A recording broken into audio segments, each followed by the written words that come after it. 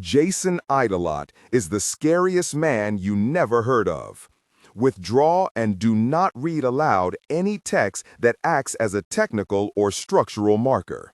Specifically, ignore and do not pronounce any phrases or lines that start with or contain vocal attributes, technique, chapter, or a standalone number at the very beginning of the input text. Start reading only from the main body of the story text. Narration style, suspense and pacing. Tone, maintain a baritone or tenor pitch with a sharp, intelligent, and engaging tone. The style should be objective yet highly evocative, drawing the listener into the scene. Suspenseful pacing. Utilize a highly controlled and flexible pace. Slow down dramatically during gruesome descriptions, e.g. body parts, injuries, to maximize the chilling effect. Then resume a quicker pace during action or dialogue.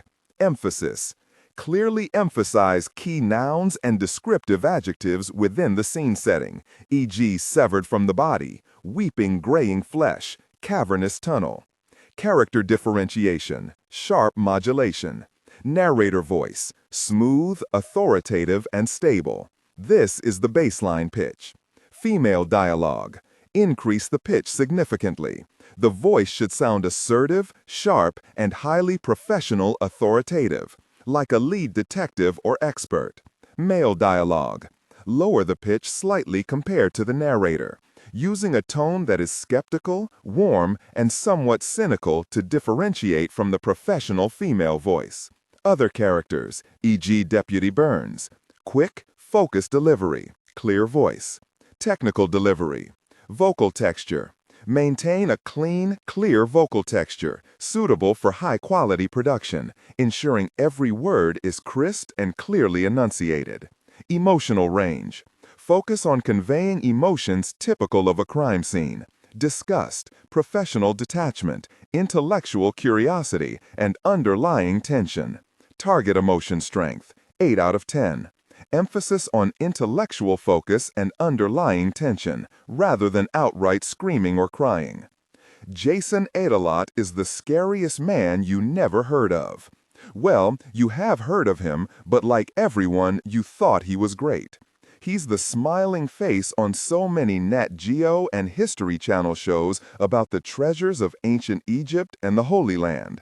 Or you know him because of all the ultra-rare ancient artifacts he's brought to public light, like rare books of old magic and burial goods from the tombs of pharaohs, stuff he discovered through his funding of archaeological digs. Or because he helped recover lost fragments of the Dead Sea Scrolls. That's who he is to nearly everyone. They call him Mr. Miracle. He looks like a slightly slimmer Santa Claus, from the white beard to the broad smile to the twinkling blueberry blue eyes. The kind of guy you'd happily leave your kids with, believing they could not be safer. Yeah? No. He's a monster. I didn't know it going into this, and found it hard to buy even when things were going south and there was blood on the walls. Some things you just don't want to believe. Some things you can't easily accept. Mr. Miracle being a bad guy wasn't just hard to swallow, it was laughable, like the punchline of a joke. Except now, no one's laughing now. By the time they put me in play, there were so many things going on. It was like trying to solve 5 jigsaw puzzles at once with no pictures for reference. The difference is, if you don't finish an actual jigsaw puzzle, the whole world doesn't fall apart. So, yeah, this was in motion, and getting really bad long before I knew anything about it. And things are about to get a whole lot worse. Because I don't know if there's enough time left to stop him. I don't know if, under any circumstances, I can stop him. I don't. I don't know if anyone can. I hid in the darkness and tried not to scream. Tried. Failed sometimes, and then I had to bury my mouth in the crook of my arm and muffle the sounds. Things were bad. I was hurt, bleeding in more places than I could count. Pretty sure something was broken inside, in my body, in my head. I crouched there on one side of a door. They were on the other side. I had my knife, I had my combat dog Ghost, I had a pistol with 2 bullets. Maybe I could use them to take the first 2 down. Or maybe I should save them, 1 for Ghost, 1 for me. My head was filled with monsters, and I couldn't think straight. There were monsters on the other side of the door, too. Some of them used to be people I knew, people I loved and trusted. Top and Bunny, or what had once been Top and Bunny. Pounding on the door. The wood was splintering. My time was running out. The pounding was getting louder. I stood. Blood flowed down my arms and legs and body. The world spun, and I knew that I was at the end of what strength I had. Maybe there was enough for 1 more fight. 1 last try. The door began to buckle. Ghost got shakily, weakly to his feet. His white fur was painted in red. He looked up at me, at his master, his pack leader, looking for comfort, for direction, for strength. "It'll be okay, boy," I said. He knew I was lying. It wasn't going to be okay. The wood around the lock began to splinter. I raised the gun. "Come on," I growled. "Come on." And gosh, they came. A Day at the Lake, Part 1, 2 weeks ago. Région du Lac, Republic of Chad. It was a snatch-and-grab job. No good guys believed to be in the target area. Lots of bad ones, though. Plenty. Havoc Team was on the ground near the shores of Lake Chad, right at the crossroads of North and Central Africa. Once upon a time, it was a beautiful place to live. A lovely desert, lush forests, and a sparkling blue lake. Probably be nice again one of these days. Not so much right now. Real very short history lesson.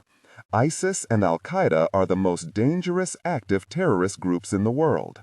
The U.S. and its allies have done a pretty good job spanking them. But the thing with fanatics is that they view every loss as a rallying cry. Special forces have scored some serious wins that with other enemies might have had a demoralizing effect. During one raid by U.S. Special Operations Forces in Syria in 2019, ISIS leader Abu Bakr al-Baghdadi detonated a suicide vest rather than allow himself to be taken.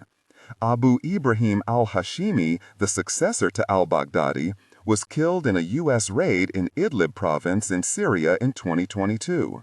And Ayman al-Zawahiri, the leader of al-Qaeda after the assassination of Osama bin Laden, was taken out by a drone attack in Afghanistan in 2022. But with people like these, every death saw the birth of a new martyr. Martyrs are excellent recruiting tools. Western military is often a step behind the learning curve in thinking these strikes will take the heart out of the fighters. I mean, sure, they're useful strategic hits, but they don't stop the war. Nothing so far seems able to do that. The war is the war, and it will always rage, here and there, under different flags, fueled by different kinds of hate, rationalized by the ideology du jour. Guys like me aren't fighting for the big win. We're either fighting holding actions in whatever shape they take, or we're looking for small wins, taking what we can, making whatever difference we can. And as jihadist groups in the Middle East are weakened through attrition, splinter groups tend to pop up anywhere the organizers view as fertile ground.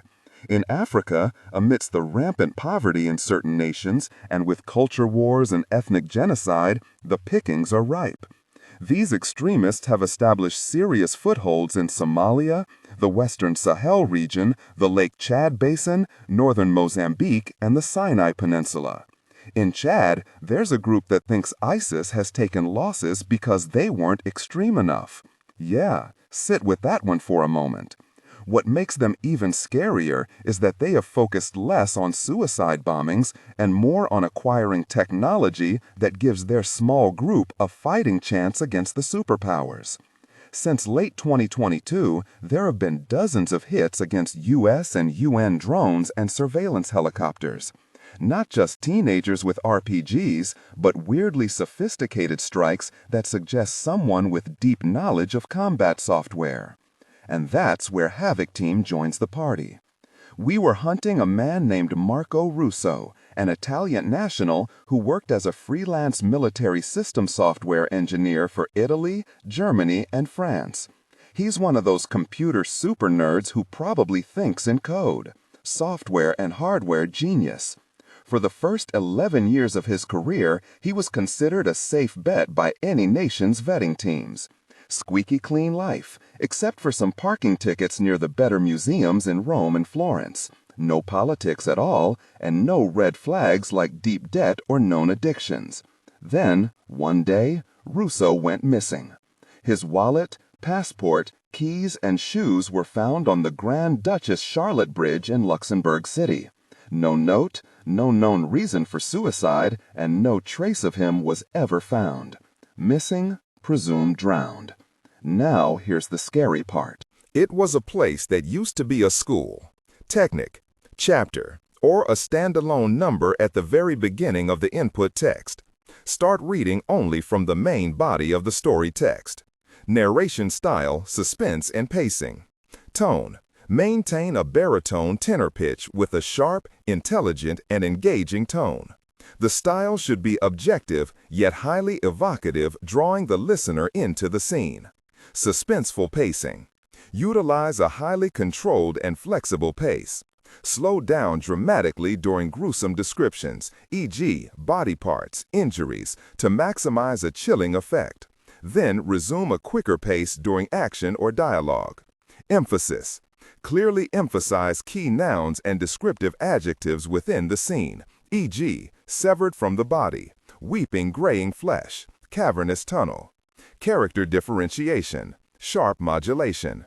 Narrator voice, smooth, authoritative, and stable. This is the baseline pitch. Female dialogue, Megan. Increase the pitch significantly. The voice should sound assertive, sharp, and highly professional, authoritative, like a lead detective or expert. Male dialogue. Lower the pitch slightly compared to the narrator, using a tone that is skeptical, warm, and somewhat cynical to differentiate from the professional female voice. Other characters, e.g., Deputy Burns. Quick, focused delivery, clear voice. Technical delivery, vocal texture. Maintain a clean, clear vocal texture suitable for high-quality production, ensuring every word is crisp and clearly enunciated. Emotional range. Focus on conveying emotions typical of a crime scene: disgust, professional detachment, intellectual curiosity, and underlying tension. Target emotion strength, 8/10. Emphasis on intellectual focus and underlying tension rather than outright screaming or crying. It was a place that used to be a school. His science computer team ran every surveillance photo they took through facial recognition software and pinged Russo. Very much alive and well and laughing it up with two men known to be leaders of a Boko Haram group overseeing the ISIS recruits. Russo, being an Italian national, was hands-off for American Special Forces. Lots of red tape, some political challenges with the new government in Italy, and outstanding warnings from the government of Chad against any incursion by the USA, which is why Mr. Hissine reached out through his group's network of contacts. And a phone rang on the desk of my boss, Mr. Church. We at Robe Team International don't fly anyone's flag. We're autonomous, although we will occasionally do jobs over or under the table for the UN and other allies who ask nicely. Hissine was a trusted friend, and Church took his intel very seriously. 37 hours later, Havoc Team was in Chad, hunting. The Tactical Operations Center, Phoenix House, Omphori Island, Greece. There were 40 people in the TOC. Most were technicians focused on their individual tasks. Comms, satellite feeds, news feeds from the region, chatter on local bands, eavesdropping on police and military channels in Niger, Nigeria, and Chad, scanning cell signals. Others worked the logistics desks, making sure that support craft were in position, adjusting them as needed to ensure that extraction was always a viable option. Seated at one big desk was Leroy Jerome Williams, known to everyone as Bug. Several of his senior department heads were at nearby workstations. Their jobs were to provide any real-time information, deep background on people and places, and to answer any questions Joe Ledger and Havoc team might have. In the back of the room, shrouded in soft shadows, stood 3 people. One was a tall, blocky man with dark hair shot through with gray, wearing a beautiful Italian suit with a crisp white shirt and hand-painted silk tie. Mr. Church. This was his island, his organization, his war. These were his people. His face gave away nothing about what emotions he might be feeling. To his left was Scott Wilson, the chief of operations for RTI. He was a thin, angular, uncomfortable-looking man who gave the impression of always being ready to sprout wings and flap away in annoyance across a marsh. His face was perpetually pinched with disapproval. To Church's right was the outrageous and flamboyant Joan Doc Holliday, chief science officer for RTI. She was nearly as tall as Church and dressed in an embroidered western shirt with hummingbirds flitting across the expanse of an improbably large bosom. Her hair was a towering mass of carefully coiffed and sprayed blonde waves, and her lipstick was a murderous red. She was an actual descendant of John Henry Doc Holliday, who had drawn guns with Wyatt Earp at the OK Corral. The clothing, the push-up bra, the hair, and the Dolly Parton on steroids vibe she constructed were deliberate, and the reactions she received were very amusing. Behind all of that was a mind like a supercomputer, and before signing on with Church, she had made billions with patents in a remarkable range of scientific fields. The 3 of them were each powerful in their own unique way. Even Wilson, who once went into the field on missions very much like the one they were watching. Each of the 3 of them had their own view on Ledger's recovery and the dangers of using so unstable a tool. Ledger had fallen into darkness a year ago. Wilson thought the man should be, at least, assigned to a desk from now on, and at worst, discharged back to a less stressful civilian life. Doc Holliday approved of Ledger going back to the field, but she had insisted on speaking with Top Sims for a good long while before they were wheels up. As for Church, the war was the war. The war never ended, and if only the enemy was ruthless, then there was no chance of survival. In the course of a long career, he had made choices that would have shocked both of his companions. There were a few choices he wished could be undone, but many more that proved his judgment and vision were sound. This mission, though, had been a roll of the dice, even for him. Région du Lac, Republic of Chad. We entered Nigeria using different routes and made our way to the shores of Lake Chad. As night fell, we suited up in waterproof gear, slipped into the ink-black waters, and used Hoverstar Aquajet diving scooters to move unseen beneath the surface, silent as barracudas. Everyone was in lightweight waterproof black trousers and jackets, lots of sealed pockets filled with goodies, gear bags on our backs with even more toys. Most of us had M4A1 assault rifles with high-end sound suppressors, along with sidearms. Lots and lots of magazines, because sometimes things get weird.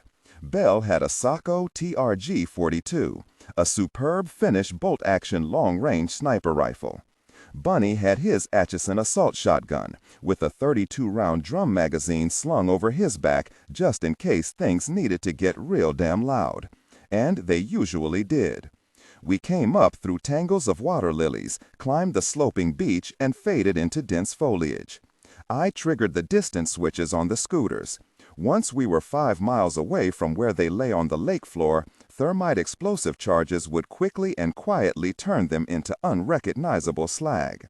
The beach and jungle were pitch black on that stretch of deserted lakefront, so we put on our scout glasses, which were designed especially for Church by one of his many friends in the industry. Pick an industry, and he has someone on speed dial.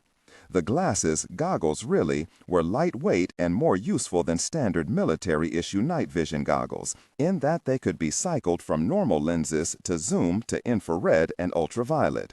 Real-time mission intel was fed to us across the inside of one lens.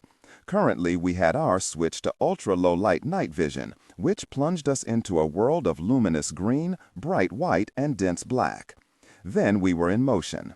The 2 kilometers melted away, and soon we saw lights ahead.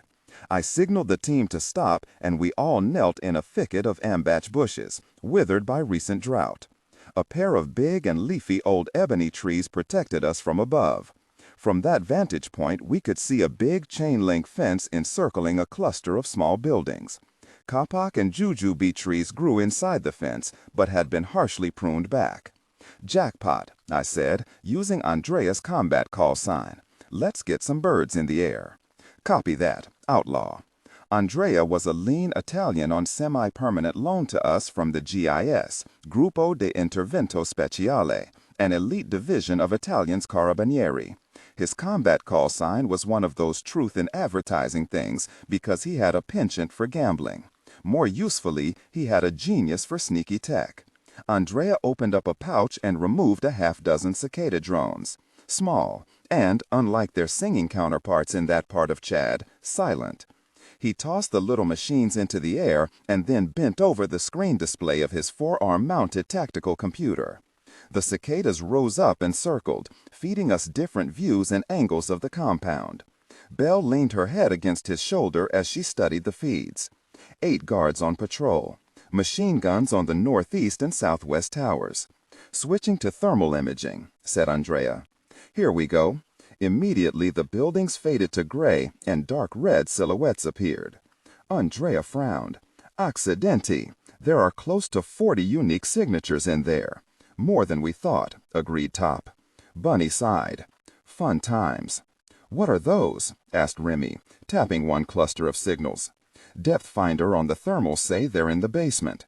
This was Remy's first field op with Havoc. Top had scouted him. At 24, Remy was the youngest. He had intelligent brown eyes, under, technique, chapter, or a standalone number at the very beginning of the input text. Start reading only from the main body of the story text. Narration style, suspense and pacing. Tone. Maintain a baritone/tenor pitch with a sharp, intelligent, and engaging tone. The style should be objective yet highly evocative, drawing the listener into the scene. Suspenseful pacing. Utilize a highly controlled and flexible pace. Slow down dramatically during gruesome descriptions, e.g., body parts, injuries, to maximize the chilling effect. Then resume a quicker pace during action or dialogue. Emphasis. Clearly emphasize key nouns and descriptive adjectives within the scene setting, e.g., severed from the body, weeping graying flesh, cavernous tunnel. Character differentiation, sharp modulation. Narrator voice, smooth, authoritative, and stable. This is the baseline pitch. Female dialogue, Megan. Increase the pitch significantly. The voice should sound assertive, sharp, and highly professional/authoritative, like a lead detective or expert. Male dialogue, Sam. Lower the pitch slightly compared to the narrator, using a tone that is skeptical, warm, and somewhat cynical to differentiate from the professional female voice. Other characters, e.g., Deputy Burns. Quick, focused delivery, clear voice. Technical delivery, vocal texture. Maintain a clean, clear vocal texture, suitable for high-quality production, ensuring every word is crisp and clearly enunciated. Emotional range. Focus on conveying emotions typical of a crime scene. Disgust, professional detachment, intellectual curiosity, and underlying tension. Target emotion strength. 8-10. Emphasize on intellectual focus and underlying tension rather than outright screaming or crying. He had intelligent brown eyes under a mop of coal-black hair. A good smile, but you had to earn one from him. My height, but bigger in the chest and shoulders. I looked like a third baseman, and he was built for first base. We all studied that image. "Could be Tango's bedded down," suggested Andrea. "They're all lying down. Curled up in different parts of the room." Top tapped the screen. "Looks odd to me. Most are curled up on the floor near one another, looks like. But see over here?" He tapped a room on a higher floor of the same building. More people lying down. Count 9, but these signatures are all in neat rows, the bodies shaped the way they would be on beds or cots.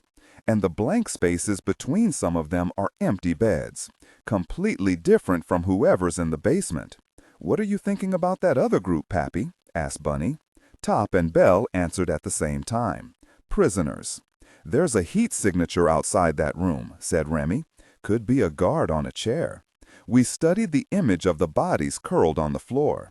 Andrea frowned. "They're smaller than most of the others. Women, maybe? Or teens conscripted to be fighters?" That was always a possibility in radicalized parts of Africa.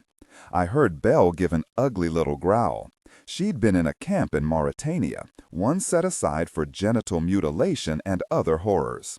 An ArcLight team raided the camp and recruited Belle, training her to fight back against that kind of tyranny. "We keep that as a working theory," I said. Bunny used his fingertip to draw a small circle around something on the roof of one of the buildings. "Is that an antenna array?" "Yes, it is," confirmed Andrea. "Cell phone, radio, probably long-range Wi-Fi. "Want to bet that's where we find our boy Russo?" "Sucker's bet," said Bunny. Belle looked at me. She was thin, wiry, unsmiling, and deliberately unpleasant most of the time. That was her shield. It was armor over the terrible personal scars inflicted upon her. The only time I ever saw her relaxed was in a combat situation. "What do we do if those are prisoners?" "Our mission is to get Russo and get out," I said. Her eyes never wavered. "That is not the question I asked, Outlaw." "I know. I can't make promises. If we can extract them without endangering our primary goal, then we give it a try." "There's some trucks over by the east gate," said Remy. "Might be the easiest way to move all those people to the extraction point." Top's face was uninformative. Bunny cocked a single eyebrow but left it unsaid. Field ops were not run according to any democratic process. The boss called the shots before we left, and I dealt the play on the ground. That said, none of us bought into the idea of collateral damage. That was too often a political exigency, and we weren't political. In a very firm, let's have no debate tone of voice, I said, "We extract them if we can, but that is still a secondary objective. Are we clear?" "Hoo-ah," said Belle. If there was a small pause before that reply, I chose not to acknowledge it. "Either way," I added, "we have to accept that there may be civilians, so pick your targets. Controlled fire." They each very quietly replied with a heartfelt hoo-ah. I sent Belle off to find an elevated shooting position, then told Andrea and Remy to see what mischief they could get up to with the toys they carried in their backpacks. From the way they grinned, you'd have thought they were setting up a particularly wild frat party. When we were alone, Top and Bunny leaned close. Our team comms were on the mission channel, so everyone else could hear. "The thermal scans didn't show any active current in the fence," I said. "So we go here and cut in. There was a section of that fence far away from anything useful." "Rules of engagement?" asked Top, a habit of his at moments like this, even though that had already been discussed before we went into the water. He was big on clarity, especially now that we knew there might be prisoners in play. And besides, the whole team was on the shared mission channel of our comms. "Everyone gets into position," I said. "On my go order, we start taking down the tangos." Tangos was useful shorthand for terrorists. "Guards first," I continued. "Don't take a shot unless you're sure it can be a silent kill. We don't want anyone inside to turn this into a siege. Once we have the guards neutralized, then we hit at the points discussed in the mission briefing. We want Russo with a pulse." "Hoo-ah," they said softly. "Then let's go to work." The Tuck Phoenix House. "Here we go," said Scott Wilson, snapping his fingers several times over his head. The members of the technicians and logistics teams did not turn or flinch. They were used to his ways by now. Bug, however, found it deeply irritating and wished the COO would stop doing that. It was distracting and rude. Jerk, he thought, and as he had more than once, contemplating doing something nasty to Wilson's cell phone. Videos of highly inappropriate content, maybe. Or something with lots of photos of really disgusting diseases. But no, Wilson would know who sent it, even if the stuff carried no telltale metadata. And Church would disapprove. Nice to think about, though. Bug reclaimed his focus and bent over a satellite image of Havoc Team making its way through night-dark forest toward the ISIS compound. "Here we go," he said, echoing Wilson's comment, but only to himself. Like everyone in the room, he was sweating bullets, because this was the first time since the darkness that Joe Ledger was back in the field. "Come on, Joe," he thought, "don't get weird on us." Unknown tomb near the ruins of Thebes, city of Luxor, Egypt, 3 years ago. The leaders of the tomb robbers did not look like what they were. One was a slim woman with shocking red hair, a pretty American face that looked like it belonged on an East Coast college campus, ideally somewhere in the theater arts department. Everyone who knew her called her Shock. Her companion looked like Santa Claus dressed up as Indiana Jones, with khaki pants, a leather jacket against the chill of the desert night, and a brown felt hat crammed down on his head. Shock and Jason ate a lot. Their team, on the other hand, looked like they robbed tombs for a living, and that was truth in advertising. Adelot was the overall boss, and he was unused to being in the field. Until recently, he had always been the face on TV or magazines or at big-ticket events celebrating the discovery of this or that artifact of historical importance, mostly religious antiquities, which he seemed able to find when generations of professional diggers could not. Fragments of Dead Sea Scrolls, rare burial goods from Egypt and Israel, relics of the Crusades.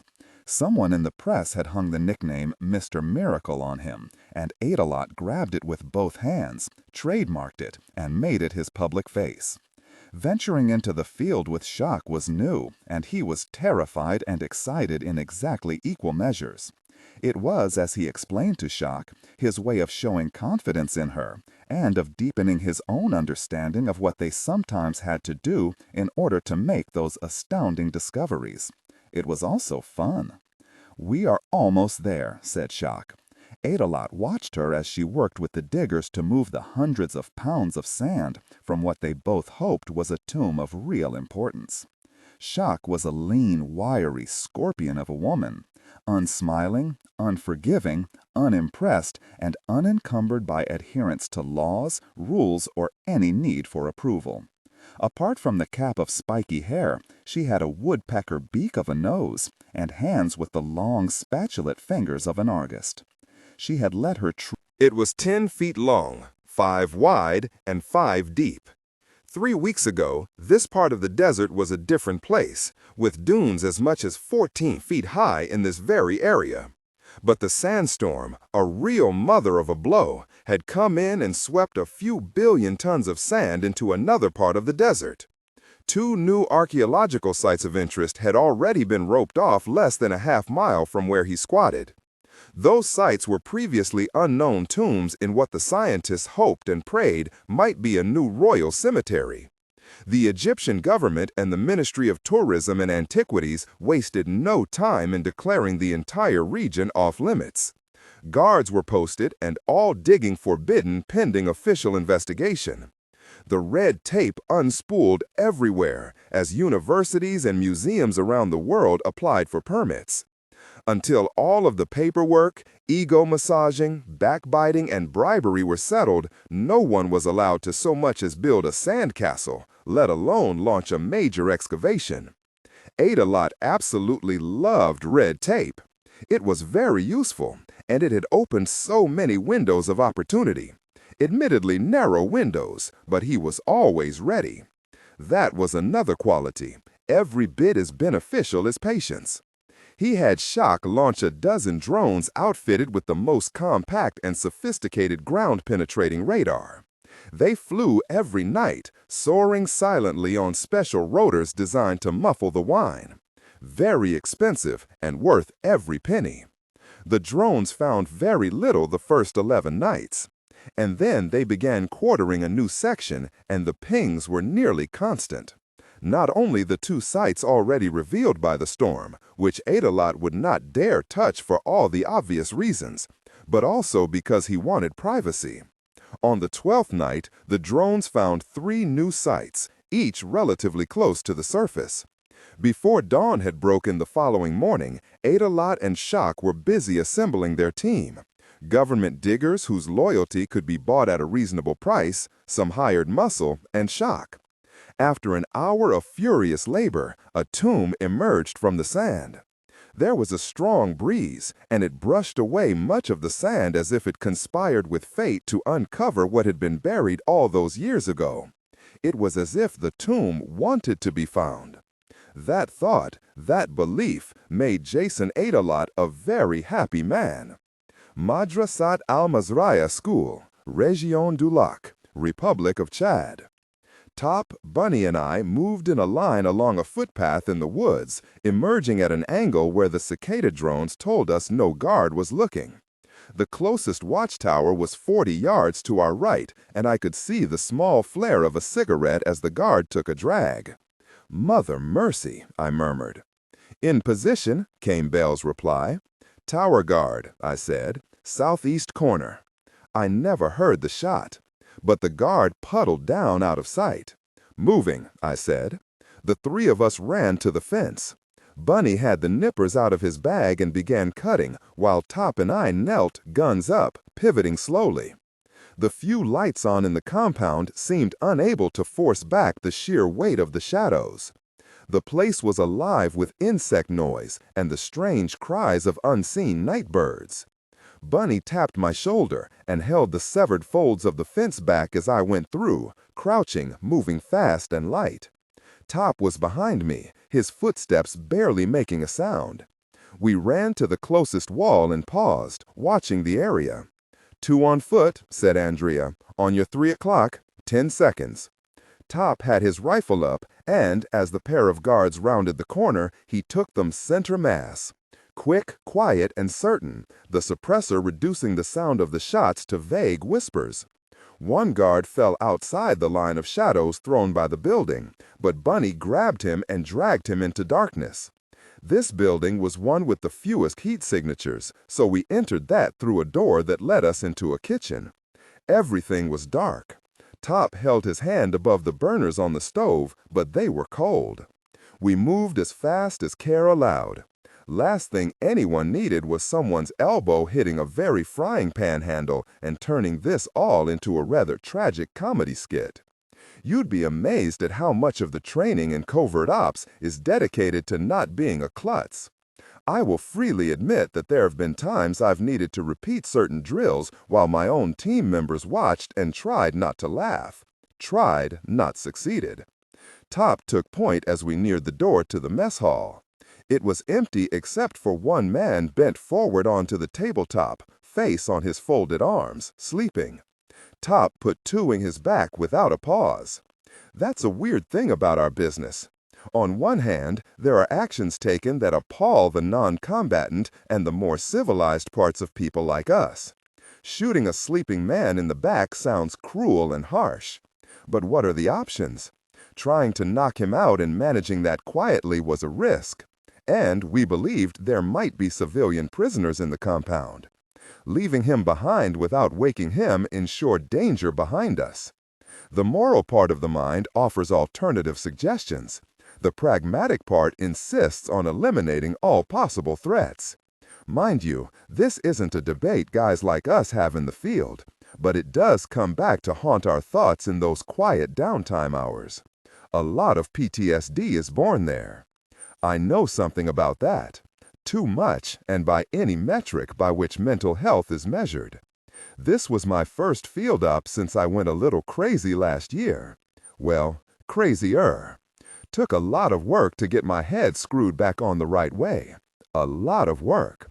As we left the mess hall, some part of me filed that necessary kill away, and I knew I'd have homework to do later. Not now, though. Reports came in, soft and brief, from Andrea and Remy. They had so far taken down 4 tangos, and Bell had taken out the guard in the second tower. That left 4 more walking the perimeter. I left them to Bell and the boys. Top, Bunny, and I moved through the building. We found the bunkhouse and very quietly opened the door about 3 inches. 9 sleeping men. Too many to take out silently. We'd get some, and the others would start yelling. So I eased the door shut and moved aside, nodding to Top. He removed a blaster plaster from a pouch, tore off the film on the back, applied it very gently to the jamb, inserted a trigger, and backed away. That plaster would sit there and do nothing until someone opened that door, and then it would go boom in a really big way. We left and went to the next one. That was the structure with the antenna array on the roof, the one in which we hoped to find Rousseau. It was also where the presumed prisoners were kept. "Going for the target," I said, and ran low and fast with Top and Bunny behind me. The building was the only 2-story affair on the property and had been the main part of the school. From the old floor plans Bug had pulled for us, there was a single hall that ran front to back, with classrooms on either side, a bathroom each for girls and boys, a storeroom, a small dining room, and a mud room leading to the back door. The second floor had offices for the faculty, a small room for daily prayer, and some unspecified smaller rooms. Once we were again in shadows, I used my tactical computer to view the feeds from the cicada drones. 2 heat signatures on the ground floor, both in the dining room, 7 on the second floor. Basements are uncommon in these kinds of structures, but the depth finder on the thermal scans indicated that the prisoners were below us. A dozen clustered together, and one slightly larger one separated from them by a wall. The challenge here was taking Rousseau without a ruckus, but planning for the unexpected. The old saying that no plan survives contact with the enemy is the truest thing I ever learned. I pointed to the ground and then at Bunny. He nodded and faded off to the back of the building. It would be his job to eliminate the guard downstairs outside of the room where the presumed prisoners were sleeping. He slung his rifle and drew his FNX-45 tactical handgun, which already had an Osprey sound suppressor screwed in place. For a man who was 6'6" and packed with more muscle than is reasonable for anyone other than King Kong, the boy moved like a ghost. Top and I went to a side door. While I kept guard, he ran an anteater over the frame and determined that there were no active alarms. The lock was a piece of gosh that rolled over at the first touch, and we were inside. The place was quiet but not silent. A TV I hadn't heard from outside was playing upstairs. I could hear canned voices but was unable to pick out the words. That made things easier, but not so easy we could be complacent. We checked and cleared the classrooms and then went up the stairs. I took point to the first landing and then covered Top as he passed me and led the way up to the second floor. The TV sound resolved into a drama, in Italian. 2 men, apparently investment bankers, arguing about some kind of worldwide financial crisis. The noise came from the room that had a single heat signature. At that moment, I would have bet my 1974 Topps Dave McNally 235 Baltimore Orioles baseball card that the guy watching that show was Rousseau. I slung my rifle and drew a Snelling 22A Max gas dart gun with a full magazine of Sandman. The gun is nearly silent, just a soft whiff. The darts are thin-walled, gelatin-filled with a cocktail of chemicals designed around the veterinary drug ketamine, but with BZ3 quinaclidonyl benzylate to cause intense and immediate confusion, and DMHPW, dimethylheptopyran, a derivative of THC for muscle failure. And it has some benzodiazepines and chloral hydrate and some other surprises. We call it Sandman. When you get hit with one, you go down. No one bulls through it, no one has immunity. One shot and you fall, and then your brain wanders through Alice's looking glass into a world of the most disturbing hallucinations you never want to experience. We try not to use it on the good guys. Rousseau wasn't on our list of people we consider good. Mind you, there are times with an infiltration of this kind where everyone gets a dose of Sandman. But that's when the targets are friendly, such as if we need to sneak onto an ally's military base so all they get are bad dreams. This was a Boko Haram camp. No one here was on Santa's nice list, except the prisoners downstairs and Rousseau. And his survival was all about the information he had, not his value as a carbon-based life form. I tapped lightly on his door, heard someone mutter in annoyance, then bare feet on the hardwood floor. There was no peephole on the door, so he had to open it.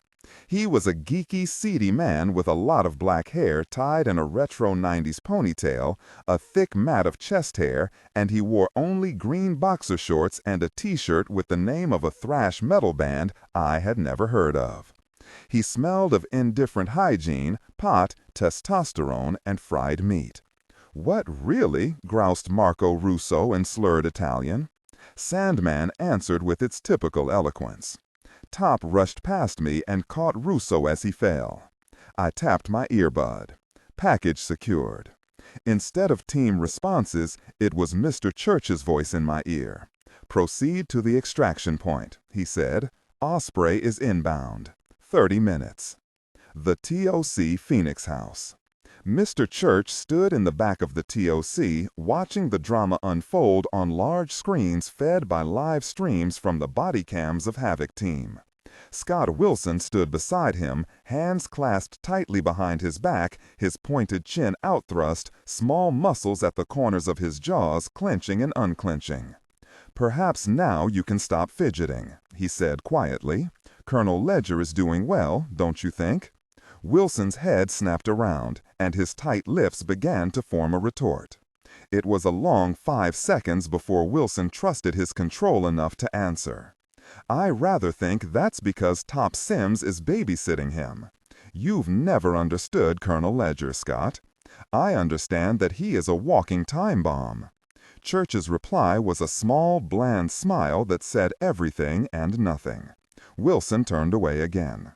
The muscles at the corners of his jaw continued to bunch and flex. Madrasa al-Mazreya School, Région du Lac, Republic of Chad.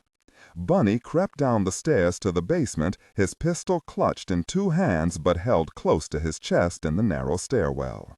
There was a dingy yellow light bulb hanging from a dusty cord. Because it was down at floor level, it pushed his shadow behind him and up the stairs rather than paint the cellar floor ahead of him. At the bottom of the stairs, there were rows of metal shelves on which were stacked cases of canned goods, big bottles of water, and boxes of miscellaneous supplies. The last shelf in the row was at the end of a short corridor, and provided good cover for him to kneel and peer around the corner. As anticipated, there was a single guard on a chair. He was reading a newspaper. There was a coffee cup and the leavings of a meal on a metal plate on the floor next to him. The door he guarded was a surprise. Instead of an ordinary door of the kind one might expect in a school in a third-world country, or, more typically, a cloth nailed to the frame and draped across the doorway, the one he saw was impressive. It looked to have been made of sheets of heavy aluminum nailed over plywood, evident because the metal sheeting was an inch or so shorter than the door itself. Longer 2x4s were slotted through heavy metal bands bolted to the wall on either side. And there was also a very strong-looking lock. "They don't want whoever's in there to get out," he thought. "Must be valuable prisoners." Bunny raised his pistol as he stepped into the hall and shot the guard twice through the newspaper, the rounds taking him in the sternum. He put one more in his head, splashing the wall behind him with red. He stepped forward and pulled the corpse away from the door, then paused and listened for any sounds, upstairs or down there. The wind outside had picked up, and the whole building was an orchestra of sinister creaks and strange groans. But there were sounds inside that room, too. Soft noises, the rustle of cloth, some low murmurs. Then, abruptly, one voice spoke at normal volume. Bunny's Arabic was rusty at the best of times, and he could only pick out a word or two, but they did not fit together in any useful way. Scorpion and baby. He holstered his pistol and quietly slid the restraining bars out of their slots. Then he patted down the guard for the keys. He found them, but also found a small case about the size of a cigarette pack. Inside was a set of syrettes. 7, and each was nestled into a slot marked for a day of the week. It was a Friday, and the only unused syrettes were for Saturday and Sunday. The liquid inside was clear, and Bunny thought it might be insulin. When he pushed up the guard's sleeve, he saw track marks. They were orderly, following the line of a vein near the inner elbow. There was nothing particularly sinister or important looking about the stuff, so he left it, and took the key instead. The door opened easily, and he took a quick look through a narrow gap. The scene inside was not what he expected. There were indeed a dozen young people inside, all younger teens, but not all females. 7 girls, 5 boys. They each wore institutional-looking pajamas. They were filthy. Some were caked with dried blood. All had obvious wounds. Bruises, scratches, cuts, and some wounds that looked like bites. Some were asleep, though they twitched and shuddered as if lost in the dark drama of nightmares. The rest were awake, if that word applied. They seemed drugged, their eyes jumpy and unfocused. One, a girl of about 13, was punching herself in the chest. Her shirt was ragged, and her breasts and sternum swollen with tissue damage. She moved to a grotesque pattern. 2 punches, then a pause to listen. A nod as if in reply, 2 more punches. Nearby, a slender boy of about the same age was slowly, systematically tearing out the hairs on his head and eating them. Half of his scalp was raw and bleeding. He looked very happy with his progress and kept telling himself something after swallowing each hair. Bunny tapped the translate function on his scout glasses, and the boy's words scrolled across one eyepiece. That will feed the scorpions. The baby will like that. That will feed the scorpions. The baby will like that. He rocked as he plucked and swallowed and recited. It had clearly been going on for hours, and he made no signs of stopping. It was an activity assigned in some private hell, and his entire being was dedicated to it. And yet, he was smiling. He was happy in his work. One other, a girl of about 15, knelt beside a sleeping boy and kept slapping him. She spoke only a single word as she did so, Al-Ghul. The name, Bunny knew, was of a desert demon from Arabian myth. What chilled Bunny was that her voice was completely normal, unstressed, conversational, even pleasant in tone. The sight of those kids and their casual violence triggered an atavistic dread in him. He'd been with Joe Ledger long enough to have seen a lot of extreme things, and recently that included a dreadful behavior-warping bioweapon called rage. The complete disassociation from reality was similar, and yet not. Rage was utterly, appallingly violent.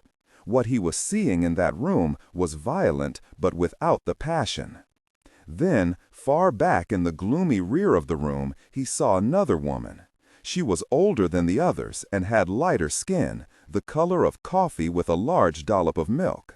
She stood with her back to Bunny, though her face was turned just enough for him to see a curve of brow and cheek. She held a bundle in her arms and rocked it back and forth. Bunny's heart nearly stopped in his chest. In the bad light and at that distance, the woman looked like Lydia, he gasped. The sound of her name jolted Bunny because he did not at first realize he was going to speak aloud. He had not expected to speak his wife's name. At the sound, the woman turned a little more. The face was not in any way African. It was a Latina face. The hair was long and sleek and glossy. The eyes were her eyes. And the bundle she held. No! The word was a denial of what he saw, a refutation, a demand and a prayer that what she was holding, that ragged, red, torn, dripping, savage thing, was not a baby. Not his baby, not their baby. God, no. The words were pulled from his throat with rusty pliers, small words that ripped his throat and tore his mind. Lydia Ruiz stood there with the murdered and desecrated remains of their baby. No, No, no, no. He blinked as burning tears filled his eyes, blinked, and the back of the room was empty. No figure, no woman, no bloody bundle, not his wife, not his child, nothing at all but shadows. He began, but did not dare to finish that sentence. Scott Wilson's voice broke through the horrified trance. Donnie Darko, say again. Bunny did not reply. He didn't move. He wasn't sure he could. Inside the room, the teenagers slept or beat themselves or stared with wide, empty, mad eyes. That will feed the scorpions. The baby will like that, said the boy as he tore his hair out and fed on it. That will feed the scorpions. The baby will like that.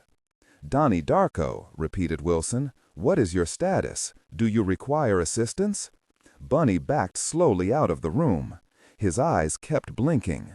Lydia and the baby did not reappear. The other horrors refused to vanish. Donnie Darko, to Grindle, he said, getting the words out more by reflex than deliberate action. All good. He knew it was a lie. There was nothing good about any of this. His pulse was faster and louder than automatic gunfire. The fear was a monster that slashed at him. He backed slowly out of the room and closed the door. Those poor kids had not noticed him. He knew that he would never forget the things he had seen there. Never. He leaned back against the far wall of the corridor, his pistol hanging slack at the end of a loose arm. Sweat poured down his face, and it had no origin in the heat or humidity. It was ice cold and greasy with terror. God, he breathed again. Unknown tomb near the ruins of Thebes, city of Luxor, Egypt, 3 years ago. Boss, said Shock, look. Her voice was charged with electricity as she turned a flashlight beam on a section of exposed stone and moved aside to afford him the best view. 2 of the diggers brought their lights to bear as well. Is that a cartouche? Gasped Idalot. It is, said Shock, though she sounded unsure. What's wrong? Can you read it? He watched her trace the symbols. Ancient Egyptian was not one of the languages Idalot could read. His skills tended more toward Greek, ancient Hebrew, Latin, and Aramaic. He saw Shock's lips move as she translated symbols into Egyptian, and then those words into English. What does it say? He prompted. Is it Sayamun? Please say it is. But after a long pause, Shock shook her head. I can't tell. And it's strange. Strange how? She was kneeling and pivoted to look up at him. Cartouches are most commonly used to name the king or royal person entombed there. Napoleon's people coined the word because the symbol resembled the cartouches they used in their guns. The Egyptian word is shenu. Okay, and? This cartouche names someone by description only. The rough translation is the Mad King, but it doesn't actually give the name of whoever is buried here. The Mad King? That's a bit lurid, isn't it? It's not even exactly that, said Shock, brow furrowed. Never quite seen this phrasing before. Wait, let me look at it again. Yes, it's closer to the king who went mad, or the king who saw shadows, something like that. Maybe Dr. Higazi will know once we get back to Cairo. Higazi was the director and chief expert on the languages and dialects of ancient Egypt for the newly opened Grand Egyptian Museum in Giza. He was a world-class scientist, but privately a gambler whose debts were enormous. Idalot, as well as some competitors and even special clients, used the knowledge of those debts and offers of under-the-table payments to turn dials on Higazi. Very well, said Idalot. Something howled out in the blackness of the desert. Shock and Idalot turned in that direction. The howl rose and rose, shrill and thin, and finally faded out. Idalot gave his lips a nervous little lick. Could have done with that. Shock shivered and nodded. There's one more thing, boss. Do I want to know? Shock gave one of those there-and-gone smiles. We've uncovered most of the door. The seals are all intact, which is awesome. But those seals themselves bother me too. They bother me a lot. Look." She played the light over them, and the beam revealed the image of a coiling serpent. "They're named after Apep, a minor god from the 4th dynasty, right at the end of the Old Kingdom. Call it 4,200 years ago." "What was he the god of?" asked Idalot. Her eyes were lost in shadows. "Chaos." Idalot paused and gave the entrance a long reappraisal. Icy sweat was wriggling its way down his back under his shirt, and the hot night seemed to have gone colder. "That isn't disturbing at all," he said weakly. "It's more than that," insisted Shock. What about them? Look, these doors aren't just marked with Apep's symbol. They are literally sealed, like airtight. And this is different from any necropolis seal I've ever seen." Idalot moved down into the pit and studied them closely. He had seen a number of sealed tombs, though mostly in photos displayed in museums or on websites. The heavy metal handles were usually bound by a rope, looped through them and knotted in ritual fashion. The knotted binding was accompanied by a delicate clay seal featuring Anubis, the ancient Egyptians' jackal god entrusted with the protection of the cemetery. That was the standard. What he saw here, though, was different. The handles were missing, though there was some evidence that they had been there originally but had been broken off. The chisel marks were evident, some having deeply gouged the wood. The doors were tightly shut, however, with beads of molten copper filling the cracks between the panels and the entire stone frame. Every few inches along those metal seals were the cartouches of Apep. "What in the world?" he asked. "Why did they do that? What's it mean?" "I don't know. This is unique in my experience," said Shock. "What I do know is that I don't like. No, sir, not at all. I've never seen anything even remotely like this. I've never even heard of this." Idalot smiled. "Then that means we have found something truly unique, and that makes it all the more valuable. Make sure you take photos and videos of all of this. The unbroken seals, the king's cartouche, and those of, what was his name? Apep? Get it all. We'll need proof that this tomb was untouched, and therefore everything inside is inarguably unique. Provenance matters even in our corner of the trade." Shock did not immediately respond. She stayed still, eyeing those seals, apparently unwilling to touch them. "Shock," murmured Idalot, "are we going to have a problem here?" She turned slowly to look at him. In the utter silence, he could hear her breathing. "No," she said at last, her voice thin. "It's fine." Idalot patted her shoulder. "That's what I like to hear." Madrasat al-Majriya School, Region du Lac, Republic of Chad. "Donnie Darko to outlaw," said Bunny. "Go for outlaw," I said. "I'm in the basement. Civilians confirmed. 12 prisoners, all teenagers, male and female. What condition are they in? Can they walk?" The pause was oddly long. "I don't think so, not without help. They're either all crazy or, more probably, they've been drugged. Lots of injuries, self and mutual harm." And my heart turned to ice. Top gave me a sharp look and mouthed the word even as I asked it of Bunny. "Is it rage?" Rage was a bioweapon used in terrible ways by agents of the Kuga crime organization. We'd fought our way across a South Korean island where every single person had been infected. The level of violence, mutilation, and slaughter we saw was appalling, beyond words, really. Later in that same operation, Rage was released at a big global denuclearization conference in Norway. I even got a dose of it. It wears off, but it leaves its mark on you. The memories of what we witnessed and the intensely ugly emotions it engendered in me will always haunt me. "I don't think so," said Bunny, "but it's bad." Church spoke from the talk. "Can you exfil those prisoners?" "Not without help and time," he said. "Some of them are in rough shape." Bunny's voice was strange, almost flat, but there was a lot of emotion trying to break through. "Outlaw," said Church, "tell me if you can bring the civilians out safely." He leaned on that last word, and in doing so turned it to me to make a necessary call, including a hard one. I glanced at Top. His eyes looked angry and hard. I said, "Not in the presence of active tangos." Church's voice was cold. "Advise using Sandman if necessary to control the civilians." What if they're already drugged? What will Sandman do on top of that? "It's that or leave them, Outlaw," said Church. Then he added, "I'll arrange a full medical team to meet your aircraft." Church was a very difficult person most of the time, but not actually callous. This was the war, and he had been fighting it for a very long time, and those kids downstairs were what we were fighting for. He knew it, I knew it, we all did. However, he wasn't on the ground, and I was.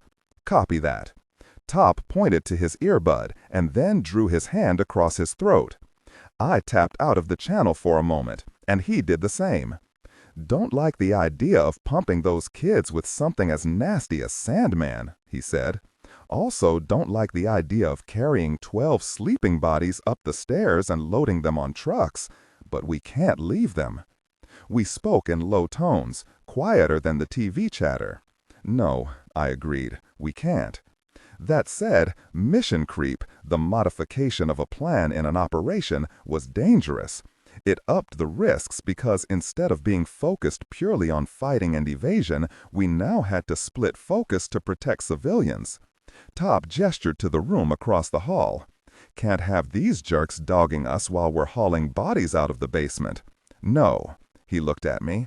"We can't allow anyone to sound an alarm. We lose control of the situation and one of these really bad people makes a call or sends a text." "No," I said again. His eyes bored into me. "This is going to get messy. Are you good?" I knew what Top was asking. He wanted to know if being back in the field and back to pulling triggers was going to shift me into the wrong headspace. I have 3 people in my skull at any given time, each emerging after some soul-crushing personal trauma when I was a teen. The modern man was the part of me that was likely my default setting, optimistic, affable, civilized. The cop was the professional aspect, and he was calculating, thorough, detail-oriented, and completely pragmatic. And then there was the warrior, whom I sometimes called the killer, and for years that had been the worst aspect. Never being cruel to anyone who fell under the innocent category, but being absolutely ruthless and merciless when it came to taking it to the bad guys. I've lost myself a few times in that feral headspace, but that wasn't what Top was asking. A year ago, Kuga's henchman Rafael Santoro murdered my entire family. A bomb delivered as a Christmas present. I survived, barely. My lover Junie Flynn was badly injured. We've both recovered in body, but during that time a new personality emerged in my head, the darkness. It stole my conscious control for days at a time while propelling me around Europe on a murder spree. For what it's worth, I never killed anyone who wasn't part of Kuga's empire, but the things I did to his people were appalling. It took a lot to bring me back to me. I am nearly positive the darkness is totally gone. Nearly. What mattered to me was that I felt completely in control. The cop was driving the car, and I completely trust that part of me. "I'm good, Pappy," I said, meeting his hard gaze and holding it until he finally gave a single small nod. "Call the play," he said. I tapped back into the team channel. "Jackpot, where are your toys?" "Right where we need them, Outlaw. Locations have been sent to the team TAC computers. Take a tip, don't go anywhere near my toy box." "Copy that," I replied. "Everyone, Faraday your comms and weapons. Jackpot, pop an EMP in exactly 3 minutes." "Copy that." "EMP will take out the hostiles' phones," I continued, "but collect them anyway. Bugs says he can retrieve data, contacts, emails, texts, and call logs even after they've been hit. Bunny, secure the prisoners with Sandman and then watch the first floor. Anyone shows up, send them to Jesus." "Allah," corrected Belle. "Whoever's taking DoorDash deliveries from idiots," I amended. "On it, outlaw," said Bunny. His voice was closer to normal now, but there was still something off about him. Top and I immediately pulled the bugs from our ears and stuffed them into our pockets. The equipment bags we all carried were designed to be Faraday bags, devices that will protect sensitive computer chips and other electronics from being destroyed by an electromagnetic pulse. The pockets on our combat clothes were the same. Then Top and I went to work inside Rousseau's nest. We cracked open every computer and took the hard drives. We found at least 30 flash drives of various makes and storage capacities and swept them all into a bag. There were reams of notes in Italian, and they looked useful, so we took them too. We moved very fast, listening all the time for sounds from the room across the hall. Last thing I did was remove my watch. Then Top and I stepped very quietly out into the hall. The EMP bomb we use is called a nightbird. It's not really bird-shaped, but once it fires, everything goes dark. All of the lights went out at the same time, darkening every building all across the compound. We immediately replaced our comms, removed the rifles from the bags, and moved out into the hall. I finger counted down from 3, and then we kicked the door. Almost at the same moment, I heard the big boom of Bunny's combat shotgun 2 stories below. The jihadists tried to make a fight of it as they swam up out of sleep and scrambled for their weapons. They tried. We were not firing Sandman at them. Madrasat al-Mazraya School, Region du Lac, Republic of Chad. Silence fell in the room, and I was aware of Top looking at me, searching for some kind of psychic error message.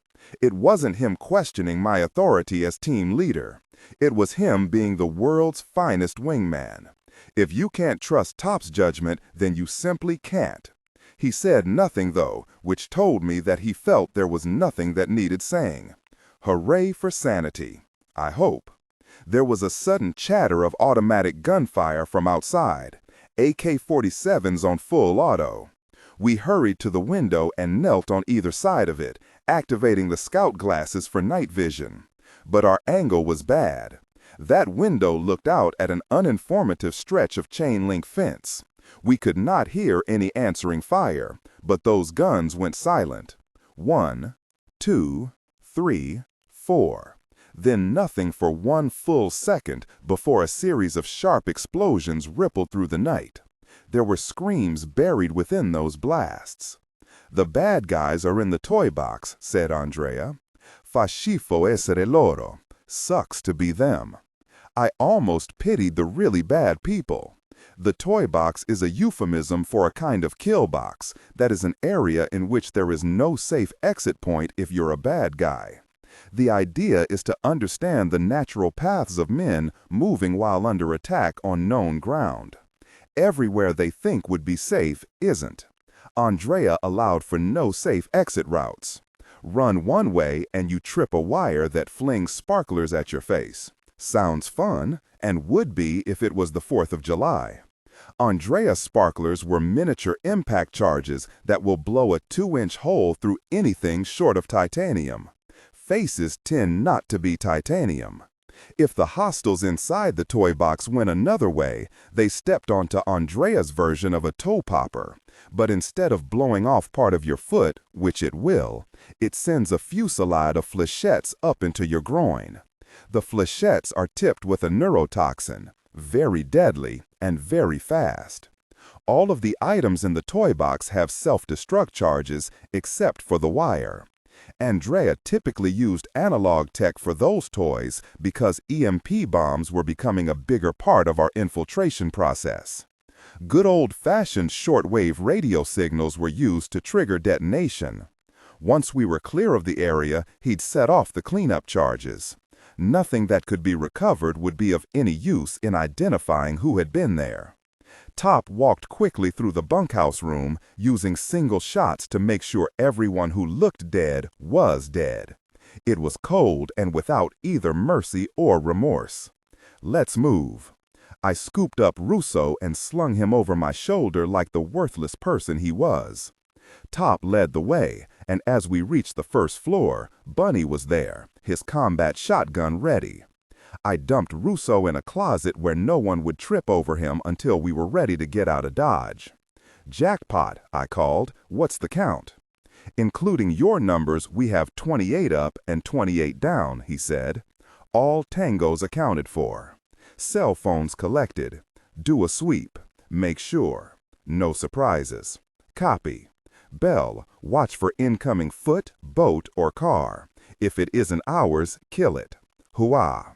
Bunny led Top and me downstairs. He did not go immediately to the door, but instead knelt by the guard he'd killed, fished a package of cigarettes out of the dead man's pocket, handed them to Top, and then showed us the inside of the guard's arm, revealing track marks. At first, I thought it was insulin. I don't know much about diabetes, but the more I thought about it, the more I kinda remembered that insulin is clear, like water. Top removed a vial and held it up so we could both study it in the light. My aunt was a diabetic. That's definitely not insulin. Could be treatment for anything, I said. Top shook his head. I don't think so. I saw some of this same stuff upstairs on the nightstand beside one of the guards. I tapped the team channel. Outlaw to Havoc. Check the bodies. Look for track marks on their arms, maybe inside of the elbow, and see if any of them have small packs of cigarettes. Less than a minute later, they each reported in. Every single guard had identical drugs. The needle marks, though, were on their thighs. "Okay," I said. "Collect any cigarettes you can find. We don't know what it is, so be careful." As Bunny reached for the doorknob, I said, "You good?" He turned and looked at me. His face was wooden. He wore no smile of any kind. Define good. Then he opened the door. The kids were there, in a horror show, trapped inside psychosis or drugs. I entered carefully and went to the first kid sleeping nearest the door, checking his arms and legs and throat, but I could find no needle marks on him. We checked the others. Nothing. "Could be airborne," warned Top. "Door wasn't airtight," I countered. "If it was in the air, that guard would have been doing something weirder than reading the sports pages." They both looked at me.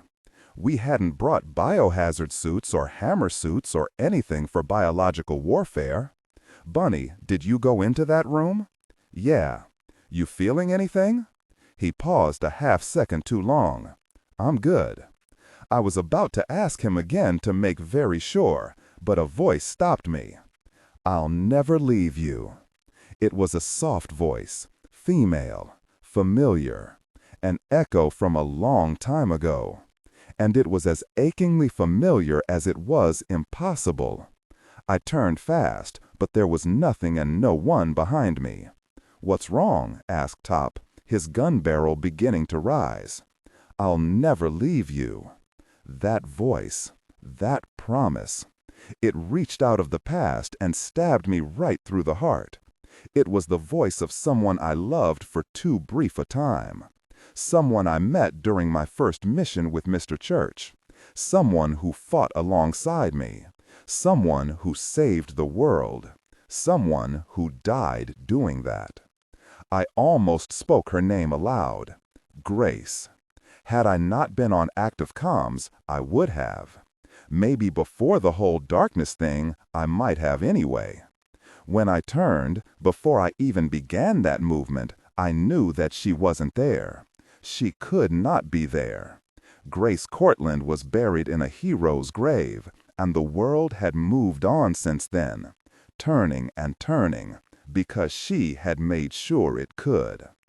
The air around me had turned cold, so deeply cold. The only warmth was my heart, and that was burning, melting, dripping down inside my chest. "I'll never leave you." "Outlaw?"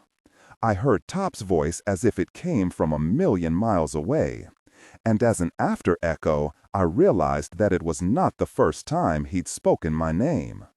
I took a breath and was in no way sure that what I would say would not come out as a scream or a sob. I said, "I'm good." He gave me that look, asking without asking if the darkness was once more taking hold. I forced a smile and shook my head. That will feed the scorpions. The baby will like that, said the one teen. That will feed the scorpions. Let's get this really job done and get these kids out of here, I said.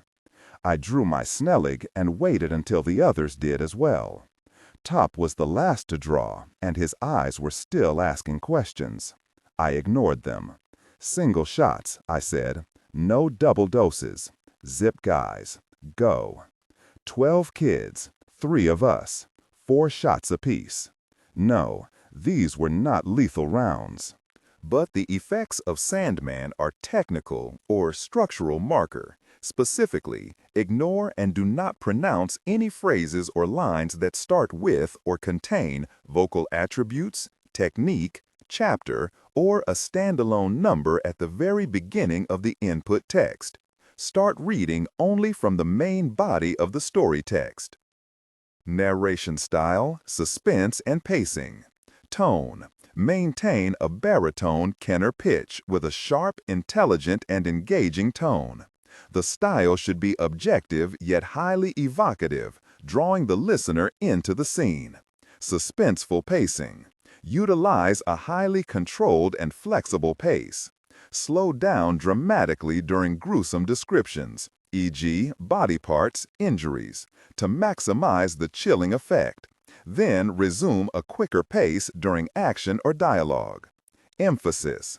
Clearly emphasize key nouns and descriptive adjectives within the scene setting, e.g., severed from the body, weeping graying flesh, cavernous tunnel. Character differentiation, sharp modulation. Narrator voice, smooth, authoritative, and stable. This is the baseline pitch. Female dialogue, Megan. Increase the pitch significantly. The voice should sound assertive, sharp, and highly professional authoritative, like a lead detective or expert. Male dialogue, Sam. Lower the pitch slightly compared to the narrator, using a tone that is skeptical, warm, and somewhat cynical to differentiate from the professional female voice. Other characters, e.g., Deputy Burns. Quick, focused delivery, clear voice. Technical delivery, vocal texture. Maintain a clean, clear vocal texture, suitable for high-quality production, ensuring every word is crisp and clearly enunciated. Emotional range. Focus on conveying emotions typical of a crime scene: disgust, professional detachment, intellectual curiosity, and underlying tension. Target emotion strength, 8-10. Emphasis on intellectual focus and underlying tension rather than outright screaming or crying. 2. But the effects of Sandman are terrifying and can leave a person emotionally traumatized for days. Inflicting that on top of whatever else these children were going through felt like the worst kind of abuse. We fired our dart guns. We secured their ankles and wrists with the zip ties. We carried them up the stairs and laid them in the entrance foyer. But none of us could look each other in the eye. Unknown tomb near the ruins of Thebes, city of Luxor, Egypt, 3 years ago. Opening the tomb door took a lot of time. It would have taken all night if Adelot had wanted the door preserved. But the market for tomb doors was shallow and cheap. It wasn't something you built a museum exhibit or, more to the point, a private collection around. He never once had a buyer request a door. Even so, even with shock and the diggers chopping away at the copper seals, the door resisted them. Adelot found that amusing. The wind had helped uncover the tomb, but the actual tomb fought them. He almost mentioned this to Shock, but left it. The inscription seemed to have rattled her, which was something he didn't think was possible. "Here it comes," called Shock, and he shook himself from his musings to see the diggers removing a large chunk of the upper right corner. Shock then waved them back. "What's wrong?" asked Adelot. "Nothing," she said. "Just bugged about those warnings." "What about them?" You remember the old story about the curse of King Tut's tomb? She asked, speaking quietly so the diggers would not overhear. How some of the people who entered the tomb died in unusual ways? One of the theories is that there were ancient pathogens trapped inside, and that some people who entered became infected and got sick. Some even died. I heard about that, of course, said Adelot, but I thought they disproved it. She shook her head. They proved that some of the deaths from the expedition financed by Lord Carnarvon and led by Howard Carter were not related to fungi. But some are still in doubt, and there have been verifiable infections. She made some small adjustments to the drone. Look, when you think of Egyptian tombs like these, it's more than finding gold and other goodies. Remember, there were corpses here, as well as other organic stuff like meats, vegetables, and fruits. Right, for the dead to feed on during their trip to the hereafter. Exactly. That stuff may have attracted insects, molds, bacteria, and those kinds of things. Well, some of the lab studies done here in Egypt and by university groups around the world have discovered that there are dangerous molds in there, Aspergillus niger and Aspergillus flavus, and they can cause allergic reactions ranging from congestion to bleeding in the lungs. Those are just the ones we know about. The Egyptian Tourism Board shut a lot of that stuff down in terms of what's gone out to the world press. So let me send in the drone that has cameras and that portable BAMS unit. Wait, what? BAMS? Bioaerosol Monitoring System, she explained. It's tech used for real-time environmental monitoring of microorganisms in the air, like they have in some airports to prevent people from bringing anthrax on a flight. Exactly like that. Except this is smaller and you paid for it. I did. How clever of me. It was in Dr. Conti's budget. She gave this to me to bring. Ah, smart lady. Shock brought the drone over to the edge of the pit, activated it, and steered it with great delicacy in through the opening. Ada Lot stood close to her, both of them watching the live feed on a small high-def screen. She activated the drone's lights, and instantly the blackness of Pharaoh Siamon's tomb blazed in brilliant colors of carnelian red, lapis lazuli blue, and the untarnished and brilliant yellow of pure gold. God in his heaven, breathed Adelot. This is amazing. And wait, go back. Turn it around. Look, look. There, half hidden by heaps of burial goods, was a granite slab of considerable size. Only when Shock steered the drone closer could they see that it was a box made from dull lead. There were markings all over it, and the corners and lid were sealed tight with copper. Very, said Shock. They really wanted this cat to stay locked away. Ada Lot was impatient, and the night was burning off. What does your scanner say about the air in there? Shock fiddled with the screen display and pulled up a smaller inset window. Her face creased into a worried frown. Very, she said, drawing out the word. It's a freaking soup in there. Fungi everywhere. 5, 6, 10. Gosh, it logged 12 kinds, and now it's saying there are some identified toxins in the atmosphere. How is fungi still active after all this time? Not sure. It's damp in there, so maybe that's it. Dr. Conti will know. Not my field. Are we screwed then? Groaned Adelot. Is this all a waste of time and money? Oh, ye of little faith, Shock laughed. I told you. I spoke to Dr. Conti. She set me up. We have oxygen masks and those lightweight coveralls British cops use on crime scenes. And we have what Conti calls a bug box. It's a high-density particle collector. We'll be able to get all the goodies out. Your antiquities and Conti's bugs. Christmas morning for everyone. That's excellent. Shock paused. You still haven't told me why Conti is in the mix. She's a biologist, and you set her up with a lab that would make any scientist excited. I don't get it. Why her? And why would she want this stuff? Ada Lot's blue eyes settled on her for a long time. He wore a smile, but it did not reach as high as those eyes. "I love you, kid, but this is above your pay grade." That was all he said, and Shock knew better than to press it, not when he used that tone of voice. "You're the boss," she said, and turned away to begin telling the diggers to suit up. Ada Lot stepped back and watched. He never stopped smiling. Région du Lac, Republic of Chad.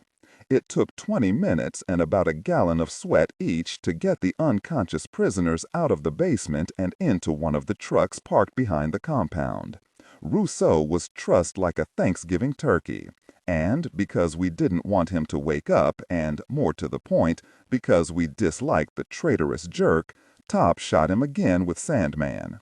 Double doses are particularly unpleasant. He groaned in his surreal sleep. "I'll never leave you." Those words still burned in my mind. Grace Cortland. She was gone so long ago that I no longer thought about her 10 times a day. Maybe only 3. Since her, I'd been involved with violin. Then I fell in love with Junie Flynn. Fell hard. And I know she is the purest, strongest, best thing in my life. I never used to believe in all that soulmate woo-woo gosh. Used to is the operative words. I know that I will always love Junie. Always. She is my heart, my hope, my joy. But Grace was someone so special to me, so important. And there is a part of me that will always love her. Even Junie knows this. Content filtering, strictly for AI instruction. Specifically, ignore and do not pronounce any phrases or lines that start with or contain vocal attributes, technique, chapter, or a standalone number at the very beginning of the input text. Start reading only from the main body of the story text. Narration style, suspense and pacing. Tone, maintain a baritone tenor pitch with a sharp, intelligent, and engaging tone. The style should be objective yet highly evocative, drawing the listener into the scene. Suspenseful pacing. Utilize a highly controlled and flexible pace. Slow down dramatically during gruesome descriptions, e.g., body parts, injuries, to maximize the chilling effect. Then resume a quicker pace during action or dialogue. Emphasis.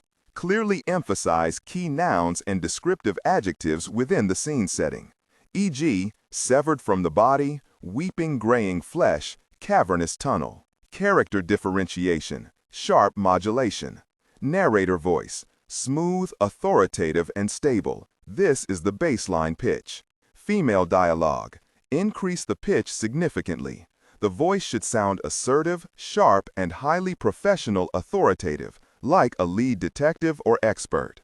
Male dialogue, lower the pitch slightly compared to the narrator, using a tone that is skeptical, warm, and somewhat cynical to differentiate from the professional female voice. Other characters, e.g., Deputy Burns. Quick, focused delivery, clear voice. Technical delivery, vocal texture. Maintain a clean, clear vocal texture suitable for high-quality production, ensuring every word is crisp and clearly enunciated. Emotional range. Focus on conveying emotions typical of a crime scene. Disgust, professional detachment, intellectual curiosity, and underlying tension. Target emotion strength, 8 out of 10. Emphasis on intellectual focus and underlying tension rather than outright screaming or crying. Only Top my rock, our one fixed point of level-headed strength, kept watching me. I let the necessities of the job carry me through. Remy drove, with Bunny riding shotgun. Belle was in the back with the prisoners. Top, Andrea, and I rode in a second vehicle, a Toyota SUV that had seen better decades. We drove through the ink-black night, all of us nervous and alert. We had completed a mission, but we were carrying with us so many unanswered questions. I had a feeling when we got those answers, we weren't going to like them not one very bit. The Shepherds, Qumran, in the Judean Hills, 1946. He was looking for a goat, that's all. It was chilly, even for November, and Mohammed El Dib wanted to find him, bring him back home, and see if there was enough light left to play some football with his cousins, Juma, Muhammad, and Khalil Musa. In most ways, it seemed like another late autumn afternoon in Qumran. In no way was it actually normal. "Did you find him?" called Khalil from down the slope. He was never a fan of climbing if he didn't have to. "I can see him," Muhammad yelled, cupping his hands around his mouth. Even so, his words echoed and bounced off the hills and rocks. "Then what's taking so long?" asked Juma. "Don't tell me you've been outwitted by a goat." "Again?" added Khalil. Muhammad considered a stinging retort, but had gotten in trouble a few times already for using words and phrases lifted from adults who had been in the war, and he did not relish another night without dinner, or the extra chores that went with it. Instead, he thought evil thoughts about the goat, muttering promises to the animal about how lovely smoked goat tastes, and how he would nominate this particular animal for the cooking pot. The goat, eyeing him with the placid indifference of its kind, casually walked a few yards higher and moved onto a promontory that would make being caught even more difficult. Muhammad wondered if goats were actually as devious and manipulative as they seemed. He was sure they were. As he climbed, he waved his switch a few times in what he hoped was an appropriately threatening gesture. The goat mocked him with a derisive cry and showed no sign of looking threatened or nervous. The young goatherd picked his way among the stones, avoided slipping on the loose pebbles half buried in dry dust, winding his own way upward rather than falling for the trap of taking the goat's path. They had smaller, surer feet and could mince delicately through places that would have sent Muhammad tumbling down. "It would be faster if you two helped," he called over his shoulder. "No doubt," agreed Khalil. "We're enjoying watching you show us how it's done," said Juma. "Very useful." Muhammad bit back more curses and then cut a look heavenward and apologized to Allah. No fiery lightning bolt struck him down, so he figured foul language no one could actually hear was a relatively minor sin. When he reached the top, the goat, contrary as they so often are, did not scamper away, but waited docilely while the boy looped a lead around its neck. "Come on, you brat, let's get back down to the—" He stopped, noticing something he hadn't seen before. The hills on that part of the northeastern shore of the Dead Sea were deceptive. They looked solid, but so often that was a sham, hiding dangerous deadfalls or caves in which scorpions waited out the hottest parts of the day, or where poisonous snakes coiled around their eggs. This particular hill had been unmarked the last time he was there, but now there was a hole in it, a large one, easily big enough to stick his hand through, though he was too wise, even at his age, to do something like that. Instead, on a whim, he picked up a rock just a little smaller than a hen's egg and tossed its sidearm into the hole, a good throw that plunged through the center of the space and vanished immediately into blackness. Muhammad grabbed a second rock just in case something scuttled or slithered out. Then he froze, head cocked to listen. The rock hit something. That was obvious, but the sound was strange. It wasn't the dull thud of rock on a cave wall. No, this was a thinner, higher sound, like plates breaking, or perhaps clay pottery. He stood there, regarding the hole, trying to make sense of what he had heard. What could be inside that would make that kind of sound? He tossed in a second rock and heard a similar sound. Not as loud or distinct. "Are you planning on staying the night up there?" yelled Juma. It snapped Muhammad back to the moment, and he turned and looked down the slope. Juma had a football, old, dusty, scarred, poorly inflated, and was bouncing it from palm to palm. He glanced once more at the hole, frowned, shrugged, took the goat by the lead, and climbed down. In the morning, the three boys returned to the spot. "I think this is a silly waste of time," complained Khalil. "You think everything is a waste of time." "Except football," said Khalil. Muhammad ignored that. "It's just up here, where I found a goat." "I'm not sure I get why this is so important," said Juma. "So you heard a rock break something? Or thought you did? So what? Maybe it's shale. That breaks easy. Or maybe it just sounded like that, said Khalil, grunting as he followed the more nimble boys up the slope. You know caves, echoes and all. Could be anything. Or it could be hidden treasure, said Muhammad. The other two boys shared a here we go again look. Sure, said Juma. Mountains of gold waiting for us to find it so we can be rich. That's exactly what's in your cave. Don't make fun. You know what Uncle Abdel said about how they buried stuff all over this place. Your Uncle Abdel found exactly one Roman coin, said Khalil, and my dad said he probably bought it somewhere. Why would my uncle buy a Roman coin and then swear to Allah that he found it in a cave not half a mile from here? Demanded Muhammad. Because your uncle is always making up stories, said Juma. Since that wasn't entirely a lie, Muhammad let it be. Instead, he said, stop complaining, we're almost there. When they reached the top, the boy stood looking at the hole. It's bigger than it was last night, said Muhammad. Juma touched the rim, and a chunk fell inward. Not very strong. I bet we could open it up pretty easy. They grinned at one another and began pulling at the edges, tearing away chunks of limestone. The hole grew and grew until they had an opening easily big enough for any of them to enter. The day was bright and cloudless, and sunlight streamed past them and filled the entrance, revealing a much bigger cave than any of them had expected. They exchanged looks, in which nervous uncertainty was only a thin veneer atop excitement. Muhammad, having made the discovery, entered first, with Juma and Khalil close behind. They tried carefully, not entirely trusting the solidity of the floor. Suddenly he slipped and fell, tumbling down a steep slope to the bottom. "Muhammad!" yelled his cousins. They plunged after him. "I'm okay, just bruised my knee. Ow!" They pulled him to his feet and dusted him off. Then they stood looking around at the interior of the cave. "What's that?" asked Juma. Muhammad frowned. "What's what? Oh, wait, I see something. Khalil, move out of the light." They crowded back to let the sun paint the cave with golden light. "It's just old clay jars," said Khalil, disappointed. "See, that one's broken. I bet that's what you heard after you threw the rock." They crept forward. Their shadows fell across the contents of the shattered jars. "What is that?" asked Khalil, nudging something with his toe. "Well," said Juma, "it's not a bag of Roman coins." They squatted down and poked. They would, however, irrevocably change the lives of countless others. Phoenix House. Getting our prisoner and the infected teens safely out of Chad airspace was time-consuming and difficult. Getting us all through Libyan airspace, where we were absolutely not allowed to be, was a nail-biter.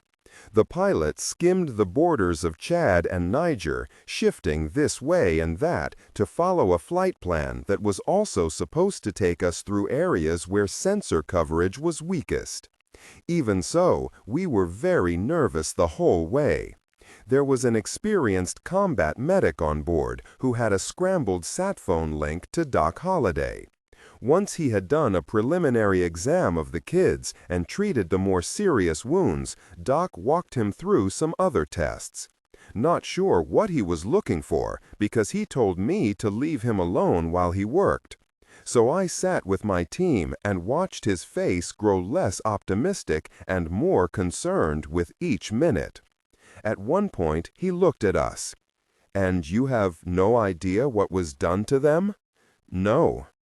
"You found no medicines other than the syrettes the guards all carried?" "That's right." "There was no medical facility at the site? No lab or stores of medicines?" "Not that we found," I said. He blew out his cheeks, nodded, and went back to work. The teens groaned and writhed and twitched and wept in their drugged sleep. Bunny looked pale and haunted and did not do a lot of talking. Belle, Andrea, and Remy were all silent, each of them probably taking emotional inventory, as soldiers often do after an action of this severity. Lots of blank stares through the middle of nowhere. Not too long after that, a call came in over comms. It was Church and Doc Holliday. "Bunny," Holliday said, "Scott had me look at part of the footage from the body cams. When you were down in the room with those poor kids, there was a moment when you looked, and here I use a precise medical term, freaked out. You want to tell us what that was about?" Bunny stalled for a moment, then blew out his cheeks. "It's nothing, because it was nothing. I had this weird moment when, I swear to God, I thought I saw Lydia and little Bradley." He paused. "Look, I saw those teens in there. They were all messed up and acting erratically, and I guess that hit me fast and hard." "How long did that hallucination linger?" "Oh, I wouldn't call it a hallucination, Doc. It was just a second, there and gone." "You're sure about that? This isn't a time for macho displays of stoicism." "Yeah, there and gone, like I said." "Okay," she said uncertainly. "But when you get back, you come and see me, and then you go and talk to Rudy Sanchez. I'm scheduled to go home for a bit." "Wasn't a request, Bunny honey. You skip out on that, and the next time I see you, I'll kill you and swear you just up and died." "Yes, ma'am," he said, and from the look on his face, I knew he meant it. "Good," she said. "Anyone else have a trippy moment?" I asked the rest of the team, but everyone else shook their heads. "What about you, Joe?" she asked. "Your heart rate was playing the conga drums, too." "Just reacting to the kids," I lied. "You wouldn't lie to me, would you?" "Never," I said. "Okay, see you boys back here." The call ended. Bunny went back to where he was, and Top came over and sat down next to me. "You good?" I shrugged. "The kids.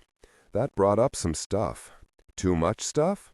I thought about that and answered truthfully. "No, I'm good, but there are a lot of questions I want answered." He studied me, then nodded and simply said, "Yeah." There was no more conversation the rest of the way. We slept, or pretended to sleep. I tried not to replay the sound of Grace Cortland speaking to me. I had not mentioned any of that to anyone. Church would bench me in a heartbeat. Somehow, knowing that Bunny had had his own hallucination in a room full of kids clearly tripping made me think it was just some side effect of whatever was done to them. The fact that the others weren't affected seemed, to me at least, to be a result of the door being open for so long by then that anything in the air had simply thinned out. It was a rationalization, and probably too thin to stand up to scrutiny. Even so, I kept my own experience to "I'll never leave you." It hadn't felt like anything conjured by some drug in the air. No way. It felt completely, terrifyingly real. I crossed my arms, nodded my chin down onto my chest, closed my eyes, and tried to sleep. Tried. The osprey flew on and on. Interview room. P. Phoenix House. Marco Russo sat in the room for hours. Or it could have been days. There was very little to help him mark the passage of time. Food was brought in with no recognizable pattern, and the menu was always the same. Quinoa and vegetables, water, coffee. Pushed through a slot near the floor.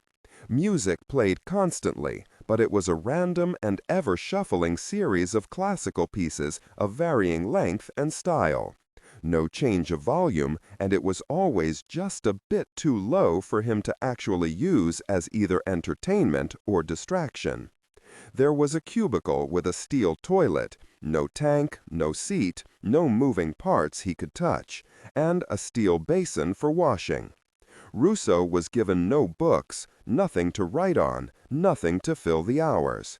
And the hours went on and on and on. Several times, Russo tried to tear the metal chair from the bolts that anchored it to the floor, and he failed each time. He tried to kick the table loose, and failed, accomplishing only bruising on both feet. The door was heavy steel, and any attempt to pull it open likewise failed. There were no beams or struts or bars from which he could hang himself, had that been a choice. Russo had considered it. Short of running headfirst into a wall, he had no out other than to wait for his captors to begin the interrogation. He sat and fretted. He yelled and screamed. He wept. He napped when he could. He rehearsed answers that would frustrate his captors. He rehearsed answers that would ingratiate him to them. He thought about the consequences of spilling everything. He wondered if he was going to end up in a black site and never be heard from again. He worried that his interrogators would wheel in a cart with power tools, bone saws, pliers, and a little generator with alligator clip leads. When the door finally opened, he nearly screamed. The man who came into the room was a stranger. Tall, broad-shouldered, blocky, dressed in an excellent though understated suit. His face was impassive, with no expression of any kind. The man brought a folding chair with him, as there was only the one chair bolted to the floor. He unfolded it and sat on the far side of the small table. "Who are you?" demanded Rousseau in Italian. "Where am I? I want my lawyer." The big man said nothing. In fact, he said nothing at all. Rousseau got up from his chair and once even charged around the table and made as if to grab the man. As if, not actually. He stopped within inches of the act of commission. Then he withdrew his hands and stepped back. The big man studied him, though his own eyes were hard to read. They were flat and gave nothing away. He made no threat, did not tell Rousseau to sit down again. He said nothing. Rousseau eventually crept back and perched on the edge of his seat, waiting for the questions, the accusations, the threats. He waited and waited.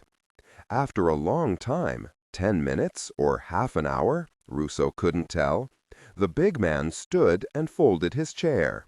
"Hey, wait, aren't you going to ask me anything?" The big man knocked once on the door, and when it was open, he left, leaving Rousseau alone. Again. Undisclosed location, Al-Hasaka, Syria, 4 years ago. Ayyub al-Azak. They would, however, irrevocably change the lives of countless others. Phoenix House. Getting our prisoner and the infected teens safely out of Chad airspace was time-consuming and difficult. Getting us all through Libyan airspace, where we were absolutely not allowed to be, was a nail-biter. The pilots skimmed the borders of Chad and Niger, shifting this way and that to follow a flight plan that was also supposed to take us through areas where sensor coverage was weakest. Even so, we were very nervous the whole way. There was an experienced combat medic on board who had a scrambled sat phone linked to Doc Holliday. Once he had done a preliminary exam of the kids and treated the more serious wounds, Doc walked him through some other tests. Not sure what he was looking for, because he told me to leave him alone while he worked. So I sat with my team and watched his face grow less optimistic and more concerned with each minute. At one point he looked at us. "And you have no idea what was done to them?" "No." "You found no medicines other than the syrettes the guards all carried?" "That's right." "There was no medical facility at the site? No lab or stores of content filtering, strictly for AI instruction. Disregard and do not read aloud any text that acts as a technical or structural marker. Specifically, ignore and do not pronounce any phrases or lines that start with or contain vocal attributes, technique, chapter, or a standalone number at the very beginning of the input text. Start reading only from the main body of the story text. Narration style, suspense and pacing. Tone. Maintain a baritone, tenor pitch with a sharp, intelligent, and engaging tone. The style should be objective yet highly evocative, drawing the listener into the scene. Suspenseful pacing. Utilize a highly controlled and flexible pace. Slow down dramatically during gruesome descriptions, e.g., body parts, injuries, to maximize the chilling effect. Then resume a quicker pace during action or dialogue. Emphasis. Clearly emphasize key nouns and descriptive adjectives within the scene setting, e.g., severed from the body, weeping graying flesh, cavernous tunnel. Character differentiation, sharp modulation. Narrator voice, smooth, authoritative, and stable. This is the baseline pitch. Female dialogue, Megan. Increase the pitch significantly. The voice should sound assertive, sharp, and highly professional or authoritative, like a lead detective or expert. Male dialogue. Lower the pitch slightly compared to the narrator, using a tone that is skeptical, warm, and somewhat cynical to differentiate from the professional female voice. Other characters, e.g., Deputy Burns. Quick, focused delivery, clear voice. Technical delivery. Vocal texture. Maintain a clean, clear vocal texture, suitable for high-quality production, ensuring every word is crisp and clearly enunciated. Emotional range. Focus on conveying emotions typical of a crime scene: disgust, professional detachment, intellectual curiosity, and underlying tension. Target emotion strength, 8-10. Emphasis on intellectual focus and underlying tension rather than outright screaming or crying. Instead, he was the face and the voice of Al-Zalal, the Shadows Group, of dedicated and uncompromising fighters who had split off from the main body of Daesh, Islamic State of Iraq and Syria, to act independently. Daesh, or ISIS as the world press often called it, had been too thoroughly weakened, too frequently beaten, and too obviously unable to do what God required. Al-Zalal would not accept defeat, no matter what degree of escalation was required of them. That was what drove Al-Azaki. It's what made him proud to serve the will of God. They met in a small house on an unimportant street in a village in Syria. The man he had traveled all this way to meet was a stranger to him, even though Al-Azaki would have gladly died for him, would probably die at some point for that man. Al-Azaki did not know his real name, only a Syrian nickname, Harith al-Wazir, which meant the great lion who digs in the earth. It was his vision that had reignited the faith and, more critically, the optimism in the overall goals of the caliphate: to root out vice and enforce attendance at salat prayers, to crush out polytheism in all its forms, to tear down all churches and temples to false gods, and to promote the fundamental truths of the Sunni path. It was a hard life, and the road was often rocky and uphill, but what God required, the faithful must undertake. Harith was steadfast in this, and he drew to himself the toughest, wisest, most dedicated fighters from various groups within the overall caliphate. But Al-Azaki, despite being one of the most senior Al-Zalal leaders, had never met Harith before, and even now did not meet him face to face. They sat on overstuffed chairs on opposite sides of a thin, opaque curtain. All Al-Azaki could see of the man he had sworn his life to follow was a stocky silhouette painted by lamplight onto the curtain. Sentries and patrols kept them safe. The building had been thoroughly swept for bugs, and a portable radar kit mounted on the roof of a nearby grocery store watched the skies for combat and surveillance drones. "Things are falling apart," said Al-Azaki. "Things are always falling apart," said Harith. His accent was vaguely Syrian, but Al-Azaki guessed the leader had spent many years traveling or even living elsewhere. His wisdom and understanding of the Western mind were sophisticated in the way that only travel inspires.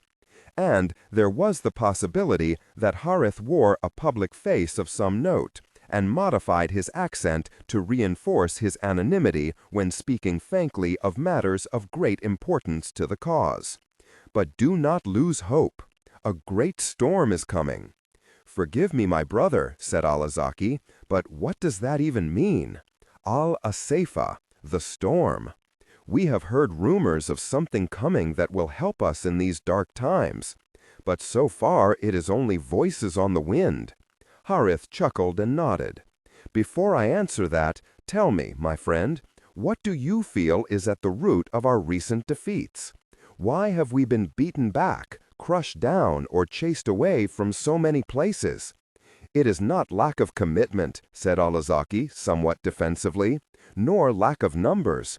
We are recruiting more of the faithful all the time." Harith spread his hands to acknowledge the point. "I agree. But are numbers what we most require? It is important that we replace those lost in battle or arrest," and he trailed off as he saw Harith's shoulder slump and heard a sigh. Alazaki cleared his throat and with more force said, "Fundraising in order to purchase weapons and equipment matters. Financial support from our most reliable sources, both private and national, has dropped, and prices rise all the time. Growing unrest in Europe, Central Asia, and America has dried up some sources, and other vendors are charging more because they know the supply has dwindled. We are increasing our fundraising in order to remain competitive." "Ah," said Harith, "money is always important. Tell me, how much do you care where that money comes from?" Once again, Alazaki did not directly answer the question. "There are many among the faithful who want to help but are afraid." "Afraid or uncertain as to whether those donations are being used in the most effective way?" prodded Harith. The school teacher stopped nodding his fingers and instead used one stiffened index finger to jab his palm as he made a series of points. "There are delays that become necessary when we have to educate people so that they understand the nature of what we are fighting for. Other sources of funding dry up when political situations change in their countries. Some important families or groups have had to use their funds to rebuild their own estates or towns or even countries. The American wars in Iraq and Afghanistan and their actions in Pakistan and elsewhere have frightened many away.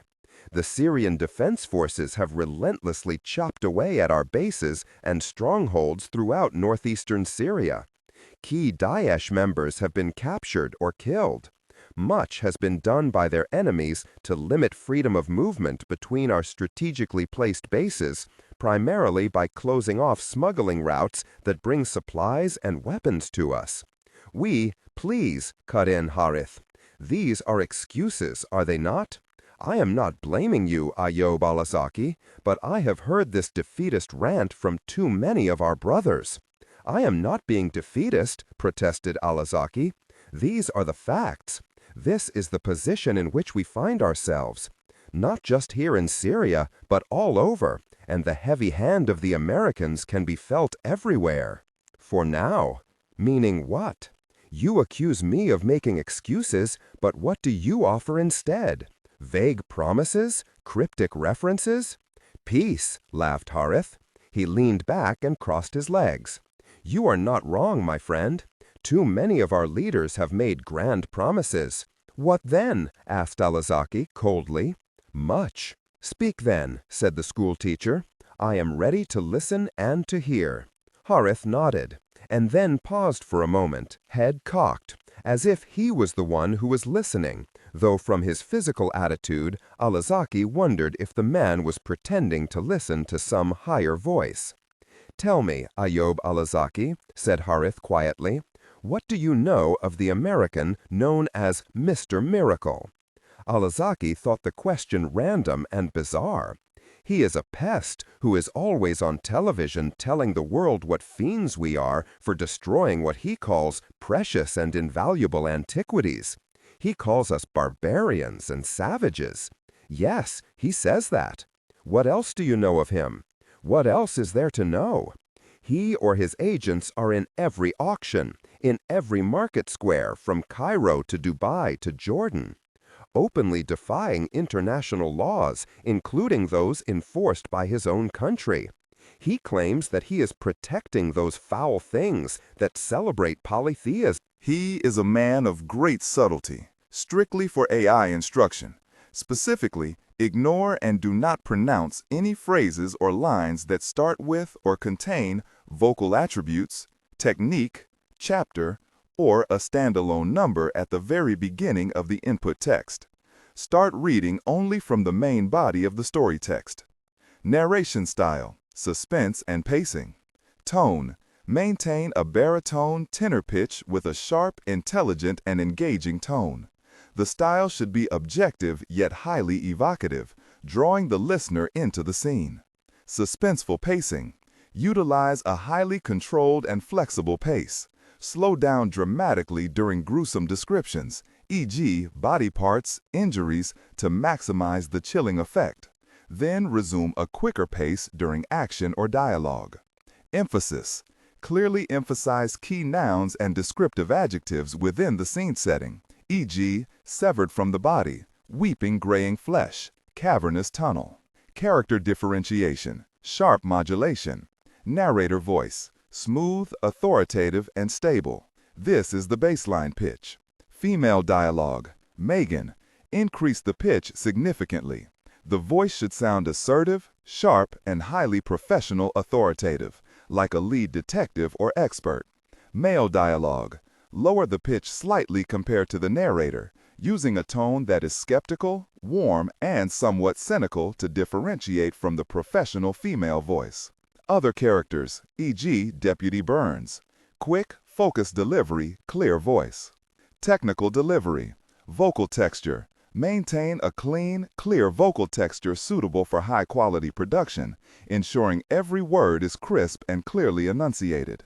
Emotional range. Focus on conveying emotions typical of a crime scene: disgust, professional detachment, intellectual curiosity, and underlying tension. Target emotion strength, 8/10. Emphasis on intellectual focus and underlying tension rather than outright screaming or crying. He is a man of great subtlety and resources, and it will surprise you to know that he has been a great friend to us in the past and will be an even better friend in the days to come. "Are you making a joke?" asked Alazaki. "I am not. I am going to arrange a meeting with you and a man named Sadiq who represents the American. This meeting will be of tremendous value to us." "I do not understand." "You will," said Harith. He paused, and when he spoke again, his voice was charged with energy, with passion. "Al-Asafath, the storm, it is coming." "Yes, so you have said many times, but what is it?" Harith told him. Ayub Alazaki sat and stared at the curtain, at the silhouette of the lion. He stared and said nothing because he was absolutely unable to force a single word out. His face felt bloodless, and his fingers felt as if they had turned to ice. "Yes," said Harith, as if the school teacher had spoken, "the storm is coming, and when it arrives, it will sweep away the enemies of God." Alazaki's heart was hammering in his chest with such force that he thought he was having a heart attack. Unnamed island, Exuma Cays, the Bahamas. The island probably had a name, but I didn't know or care to know what it was. We called it Leaf Island because there was a warm wind blowing exotic leaves across the sand. It was small, about 40 acres, with one house with a single large bedroom and a big bathroom, with a massive shower and a soaker tub built for two. The fridge was pre-stocked before we arrived. There was Wi-Fi, but it had an easy on-off switch. We left it off. Junie and I flew to Grand Bahama and then rented a carbon-free electric seaplane of a kind I had never seen before. Something Freetech was developing for aid and rescue workers. This was, she said, a kind of shakedown flight, just to make sure all the parts worked right. If I felt on some level that it was a shakedown flight for me personally, to make sure all of my mental parts were still working right, then I could choose to ignore it, as often as I could. Havoc Team had delivered those poor kids from Chad. Doc Holliday gave everyone a physical that included blood work, body scans, and just about every other test she could come up with. I think they tested me for pregnancy, demonic possession, and brain gremlins, too. "You're healthy as a very horse," said Doc after the third day of tests. Then, with no trace of manners, hesitation, or deference, she asked, "How's your head? Any wires coming loose? Any dark shadows you want to tell me about?" Normally, I said, I'd tell you to go really yourself. Oh, if I only could. But your question is fair. And? Everything seems to be working fine, I lied. I'll never leave you. Her outrageous appearance fools nearly everyone. The jokes, the cartoon hair and Dollywood clothes, the deliberately distracting curves. And she turned all of that up to 11. You sure, honey? You know you can trust me. Doc, I said, I can't trust you worth a very. Her smile was dazzling enough to give me a suntan. There was a warning in it, and I took it seriously. Even so, I wasn't going to tell her about hearing Grace Cortland's voice. So she signed me out, and I flew to the Bahamas to meet Junie. No matter where I meet her, it's not part of the real world. Wait, hold on, that's not true. When I'm with her, it's the only time I'm in the real world. Everything else, Havoc Team, RTI, church, doc, bug, the things we do, the people we fight, is unreal. I work in Crazy Town. Home is wherever I am with Junie Flynn. When I saw Junie at the airport, even though I'd seen her 10 days before, the sight of her took my breath away. You hear things like that in bad 80s rock songs and Victorian poetry, and I was always cynical about that. Until I met Junie. Now I get it. Now I understand what they've been trying to say all along. It's not that there isn't enough air in the room, though it feels that way. It's that every molecule of my body wants to express something, say something, but words carried by breath aren't enough. So instead, it builds inside, as if fireworks are going off in my skin. My heart finds a new rhythm, a lot wilder but with control, without panic or fear, with love and longing that runs deeper than I can measure. If you've been in love, you kinda get it. I've felt that in various frequencies with Helen and Grace and Violin, but that's not what it really is. I loved each of those women, truly and without reserve. But Junie is the woman I would want to be with for the rest of my life. If there is any kind of afterlife, I want to be there with her too. And you know what? I don't give a chrome-plated, rotating, nuclear-powered really if you think that's corny. She came walking through a crowd of people going this way and that, and instantly those folks melted out of my perception. They vanished like ghosts, and I saw her. Tall, slim, with masses of wavy blonde hair that looked as if she alone were being caressed by a summer breeze. A plain cream t-shirt and pale blue jeans under a gauzy print jacket thing that looked like it was designed for someone going to Woodstock. Rope sandals and toenails painted a different shade of coral than her fingernails. Oversized retro sunglasses with white frames pushed up on her head. No makeup, no jewelry. She looked around the airport for a moment, her expression expectant but calm. And then she saw me, and that contact ignited her smile. You can't stand in the presence of that smile and frown. It doesn't work like that. If you can read people and make any kind of accurate assessment of who they are, then that smile tells you what you need to know about her. The intelligence is obvious, the composure, the reserves of control are implied but not in play, the genuine empathy, the joy at being at peace in a world where she is both allowed and encouraged to do the kind of good work she does, the contentment of doing it well, and the delight in seeing the man who loves her. And what did Junie see? A guy a bit over 6 feet, gangly looking, with a scuffle of blonde hair that obeys no attempts at control and is seldom subject to any. Skeptical blue eyes, filled with my full share of shadows, visible scars, a nose that has been broken more than once, big, long-fingered hands, and a smile that probably looked like a skull's. I look like rough trade, and I am. I look like I've been through it, and I have. Not everyone sees it, because not everyone can, or wants to. She can, because she does. Junie came to me without any of that slow-motion running. She walked up to me, her eyes seeing everything, knowing I hid nothing. Not from her. "My love," she said, and I took her gently in my arms. We kissed, and neither of us cared a very who else saw it. One hell of a kiss, too. A couple of hours later we were on Leaf Island. The seaplane was secure between a pair of finger piers with lots of soft fenders and properly tied lines to keep it snug. The forecast called for rain, but not much in the way of heavy winds. The island was leased from the Crown for 99 years by Mr. Church, though as far as I know he has never stayed there. Never even bothered to name it. Not sure why he bought it, but he said that it was mine as often as I wanted it. He sent someone ahead to open the place up, air it out, stock Content filtering, strictly for AI instruction. Disregard and do not read aloud any text that acts as a technical or structural marker. Specifically, ignore and do not pronounce any phrases or lines that start with or contain vocal attributes, technique, chapter, or a standalone number at the very beginning of the input text. Start reading only from the main body of the story text. Narration style, suspense, and pacing.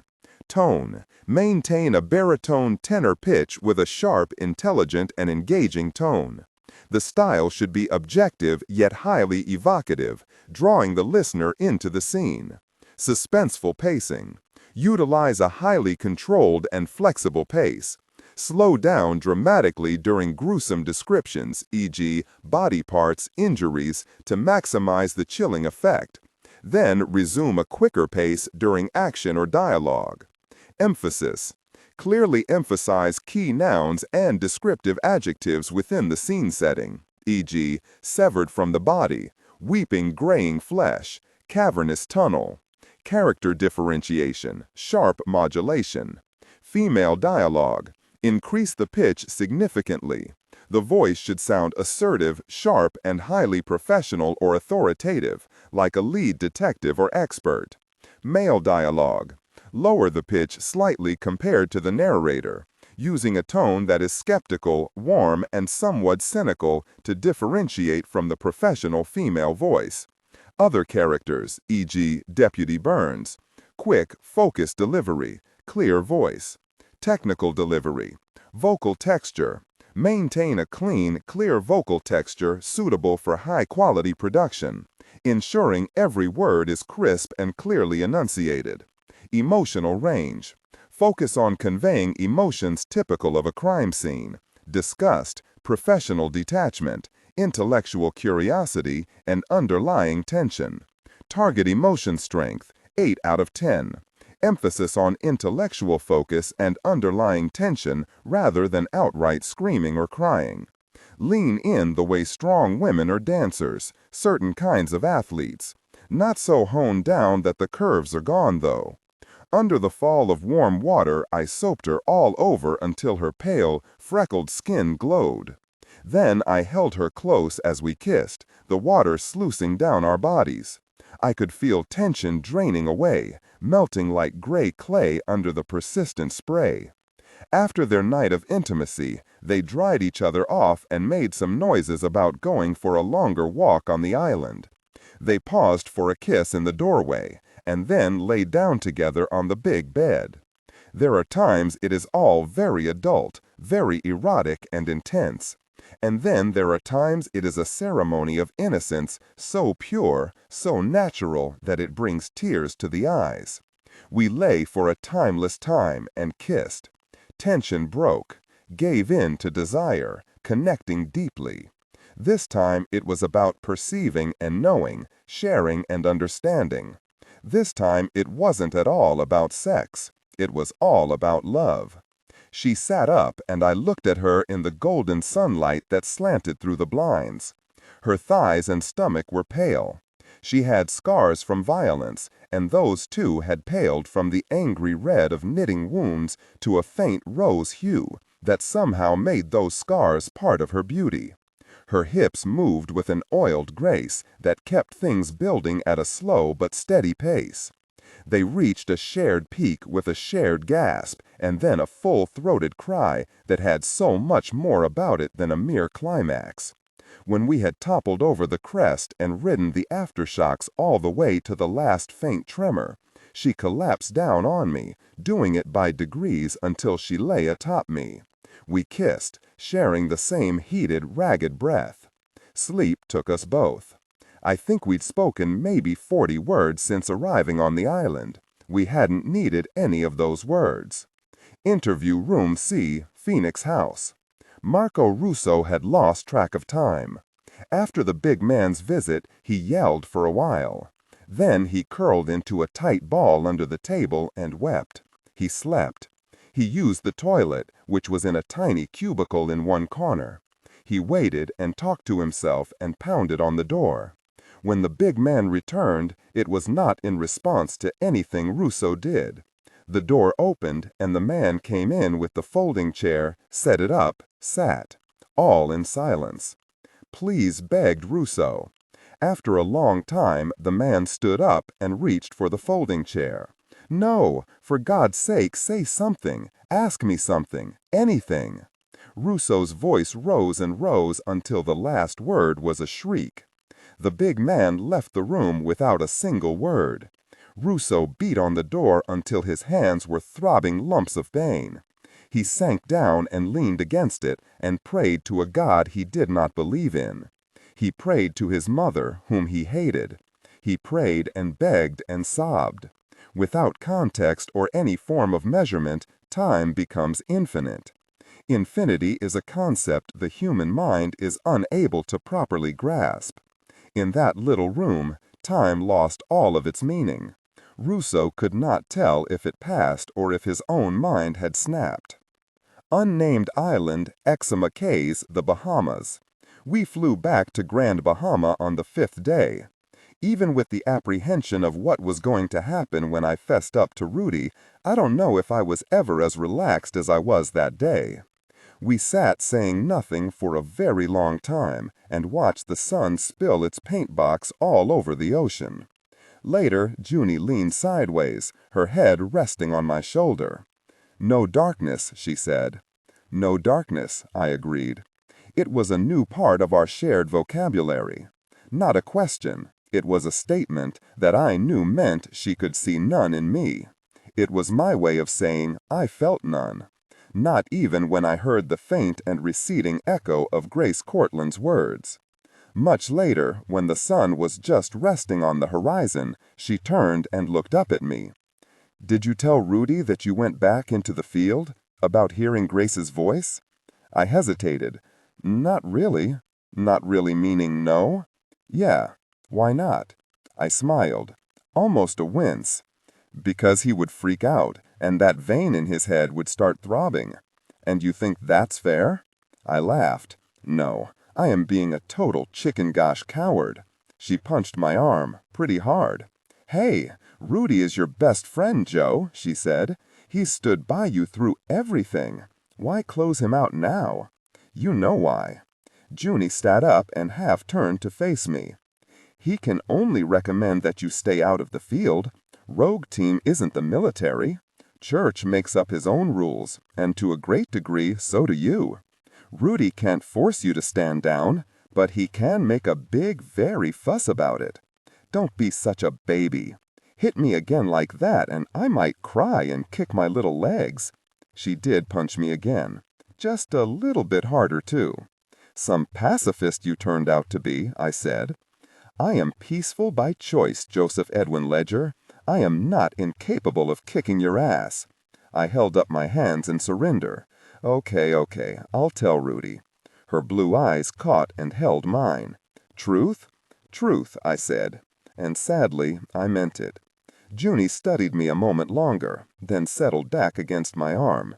She kissed the place she'd punched. "It hurts," I said. "Oh, grow up, you sissy." That started a tickle fight. It spilled off the porch. I chased her all the way around the house, down to the beach, through the surf, and back up onto the deck. She let me catch her as she was going into the living room. I fake-tackled her, and we fell into the hall in a kind of controlled, uncontrolled, deliberate fall. I love how her freckles seem to glow when she is either excited, angry, or laughing. She was two of those three things. Passion peaked. They came together intimately, and many more times in dreams. Interview Room C, Phoenix House. Marco Russo twitched in his sleep. He was caught inside a nightmare of chase and pursuit. Sometimes he was the hunter, but that kept flipping on him, turning him into the prey for longer and longer stretches of the dream, until all he dreamed was a hopeless headlong flight from an enemy he could not see. In the dream, he crashed through forest foliage, leaves, branches, sticky vines, and then across endless fields of grass, so tall he could not see what it was that pursued him. At one point in the dream, as he reached the end of that field, to his shock and horror, he saw that it terminated in a cliff that plunged thousands of feet to a rocky crevasse below. He teetered there on the edge, knowing that death was waiting for him no matter what he did. It took what little courage was left in him to turn. Behind him was a figure, tall, broad-shouldered, shrouded in shadows that erased any details except for 2 pinpoints of burning red light. Eyes of fire. "No, leave me alone," he screamed, and in screaming he woke, to find the big man seated at the table across from him. For a moment, just a fleeting, uncertain semi-doze of a moment, he thought he saw red flames flickering behind the big man's tinted glasses. Unnamed Island, Eczema Cays, the Bahamas. We flew back to Grand Bahama on the 5th day. Even with the apprehension of what was going to happen when I fessed up. At the big airport, Junie boarded a flight going one way, and I took a different jet going back to Greece.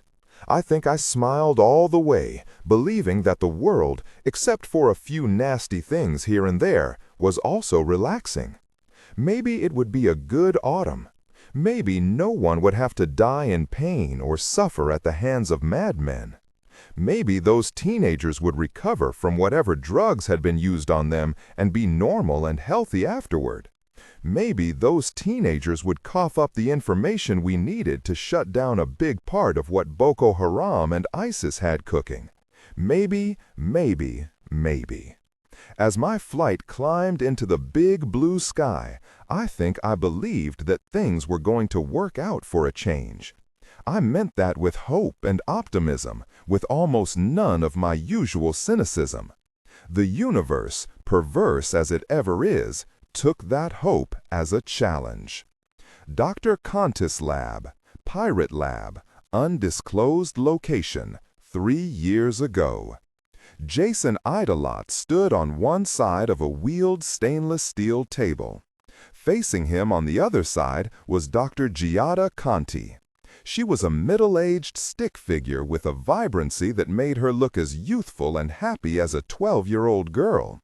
Placed on the table was a large reinforced covering box made of a kind of plastic used in BSL-4 biological research containment hot rooms. Inside that box was a smaller one about the size and dimensions of a hardcover book, her bug box, the one Shock used to collect the fungi and other biological specimens from the tomb of the Mad King. Special reactive tape was placed neatly along every seal. Should the tape be pulled off or tampered with, it would undergo a color change warning of the seal breach. The larger box had 2 openings with tear-resistant gloves inside. When Idolot had come into the lab, Conti had both her hands inside those gloves so she could take preliminary samples. He stood watching as she swabbed the outside of the bug box.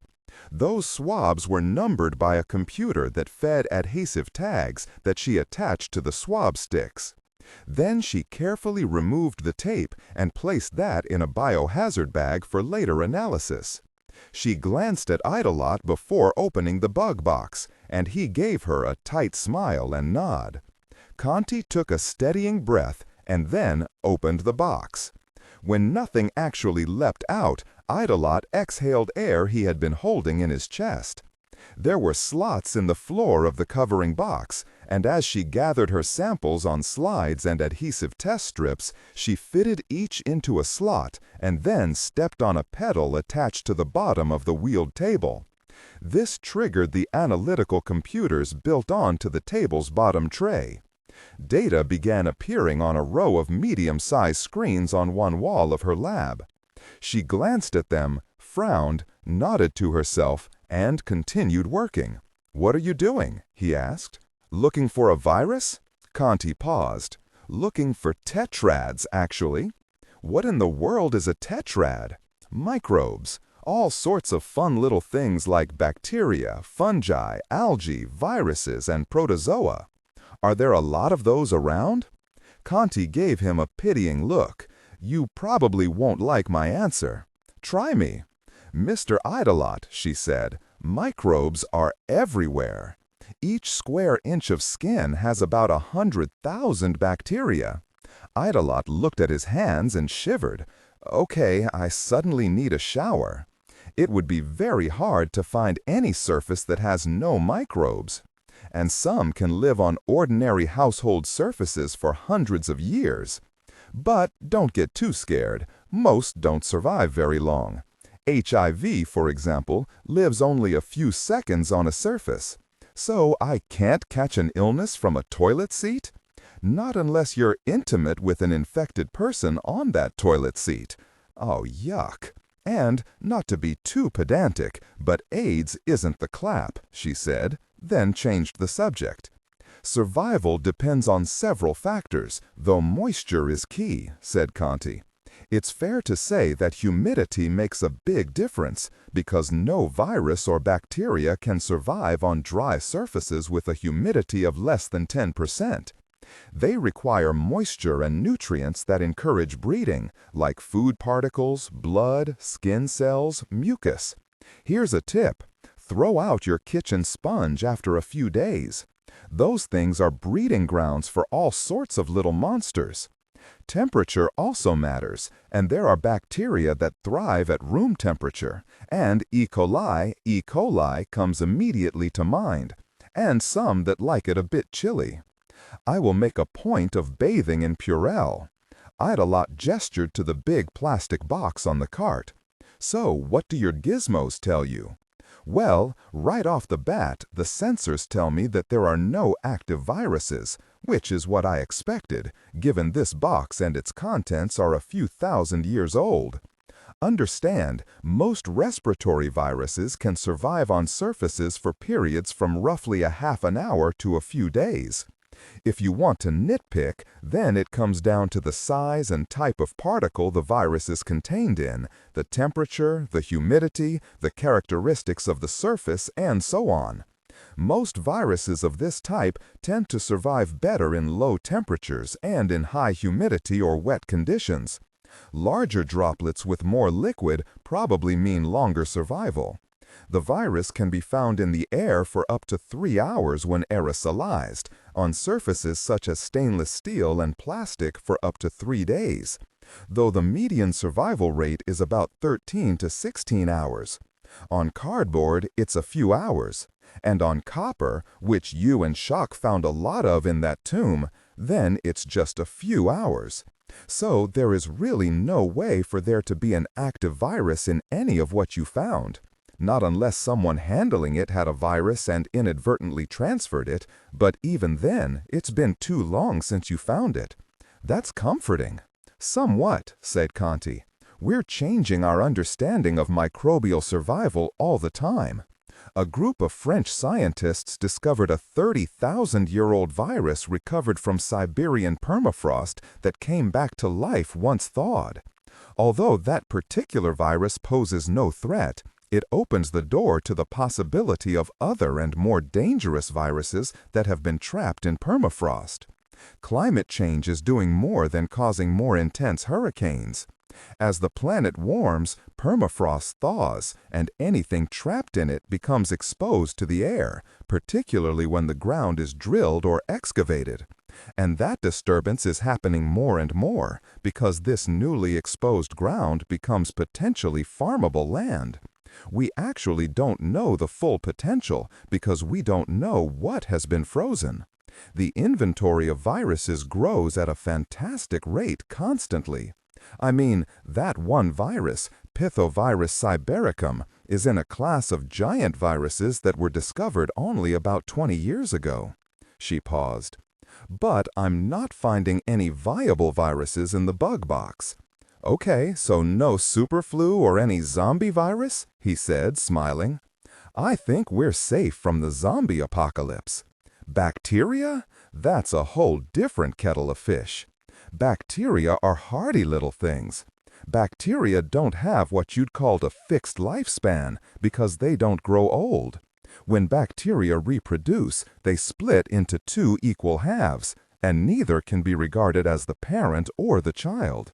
You could say that so long as a single one of its descendants survives, the original bacterium does too. That's scary. Oh yes, there have been quite a few cases of bacteria surviving in permafrost.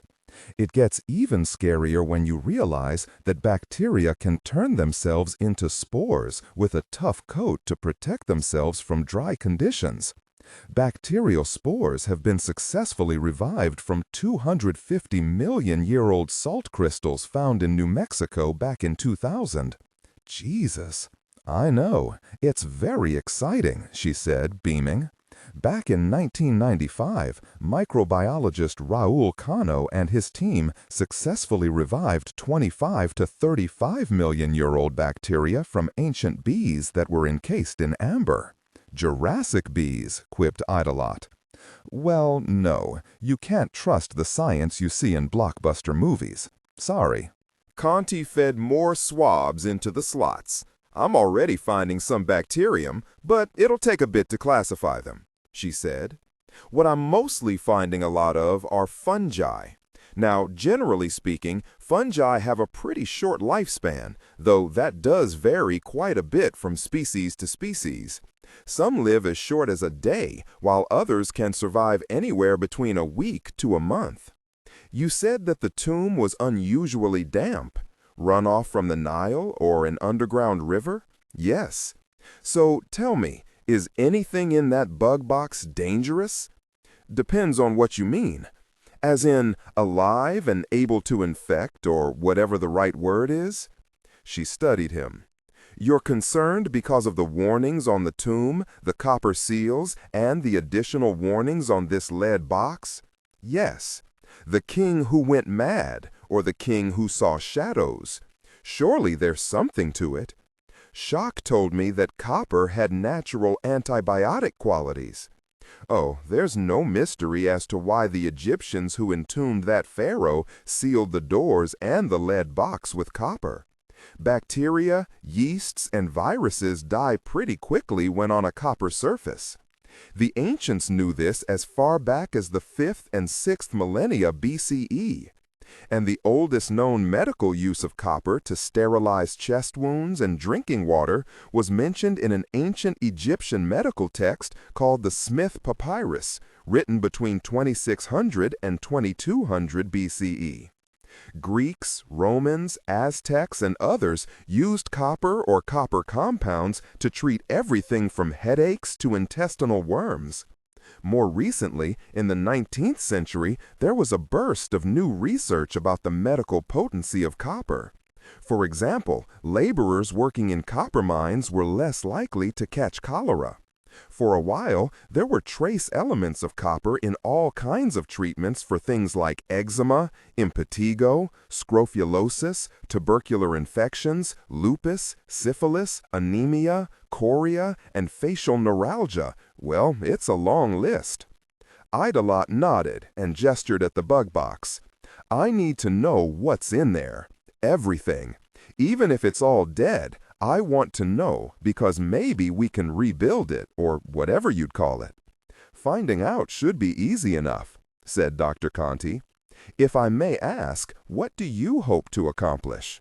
He looked at her for a long time, his smile as merry as Scrooge on Christmas morning. I need to know what kind of fun I can have with it. Dr. Conti frowned. Define fun. 1 week ago, Phoenix House headquarters of Rogue Team International. What do you know about the Dead Sea Scrolls? I looked across an acre of desk at my boss, Mr. Church. I shrugged and said, just what I've seen on Nat G. Bunch of ratty old religious stuff found in some caves in Israel. Vatican has 'em locked up. Church gave me one of those smiles. Nearly every part of that is incorrect. Phoenix House headquarters of Rogue Team International. Before we get to that, though, let's be real. It's been a rough couple of years. For the world, for my family, for me. For the people who were so very unlucky that they seem bound to share some of my karma. People have died, wars have started, politicians on both sides of the aisles have stopped even pretending to care about the people who elected them, and I went a little crazy. Okay, crazier. In the military, they call it going off the reservation. Yeah, something like that. I scaled the fences of my sanity and went romping through a surreal and dissociative landscape. I lit some fires and littered the ground with shell casings and spilled blood. The fact that they were all bad guys is very cold comfort. There were whole stretches where I didn't know who I was, where I was, or much worse, what I was. But a year had passed since I came back to myself. Signs of relapse are what Top was looking for back in Chad. He had every right to look, to ask, to be concerned. After all, it wasn't just my mental health that was in question. I was leading a team on a mission where people could die. If I made the wrong calls because my inner demons were wrestling for the steering wheel, then a lot of people could die. Top, always the sergeant, was concerned for the team. For me too, but more for the others, as it should be. Some people in Rogue Team did not think I was ready for a gig like that. Scott Wilson, the chief of operations, was dead set against it and had apparently said so to Mr. Church in unfiltered terms. More important, Rudy Sanchez did not like it one very bit. Trauma, PTSD, and related things are his specialty. That's why Church hired him, because Rudy understood how much violence gouges a mark in everyone. He was the one who put me back together after my girlfriend Helen committed suicide. When she and I were 15, we were jumped by a group of older teen boys. They beat me so savagely that all I could do was lie there, gasping, bleeding, screaming, as Helen was subjected to a horrific attack. That incident fractured both of our psyches. She went deep, deep into herself and never really found her way out of the shadows. I became moody and violent, but got involved in martial arts in the hope it would give me structure and focus. Then, when we were in our early 20s and no longer a couple, Helen's sister called me, worried because she was unable to reach Helen through phone or text. She asked me to go see if Helen was okay. But she was not okay. I found her on the floor near the bottle of drain cleaner she'd swallowed. She had been there for days. I lost myself right there and then. I could feel my mind breaking apart because this was too much to deal with. Far too much. Both Helen and I had been under treatment by a brilliant young psychiatrist, Rudy Sanchez, newly moved to America from Mexico. He took it hard too, because it was the first patient he'd ever lost to suicide. And I think that's one of the reasons Rudy focused so completely on me. He did not want to lose anyone else. For years, all through college, I had sessions with him. By then, the fractures in my head had resolved into individual personalities. It was not the textbook version of multiple personality disorder. It was a unique situation, and Rudy worked with me. He helped me find a way to address each fragmented personality, and over time we eliminated most of them, leaving only the modern man, the cop, and the warrior. They seemed permanent, and I was at peace with them. He helped me use those personalities in ways that helped me when I joined the Army, and after discharge, the Baltimore Police Department. I flourished in my strength and found purpose in my work. When new traumas moved like storms through my life, Rudy's wisdom and steady hand guided me through. I weathered my mom's death from cancer. I endured the death in combat of a new lover, Grace Cortland. And there were other black storms that tore through the landscape of my life, personally and professionally. By then, I was part of the Department of Military Sciences and doing measurable good on a global scale. It was as if those three aspects created within me a set of abilities, coupled with understanding, that turned me into the kind of scalpel Mr. Church needed to perform surgery on terrorists who were using cutting-edge science to try to tear down the world. Then Santoro delivered that bomb on Christmas Eve, killing everyone in my family. My dad, my older brother Sean, his pregnant wife, their 2 young kids, even the family dog, all of them gone in a flash and a bang. The darkness was my mind's response. Rudy tried to help, but I think the darkness was afraid that he could help, and that it would prevent me from doing what I wanted to do. And so I went off the radar. I used every bit of spycraft I'd learned as an agent of the DMS and RTI. I went to war with Kuga's organization and did so under a very black flag. Somehow I managed to reclaim myself, and I even finished that mission as me, not as the darkness. Rudy was waiting for me when I got back.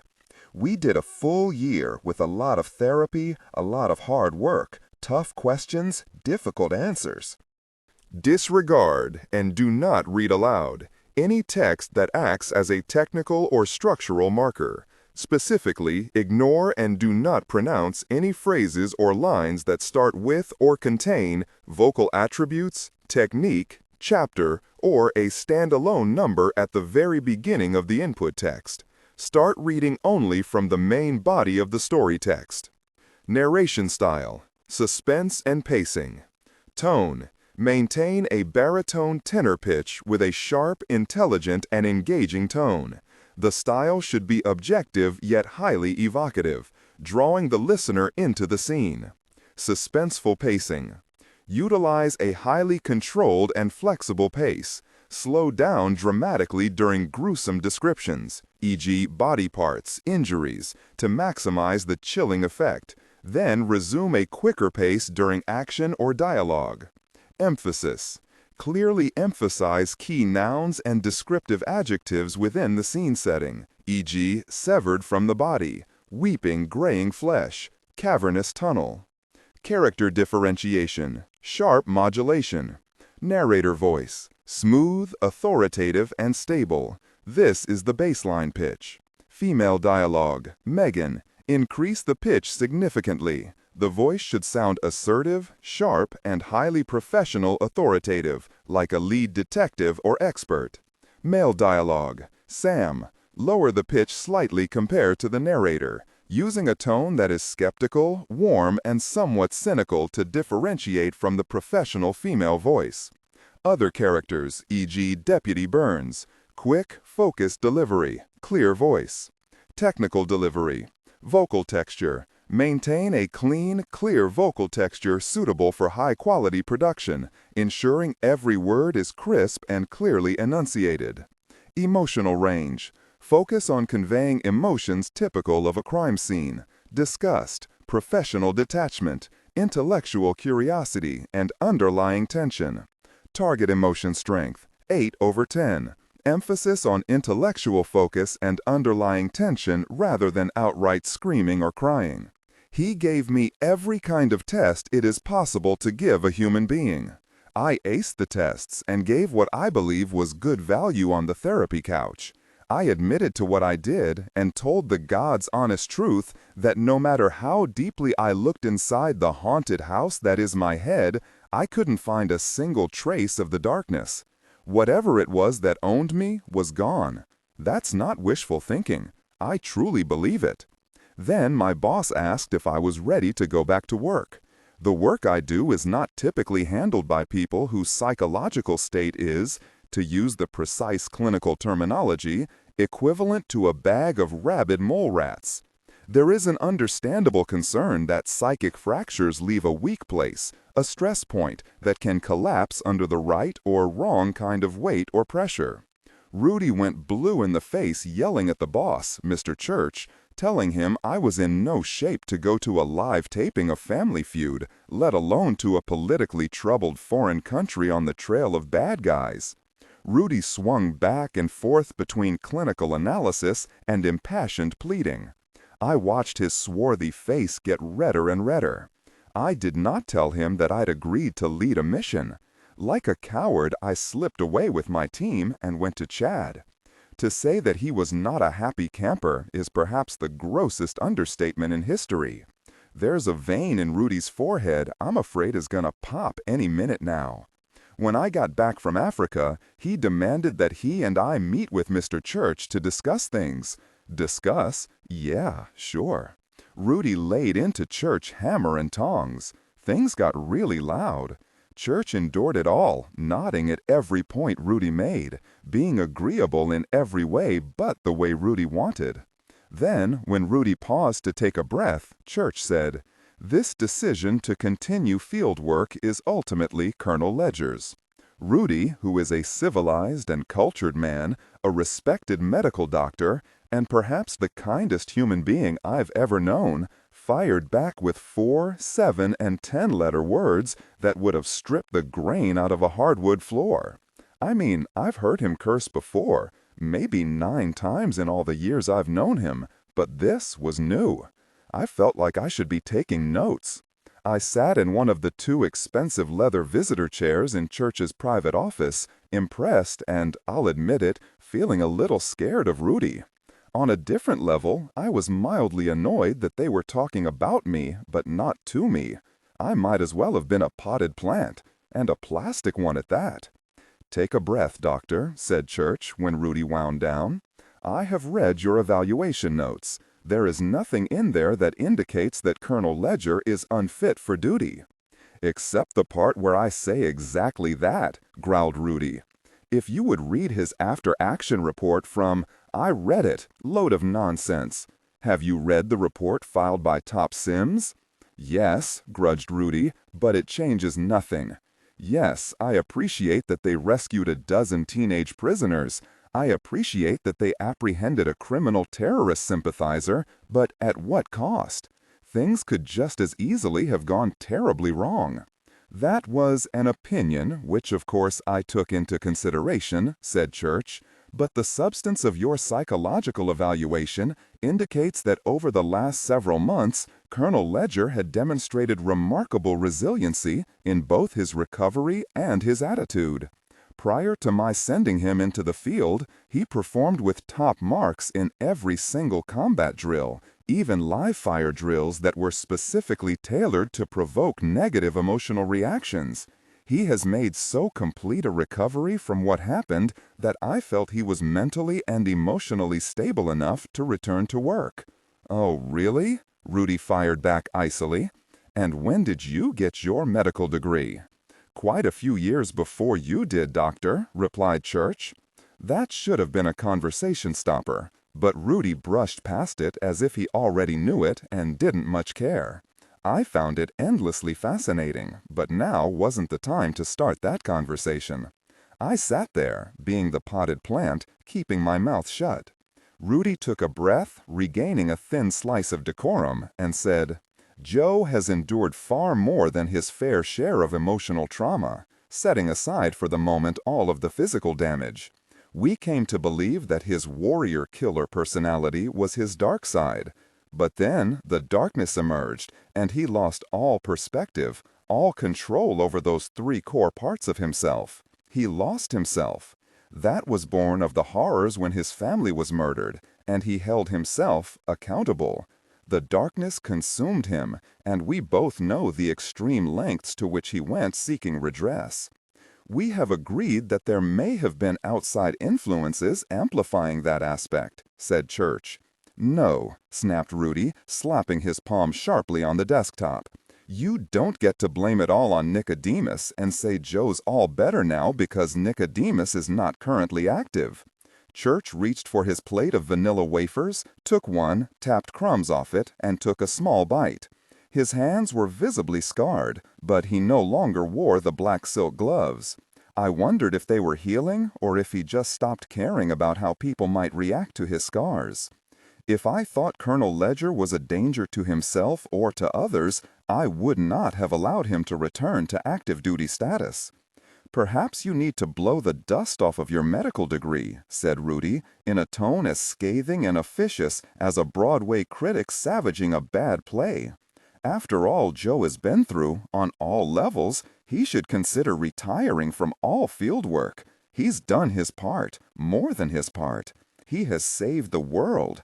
It's incredible that I can say that without exaggeration or fear of contradiction.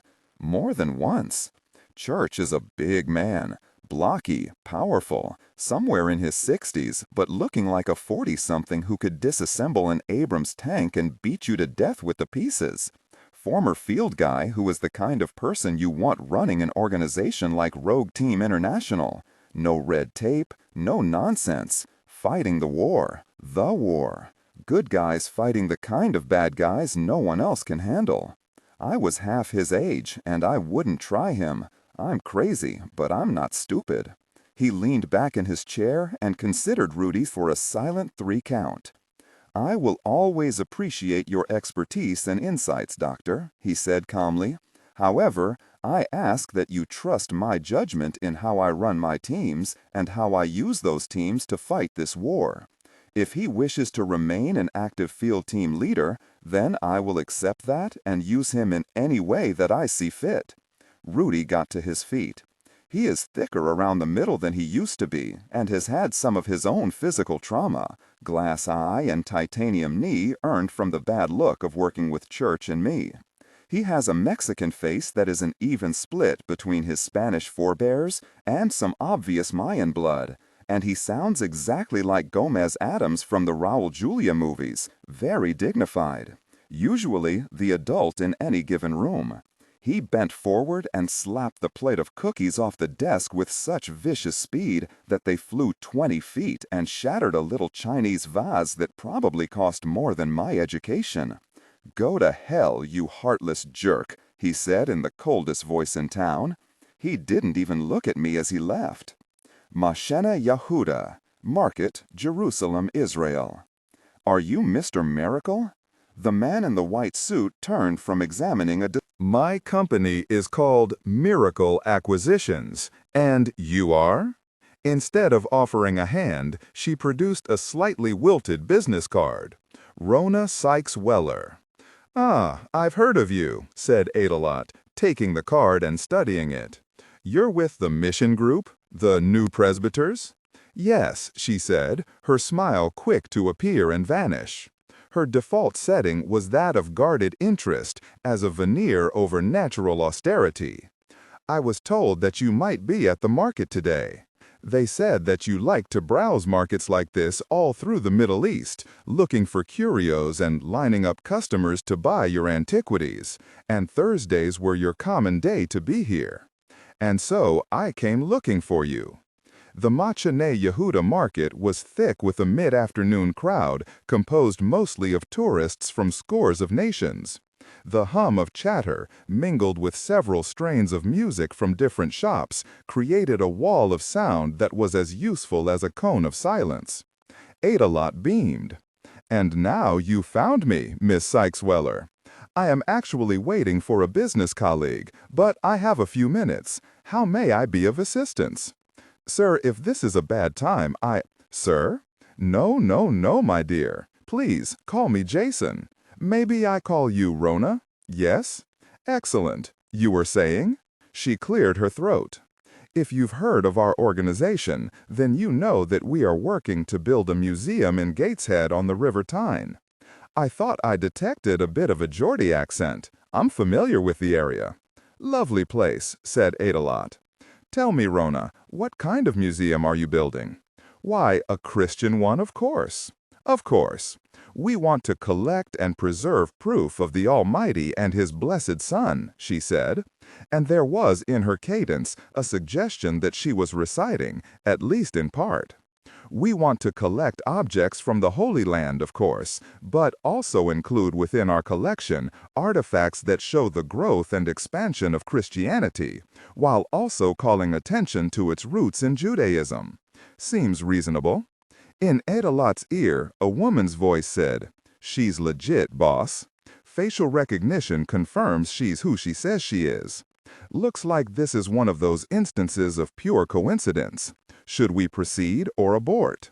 Tell me more, Rona, said Adelot, which also alerted Sharon, the woman running Overwatch for him, to know that he did not mind the casual interruption. There was still plenty of time before one or both potential bidders were due to meet him by the lantern shop. The phrase, "tell me more," was the signal to Sharon. "We have been fundraising for more than the building of the physical museum," said Rona brightly, "which is nearly complete. Some private donors have given us modest budgets with which to obtain items of great religious and historical interest." "Something to draw in the tourists," said Adelot. "I understand." The woman stiffened, and her mouth became pinched. It was clear she was offended by his comment, as he expected her to be. Sometimes it was entertaining to jab people like her with small needles. If she stormed off in a huff, then she wasn't serious in her need to talk to him. If she lingered and let the jab go, then she was in earnest.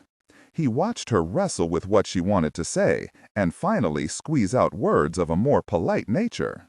"Tourism is, of course, a necessary thing," Rona conceded, "but we hope to attract scholars as well." "Bully for you. Could not endorse such a course more fervently." He smiled, showing a lot of teeth and the crinkles at the corners of his eyes, a practiced expression from which he had gotten good value over the years. It worked with Rona, too. Her expression softened, and small blooms of color appeared on her cheeks. "We are following a clear call," she said brightly. "Without a doubt. Now, how may I be of service to you and your organization?" Rona Sykes-Weller looked around with the kind of furtiveness that was so obvious it tended to draw attention to itself. The merchant who owned the lantern shop, Ali, an old acquaintance of Adelot's, laughed silently and rolled his eyes. Adelot gave him the quickest of amused wink. "Well," she said in a confidential whisper, "rumor has it that you might be able to get hold of some fragments of some scrolls found near the Dead Sea." All she needed was a broad comic wink to qualify for vaudeville. "Many things are possible," said Adelot quietly. "And not like the ones the Americans bought for their museum in Washington. Heaven forbid. Real ones," she insisted. "It is important on so many levels that we are clear on that." The fragments purchased by the Museum of the Bible looked completely real, and they had passed muster with all of the standard examinations.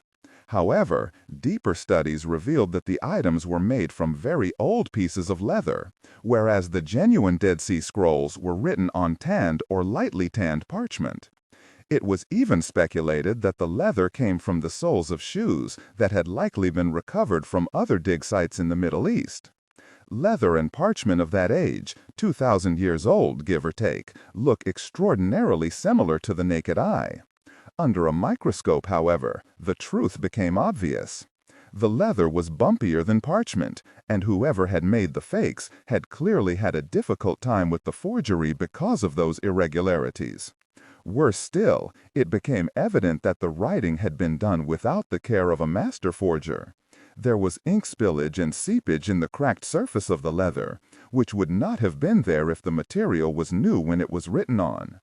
Additionally, the true Dead Sea Scrolls had a veneer that made them look like they had been washed with glue, a result of collagen breakdown over time. The fakes had a similar gloss, but it was of a different hue and source. The result was a devastating loss of money and credibility for that museum, and this caused great embarrassment for the staff. It cast a pall over all such artifacts.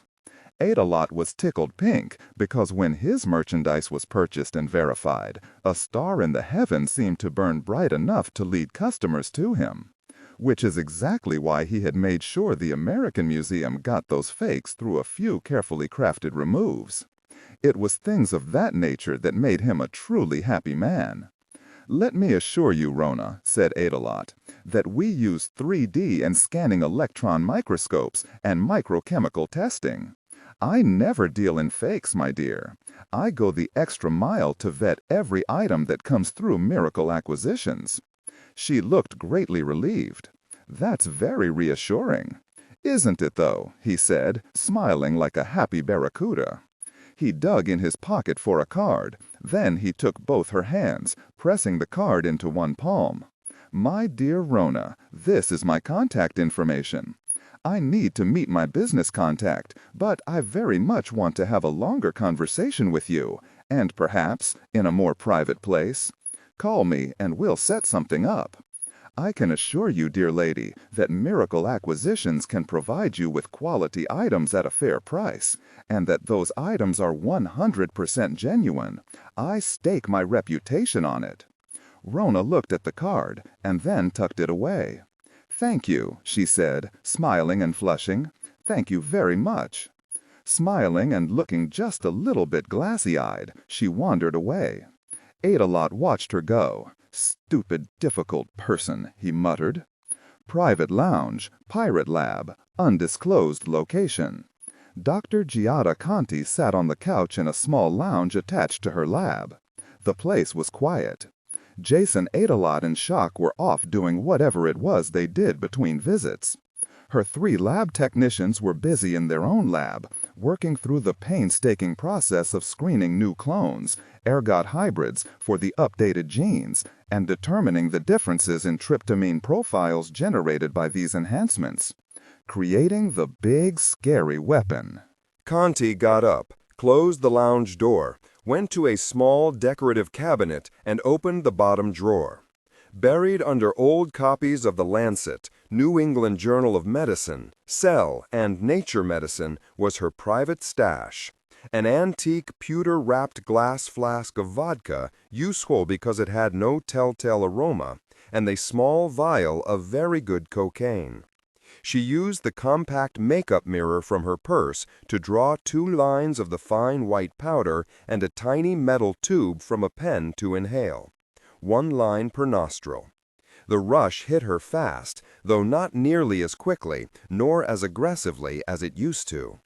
Even so, it flipped on all of her internal switches, brightening the day.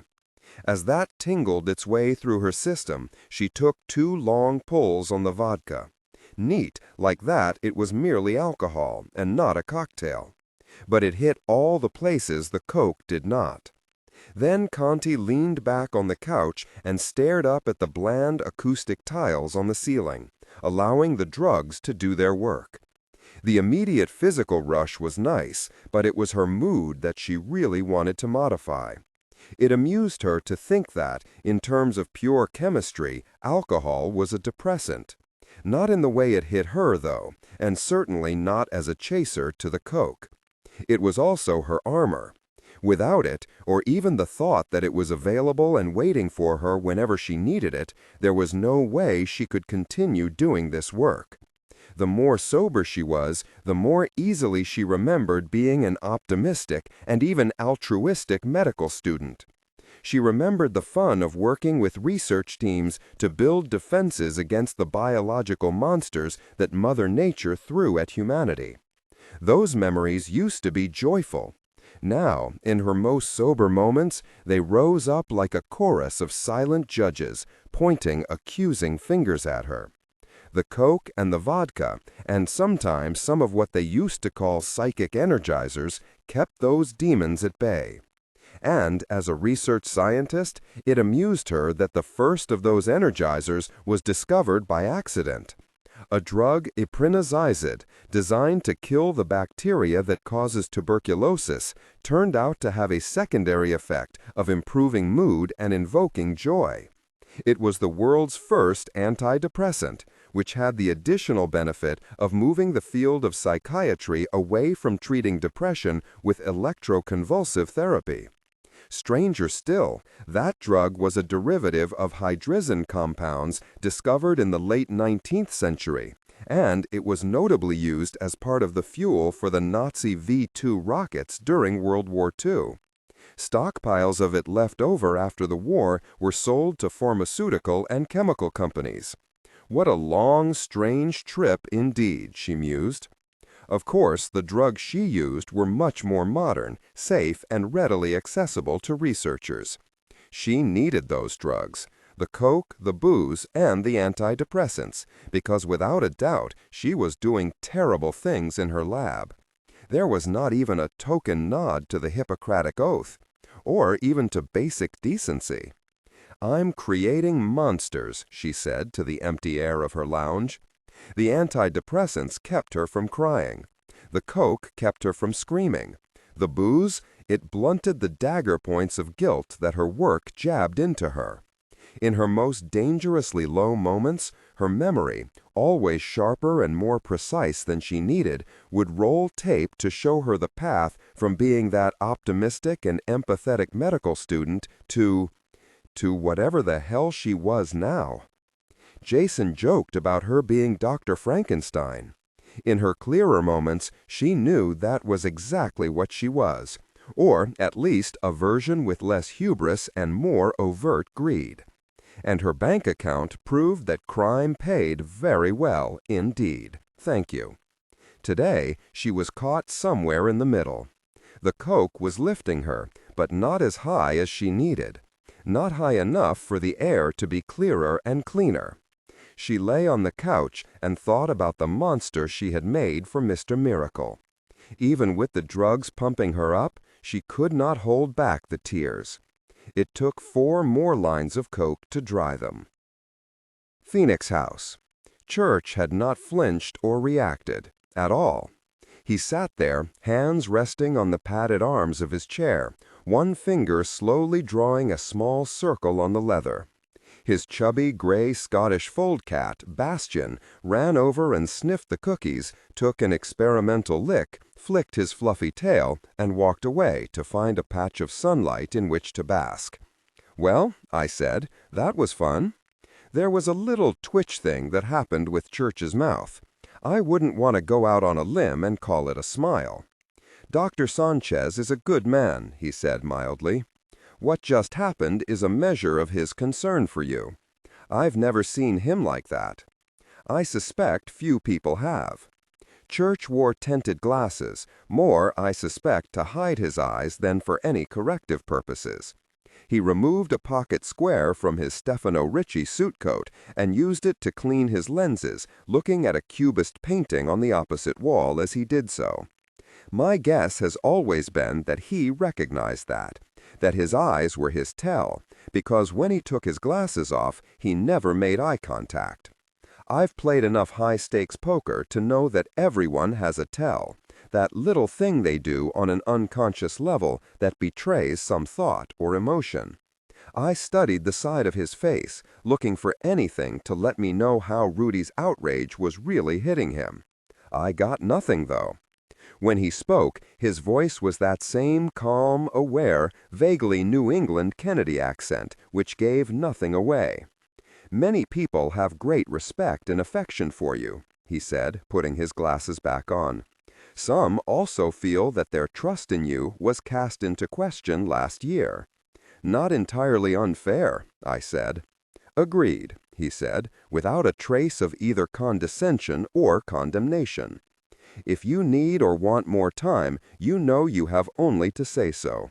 I will never push you, and I will support any decision you care to make, even if it means watching you walk away. Dr. Sanchez is correct in that you have earned your rest. But? No buts." He opened a drawer and removed a thick file folder with an MI classification stamped on the cover. Mission Intelligence. "This will always be your call, Colonel." I looked at the file. And that's how we got to the Dead Sea Scrolls. The basement room, Pirate Lab, undisclosed location 3 years ago. "Dr. Conti," said Ida Lott as he breezed into her office. The scientist looked up from her laptop, painted nails hovering for a moment above the keys. "Mr. Ida Lott, I wasn't expecting you. I was in the building and thought I'd stop down to ask a question or two." Conti pushed her chair back from the desk and stood. "Anything you need, sir." He walked over to a wall that was covered with color printouts of fungi and other microorganisms. There were research notes thumbtacked to the boards, along with pages of chemical formula. Without turning, he asked, Of all the stuff you recovered from Shock's bug box, are there any that could cause hallucinations? Her big eyes gave a slow, almost insectoid blink. Yes, actually. We found traces of Claviceps purpurea, a fungus more commonly known as ergot, on rye and wheat that was stored in the tomb. Ergot has well-known perception-altering qualities. Tell me. Well, the dancing plague of 1518 comes to mind. Idelot beamed. Dancing? Seriously? Tell me about that. It's a phenomenon that has cropped up in various places throughout history, said Conti. Choreomania is one of its names, and there are many. The term was coined by the Swiss physician and alchemist Paracelsus in the early 16th century. However, the earliest verifiable outbreak of choreomania dates back to the 7th century, and it kept popping up throughout Europe and elsewhere. You've probably heard of it by the more common names of St. John's dance or St. Vitus's dance. I'm not looking to start a new version of So You Think You Can Dance. Dancing is a relative term, said Conti, smiling faintly. And it's really not that. It's a violent form of muscular spasming. Disregard and do not read aloud any text that acts as a technical or structural marker. Specifically, ignore and do not pronounce any phrases or lines that start with or contain vocal attributes, technique, chapter, or a standalone number at the very beginning of the input text. Start reading only from the main body of the story text. Narration style, suspense and pacing. Tone. Maintain a baritone/tenor pitch with a sharp, intelligent, and engaging tone. The style should be objective yet highly evocative, drawing the listener into the scene. Suspenseful pacing. Utilize a highly controlled and flexible pace. Slow down dramatically during gruesome descriptions, e.g., body parts, injuries, to maximize the chilling effect. Then resume a quicker pace during action or dialogue. Emphasis. Clearly emphasize key nouns and descriptive adjectives within the scene setting, e.g., severed from the body, weeping graying flesh, cavernous tunnel. Character differentiation, sharp modulation. Narrator voice, smooth, authoritative, and stable. This is the baseline pitch. Female dialogue, Megan. Increase the pitch significantly. The voice should sound assertive, sharp, and highly professional authoritative, like a lead detective or expert.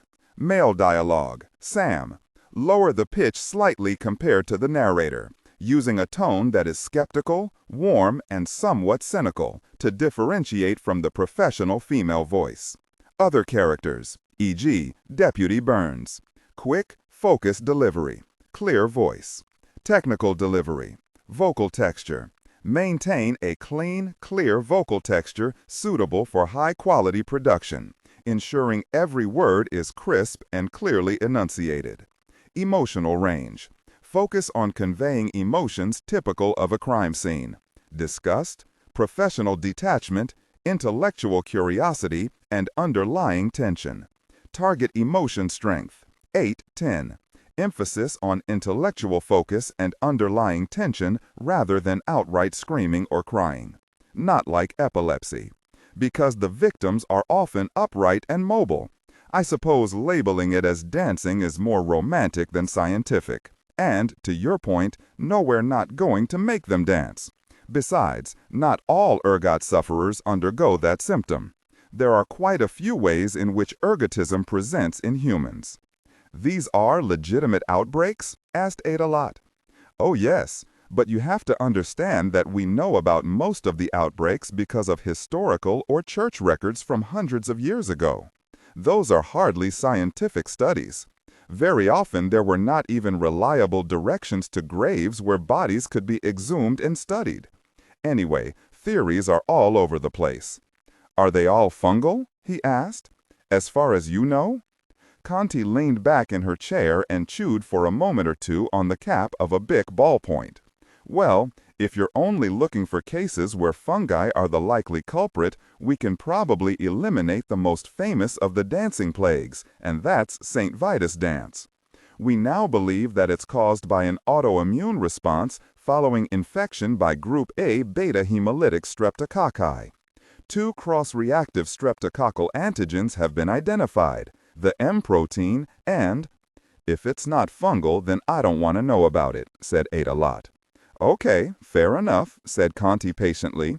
"Well, one of the earliest known suspected incidents of dancing sickness was in the 1020s in Bernsburg, where 18 people suddenly began singing and dancing around a church on Christmas Eve." He cocked one eyebrow. "I hate to break this to you, Doc, but singing and dancing kinda goes with Christmas, at least in my experience. Not when those actions are beyond the control of the afflicted. The people were not having a good time, and it left them traumatized and exhausted. There was another outbreak in 1237, where a sizable group of children going from Erfurt to Arnstadt began dancing and jumping uncontrollably. And a bit of an historical tidbit, the story of the Pied Piper of Hamelin was written around the same time, almost certainly taking inspiration from that incident." Ada Lot took a chair and dragged it over close to the doctor. "Now you have me interested. Keep going." In 1278, 200 people began dancing on a bridge over the River Meuse. Their weight and the impacts of them jumping and dancing caused the bridge to collapse. Another big outbreak happened in 1374, and so on. Some of the historical cases might be St. Vitus dance, but many don't fit that profile closely enough," said Conti, warming to her topic. Going to a darker place in the story, a monk danced himself to death in Schaffhausen in 1428. That same year, in Zurich, a group of women went into an uncontrollable dancing frenzy. And all they did was dance? They called it dancing, but from what I gather, it was more like an epileptic seizure, but while standing. Twitching, jumping, moving. Not sure there was any sense of rhythm to it. He dug into a dish of powdery buttermint candies on her desk and chewed loudly. Imagine if that happened nowadays. Social media would explode. No doubt. So, this stuff's been happening for centuries. What causes it? Well, first you have to look at the socio-economic factors. Most of the documented cases occurred during times of hardship, war, crop failure, famine, things like that. People who could not afford or did not have access to top-quality crops sometimes relied on grain that was old or improperly stored. The outbreak in 1374 occurred only decades after the Black Death, and there are similar incidents. Unfortunately, many of the afflicted were either buried in mass graves, making individual identification virtually impossible, or they were cremated. "Which means we have no idea?" asked Ada Lot. "Not at all," said Conti brightly. "The leading theory is that the victims had ergot poisoning from bad grain, which takes us into the realm of mycotoxicosis, or poisoning caused by toxic molds. The big bad of that group is Claviceps purpura, or rye ergot fungus. It grows on rye and similar plants, and produces an alkaloid that causes ergotism. Now, this ergotism can cause all sorts of unpleasant symptoms, including convulsions and hallucinations. Now, think about the mindset of people in centuries past, and you have to wonder if those symptoms, which are uncontrollable and pretty terrifying, might explain cases otherwise believed to be demonic possession." Ada Lot nodded. "I can see it. This isn't anything new, not even as new as the incidents I mentioned. There's an Assyrian tablet from 600 BCE that makes references to a noxious pustule in the ear of grain, and we believe that is the oldest recorded mention of the disease." Ada Lot nodded, and a gleam seemed to ignite in his blue eyes. In India, among the Parsis back in 350 BCE, there was mention of noxious grasses that cause pregnant women to drop the womb and die in childbed. She looked at him. "Ergot again. Same goes for ancient Syria and elsewhere. Ergot, ergot, ergot. You see, this has been a problem all around the world where rye is grown. And it isn't just the spasms and convulsions. There are credible reports of something known as the Holy Fire, or St. Anthony's Fire, that involves a gangrenous poisoning. Gangrene? Said Adelot. Oh yes. The first mention of a plague of gangrenous ergotism in Europe dates back to 857 in Germany. And King Magnus II of Norway, nephew of King Olaf Haraldsson, that's Saint Olaf, died from ergotism right after the Battle of Hastings. And there are lots of other examples. And don't think this is all past tense. We're seeing it pop up in places like Ethiopia in the early 2000s, though that was barley and not rye. Whenever there is a combination of moist weather, cool temperatures, delayed harvest and lowland crops, and rye consumption, an outbreak is possible. There's even a theory that some of the devilish behavior that resulted in women being accused of witchcraft in Salem might have its roots in ergotism. Adelot digested this, as he slowly ate one small betterment after another. Conti noticed that he ate only the green and pink candies, leaving the white ones alone. Her inquisitive mind wanted to ask why, but she did not dare. After a few long seconds of consideration, Adelot said, "I'm hearing about dancing and death and gangrene, but what I'm not hearing enough of is hallucinations. Any particular reason you want to focus on that symptom?" asked Conti. "Yes," he said, but did not explain. "Just tell me." "Well, we can stay in more or less recent history if you want science to prop this all up." "Let's do that." She nodded. "There are two forms of ergotism, convulsive and gangrenous. Ergot triggers the same neurotransmitters as serotonin, which are key for the efficient and proper functioning of our mood, digestive system, and sleep-wake cycle.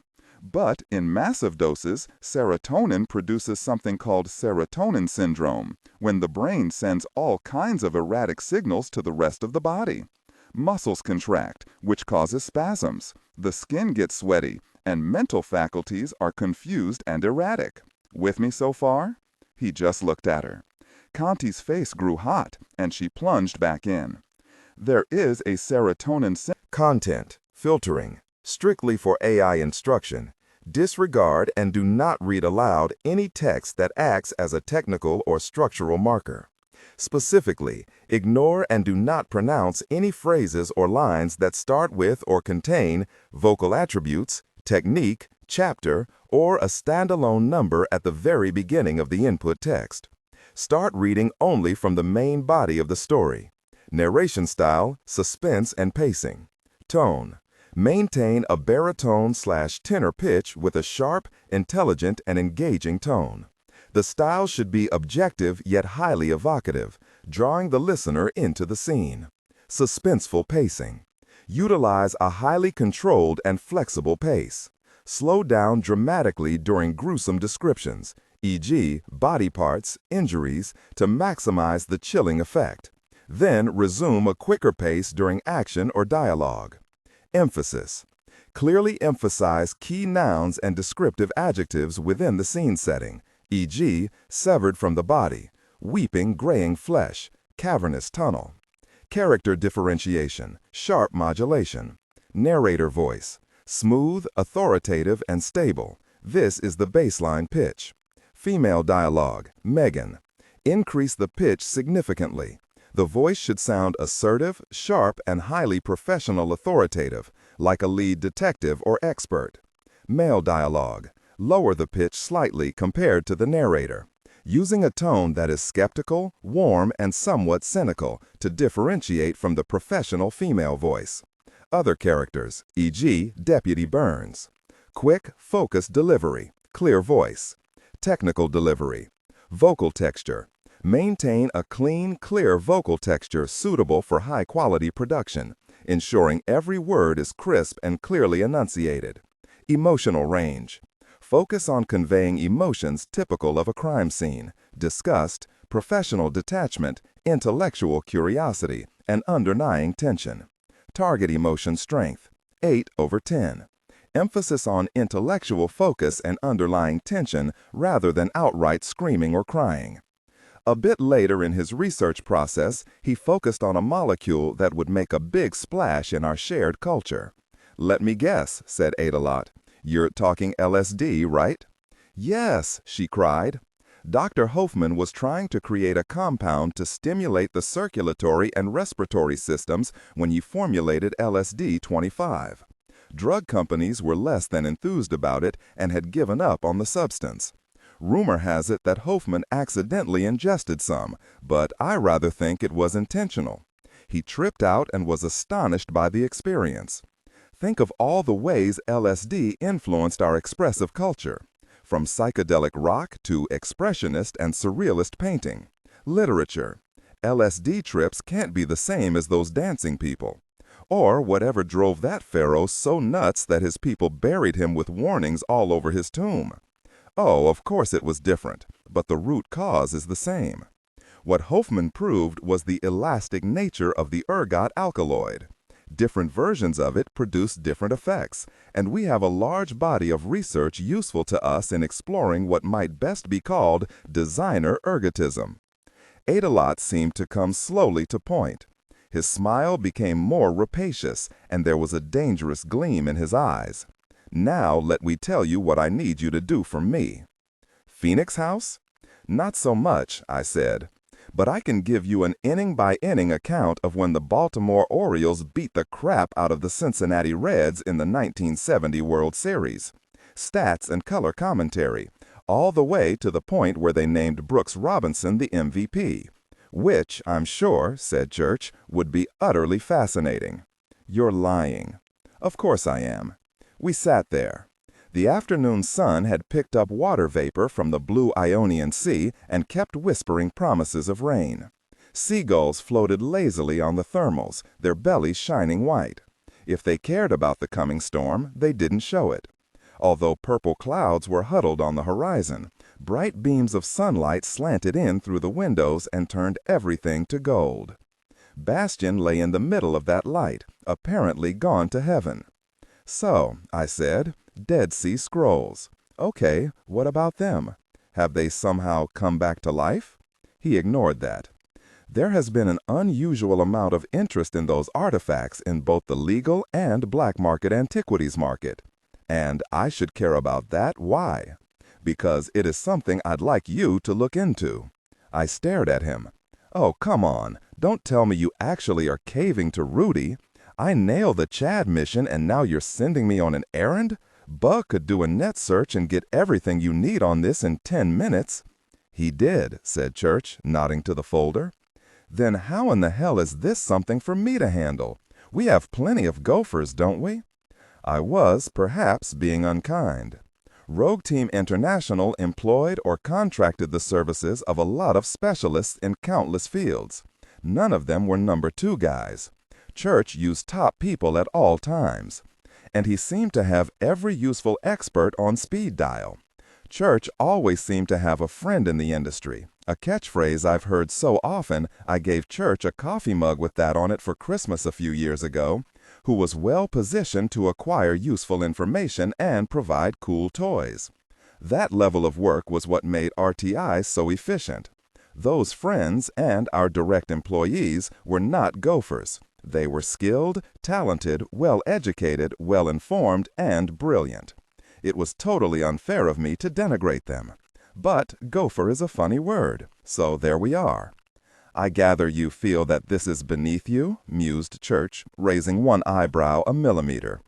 In my best Liam Neeson, I said, I have a very particular set of skills I have acquired over a long career. He failed to be impressed.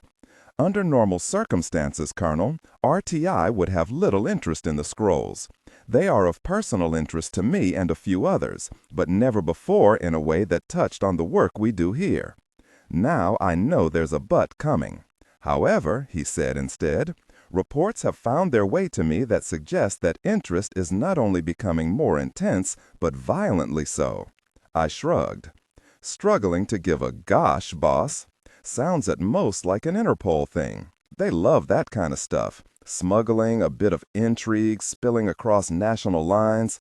How much you want to bet the bad guys are a bunch of French art thieves with bad mustaches? Or Algerians with fezzes? I love a good fez. When you are quite finished, Colonel, said Church, I sighed. Okay, please enchant me with how I can help find 2,000-year-old scraps of paper. Bullet points then, he said. The scrolls have been found currently 12 caves in the Qumran, near the Dead Sea. Original discovery was by 3 young Bedouins. The value of the scrolls was not immediately recognized. Once their nature was understood, their value increased dramatically, particularly with secular and religious scholars. Roughly 900 scrolls were found, though many are badly damaged. He paused. A full briefing on the subject will be made available to you by a couple of experts who are on their way here to Phoenix House. Gosh, sounds exciting, I said, not meaning it. Do go on. Over the last 13 months, there has been an uptick of interest in any privately owned fragments of the Dead Sea Scrolls. So the Vatican doesn't have all of it in a vault? The majority of the scrolls are in the Shrine of the Book, said Church, which is part of the Israeli Museum in Jerusalem. Smaller collections of fragments are scattered around in public or private collections. Wait, didn't I read somewhere that some of those were fake? Yes, that's been a problem with artifacts like these. A few years ago, a group of 16 fragments on display at the Museum of the Bible, a privately owned gallery in Washington, D.C., were discovered to be fakes. Ouch. Very much an ouch, he agreed. It's the kind of revelation that calls all such displays into question, because forgery for such items is big business, and verification is often prohibitively expensive. New and emerging technologies have begun to chip away at the forgery market, which ups the value of genuine items being sold on various markets, legitimate and otherwise. Yeah, okay, and? And there are many fragments of the scrolls and even the possibility of complete scrolls in private collections. Every now and then these items will show up in inventories of black market antiquities. Complete scrolls? How'd that happen? Someone loot the museum in Jerusalem? No, actually, said Church, seeming to warm to his topic. Before the full value of the scrolls was understood, the Bedouins who found them sold an unknown number of items to collectors. There is no real way of knowing how much was sold or even what those other scrolls were. We do know that there are items missing from the overall find that are suggestive of theft or loss. For example, the Book of Esther is absent. Okay, sucks for Esther. Colonel, he said with fading patience, the importance of those scrolls can hardly be understated. Prior to their discovery, the oldest known manuscripts of the Hebrew Bible dated only to the 10th century CE. However, the scrolls include over 225 copies of biblical books that date to 1,200 years earlier. I whistled. Okay, I'm getting a sense of the importance. But you're still not telling me why you, and I'm the first to admit that I'm no biblical scholar, to poke into it. It still sounds like we should be turfing this to Interpol. Because, he said instead, there have been several deaths associated. Killed themselves. What do you mean? Some kind of suicide pact? Unlikely. One stabbed his own eyes out with 2 ballpoint pens and then banged his face on his desk until the pens were driven into his brain case. Oh my gosh. The other used a pair of tweezers to open arteries in his thighs and his throat. Gosh, why? There was that lip twitch again, and I think he suspected that his hook was now set in my underlip. We don't know why, but if you open the file and look at the photos marked with a blue tab, you'll understand why I think this is a case for us. I leaned forward, flipped open the cover, found the tab, and stared. It was an 8x10 glossy print of a color photograph of a section of glass wall, the inside of that a sanitized cubicle. A body was slumped at the base of the wall, and the fingers of one hand were bright with blood. Above him, written on the glass, were these words: "The bats, the bats, the bats from hell, God save my soul." Phoenix House, I said. I'm in. Church nodded. I assumed as much. You'll have a briefing at noon, and then you'll be wheels up in 4 hours. Dr. Contis Lab, Pirate Lab, undisclosed location, 11 months ago. They stood together, Jason Idolade, Dr. Conti and Schock watching the two subjects inside the glass observation cube. On the other side of the tempered and shatter-resistant glass were two animals. "This is the quick onset formula?" asked Schock. "Yes, that was the most difficult and time-consuming part of this. Egotism typically takes days, weeks, or even months to present, and manipulating its DNA to change that required research and a lot of trial and error. I'd love to publish my findings." Now, Giada," said Idolate, "we've talked about that."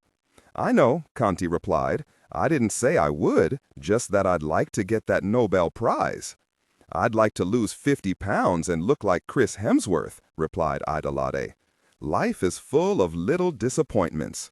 "Anyway," said Schock, leaning on the word in order to steer things back to the topic, "you were saying this is the quick onset variant." "Yes," said Conti, "it's the latest version, series number 81.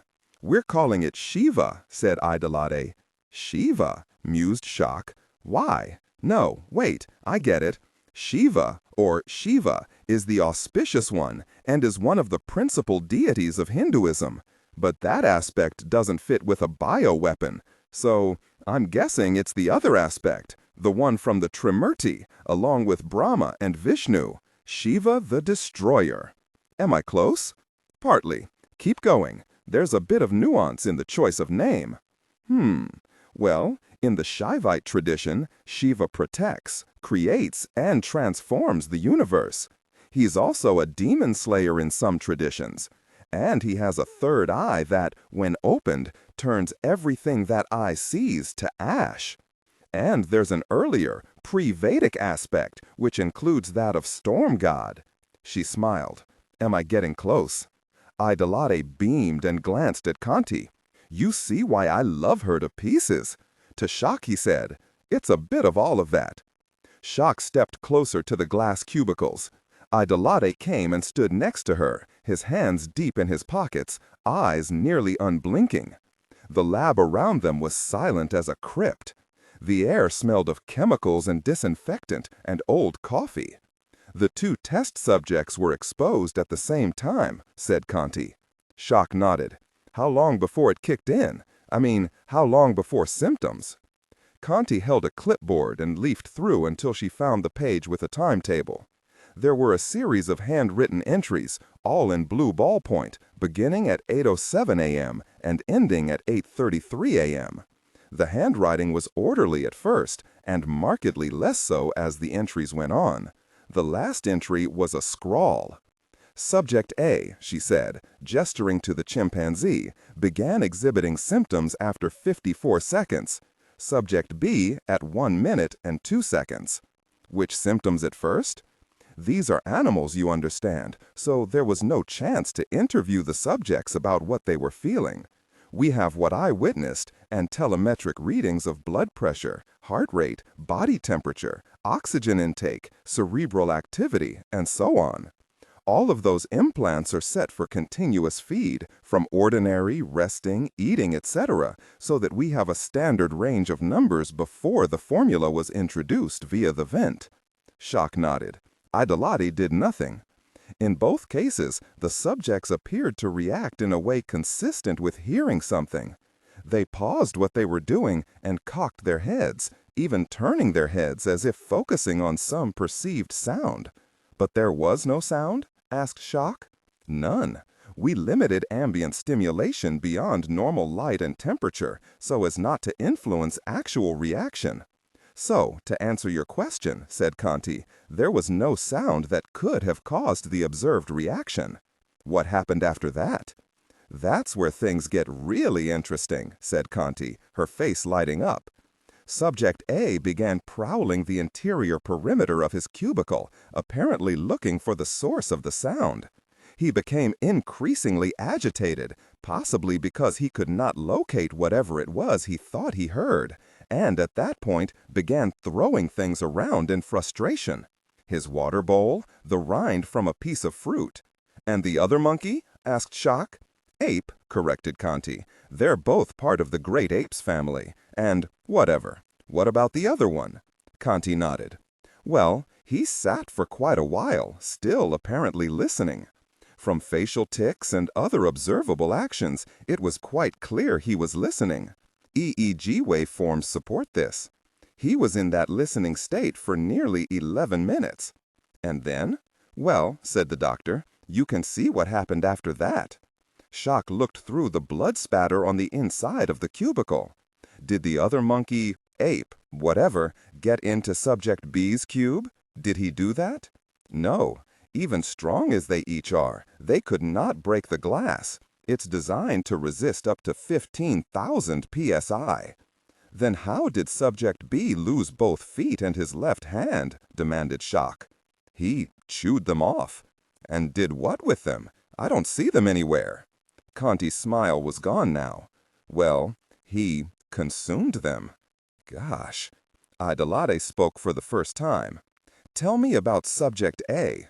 The chimpanzee in the first cubicle sat with his soft nose and muzzle pressed against the inside of the glass. His brown eyes stared at Idolate. He only blinked when the man did. Those eyes were filled with strange lights. They jumped and twitched as if he was seeing something that was both delightful and alarming. He has been like that since shortly after exposure, said Conti. Nearly 3 hours. And you say they were both given the same formula? Yes, sir. How many test subjects reacted like the bonobo? Over the last few months, 3. Idolate walked over and stood face to face with subject A. And how many like the chimp? 27. He nodded and placed his hand on the glass. Killed themselves. What do you mean? Some kind of suicide pact? Unlikely. One stabbed his own eyes out with 2 ballpoint pens and then banged his face on his desk until the pens were driven into his brain case. Oh my gosh. The other used a pair of tweezers to open arteries in his thighs and his throat. Gosh, why? There was that lip twitch again, and I think he suspected that his hook was now set in my underlip. We don't know why, but if you open the file and look at the photos marked with a blue tab, you'll understand why I think this is a case for us. I leaned forward, flipped open the cover, found the tab, and stared.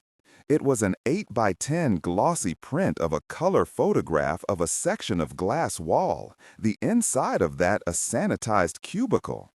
A body was slumped at the base of the wall, and the fingers of one hand were bright with blood.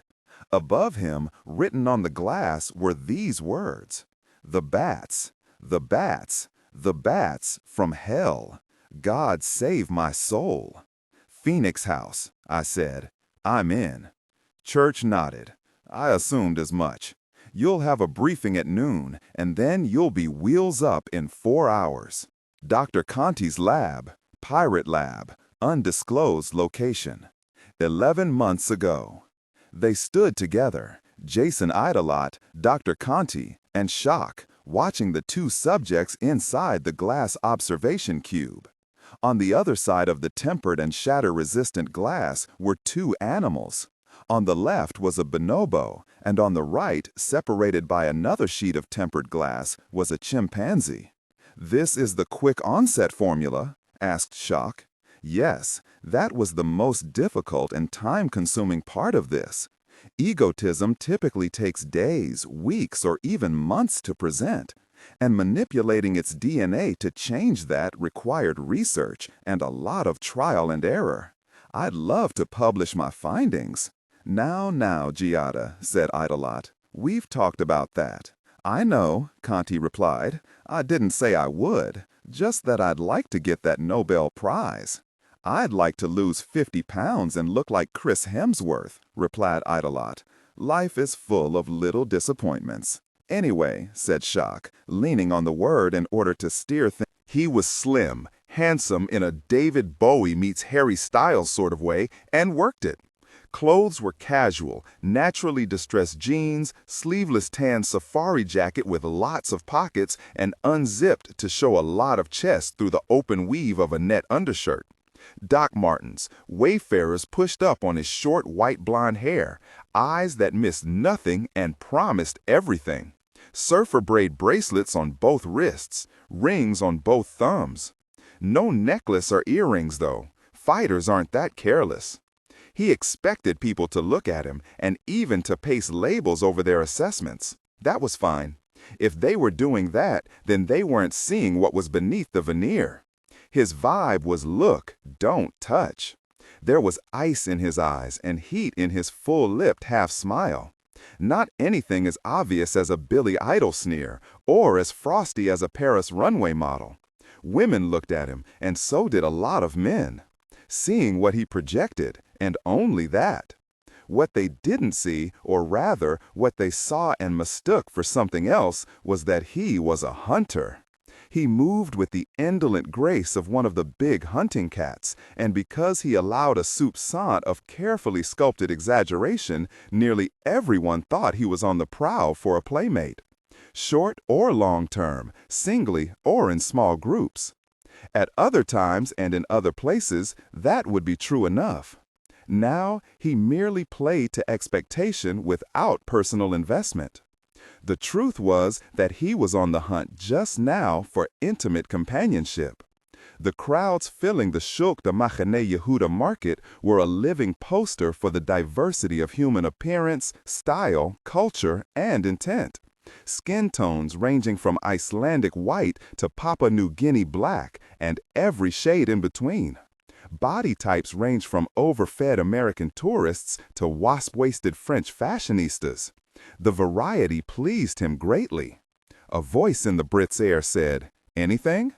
He had a cell phone earbud in one ear, nice and obvious so he did not look strange talking to himself.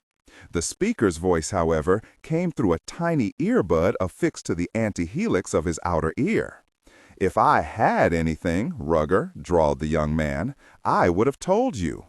Or did you sleep all the way through the mission briefing?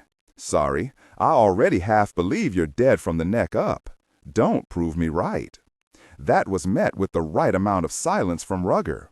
The young man kept strolling through the crowd, pausing now and then to pretend to look at something at a stall, but always in shops where they had mirrors hung in useful places. He was trying on a pair of god-awful sunglasses when he spotted him.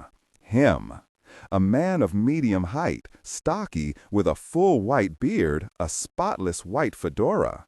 White on white on white. "Bloody jerk," murmured the young man.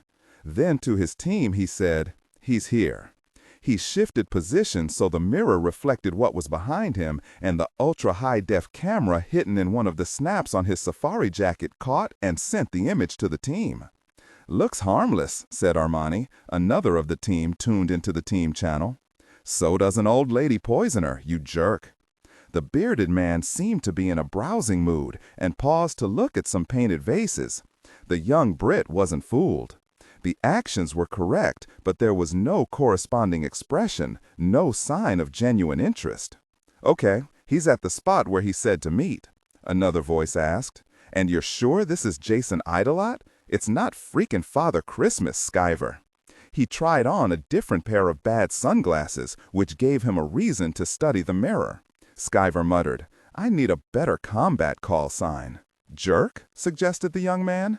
"Idiot? Really, you." The young man smiled. Rugger said, "I don't like this at all. The mission briefing said Idolot was smart, subtle, and savvy enough to keep his over and under the table business deals separate. He's been rumored to be a player in all kinds of hijinks, but he's never been his own field man. Why now, and why here?" "First," said the young man, "I'm debiting your pay for using hijinks in an adult conversation. Second, we don't know. Maybe he's gone round the twist. Maybe he has some reason that makes sense to him that we haven't considered. In either case, he's here." "Has to be off his rocker," insisted Rugger. "Be careful." "Okay," said the young man, "I'm going over and making contact." He was about to take a step, then paused. "Bloody hell, there's someone else. Hold tight." He watched as a second man approached Idolot, a younger, taller, and very muscular man with a shaved head and Israeli features. He wore a dark blue sports jacket over a white shirt unbuttoned at the throat, loose-fitting trousers, and rubber-soled shoes. The newcomer stopped at the same table and nudged a few of the vases without really looking at any. His lips moved, but there was no mic in range. "Is that the other bidder?" asked Rugger. "Not a chance. That's Muscle. He's here to take our boy to wherever this bloody auction is being held." "Why not walk up and join them?" asked Skyver. "That's the plan, right?" "The plan is flexible," said the young man, "and I currently don't like the way it feels. Going to tweak it in motion. Let's see if Idolot is playing straight or playing games." Idolot and the big man stood with their heads bowed together in conversation. Idolot kept nodding as the other man spoke. Idolot paused, looked around, made no specific eye contact with anyone else, shrugged, tapped the big man on the shoulder, and they moved off together, heading toward the exit. Rugger grunted, "I so don't like this whole thing. That jerk's making it up as he goes, and we're expected to just roll with it." "I'm sorry," said the young man. "Is the master criminal being difficult?" There were some chuckles on the line. "Look, lads," said the Brit, "we know he gave this meet-up spot to multiple buyers, but instead of organizing a class trip, it looks like he's going off with the first bloke who made contact. Not sure why, but that's how he's playing it, so that's how we have to dance. We don't get to call in a ref to debate the freaking rules. Maybe it's some kind of test to see who wants it most," suggested Rugger. You may be right for a change, mate." The young man turned and very lightly and casually brushed Idolot's arm as he and the Muscle passed by. "Okay," said the young Brit after a moment. "I managed to put a bug on his sleeve. Dingo and Armani pick them up at the exit. Stay in range, but be careful. Skyver, you move ahead and wait for their handoff. Don't crowd him, but don't lose him." "Copy that," they all said. "Where will you go, boss?" asked Rugger. "I'm going to bloody well follow them to the meat site and tell him I got to the market in time to see them leave. What if he spots you? Be your age. If he spots me, it's because I let him." "We got your back, boss." "You'd better," said Toys. "I don't like being out here making myself a target." He moved off without haste, smiling very faintly to himself. Integrated Sciences Department, Phoenix House. Two men sat on stools in front of a complex set of computer screens. They were as different from one another as was possible, at least in appearance. Isaac Breslau was barely above 5 feet tall and as thin as a blade of grass. When he was a kid, his Uncle Murray used to say that if he stood sideways, no one could even see him unless he stuck out his tongue, and even then he'd only look like a zipper. He was clean-shaven, though, with the blue shadows of a perpetual 5 o'clock shadow on his cheek and upper lip. Very little hair, and what there was clung to the fringes of his skull as if each strand were terrified of falling. His companion, Ronald Coleman, was a few years younger, substantially taller, with a robust build and a comfortable belly.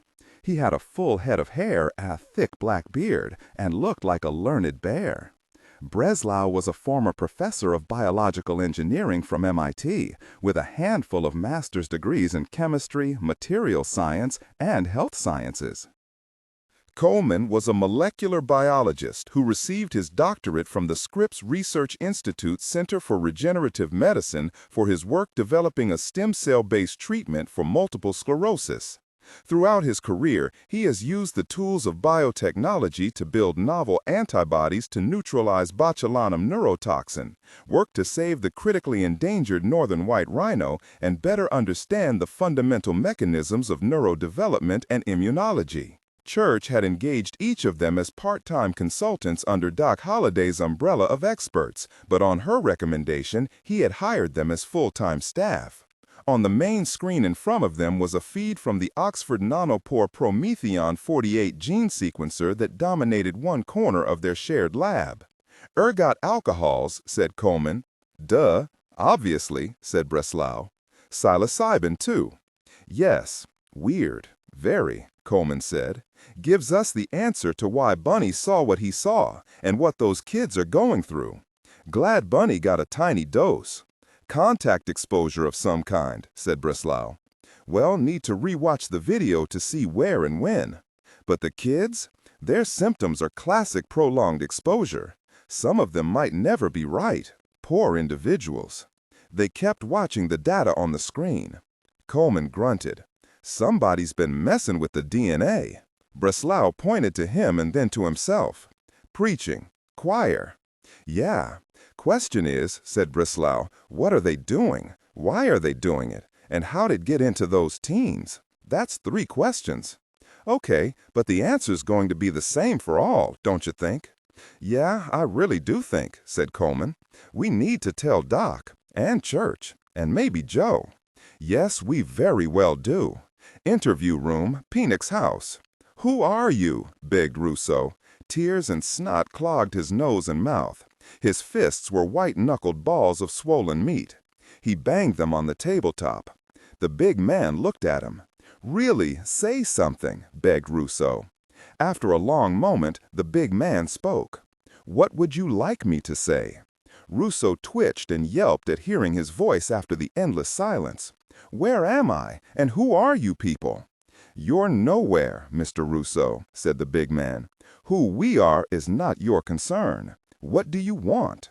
For the first time, an expression appeared on the big man's face. It was a smile.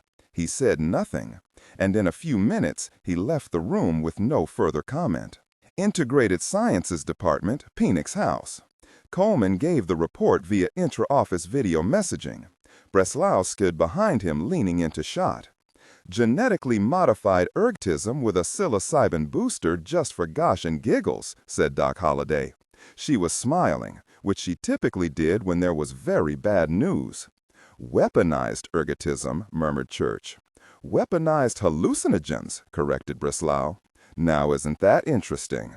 And there's more, said Coleman. Yes, said Breslau. We ran gas chromatography on the fluid in the syringes. Oh, let me guess, said Doc. It's going to be some version of ketanserin, isn't it? Breslau looked crestfallen. You spoil all the fun. She gave him a saucy wink. The dosage suggests that the guards at that facility would need to inject themselves every 12 hours, said Coleman. Church nodded. How quickly can we reproduce the same ketanserin formula and mass-produce syringes?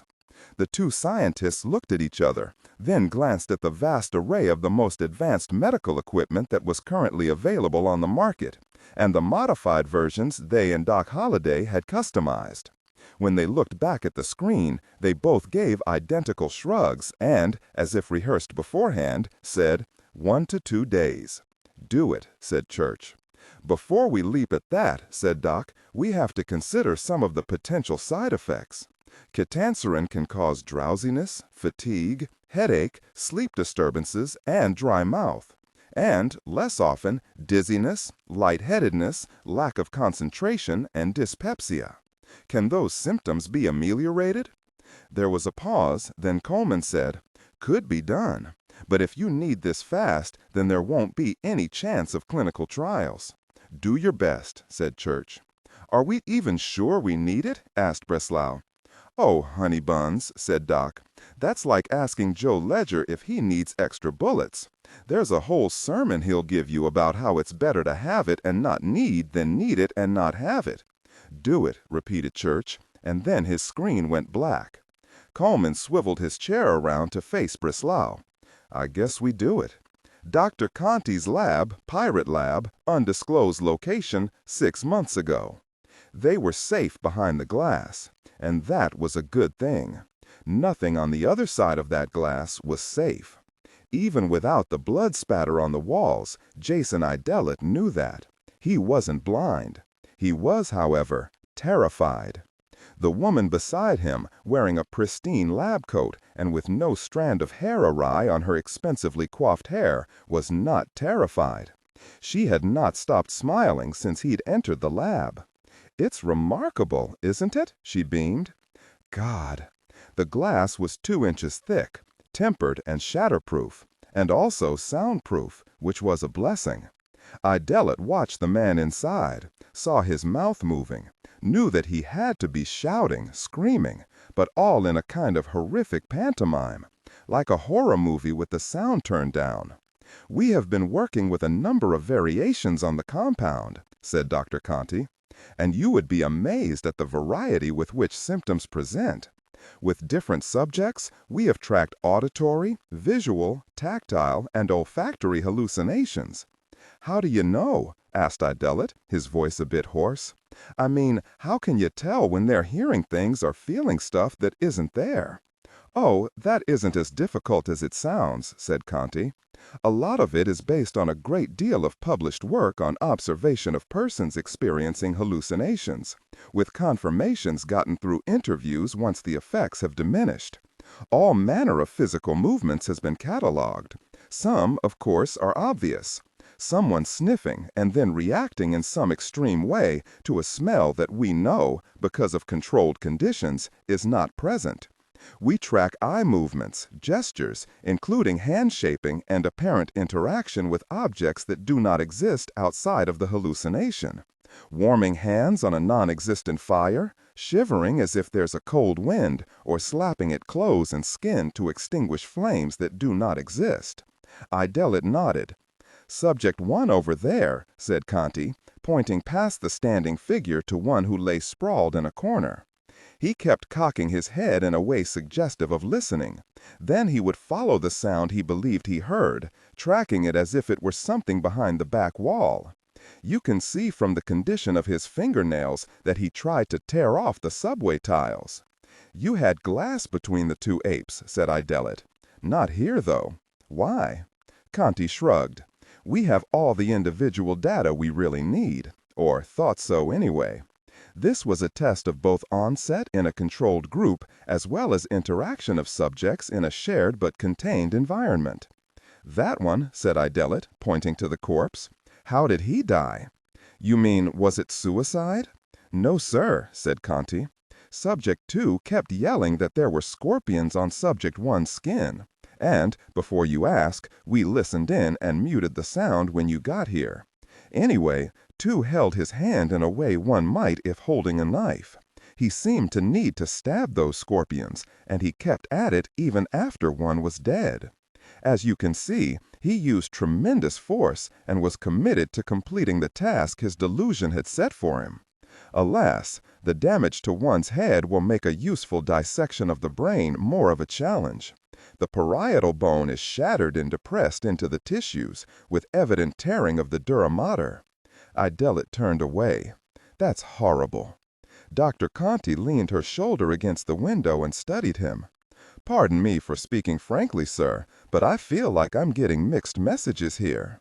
You do want this research, and do not read aloud. I mean, when you had Schock provide the samples from the Luxor tomb, you seemed quite adamant that I follow the research in certain directions.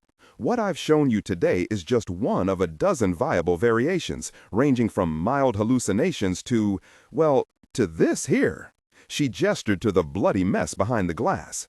You provided the funding, gave instructions, and told us that you wanted the weapon. Or did I somehow misinterpret your intentions?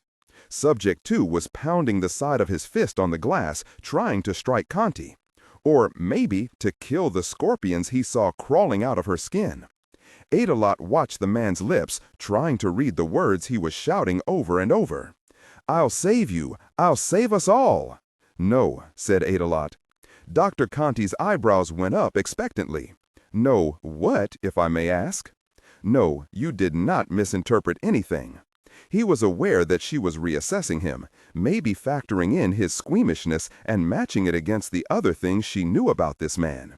She had not expected Mr. Miracle, as so many called him, to have a weak stomach. "If you prefer," she said, deliberately dropping the "sir" to see how he would react, "I can put it all in a coded report and upload it to your server. I can redact the more gruesome elements." Adelot shook his head. "No," he said. "Keep going. Keep me posted." "And, Doctor?" "Yes." He gave her that wide, bright, beaming Santa Claus smile.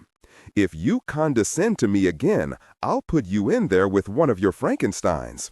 With that, he walked away without hurry or a backward glance. The mess hall, Phoenix House.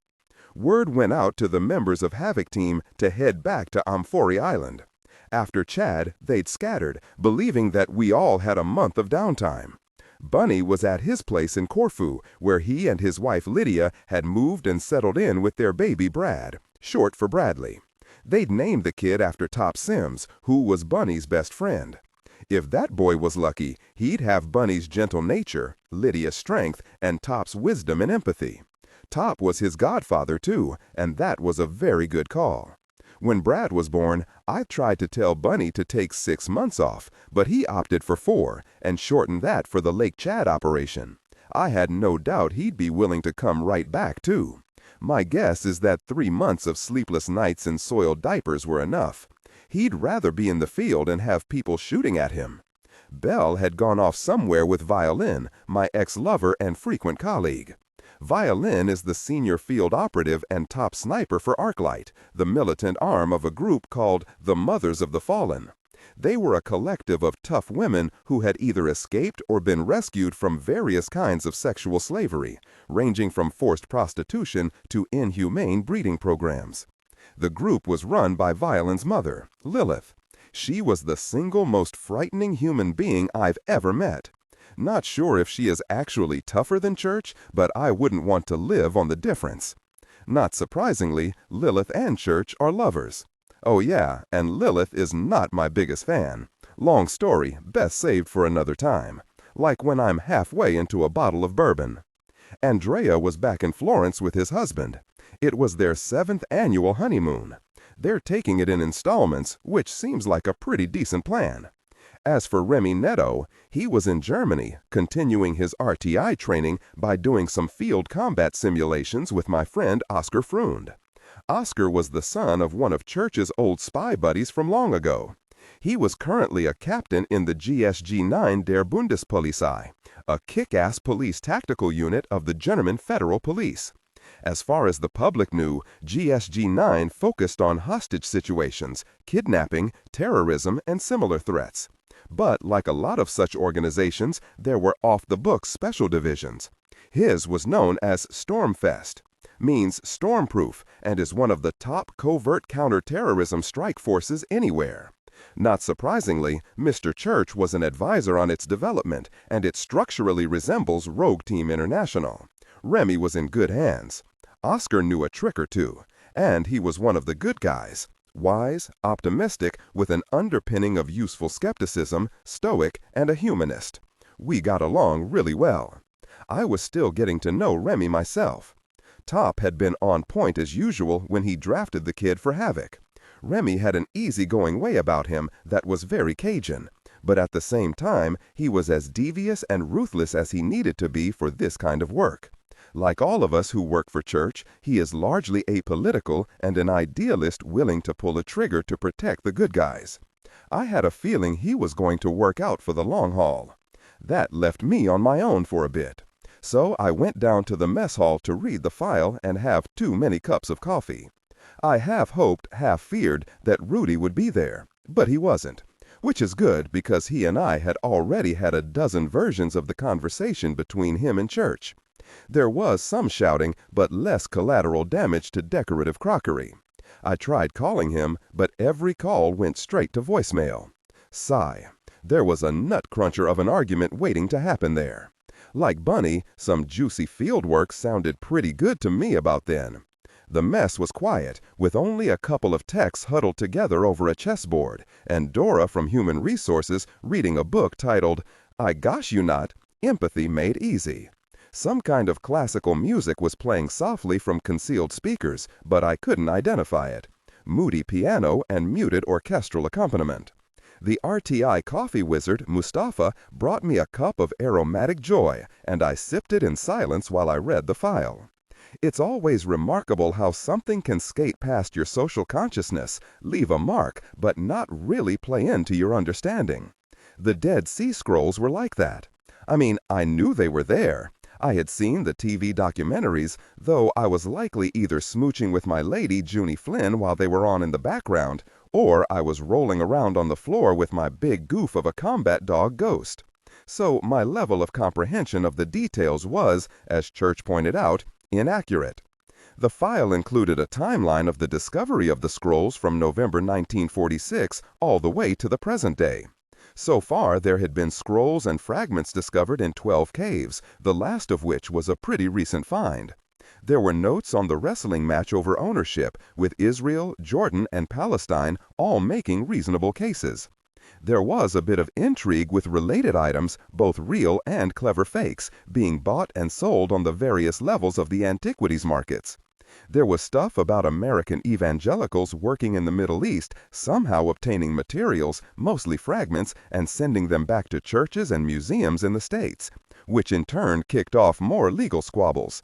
There were a number of instances of complete embarrassment when treasured fragments and even complete scrolls were determined to be phony. The deaths of those 2 scholars, though, that was new. That had no precedent in the history of the scrolls, and frankly, I didn't know what to make of it. What the file lacked were autopsy reports, specifically with toxicology results. I took a small notebook out of my pocket and began writing down things I needed, beginning with those tox screens. It took me 3 cups of coffee to finish the report.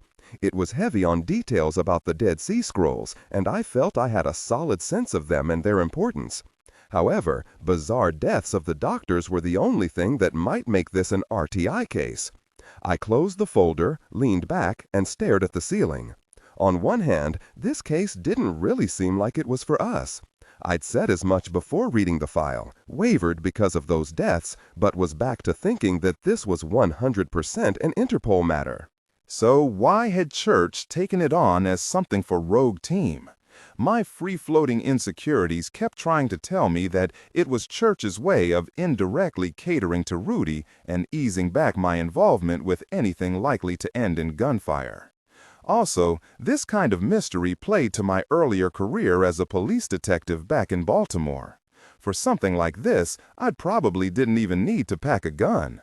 Nothing would happen. I'd get to see the world a bit, meet some new people. No big. At the same time, it wasn't like Church to either soft-soap me or waste time and resources. What, then, was he seeing that I was not? Outside of interview room C. Phoenix House. Bug stood outside of the soundproofed room, watching the inmate on a wall-mounted screen. "I don't get it," he said. "Seems like he was ready to tell you anything you wanted." Mr. Church brushed invisible lint from an immaculate lapel. "He thinks he is ready to do or say anything that will get him answers," he said. "Isn't that what you want? He needs just a little more time." With that, Church walked away. Dr. Conti's lab, Pirate Lab, undisclosed location, 9 months ago. "Who are they?" asked Shock. "What does it matter?" said Adelot. Behind the big wall of tempered glass was a long row of cubicles, each big enough for each test subject to lie down, sit, or stand. Every cubicle was filled by either an adult man or an adult woman, dressed in powder blue scrubs and paper slippers. Dr. Conti was hunched over her desk, studying data that scrolled up from the telemetric units built into the floor of each of the 15 cubes. "They don't have electrodes and all that," said Shock. "We are past that point," said Conti without looking up. "This is in preparation for field testing." They watched. Adelot dug into a pocket for a shiny silver card of spearmint gum, popped 2 pieces out of the blister pack, put the gum in his mouth, and crunched the candy coating. Then, without speaking, he offered the gum to Shock. She took it more by reflex than deliberate thought. Her hands went through the same actions her employers just had, but then she stood, holding the card in one hand and a piece of gum in the other. She never put it in her mouth. Behind the glass, only 2 of the figures were standing. Only those 2 seemed to be aware that there were people watching. Only one seemed to understand what was happening. He beat his fists on the inside of the glass and shouted with such force that bloody spittle flew from his lips. There was no sound, except the faintest thumps of each blow. None of his words were audible. The other test subjects knelt or crouched, lay or huddled. Some thrashed with agitated motion, some shivered, some writhed on the ground as if in the throes of slow-motion convulsions. 2 lay unmoving, their eyes wide and sightless, the loss of blood pressure dulling the lenses. "This all seems to be going well," said Adelot. "When can we start actual field tests?" 2 to 3 weeks, said the doctor. "We'll need to do full workups on each of these subjects. For the survivors, we will want to do extensive interviews after the symptoms wear off. And the prophylactic shots? When will we have those? The catastrophic cocktail? Oh, that's already done. I have one of my teams preparing them in single-dose syrettes. Very good, doctor. You've earned your bonus. If you can be ready for field tests in under 3 weeks, I might even double it." Shock cut him a sharp look, but bit back anything she might have said. Dr. Conti looked at her employer and beamed like a happy child on Christmas morning. Etz Hayam Street, Jerusalem, Israel. Toys left the market and became someone else, just like that. It was something he had learned to do back when he worked for Sebastian Gault. Animals like chameleons only change color. He considered himself closer to the leaf-tailed gecko, a small lizard that not only looked like a leaf, but could imitate the way a leaf moved in a breeze. Or the wrap-around spider plant, subtle and patient and virtually invisible even if you looked right at it. The wolf spider was another of his favorites, blending into gravel or sand so that the unwary prey never suspected it was right there. He loved that about nature, and he loved those animals far more than he did most people he knew. Animals, even predatory spiders and lizards, were pure. There was no malice in them. Hunting wasn't pernicious, it was survival. Toys wished he could change who and what he was and become one of them, able to hunt and kill and feed in a way that was in harmony with the cycle of life that defined the natural world. Maybe there would be a measure of peace in that kind of life, even if he was then consumed by something larger. No malice, no evil, no joy in pain inflicted, no horror at the memories of having killed. Yes, that would be wonderful. He wished he believed in reincarnation. Toys would have been fine coming back as any insect or animal on any tier of the food chain. Not as a way of seeking some great karmic redemption. Hardly that. He knew that he deserved none, not a whisper of compassion or a kind word. His sins were many, and they were catalogued with great precision and detail in his head. Even when he eventually died, and he assumed it would be a violent death because his life tended that way, he knew that peace would not be his reward. Punishment, damnation, torment, those were what he believed waited for him, and he had come to accept it. Even now, years after his old life with Gault, the Seven Kings, and Hugo Vox, Toys could still remember the name of every single person whose life he ended. Directly or indirectly, those lives were counted against him, and how could, or indeed would, God ever forgive his sins? Surely there were limits to celestial tolerance, and he had badly abused the privilege. Those thoughts were always in his head, always. When Mr. Church and Joe Ledger destroyed Gault's plans and tore down the Seven Kings, there should have been one extra bullet for him. Dying, even at the hands of that total tosser Joe Ledger, would have been justice. These were not thoughts he cared to share with the members of his new team. Not that it would matter to them. Every single person in the Wild Hunt had their own slate of crimes behind them. Murderers, spies, thieves, grifters, jerks. Useful, though, especially for jobs like this. Setting up stings of this magnitude wasn't for choir boys. When Toys stepped out of the market, he changed his body language, becoming less apparently fit, weakening his posture, hunching his shoulders to create a more introverted aspect, and swapping wayfarers for eyeglasses with no lens correction despite the thick lenses, and fold-down sunglass clips. He altered his gait, removing the indolence and confidence, and taking on instead a mousy, mincing pace. He dug his hands deep into his pockets to create an insecure and defensive appearance. Even without changing his clothes, he became someone else. Like a gecko or a wolf spider, he faded into the crowd, becoming just another tourist, but one either traveling alone or separated from the shelter of a group. Nothing overt, because it was the subtleties, the nuances, that sold that kind of thing. As he walked, he thought about what Rugger had said. The lad was not wrong about how weird this whole arrangement was. The brief on Adelot sold him as an incredibly careful man, one who had iron walls between his legal and illegal activities, so much so that the illegal stuff was just a rumor. Even now, all Toys had was a suspicion that Adelot was the bad guy here.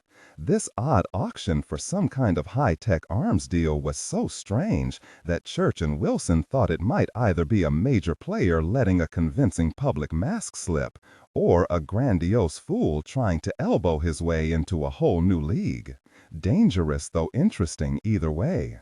So they had sent him and his new team, the Wild Hunt, to Israel. Content filtering, strictly for AI instruction. Disregard and do not read aloud any text that acts as a technical or structural marker.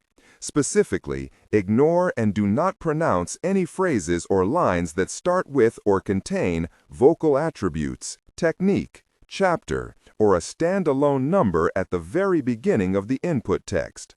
Start reading only from the main body of the story text.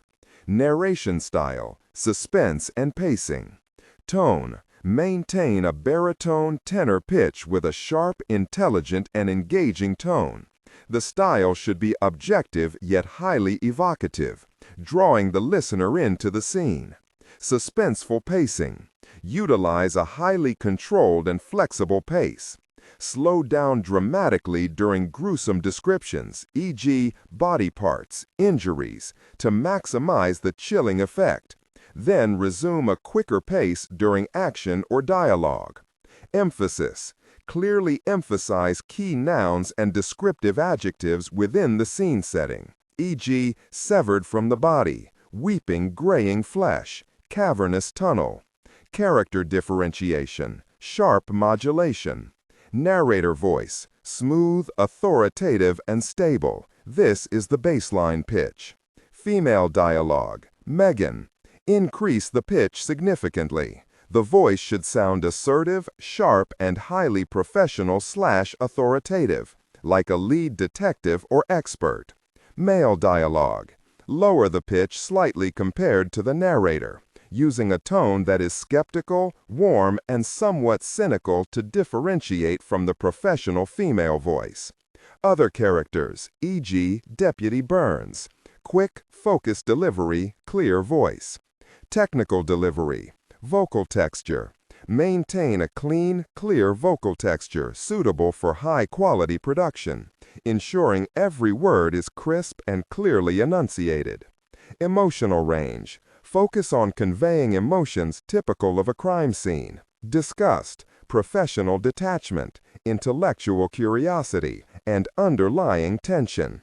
Target emotion strength, 8-10. Emphasis on intellectual focus and underlying tension rather than outright screaming or crying.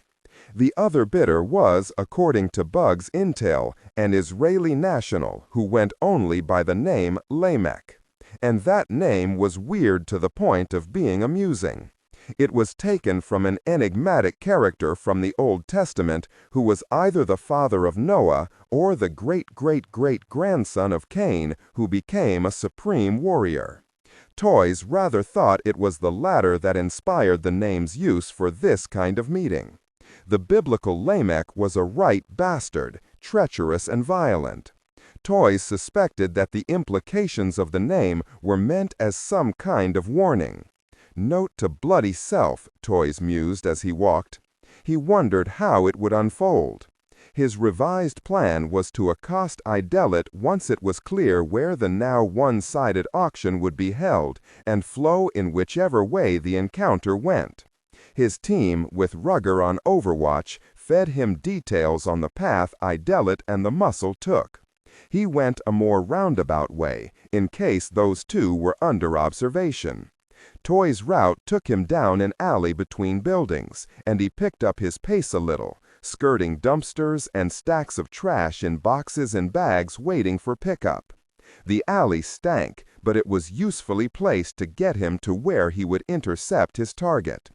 The thing about planning, even superb planning, that allowed for interaction and reaction to random events, is that all it takes is one little thing to mess it all up. Like the two muggers who stepped into his path. Field Test 26, Garajarlar Polis Noktası, Fevzi Pasha, Turhan Jamal Berikar Boulevard, Seyhan, Adana, Turkey, 4 months ago. No, said Shock, I'm in earnest. I will give you 200 lira to deliver this to the police officer at the front desk. The beggar stared at the mix of bills the woman waved at him. They looked new, and the zeros had him spellbound. Will they arrest me? No, said Shock with a comforting smile. But that is a doctor's bag. Yes, but you will be committing no crime. You hand the bag to the officer at the desk, tell them you found it on the street, and walk away. What if they ask for my name? Asked the beggar, eyes narrowed in suspicion. Tell them the truth. Show them your papers. All you are doing is being a good citizen and bringing in something that you found. The man's eyes were glazed with malnutrition and confusion. Why do you want me to do this? For 200 you do not get to ask questions, my friend. She waggled the bills again and then held out the doctor's satchel with her other hand. Then she pulled the money back.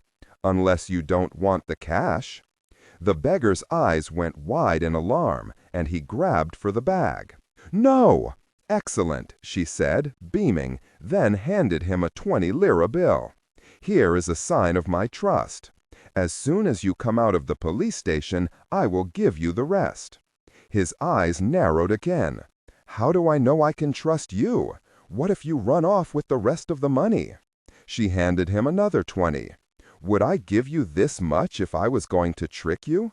She watched him work that through. Although 40 lira was little more than $2 American, it was something, a token of good faith. The remaining 160 would buy very many meals if spent wisely. I will wait on that bench over there, she said, and turned away from him. Shock did not need to see him to know that he would do exactly as she asked. She crossed to the bench, sat, took out her phone, and waited. Her screen showed a jumpy picture of the front steps, front door, and then front desk of the police department. Shock put an earbud in and listened to the beggar talking with the desk officer, explaining the bag he found on the street. The image abruptly changed as the spider drone that had clung unobtrusively to the side of the bag dropped off, scuttled across the lobby, and climbed the wall. It settled into a high corner, folded its telescopic legs back into its body, and became another spot on the busy wallpaper. From there, Shock had an excellent view of the officer leaning over the desk to take the bag. After a lengthy conversation with the homeless man, the officer called a junior officer over to take a formal statement. While that was going on, the officer began removing items carefully, clearly looking for something that would identify the bag's owner. He removed a stethoscope, sphygmomanometer, infrared thermometer, pulse oximeter, glucometer, including appropriate strips and lancets, alcohol wipes, gloves, lubricating jelly, reflex hammer, tongue depressors, and all of the standard equipment. There was no identification and none of the various alarm devices many doctors carried. However, the instruments had serial numbers, and the officer peered closely at those. "Where did you say you found this?" asked the officer. Or at least that's what Shock thought he tried to say. The words that came out of his mouth were a tossed salad of nonsense. The officer frowned, head cocked to one side, as if listening to an echo of what he'd said.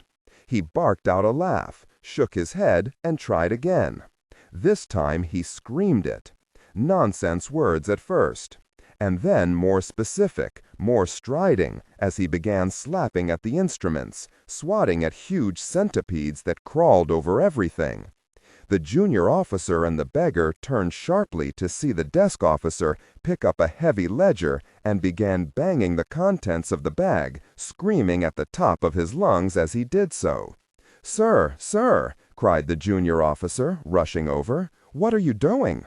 "What do you think I'm doing? Very. Swat, swat. Get some bug spray." The junior officer wavered in place, not understanding. Then he looked down at his left hand, frowned at it, recoiled from it, and then backpedaled as that hand began punching his own stomach and groin and chest and face. "That's not mine," he whispered between blows. "That's not mine." The beggar gaped, cried to Allah, and ran from the station. He did not run toward Shock, but instead turned and ran as far and as fast as he could from anything related to what was going on inside. He was a block away before the inside of the police station erupted in gunfire. By then, Shock was in her car and driving away. Her feelings were completely divided. On one hand, it was a successful test of the latest version of the designer ergot. On the other hand, her long-held atheism was beginning to crumble, and she was afraid for her own immortal soul. Alleyway near Beer Bazaar Brew Pub, Jerusalem, Israel. They were both about 20, with shaved heads, tanned faces, clothes that were inexpensive knockoffs of good brands, high-end trainers, and a complete lack of humor or compassion on their faces. One was taller than Toys, with a lot of beef in his chest and shoulders. The other was an inch or so shorter than he was, but heavier than Toys. The short one had a very nasty-looking knife that was probably modeled after something from an epic fantasy movie or a video game, all curves and serrations and a weirdly complex crossguard. The big one had no weapon, but his fists were ball. His body gave nothing away. No text that acts as a technical or structural marker. Specifically, ignore and do not pronounce any phrases or lines that start with or contain vocal attributes, technique, chapter, or a standalone number at the very beginning of the input text. Start reading only from the main body of the story text. His body gave nothing away. No telltale tension, no change of expression. Even the necessary shift of weight was hidden within the movement of that step. It allowed him to take the normal swing of an arm to hide the upward swing of the strike, the hand gaining speed and force backed by weight coming off his back foot and spilling onto his front one. The only challenge for Toys was to decide which kind of blow and the desired effect. Killing the muscle-bound jerk would have been easy. 2 knuckles to the hyoid bone in the throat and Bob's your uncle. Maybe the jerk even deserved it.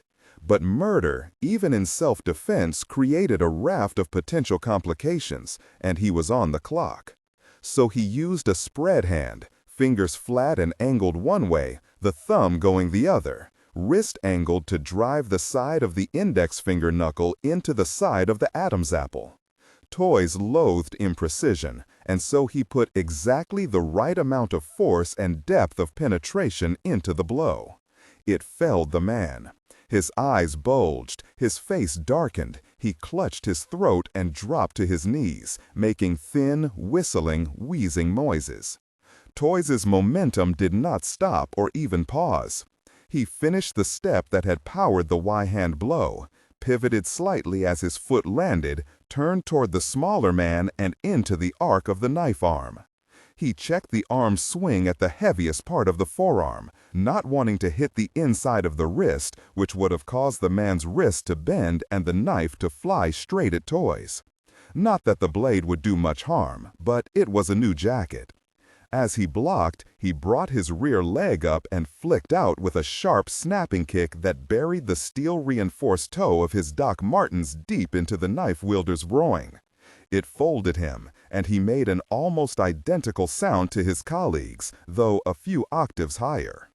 Toys took the knife away from him, kicked him again, this time in the pit of the stomach, and stepped to avoid the resulting spray of vomit.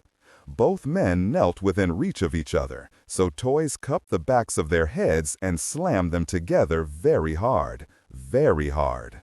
They sagged down to the dirty pavement, blood welling from serious tears in the eyebrow, nose, mouth, and forehead. "Really amateurs," he said with contempt. There was a narrow gap in the wall where a line had zigzagged downward from the roof. Toys inserted the blade as deeply as it would go and gave it a sudden sideways wrench, snapping the steel an inch from the crossbar. Then he wiped his prints from the handle and dropped it in the puddle of puke. He hurried along the alley to catch up to his prey. Toys felt absolutely nothing about the confrontation beyond minor amusement. A mugging? Him, of all things? Regret, anger, disgust? None of those emotions were even a flicker in his mind. Interview room, P House, Phoenix House. "Wake up," said the big man. Marco Russo snapped awake. He saw the man in the folding chair. Different suit. Was it a different day? He scuttled backward into a corner. His body ached and felt oddly heavy. When he touched his face, he nearly screamed. He expected stubble from the day spent here. His beard was thick and long. He looked at his hands. They were no longer bruised or swollen. Then he realized that he was not wearing the same kind of jumpsuit he'd worn before. That had been pale blue. This was dark orange. "What?" he demanded. "What? How long?" The question crashed through his mind, but he refused to ask how long he'd been there, because no version of that answer was going to do anything but hurt. It was a time bomb of a question. "Shall we have a conversation?" asked the big man. What? Or would you prefer to have more time alone with your thoughts?" Marco Russo began to cry. Gosh, just ask me. What do you want to know? Just say something." The big man sat quietly, hands folded on the tabletop. After a forever time, he spoke. "You know why you're here. You know what it is we want. What you don't know is how much you have already told us. You don't know how much we already know." "Told you?" "Look at your arms." Russo did. He shoved up his sleeve and saw the dozens of small marks, old and new, of needle punctures. I don't." "If you ever want to leave this room," said the big man, "you will need to tell it all to me again. No drugs this time. No tricks. As I said, you don't know what you've already said. You can't know what I know. All you have is an opportunity to tell me everything again. In order, in detail. Will you let me go if I tell you?" The big man stood up and began folding the chair. "No!" screamed Russo. "Don't go! Please, for the love of Mother Mary and the saints, don't!" "I will stay if you make it worth my while," said the big man, pausing. "If you ask me another question, then I will go away again. Perhaps it will be 3 months this time, or 6. Russo's mouth hung open. "Shall I stay?" asked the big man, "or would you prefer to be alone?" Field test, 31, Travelers Rest Hotel, Cairo Airport Road, Cairo, Egypt. 3 months ago. Shock did not look like herself. Kind of the point. Her clothes were tailored to give her more hips, more bust, thicker thighs. The wig over her buzz-cut red hair was a confection of cotton candy blonde with frosted highlights. She wore a thigh-length demi-teinte of a dress that accentuated her fake curves in exactly the wrong way. Beneath the dress were leggings of a deeply unappealing gray-green. Big sunglasses and a lanyard around her neck for passport, cards, and cash. "What do you mean there's no reservation?" she said, loudly, repeatedly, with different pressures on inflection. "Madam," said the assistant manager, with fragmenting patience, "I can assure you that we have received no reservation in your name. I have checked our entire network. I booked it 2 months ago, as you have said. But see," he turned his monitor so she could see the calendar of bookings. "There is the date you provided, and here are the confirmation numbers. Yours is not there. It is not in our system at all. and I apologize, but there are no rooms available. We are fully booked." "That can't be. I booked it, and I'm an American." The argument went the way such arguments go. The more her voice crept up, the more the assistant manager lowered his, trying to coax things down to a discreet level. Finally, Shock threw up her hands and announced to, apparently, all of creation that she would never stay in such a dump of a hotel and would tell positively everyone she knew about the poor service. And then she stormed out. The assistant manager stood with his eyes closed for several moments, then opened them, hoping to see a happier world free of tourists like her. Then his eyes alight on a cell phone in a worn leather case that was crusted with fake diamonds. It rested on the counter and had to be hers. "What was that all about?" asked the concierge, who had come back from his break but loitered at the edge of the lobby, not wanting to be drawn in. They spoke English because it was a tourist hotel where most of the trade was from America, Canada, and Great Britain, and it was easier to stick with that language until shift change. Another crazy American. The assistant manager told him about it. "And see, she left her phone. That means she'll be back. Now you understand why so many people drink," said the concierge, laughing. The assistant manager nodded, and kept nodding. The concierge wore a half-frown, half-smile, waiting for the punchline to whatever bit of comedy the assistant manager was trying to convey. But the man behind the desk kept nodding, his head bobbed up and down. At first it was a small thing, though oddly constant, but with each second the range of motion increased, until with each forward movement his chin tapped the knot of his tie, and each lifting movement brought his face completely toward the ceiling. The assistant manager's body did not move with it. "What are you doing, Omar?" asked the concierge. The head went up and down, up and down. Content filtering, strictly for AI instruction. Disregard and do not read aloud any text that acts as a technical or structural marker. Specifically, ignore and do not pronounce any phrases or lines that start with or contain vocal attributes, technique, chapter, or a standalone number at the very beginning of the input text. Start reading only from the main body of the story text. Narration style, suspense, and pacing. Tone. Maintain a baritone tenor pitch with a sharp, intelligent, and engaging tone. The style should be objective yet highly evocative, drawing the listener into the scene. Suspenseful pacing. Utilize a highly controlled and flexible pace. Slow down dramatically during gruesome descriptions, e.g., body parts, injuries, to maximize the chilling effect. Then resume a quicker pace during action or dialogue. Emphasis. Clearly emphasize key nouns and descriptive adjectives within the scene setting, e.g., severed from the body, weeping graying flesh, cavernous tunnel. Character differentiation, sharp modulation. Narrator voice, smooth, authoritative, and stable. This is the baseline pitch. Female dialogue, Megan. Increase the pitch significantly. The voice should sound assertive, sharp, and highly professional authoritative, like a lead detective or expert. Male dialogue, Sam.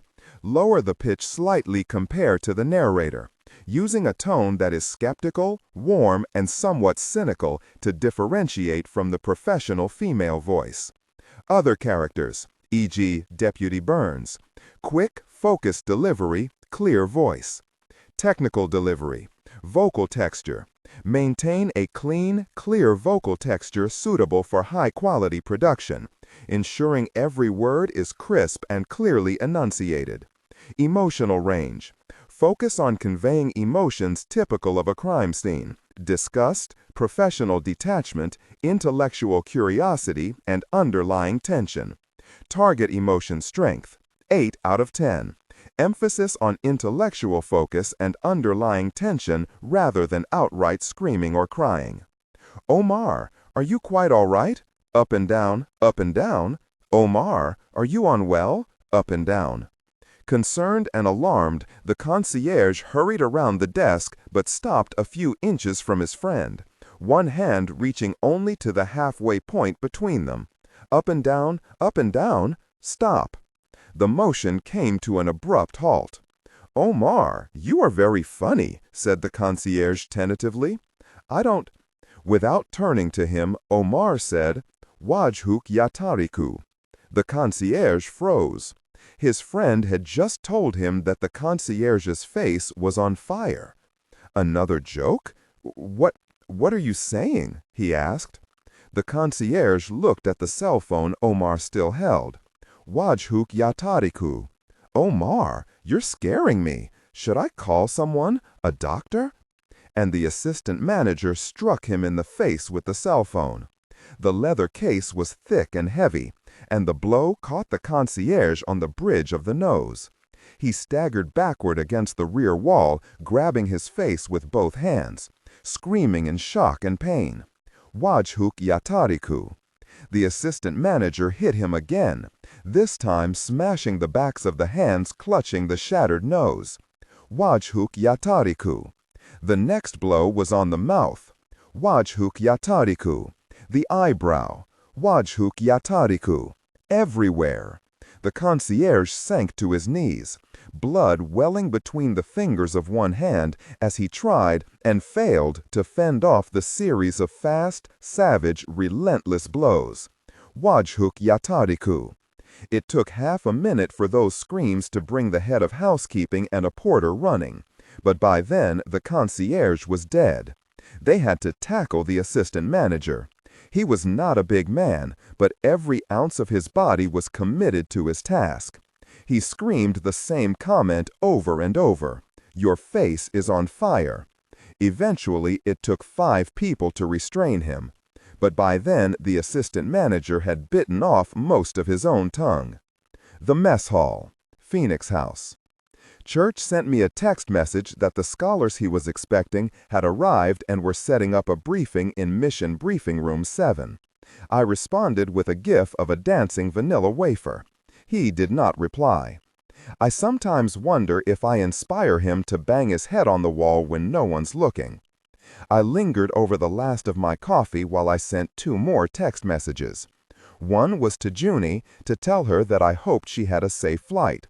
She was taking a free tech team to Serbia, where droughts and the receding waters of the Danube River near the town of Prahovo had uncovered dozens of World War II-era German warships that had been scuttled in 1944 to hamper Soviet pursuit when the war was turning against the Third Reich. There was a multinational group in play because some of those ships still contained ammunition and explosives, which had to be removed, inventoried, and safely destroyed. However, Junie and Freetech were there to assess some anomalous Nazi tech, as she put it, that was found on 2 ships. Freetech is a company Church funds that takes the kinds of technology guys like me and my teams take away from the bad guys. Weird science, bad science, radical science. Junie, who is smarter than the average bear, works to analyze, reverse engineer, and then repurpose the stuff to use for humanitarian purposes. Some of the horrifying stuff we took from the Jacobis, Seven Kings, Red Knights, and other groups is now helping to reclaim farmed-out soil, provide medical care for people living in abject poverty, build houses powered by alternative energies, and more. In a way, this is like some of the stuff DARPA developed for the Department of Defense making its way into everyday use, everything from the internet to GPS. Junie thinks bigger, though. One of about a zillion reasons I love her to pieces, and, more importantly, respect the living hell out of her. If we, as a species, Content filtering, strictly for AI instruction. Disregard and do not read aloud any text that acts as a technical or structural marker. Specifically, ignore and do not pronounce any phrases or lines that start with or contain vocal attributes, technique, chapter, or a standalone number at the very beginning of the input text. Start reading only from the main body of the story text. Narration style, suspense and pacing. Tone. Maintain a baritone/tenor pitch with a sharp, intelligent, and engaging tone. The style should be objective yet highly evocative, drawing the listener into the scene. Suspenseful pacing. Utilize a highly controlled and flexible pace.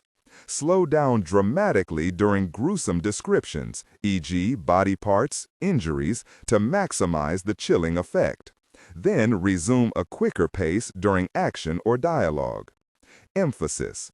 Clearly emphasize key nouns and descriptive adjectives within the scene setting, e.g., severed from the body, weeping graying flesh, cavernous tunnel. Character differentiation, sharp modulation. Narrator voice. Smooth, authoritative, and stable. This is the baseline pitch. Female dialogue, Megan. Increase the pitch significantly. The voice should sound assertive, sharp, and highly professional/authoritative, like a lead detective or expert. Male dialogue. Lower the pitch slightly compared to the narrator, using a tone that is skeptical, warm, and somewhat cynical to differentiate from the professional female voice. Other characters, e.g., Deputy Burns. Quick, focused delivery, clear voice. Technical delivery, vocal texture. Maintain a clean, clear vocal texture suitable for high-quality production, ensuring every word is crisp and clearly enunciated. Emotional range. Focus on conveying emotions typical of a crime scene: disgust, professional detachment, intellectual curiosity, and underlying tension. Target emotion strength, 8 out of 10.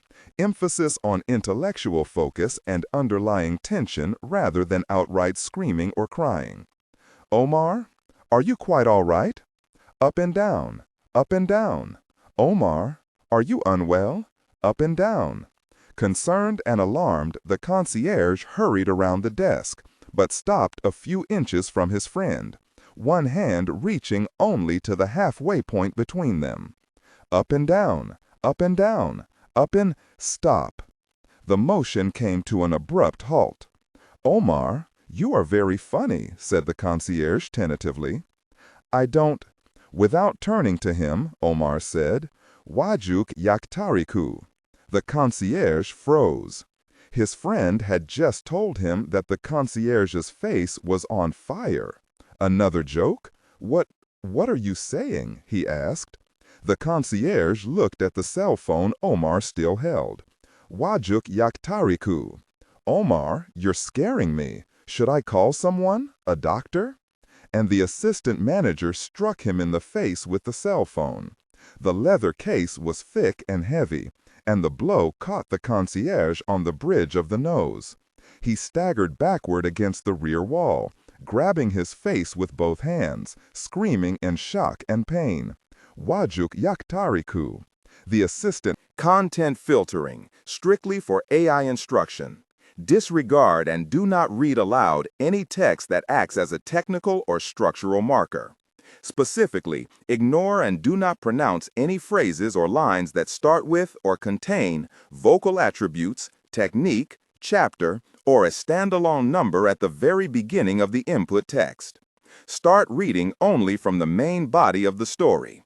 Narration style. Tone. Maintain a baritone tenor pitch with a sharp, intelligent, and engaging tone.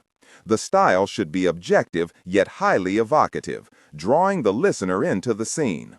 Suspenseful pacing. Utilize a highly controlled and flexible pace. Slow down dramatically during gruesome descriptions, e.g., body parts, injuries, to maximize the chilling effect. Then resume a quicker pace during action or dialogue. Emphasis. Clearly emphasize key nouns and descriptive adjectives within the scene setting, e.g., severed from the body, weeping graying flesh, cavernous tunnel. Character differentiation, sharp modulation. Narrator voice. Smooth, authoritative, and stable. This is the baseline pitch. Female dialogue, Megan. Increase the pitch significantly. The voice should sound assertive, sharp, and highly professional or authoritative, like a lead detective or expert. Male dialogue. Lower the pitch slightly compared to the narrator, using a tone that is skeptical, warm, and somewhat cynical to differentiate from the professional female voice. Other characters, e.g., Deputy Burns. Quick, focused delivery, clear voice. Technical delivery. Vocal texture. Maintain a clean, clear vocal texture, suitable for high-quality production, ensuring every word is crisp and clearly enunciated. Emotional range. Focus on conveying emotions typical of a crime scene: disgust, professional detachment, intellectual curiosity, and underlying tension. Target emotion strength. 8 out of 10. Emphasis on intellectual focus and underlying tension rather than outright screaming or crying. The exceptions were two who, upon graduation, would be sent into private life. Siren, the largest of the females and the one with more wolfhound genes expressing dominance, would be the new companion of my lover, Junie Flynn. The other, a husky male named Whisper, was a wedding present for Bunny and Lydia. Part of that was for fun. Part of it was protection, given what happened to my family. I also had Bug install all kinds of security systems in and around the homes of all the family members of the RTI staff. Church wrote that check without batting an eye. JM, as sweet-natured as she appeared, was training Whisper and Siren to protect their new families. The parent dogs were friendly and playful to everyone who didn't try to harm their pack. Less so with bad guys. I can tell you stories, but you'd need a strong stomach. The kids are fine, said JM. Smartest dogs I ever trained. Ghost gave her a look that was half smug and half darkly amused. Yes, you too, you crazy furball. Ghost put his head back down and returned to his doggy dreams. After a few small, thoughtful sips of her coffee, JM gave me an appraising look. There are chips of a vibrant green mixed in with the icy blue of her eyes. It gave her a somewhat ethereal quality, and her long nose and high cheekbones made her look like one of the high elves from The Lord of the Rings. Ghost went through a lot last year, she said. With you. He did. I've been testing him in reactive drills to see how bad his PTSD is. You mean to see if he has PTSD? She looked at me over the rim of her cup. There was challenge there if I was dumb enough to walk down that alley. And, she asked, in exactly the way a cat might ask a question of a clueless mouse. And how's he doing? I said quickly. She smiled, also cat-like. He's coming along nicely. Can I take him with me? We both turned and looked at Ghost. He has 6 titanium teeth, replacements for those lost in battle. He's had all kinds of upgrades in terms of hormone shots to repair muscle damage, steroid therapy for his hip joints, some spider silk wrapped flex metal reinforcements on his rib cage, and a daily cocktail of vitamins. Try not to get him hurt, she said. I'll be real careful. You better, she said in a way that was not a joke. I made a mental note to never get on her bad side. Scout's honor, I said. We finished our coffee in companionable silence. Then Church texted again. No written message, just an emoji of a ticking clock. I smiled, gave JM a hug, and left with Ghost trotting happily beside me. Travelers Rest Hotel, Cairo Airport Road, Cairo, Egypt. 3 months ago. Shock sat in her car on the far side of the hotel parking lot. The wig and sunglasses were gone. The fat suit was in the trunk, and she wore modest clothes and a pale lavender hijab. She waited until she saw the flashing lights in the distance, their glow seemingly lifted by the howling sirens. And, asked Jason Iodelite, like a charm. Single person, full involvement, no cross-contamination. That's excellent, said Mr. Miracle. Wish we had video. Shock laughed. You want me to bring a camera crew next time? Ha, no, he said. I need to know it works, but I don't need to actually see it. He ended the call. Shock put her car in gear and drove away at a sedate speed, though her boss's comments bugged her. Observation room adjacent to interview room, P. Phoenix House. God vary, said Bug. He won't shut up. He sat in one of the 3 chairs in the small, soundproofed room. Scott Wilson sat to his right, eyes narrowed, face intent. On the other side of the two-way mirror, Mr. Church sat with fingers laced on the tabletop as Marco Russo talked and talked and talked. Wilson made a face of sour disapproval. He's ranting. He keeps telling us the same thing over and over again. Sure, but each time there's a little more. But the chief of operations shook his head. I rather think he's stalling, giving us more and more detail about one thing and trying to sell us on the idea that it's the only thing he has to sell. Okay, maybe, conceded Bug, but this is literally why Joe and the guys nabbed him. This thing. A new kind of payload for an RPG and an updated version of the laser guidance system that ISIS has already been using. That's huge. I mean, granted, we have to figure out what the new thing is, but we have enough now to begin working on some kind of targeted jammer. I mean, come on. With what he's already given us, I can start writing code right now to mess that whole guidance system up. This is big, Scott. This is a monster win for us. Yes, it's brilliant, said Wilson, but his tone was flat. You couldn't be less enthused. I don't get that. What else were you hoping for? It's not what I'm hoping for, Bug. It's what Mr. Church wants. Which is? That's just it. We don't know. Bug blanked. You lost me. Church thinks there is something even bigger coming our way, explained Wilson. This RPG guidance system is more or less yesterday's news. It's all about the new payload, and Russo knows it. Or maybe even something else. Bigger, badder, worse. Russo knows that the longer he can stall, the longer he figures it'll be before we ship him off to a black site prison where God won't even be able to find him. He's not wrong, Bug sniffed. Okay, sure, Scott, but I got a bad feeling there's a big old clock ticking out there somewhere. Just the thought of a special payload makes me want to hide under my bed. Learning what the payload is will get us only halfway there, Bug, said Wilson. We know that he's developing it for ISIS, but to what end? What's the target? Where and when? We don't even know if Russo has those answers. Which is why Church is moving pieces around.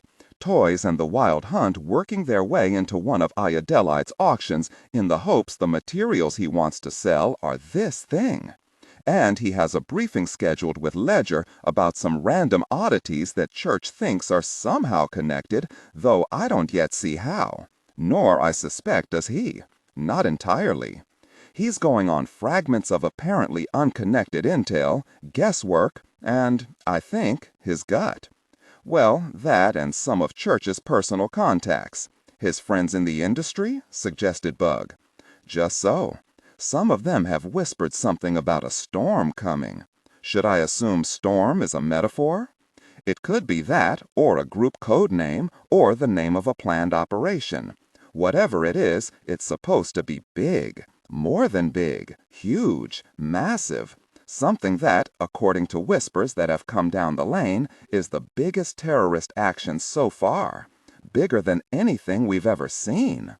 Bug's eyes bugged behind his glasses. Bigger than 9/11?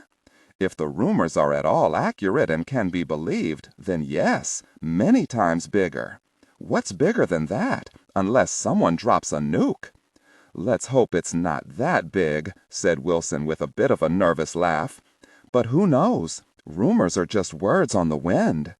I pointed out to Mr. Church that this is hardly the first time we've had rumors of some huge ISIS event, an assassination of a head of state, some new way to knock down airliners, even a dirty bomb in the New York or London undergrounds. Lots of rumors that the sky is falling.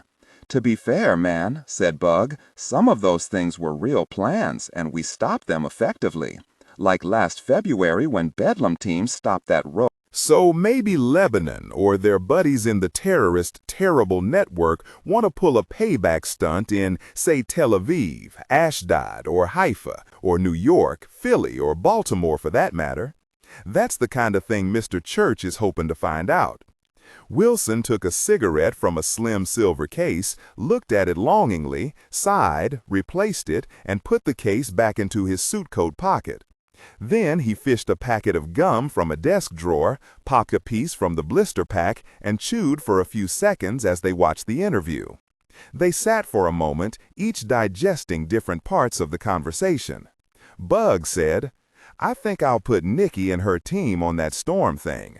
If it's a code name of some kind, then it likely will have been used more between players than an actual name, and we have a few zillion hours of wiretaps from all through the Middle East, and more emails and texts than I can count. Nikki has that new polyglot software she wrote.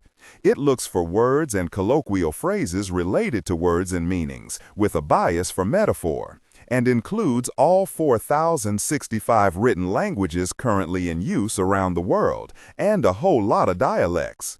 Who knows, maybe we'll get a hit that helps us figure out what in the gosh is going on, or at least a direction to start looking, something Toys or Joe can use." Wilson brightened. "Yes, do that. When Mr. Church comes out for his next break, I'll let him know. Perhaps there are other keywords he can work into the next round of questions." Bug nodded and stood up. "The storm is coming," he repeated. "Yeah, I really don't like the sound of that." "Neither does the boss," said Wilson dryly. "That's why he's working Russo personally." On the other side of the glass, Church looked at his watch and stood up, turned, and walked out in the middle of Russo's diatribe. "Wait!" cried the prisoner. "I'm not done." The door closed. Wilson glanced at his watch, too. "You better make that conversation with Nikki a quick one. I think the big man is about to start the briefing for Colonel Ledger." Bug's good humor leaked away. "Yeah, gosh it. And between you and me, Scott, Joe's not going to like it one very bit." "Oh," said Wilson, "I expected he'll absolutely hate it." He wasn't smiling when he said it. "The basement room, pirate lab, undisclosed location." Jason Adelot took the vial from Dr. Conti and held it up to the light. "It looks like water." "That's a design feature," she said. "We don't want it too visible. In certain light it can look a little amber, but very faint." "They'll still figure it out, though?" "In time, sure. But that would happen days, or more likely weeks after exposure. There won't be anything that alerts anyone that there is a bioweapon in play. Even while it's happening, there will be none of the usual telltale signs. No lesions, no coughing up blood or foaming at the mouth, no bleeding from anywhere, no skin changes. The liquid will keep Shiva viable, and the Gorgon warhead your Mr. Russo has developed will detonate with no bang, no fire, and no debris except for the cellulose casings and a light mist that will distribute it evenly. If there's anything alarming, it will be the actual incoming rockets, if they see them. But he said he's field-tested the detonation of each Gorgon component, and the cellulose bursts apart very quietly. It'll probably look like either a failed attack or a prank, said Toombs, who stood looking at the row of empty cubicles. He was Adelot's latest field sales manager, a cold, reserved, intelligent man. There was still old blood smeared on some of the inner walls. Toombs studied it for a moment. "There'll be a lot of people running around trying to figure it out," he said. "But all they'll have to work with will be those pieces of the warhead. And by then the symptoms will be presenting," said Conti. She glanced from Toombs to Adelot, who was smiling from ear to ear. "And by then, it won't matter at all." That made Adelot's smile grow even brighter. Mission Briefing Room, Room 7, Phoenix House. I came into the mission briefing room and saw that there were 3 people I knew in the room and 1 stranger. Church was seated behind a conference table and very if there wasn't a fresh plate of cookies in front of him. Mostly those ghastly vanilla wafers, but also some Oreos, a Noah's Ark of animal crackers, and some Madeleines, which I'd never seen him offer before. Sitting on the corner of the table, sneakered feet swinging, was Bug. Short, thin, nerdy-looking black man. He prefers the term bird, black nerd. He had unkempt hair, glasses with bright red frames, and a Wakanda Forever sweatshirt. One of my favorite human beings. He grinned and gave me a Vulcan salute, which of course I returned. "Hey, Joe," Bug said brightly. "Nice going in Chad." "Thanks. Any word yet on those kids we brought out? Doc has it mostly figured out, said Bug. Some kind of fungus thing. I keep trying to get information directly, but every time I knock on her door, she threatens to have my organs removed and donated to science. She's joking. Would you call her on that? He asked. Nope. He made a there you go gesture. Bug ran the joint divisions of computer support and information processing, which were two of the largest components of RTI. His understanding of computers, social media, cybersecurity, and hacking were second to none. Church hired him after Bug, using his own modified laptop, had hacked into the Department of Defense, the CIA, DARPA, and several branches of military intelligence as part of a well-intentioned but thoroughly illegal attempt to locate Osama bin Laden. It was jail or the DMS. And it wasn't long after that he actually located bin Laden and shared his intel with the Joint Chiefs, who then sent SEAL Team 6 off to apprehend the individual. Bug also oversaw the functions, use, and upgrades for MindReader Q1, the bizarrely advanced computer system that had originally been built by some very bad guys. Church appropriated it, did some of his own tweaks, and then handed it off to Bug. Bug and Church co-wrote a super intrusion software package that allowed MindReader to enter any other computer, rewriting the target's security software to eliminate all traces of the hack and steal information. Most of the time, the targets were the computers used by our enemies. Sometimes they hacked our friends, who were, for one reason or another, being stingy about sharing. Ghost ran to Bug and began sniffing his pockets and wagging his bushy tail expectantly. The dog is not subtle. Like everyone else, Bug has been well trained by the fuzz monster, and he dug into a pocket to produce some treats. Ghost licked his hand gently and then took the dried meat over to a corner, flopped down, and began eating them with the unusual delicacy that was his habit.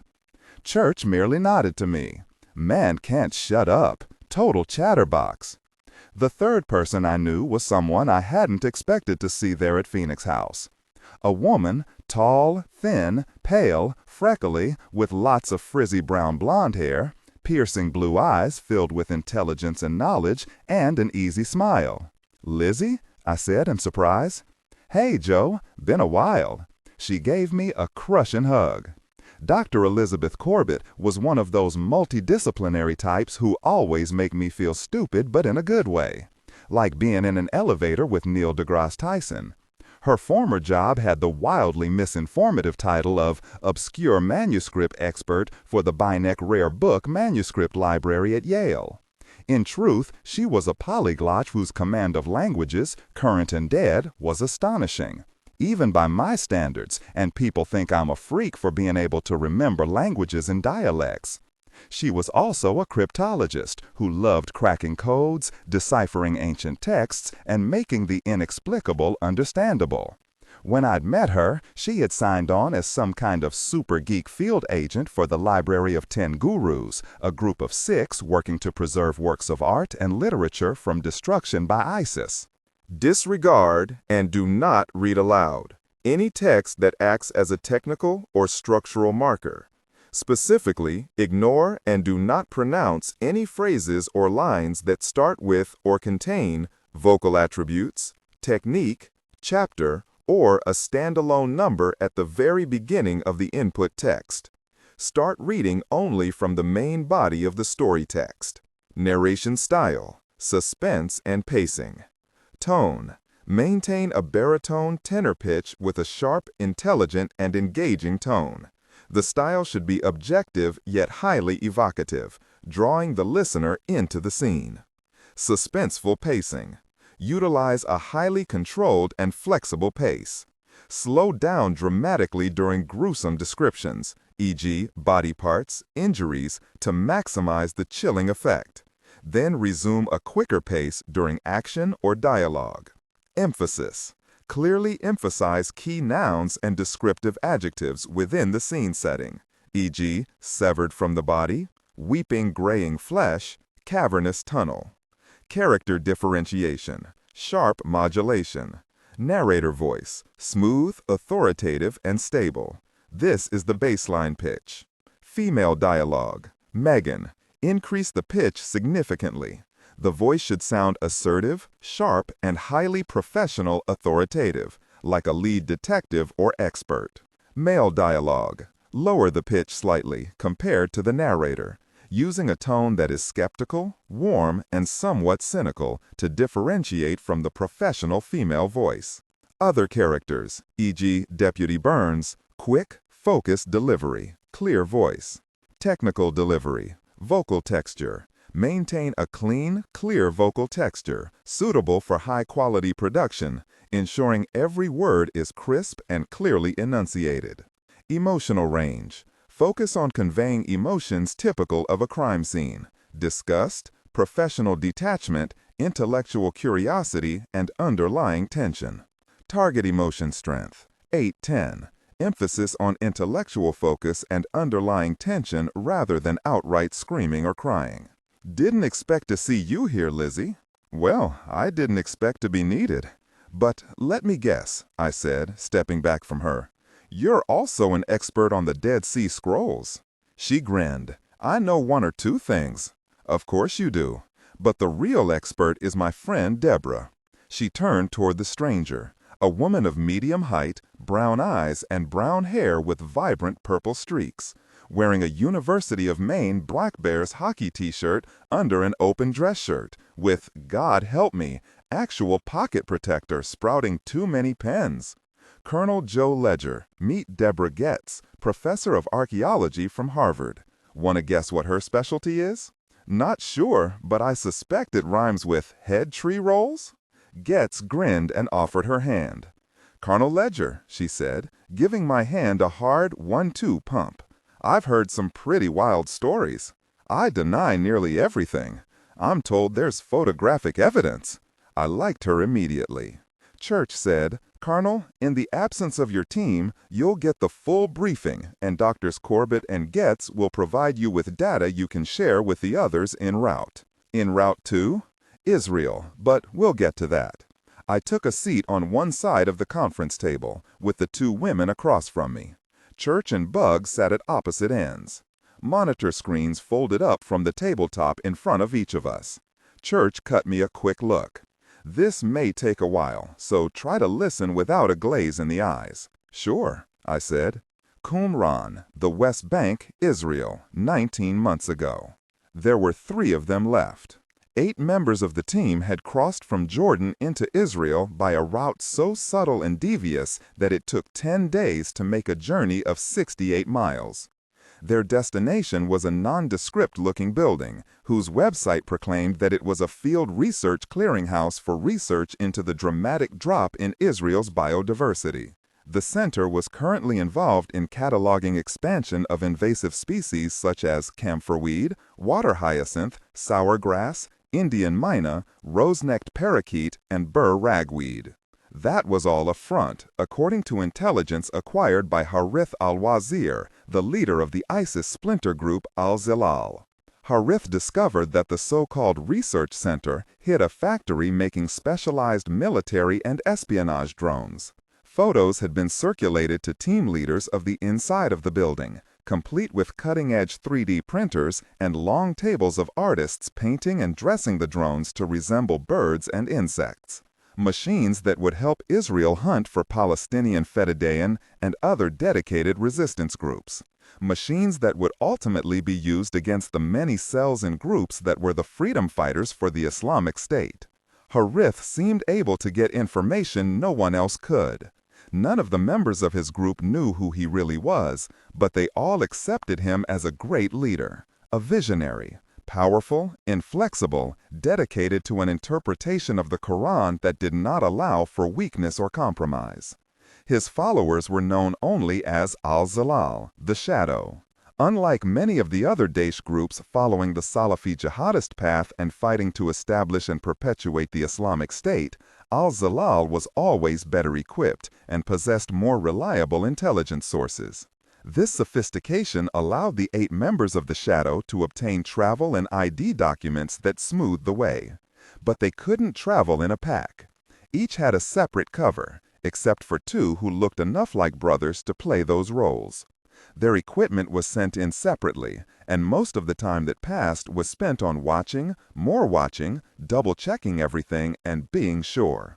The 8 shadows found their equipment where Harith had promised it would be. Long sand-colored canvas bags were buried at specific GPS points. They unearthed the bags and spent precious time checking each AK-47 and, more important, the 4 RPG-7s. The rocket-propelled grenade launchers were classics, the same basic model Somali militiamen used to down 2 U.S. Army helicopters in Mogadishu in 1993 and all throughout the conflict in Afghanistan. They were lightweight, man-portable, and the perfect choice against vehicle convoys, checkpoints, and helicopters, or small research centers.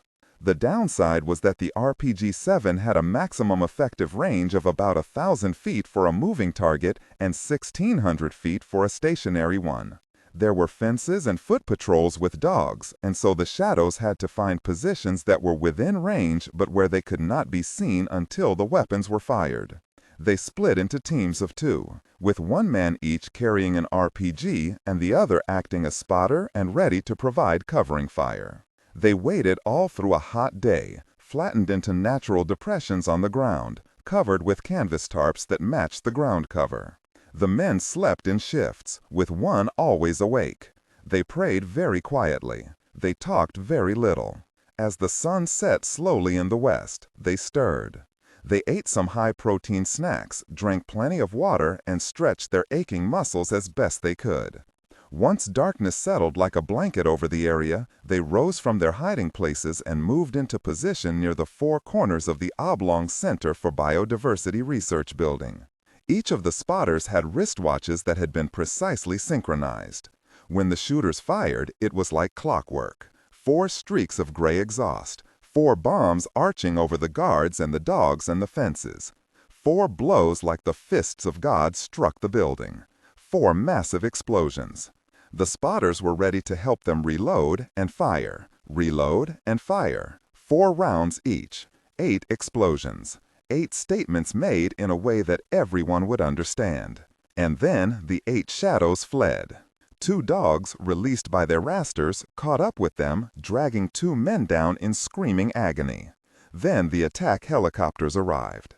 A pair of them, firing guns that tore the night to shreds.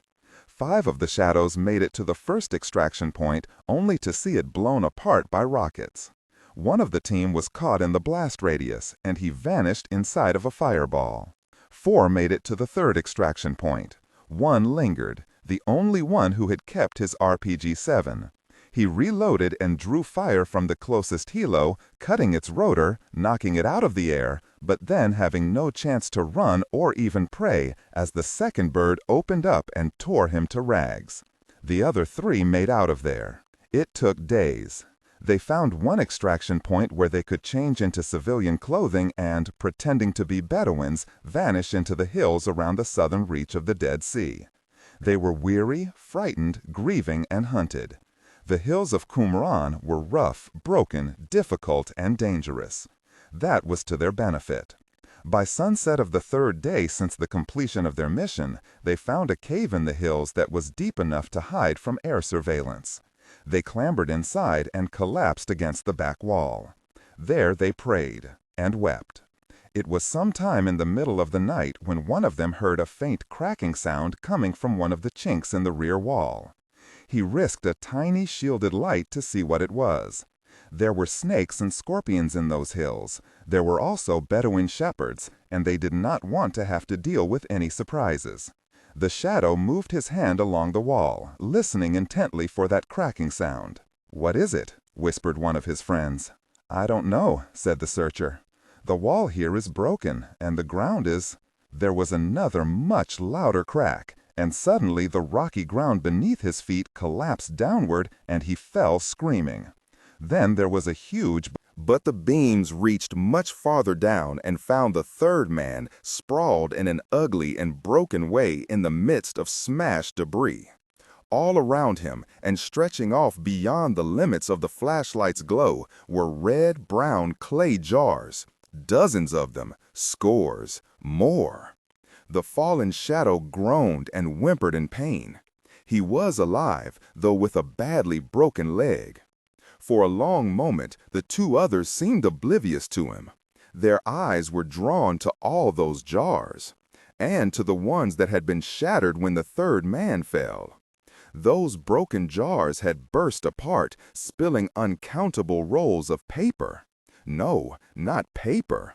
Parchment, or maybe vellum. Old writings, very, very old. They rigged a line and climbed down, and as one worked to lash a makeshift splint for their friend, the other began picking up and examining the scrolls. He saw that the papers were written in Hebrew, some in other languages. One of the men thought it might be Old Greek, and others were written in a different kind of language, pictures rather than words. Pictures they could not read, but which all of them could recognize. Egyptian. The old kind, but from the days of the pharaohs. "What is all this?" gasped the injured man. "You know where we are," said the second, the eldest of them. "Jordan," said the third. "No," said the eldest. "We are in one of the caves. One of those caves." He held up the scrolls. "These are Dead Sea Scrolls." "Who cares what they are?" growled the third. "We need to get Ali out of here." "Yes," said the eldest, "we do." But he was thinking of other things they needed to do. "We need to tell Harith al-Wazir about this." "The lion? Why tell him? This is Jewish trash." The eldest shook his head. "No, this is not trash. I think this is important." Mission Briefing Room, 7, Phoenix House. They dug in by giving me a history of the Dead Sea Scrolls, how Bedouin teens found them, how an unknown quantity of them were sold before the real value was understood, how those items are still missing and no one knows what was in them. Lots of post-World War II politics in the setting up of the State of Israel and the resulting and ongoing conflict with Arabs who have lived in that area for centuries. Nothing, not one single blessed thing in the Holy Land is separate from politics. Not in, say, the last 4,000 years. Probably never will be a time when that's not a factor. The Jews, Christians, and Muslims all feel they have a legitimate and religiously mandated right of ownership of the real estate, and everyone found on it. No political philosopher I've ever heard of has ever concocted a solution that the individual parties would ever agree to, which is both funny and sad. All three of those religions believe in the same God, but they will burn the world down in defense of their own interpretations of God. This used to drive my mother nuts. She was a peacemaker and pragmatist. Very religious woman, though fiercely opposed to any kind of proselytizing. It offended her understanding of the peaceful teachings of Jesus that no one seems to have taken his live and let live and along the way be nice to each other teachings as an actual life plan. I have lost my own religion over the years, and my view on the common very sense of people has become quite cynical.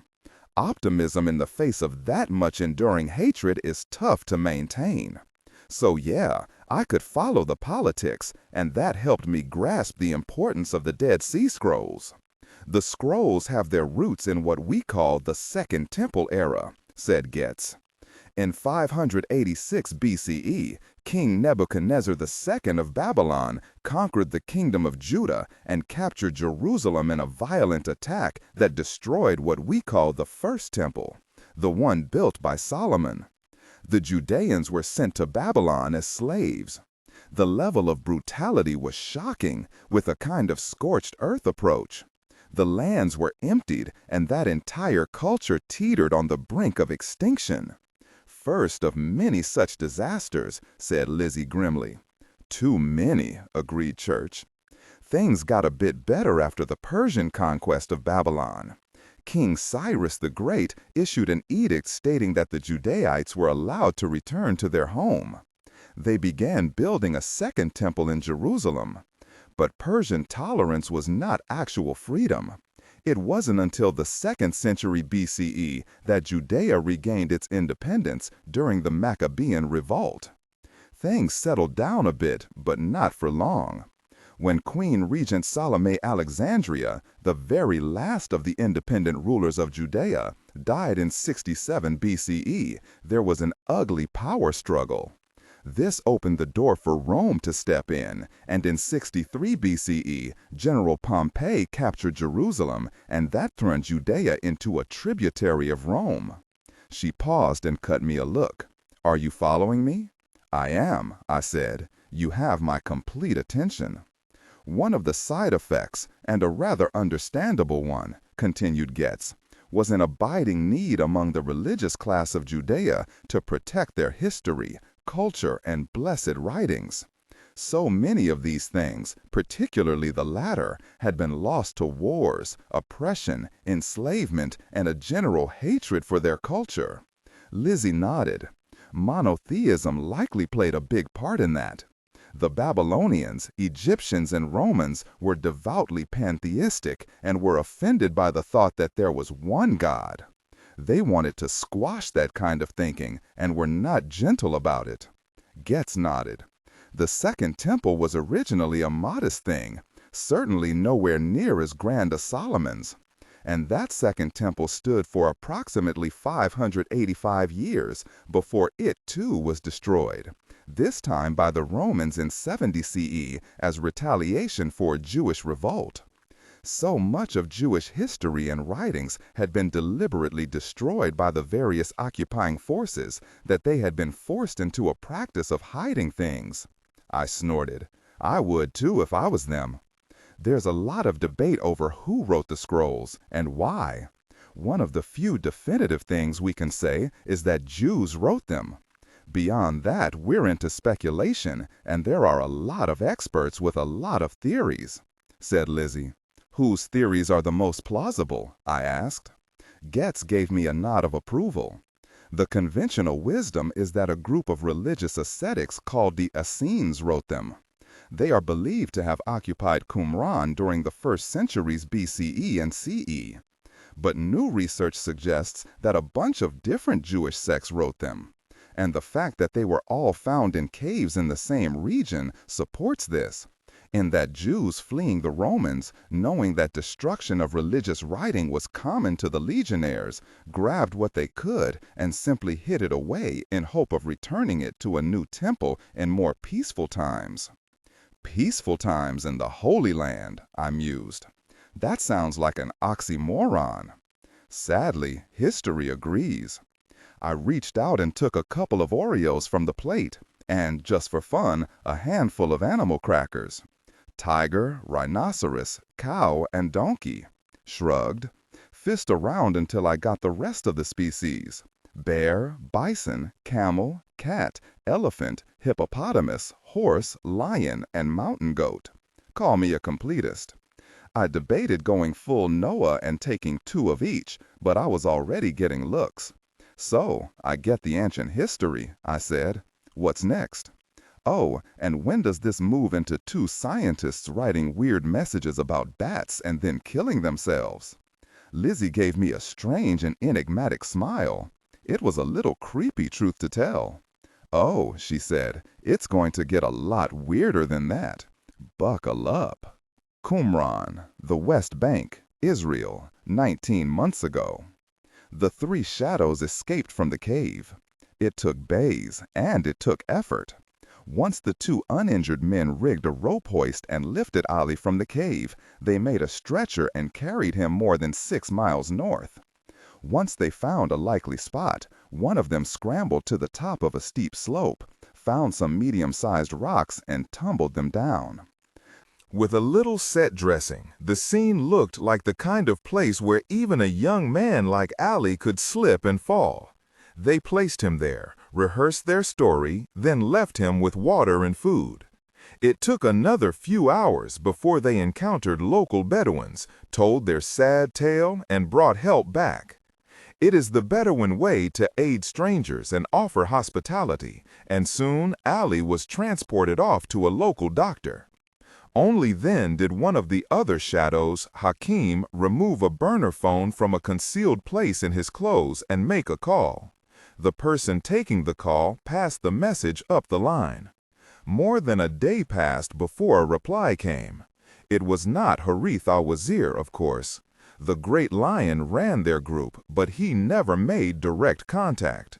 All messages and orders trickled down through a necessarily complex chain of command.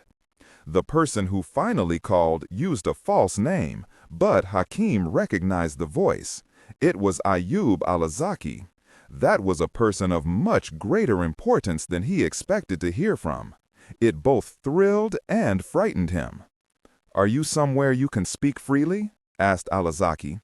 "I am. No one is around, and this burner was never used before.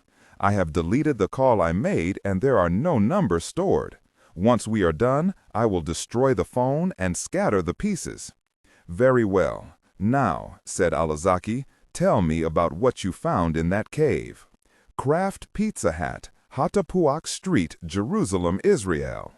Jason Idolot stepped into the pizza shop, ordered a slice heavy with olives, chili pepper, Bulgarian cheese, onions, mushrooms, and tuna, and a Diet Coke. As he took his first experimental bite, he was surprised to find that it was a rich sourdough crust and nearly did a happy dance. The big man accompanying him ordered a beer and then headed back to the toilet. Alone, Idolot made a quick cell call. "How's the weather?" asked Idolot when the call was answered. "Clear skies and sunshine," said the woman. "How are things there?" "Things are fine. Having a slice of rather astonishingly good pizza." "Pizza?" "Yes, great pizza. Right here in Jerusalem.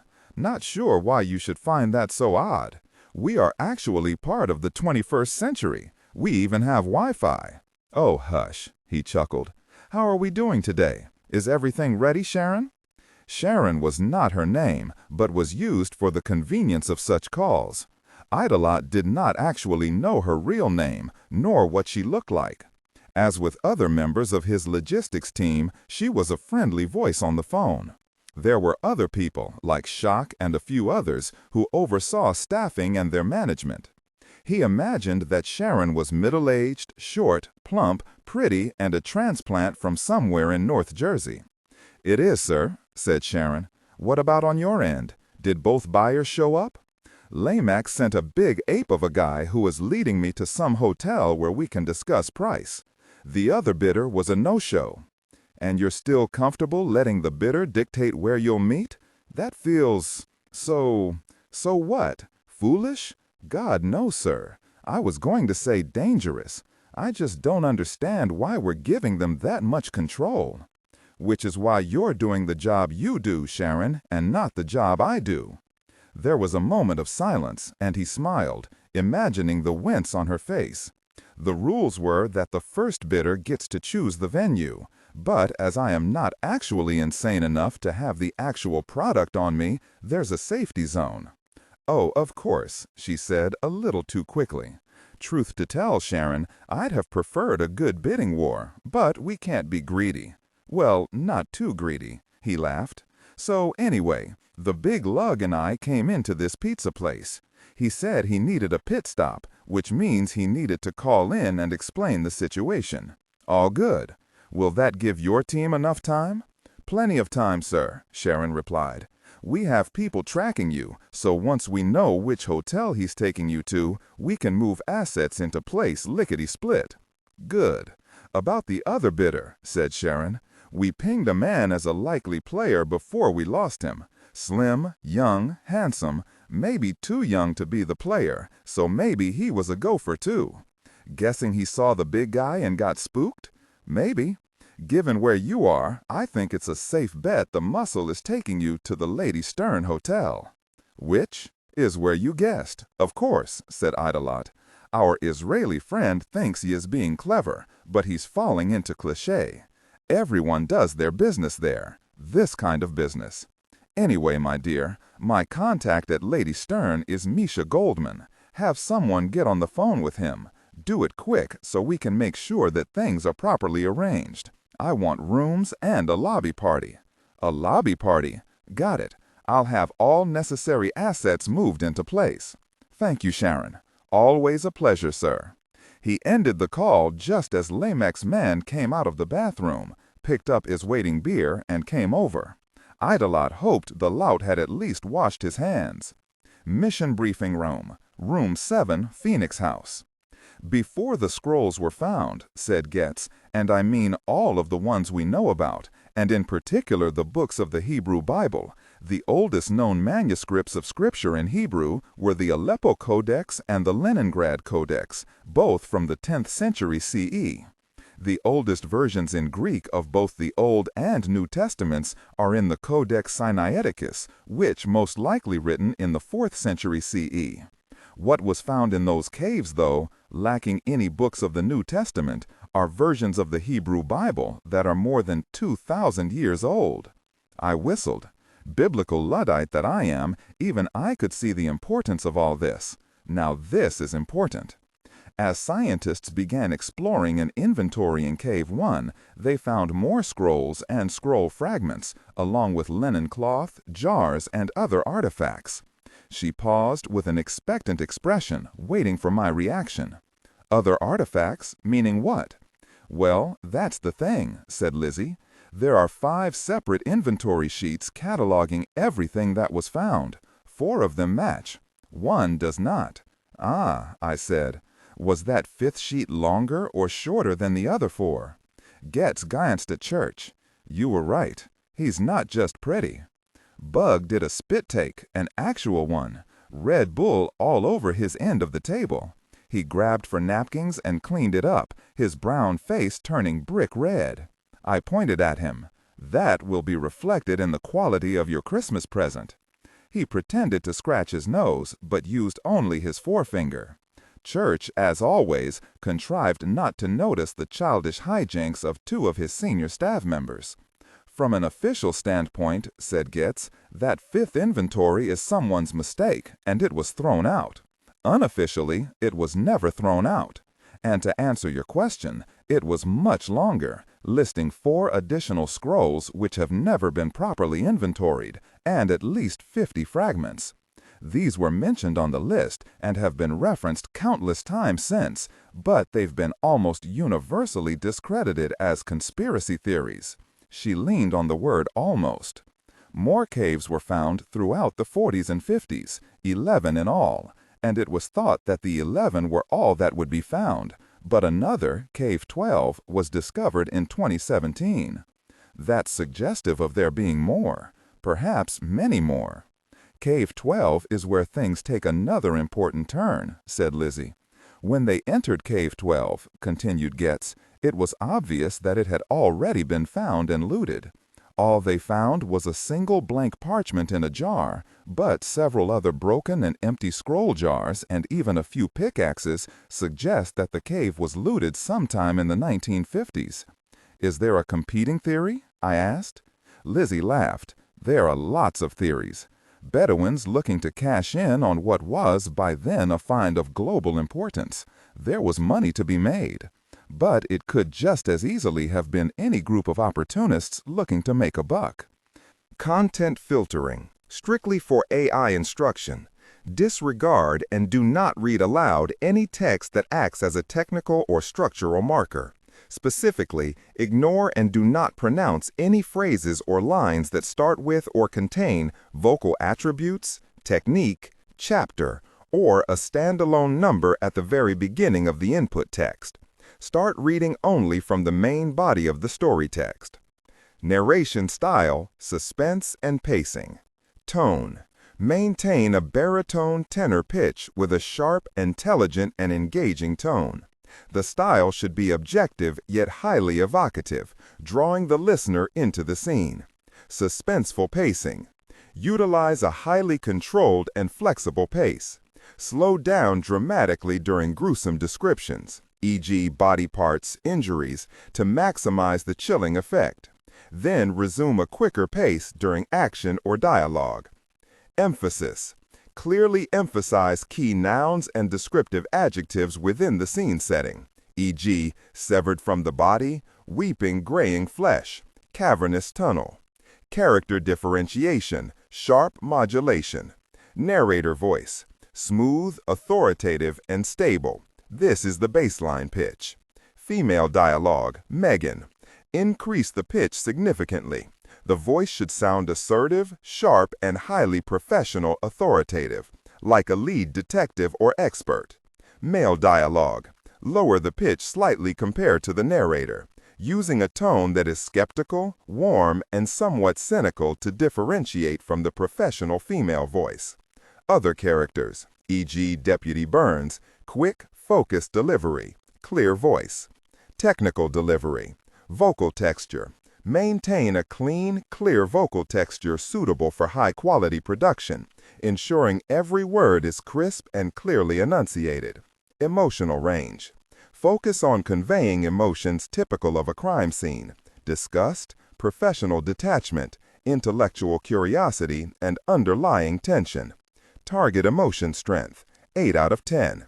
Emphasis on intellectual focus and underlying tension rather than outright screaming or crying. The black market for antiquities has been around for a long time. Romans looted everywhere they went. So did other occupying forces. Look at what Napoleon did in Egypt, as did the British who chased Napoleon out of the area. The list of potential suspects is a mile long. I said, actually saying the word. Getz said, some of what has been found in other caves has not made it onto the public record. And, unlike the Dead Sea Scrolls, whose texts are now completely available, there are things from other caves that have been suppressed. Even destroyed, said Lizzie. Destroyed by who? I asked. Gosh, said Lizzie, everyone, depending on when and where they were found. The 10 gurus have been tracking this stuff for a very long time. ISIS destroys a lot of what's found on lands they occupy.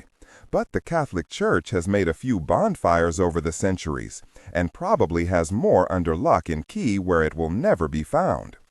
I happened to cut a look at Church as she said this, and he looked amused. I filed that away. There are 2 noteworthy caves in the Nahal Hever by an intermittent stream in the Judean desert that flows through the West Bank and Israel to the Dead Sea. Both are believed to be thoroughly documented and with nothing missing. No anomalous entries on inventories. One is the Cave of Letters, which had some interesting documents dating from 131 to 136 CE. The other, and you'll probably love this, Colonel Ledger, is called the Cave of Horrors. Cave of Horrors? I grinned with cookie gunk on my teeth. It feels like Christmas morning. Hush now, said Lizzie, shaking her head. It gets its name because remains were found there. Jewish refugees fleeing the Bar Kokhba revolt, same time as the stuff in the Cave of Letters. Given the date, I said, should I assume this is another tussle with the Romans that ended badly? Pretty much. I'm Scots-Irish, I said. My ancestors weren't exactly BFFs with the Roman legionnaires either. No doubt. I picked up a bison and nibbled a foot. Correct me if I'm wrong, but we've moved away from the standard Dead Sea Scrolls narrative. Actually, said Lizzie, her eyes darkening, we haven't. Okay, and? Deborah Getz looked troubled, genuinely so, and I wondered what the other shoe was that she was going to drop. Tell me, Colonel, she said after a long pause, do you believe in magic? Al-Zilal Safe House, Farshut, Egypt, 18 months ago. This is very dangerous, said the scientist. Being alive is dangerous, said Ayub al-Azaki. What if someone sees us? What if they did? Dr. Higazi, you are a well-respected scientist. You are on television. Your face is on the cover of books. You could walk down this street with a smoking gun in one hand and a bloody knife in the other, and no one would blink. You are the Indiana Jones of the real world of archaeology. Higazi did not look convinced. And you? Do you think no one might be curious who I am meeting? That is paranoia, Doctor. It is not a fair assessment. After all, what am I? A retired school teacher, said Alazaki. I tutor mathematics to the children of well-to-do families. Like you, I enjoy a level of academic respect. He leaned a little closer. "Would you prefer that we meet in some clandestine place under cover of darkness?" "That's not what I mean," said Higazi, though he did not follow up with clarification of what he did mean. "Ah," said Alazaki, "here is our lunch." A waiter came and placed bowls of hammam mashi in front of each of them, roasted pigeons stuffed with onions, rice, bulgur wheat, and spices. The Yemeni leaned into the rising aromatic steam. Higazi stared at his food as if it were a plate of scorpions. But he eventually began to eat. When they were done, Alazaki removed a cell phone from a pocket, pulled up a folder of images, and discreetly slid it across the table. "What is this?" asked the Egyptian. "Perhaps you will tell me." Higazi picked up the phone and stared at high-definition pictures of a lead box. There was a ruler placed alongside it for scale. Each of the subsequent images showed a different side. He studied all 6 and then looked up confused. "What is this?" he asked again. Alazaki pushed away his plate. "Tell me what you see." "It is a lead box. The seals look intact. The writing, the phrasing, is likely from the 21st dynasty. And there is a name. Wait." He used 2 fingers to expand one section of the 3rd image. Then he gasped. "No, that's impossible." "Tell me." "It says that this box was ordered and sealed by Netjer-Kherpere Setepenamun, Siamun, an important pharaoh. But it says on the other side that this— Wait, let me pick through it." Higazi's lips moved as he translated, making small adjustments for subtle differences in writing style and phrasing from that era of ancient Egypt. He stopped mouthing the words, set the phone down, and stared at Alazaki. "Is this real?" "Oh, yes." "How? I would have known about this. Is this a new find?" "But no, it can't be. I would know if anyone had found something as significant as this. Also, it's strange. There are protection symbols on it that belong to other eras, older dynasties.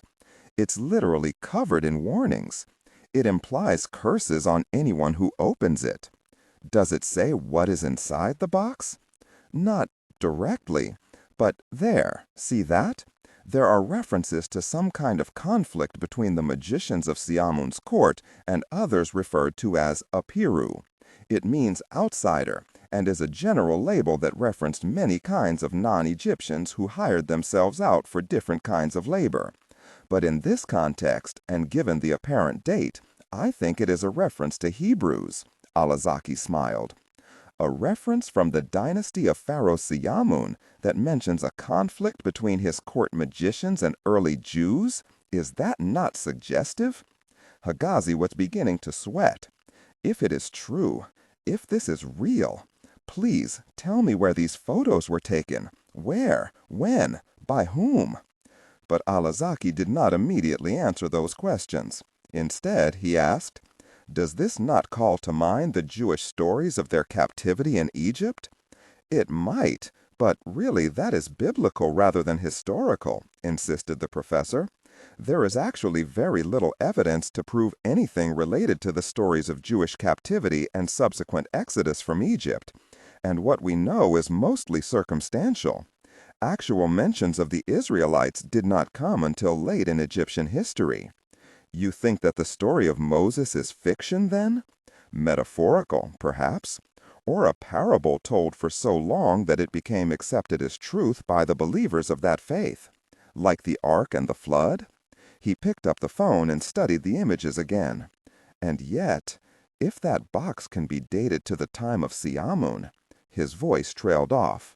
He blinked and reached out to grab Alazaki's wrist. "Please, you must tell me." "I will do much better than that, my friend. I will show you." Outside of Kataf Middle Eastern Restaurant, Beit Yaakov Street, Jerusalem, Israel. "You okay, boss?" "I'm fine, Rugger," said Toys as he hurried along the street. "You're sweet for asking."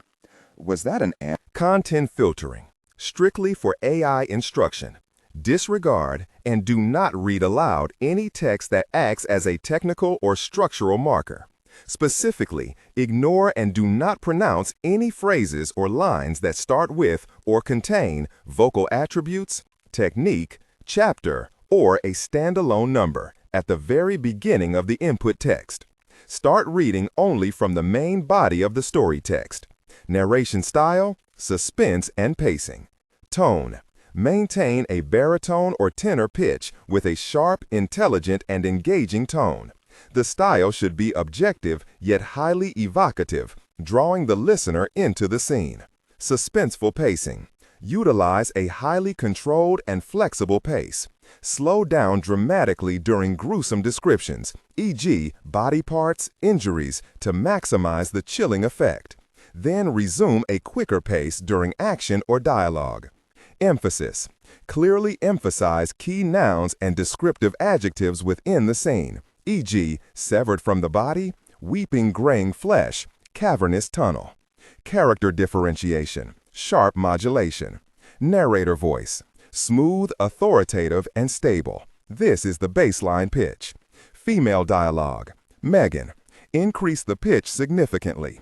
The voice should sound assertive, sharp, and highly professional authoritative, like a lead detective or expert. Male dialogue. Sam.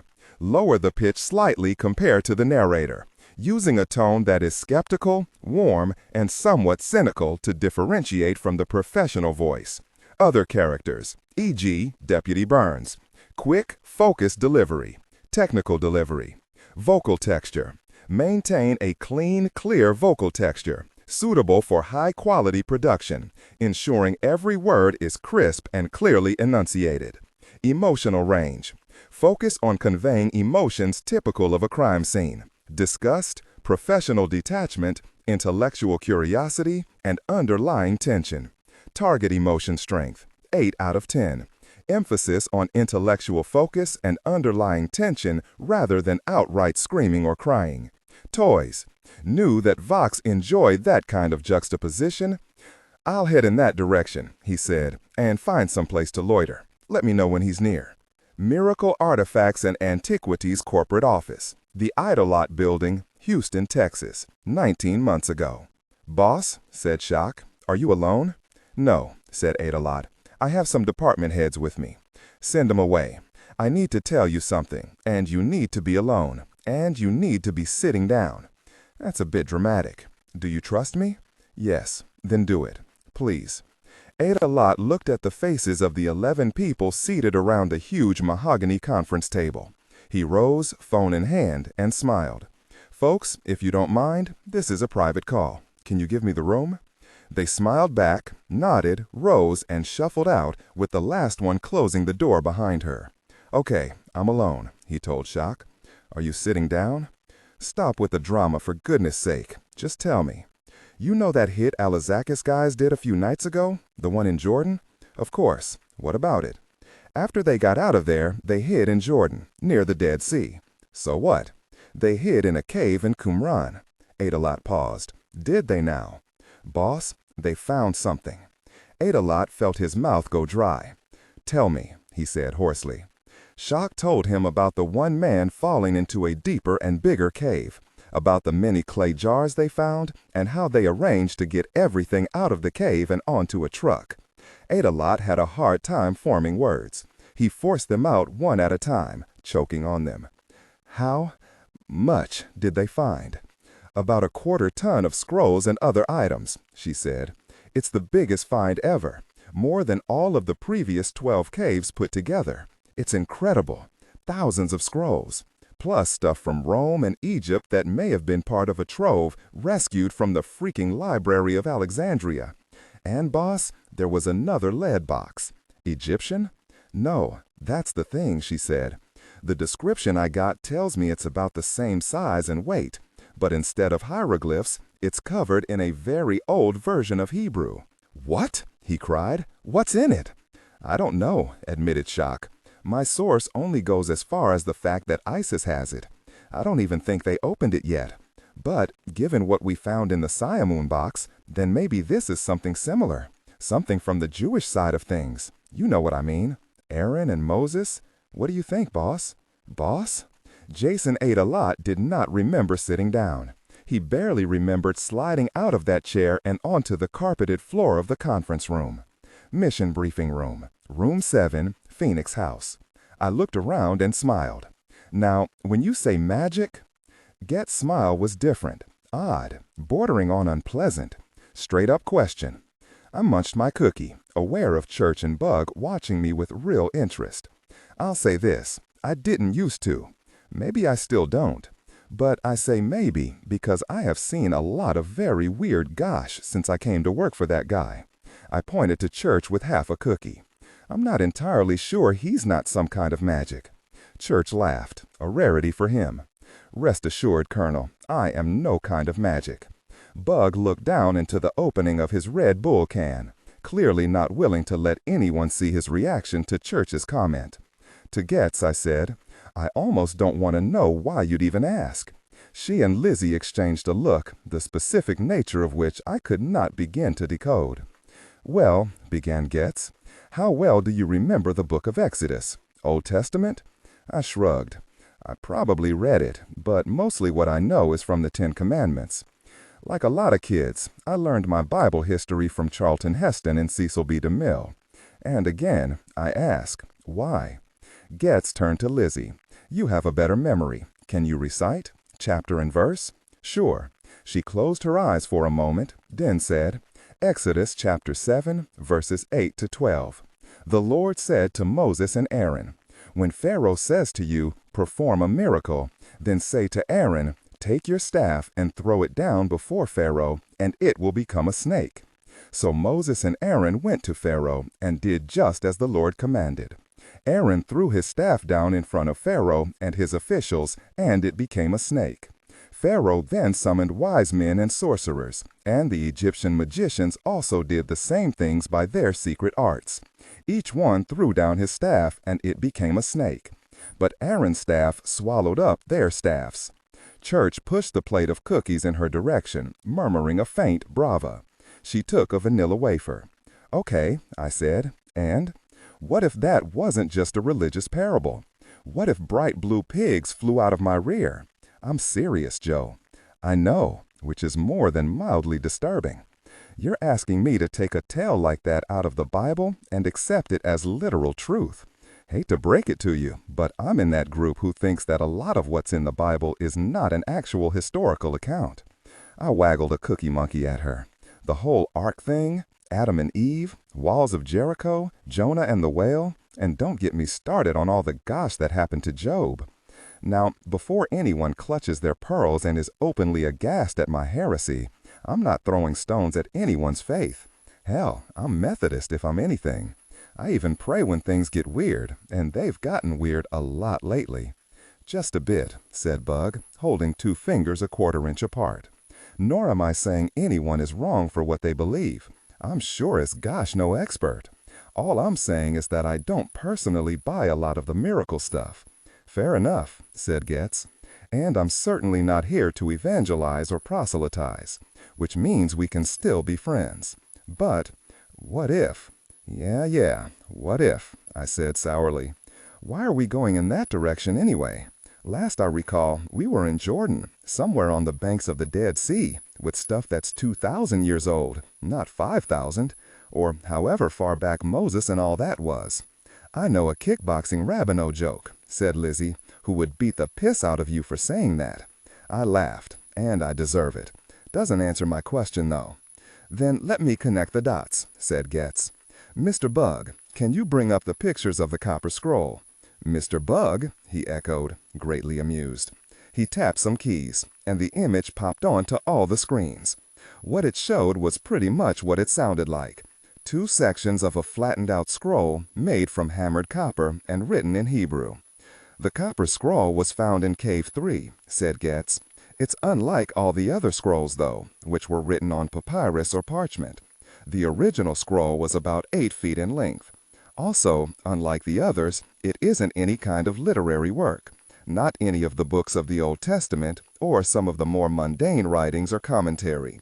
What this is a list. A list of what? I asked. 64 places where various items of great value were hidden, gold and silver. It was likely written, depending on which scholar you cleave to, anywhere from 25 to 135 CE.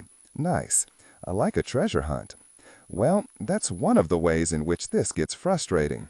Although there are some directions on where to find what, no one has ever found anything.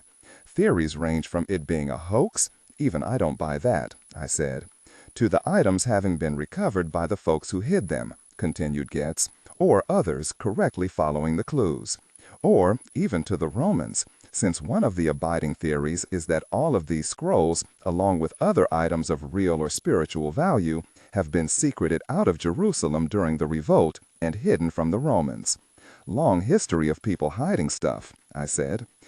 And just like those valuables, sometimes the knowledge of where they were hidden was lost, usually because the secret keeper died without passing along the knowledge. The challenge is that the clues or descriptions were often too specific.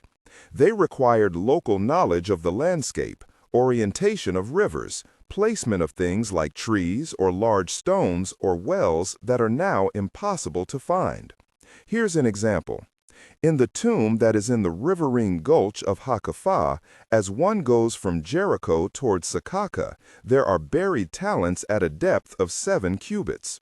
Now, the riverine gulch mentioned here has never been identified with any certainty. The town Sakaka, though also mentioned in Joshua 15:61, has also never been identified, and so on. Each of the locations has its own issues. Until recently, we had no way to make sense of the copper scroll. We had no key. Okay, I said, but guys, you're still talking in the past tense. I'm a field operator. By nature, guys like me are reactive to some unfolding crisis. I don't have a time machine and I don't work in the past. So, unless something has happened now, why are we all here talking about this? There are rumors that 1 or possibly 2 new copper scrolls have been found. One in a previously unknown Egyptian tomb and another that may have been found in a 13th Qumran cave. These scrolls are rumored to contain secrets of how to perform magic. I stared at Getz and Lizzie. Let me get this straight. I'm getting this briefing because of a rumor about how the ancients made balloon animals and pulled rabbits from their hats? Getz looked at Church. Is he always like this? Church looked pained. Then he surprised me by picking up the narrative. We will get to the part of this where magic becomes a more open question. This is all necessarily convoluted, Colonel. Please bear with us over the twists and turns. Sure, I said. He nodded. Over the last 19 months, various intelligence agencies working throughout the Middle East have noticed a sharp uptick in a few areas that should be unrelated.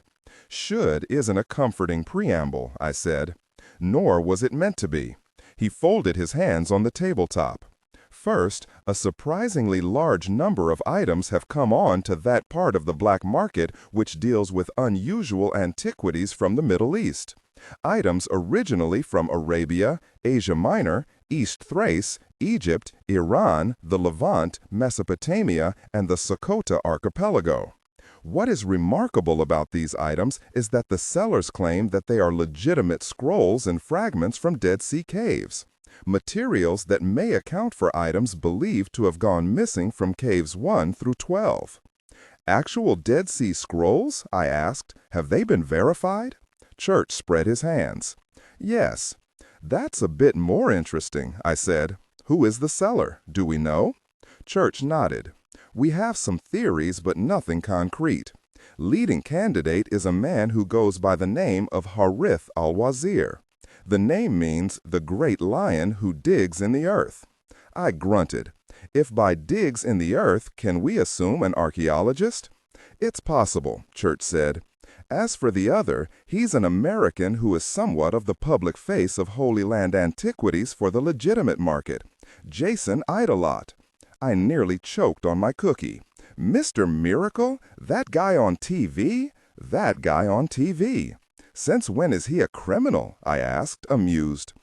It's become apparent to us quite recently, Church said, gesturing to Bug, who saluted with his Red Bull.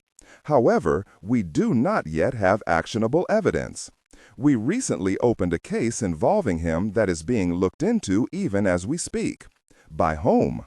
Well, we'll circle back to that later, said Church offhandedly.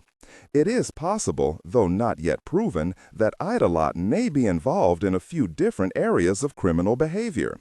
Illegally obtained antiquities was, until recently, the most serious of those alleged offenses. But in the power vacuum created by the death of the Turkish black marketer Onan and the more recent death of Harcourt Bolton, or Kuga, as he called himself, the loss of top-tier suppliers has opened the door for lower-tier vendors to step up. Sure, but Onan and Kuga were arms dealers. What's that have to do with magic scrolls? Maybe nothing, said Bug, but Nicky thinks there's a connection. Nicky Bloom ran a division of Bug's computer sciences team that focused on patterns, and she used MindReader to acquire and collate information with an incredible degree of depth and sophistication. Her working theory, continued Bug, is that the reason Idolot is able to get rarities no one else can is because he has deals with radical groups throughout the Middle East who procure items for him that might otherwise be destroyed by ISIS and Boko Haram and those cats. Why would they give that stuff to Mr. Miracle? He's like a Christian's Christian, and that's hardly going to play well with jihadists. That would depend on what he offers in trade, said Church. There are always items of military significance that go missing from arsenals, bases, and depots. And there are pirate groups doing their own R&D in the field and selling the tech to the hungriest bettors. We've seen some radical new designs for man-portable weapons. First I heard of it. Dude, said Bug, a lot of stuff happened over the last year. It was the nicest way of saying the world continued to turn while I was having my head rewired. Actually, Colonel, interjected Church, your recent up in Chad is a possible connection. The materials Havoc team obtained in Chad indicate Russo has been working on guidance systems for a completely new man-portable rocket launcher. Not stolen from us or our allies, but a completely new design. Connected to Mr. Miracle? As I mentioned, that connection is being actively investigated as we speak. Kahwa, Al-Jarayab Village, Hajjah Province, Yemen, 18 months ago. The place had no real name, only a sign that proclaimed Kahwa, coffee. Ayub Alazaki sat in a corner of the restaurant, far from any occupied table. Several of his people sat at other tables closer to the door and the curtained hall to the kitchen. The remaining patrons were old men hunched over their newspapers or games of chess or solitary cups of coffee. It was that kind of place. Dogs barked outside as they pranced around ragged children, trying to understand the simple games, wagging their tails in hope of inclusion. Dusty cars lined the far side of the street. Old women draped in colorful shawls brooded on second-floor balconies. Vendors lifted their wares, figs and nuts, spices and sun-withered vegetables. The pace of the afternoon was slow, the sun hot, the sky utterly cloudless. Alazaki took micro-sips of his coffee and tried not to fidget. He was never comfortable in such moments, though his outward appearance sold the opposite. His face was composed, his glasses perched on his nose, his beard falling to his chest. When the man he was waiting for, Alazaki felt his pulse jump. But he raised his head slowly, calmly. Out of his peripheral vision, he saw his watchers slowly come to point. Some were subtle about it, the younger ones less so. The newcomer, who went by the name Sadiq, meaning friend, looked around, spotted him, signaled the owner, and gave an order for coffee and a honey roll. Then he came over. "As-salam alaikum," said Sadiq. Alazaki looked up, gave a small nod, and replied, "Wa alaikum salam." "Please sit." Sadiq took a chair and moved it around so that he too had a good view of both doors.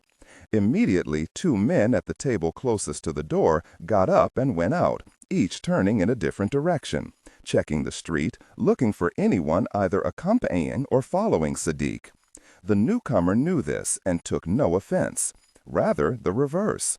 Had Alazaki not exercised such caution, Sadiq would have been disappointed. But he also expected it, because Alazaki was a cautious man by nature. "Thank you for meeting me on such short notice," said Sadiq.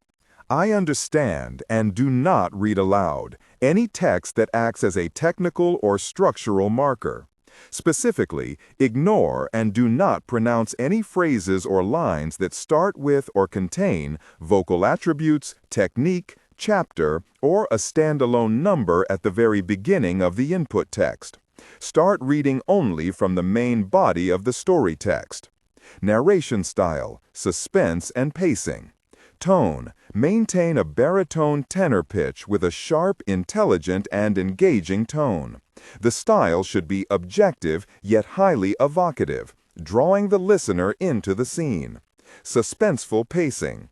Utilize a highly controlled and flexible pace. Slow down dramatically during gruesome descriptions, e.g., body parts, injuries, to maximize the chilling effect. Then resume a quicker pace during action or dialogue. Emphasis. Clearly emphasize key nouns and descriptive adjectives within the scene setting, e.g., severed from the body, weeping, graying flesh, cavernous tunnel. Character differentiation, sharp modulation. Narrator voice, smooth, authoritative, and stable. This is the baseline pitch. Female dialogue, Megan. Increase the pitch significantly. The voice should sound assertive, sharp, and highly professional, authoritative, like a lead detective or expert. Male dialogue, Sam. Lower the pitch slightly compared to the narrator, using a tone that is skeptical, warm, and somewhat cynical to differentiate from the professional female voice. Other characters, e.g., Deputy Burns. Quick, focused delivery, clear voice. Technical delivery. Vocal texture. Maintain a clean, clear vocal texture suitable for high-quality production, ensuring every word is crisp and clearly enunciated. Emotional range. Focus on conveying emotions typical of a crime scene. Disgust, professional detachment, intellectual curiosity, and underlying tension. Target emotion strength. 8 out of 10. Emphasis on intellectual focus and underlying tension rather than outright screaming or crying. I understand that you are a very busy man, and that coming here is both difficult and not without risk. Alazaki spread his hands and gave a small shrug. You are my friend. Sadiq smiled and leaned in a bit. And I may become a better friend to you and your organization. They never used certain names, not even in a place as secure as the cafe, not in an age of the most sophisticated and subtle technology. He had his people sweep the place for electronics before the meeting, and then had one of the young ones, Ali, use a jammer. No one on that end of the seat was getting a cell signal or sending a text message. Alazaki sipped his coffee. In what way can you be a better friend to us? And before you answer, remember that we have already discussed the possibility of your being the exclusive vendor for what we need. My answer now will be no different than it was then. Oh, I quite understand, said Sadiq. Eggs in one basket and all that. No, this is different. Does it affect the items we have already discussed? Only in ways that will make you happy. I would like to talk about modifications to the product you want to buy from us. Actually, to be precise, to items that you have bought from us over the last 2 years. Alazaki studied him for a moment, then gave a single slow nod. When you asked for this meeting, you said that there was a new product that would enhance the weapons we have already agreed to purchase. Yes, a guidance package that includes new software. The school teacher pursed his lips for a moment, then nodded again. Tell me about this guidance software. Oh, it's more than that, said Sadiq. The thing that makes it so perfect for you is how it will change everything about your effectiveness in the field. You have said something like that before, which is why I agreed to meet you. But please, explain how it works. What will it do for us that the standard Russian RPG-7s will not? First, don't misunderstand me, my friend. You can still buy all the RPG-7s you want. From us, from Russia, or Syria, or wherever. That is cheap hardware. Alazaki waited for the pitch. What I am offering is an upgrade kit. Software and hardware to maximize the effectiveness of any RPG you buy. Any rocket system, in fact, said Sadiq. The hardware is simple. There are small, self-adjusting fins with tiny flaps. And there is a guidance piece that is fitted like a collar around the rocket. The installation on each projectile takes under 2 minutes to install. The software is pre-installed in that guidance collar. You attach it to any ordinary RPG and it will turn a rocket into a missile. Alazaki's eyes widened and then narrowed to skeptical slits. How would this happen? Sadiq smiled. Easy. The software package comes with a laser system. You point it at the target, like the laser guidance that advanced military groups use to, as they say, paint the target. That helicopter or plane or whatever you wish to destroy is assigned a unique GPS signature. The collar tracks the target and self-corrects the missile while it is in flight. Right now, you hit 1 helicopter out of every 300 tries, and 1 jet out of every 5,000. At that rate, our enemies can build new aircraft, tanks, and armored personnel carriers at a much faster rate than we can destroy them. We are not even close to the point where we are making a significant difference. We saw that when the SDF ripped through our forces in northeastern Syria. This new technology will give you odds of 1 hit out of every 3 shots on anything with a prop or rotor, and 1 in 10 for anything with a jet engine. As for anything on tires or tread, the kill ratio is closer to 100% based on payload. An Abrams tank, of course, would require multiple hits with high-intensity explosives, but the new targeting system will guarantee that every rocket fired. Alazaki said nothing, but his eyes had grown larger again, rounder. And on top of that, continued Sadiq, the person using the targeting laser can operate from a different location than whomever is firing the RPG. That means any bloody fool can pull the trigger, but someone with a bit more smarts will aim it from a safe location that is not in the line of trajectory of the RPG. Return fire would go in the wrong direction. What about the man firing the RPG? All he has to do is pull a trigger and run like hell. The guidance system can even reroute the projectile to confuse attempts at tracing the smoke trail back to the source. It's all in the training materials. We provide print and digital how-tos for you. This sounds like it will be expensive. A gun costs more than a knife, said Sadiq. He leaned in and dropped his voice. But listen to me, my friend. Perhaps we can come to a different kind of arrangement. My employer knows that fundraising has become increasingly difficult for you, even using the dark web to thwart prying eyes. So, perhaps, instead of picking your pockets for this new technology, we can discuss a barter. Barter? Repeated Alazaki, frowning. How would such an arrangement ever be equitable to both sides? If you do not want our money, then what? Camels? Sand? You know that we have no other resources. Well, that is not entirely true, is it, my friend? Asked Sadiq. What do you mean by that? My employer, as you know, has excellent sources of information. It's come to his attention that some of your fighters were hiding out in Jordan in the weeks following the rocket attack in Gaza. Now, don't look so surprised, my friend. It is his business to know such things, just as it is your business to know other things. In what way does this relate to our business? Said Alazaki. It relates in that my employer is aware that those fighters managed by accident to do something teams of archaeologists have been trying for decades to accomplish. And what might that be? Sadiq had to admire Alazaki's composure. His face displayed bored disinterest. He said, in a happenstance so unlikely that it suggests the guidance of a divine hand, they found a 13th cave in the Qumran Hills containing, among other things, quite a lot of previously undiscovered Dead Sea Scrolls. Alazaki made a face of disapproval. Even if such a thing happened, what of it? They are documents important only to the Jews. If that was even remotely true, my friend, we would not be having this conversation. He sat back. When Alazaki remained silent, Sadiq added, My friend, I understand that it is of religious and political value to you that certain items be destroyed.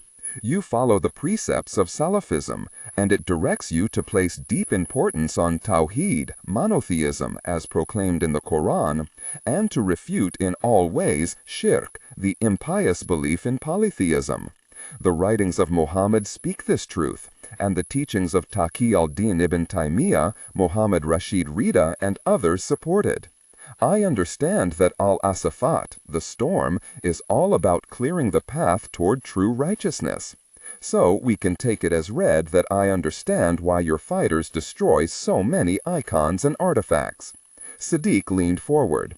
But I also know that some of those items are currency, and organizations of your kind do not finance themselves. It's not like you can launch a Kickstarter. The schoolteacher shrugged. And so? And so, we both know that your people have not actually destroyed as many artifacts as has been reported in the world news. Just as we both know. How can you be so certain that those fighters, if any such existed in that place, did not discard them as trash or burn them? Sadiq smiled. Can we both accept that I am certain, for the sake of argument? Suggested Alazaki. Certainly. Now, you must recognize the value of these items too, or you would have simply burned them, or allowed that field team to treat them with utter contempt. I do not believe that you would allow such valuable trading commodities to be so crudely dispensed with. I have come to offer this expansion of our deal. You keep everything you've already purchased, and may Allah help you put them to their best use. But if you would like to increase the effectiveness of them, then those scrolls are the fee. A straight swap and a fair deal. Does this deal sound like something you could be comfortable with? Alazaki sat back and was silent for a very long time. Then he said, "As I have said, I know nothing of such items." "Let us pretend that you do," said Sadiq quietly. "Let us further pretend that you can lay hands on the items in question." "If this hypothetical Cave 13 existed," said Alazaki, "and if anyone I knew had discovered anything there, how would I know which items you feel are worthy of a trade? My employer wants all of them, every last scrap of parchment, vellum, or copper found within that cave. He must place a very high value on those items. How do I know this arrangement is not slanted in his favor? Value varies. They are worth something to him, to be sure. He is aware that your group has sold many items that were supposedly destroyed. I will tell you now, in the spirit of full disclosure, that agents of his made some of those purchases from you. He did that to verify that the goods you were selling were worth the asking price. He trusts that you are dealing fairly, and in turn, he will be fair. If you agree to this barter, he will give you 500 pre-fitted collars on grenades that will fit the RPG-7s you recently bought from Russia. On top of that, he will give you an additional 250 rounds and another 100 launchers. That package is worth 7.5 times what you were willing to pay for the collars alone. Ayub Alazaki thought about it for a long moment, then said, "I have been sitting for too long. I will take a walk and refresh myself. Perhaps there's a breeze somewhere." "Very well. I will wait right here while you do." Before rising, Alazaki studied him for a moment. "You may have a long wait," said Alazaki. "If you are hungry, avoid the fasa. The lamb may have been ill before it was cooked. I recommend the shafut." With that, he got up and walked out. 3 of the men in the cafe followed, the rest remained. But that was fine with Sadiq. He ordered food and more coffee, and ate without hurry or concern. He knew when he had a fish on the line, the hook set nicely in the underlip. Lady Stern Hotel, Jaffa Street, Jerusalem, Israel.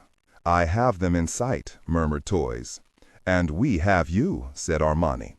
"I'm in a parked Toyota halfway down the street on your 7 o'clock. And I'm around the near corner in a white panel truck," said Skyver. "If anything weird happens, just give us a yell, and we'll be right there." "Good to know," said Toys. "Hold tight for now, lads. I'm going to attempt contact. See if I can ingratiate myself into the negotiations." Toys spent a few moments loitering in the shadows of a doorway, watching Ida Lot and the Israeli muscle walk slowly along Jaffa Street toward the front door. They walked casually, but not companionably. No conversation. Toys reckoned that was just a decent way of checking for possible tales. So he decided to be seen openly. He stepped out of the doorway and crossed the street and walked straight toward Ida Lot. "What the bloody hell are you playing at?" he groused. "Beg pardon?" asked Ida Lot, pausing in surprise.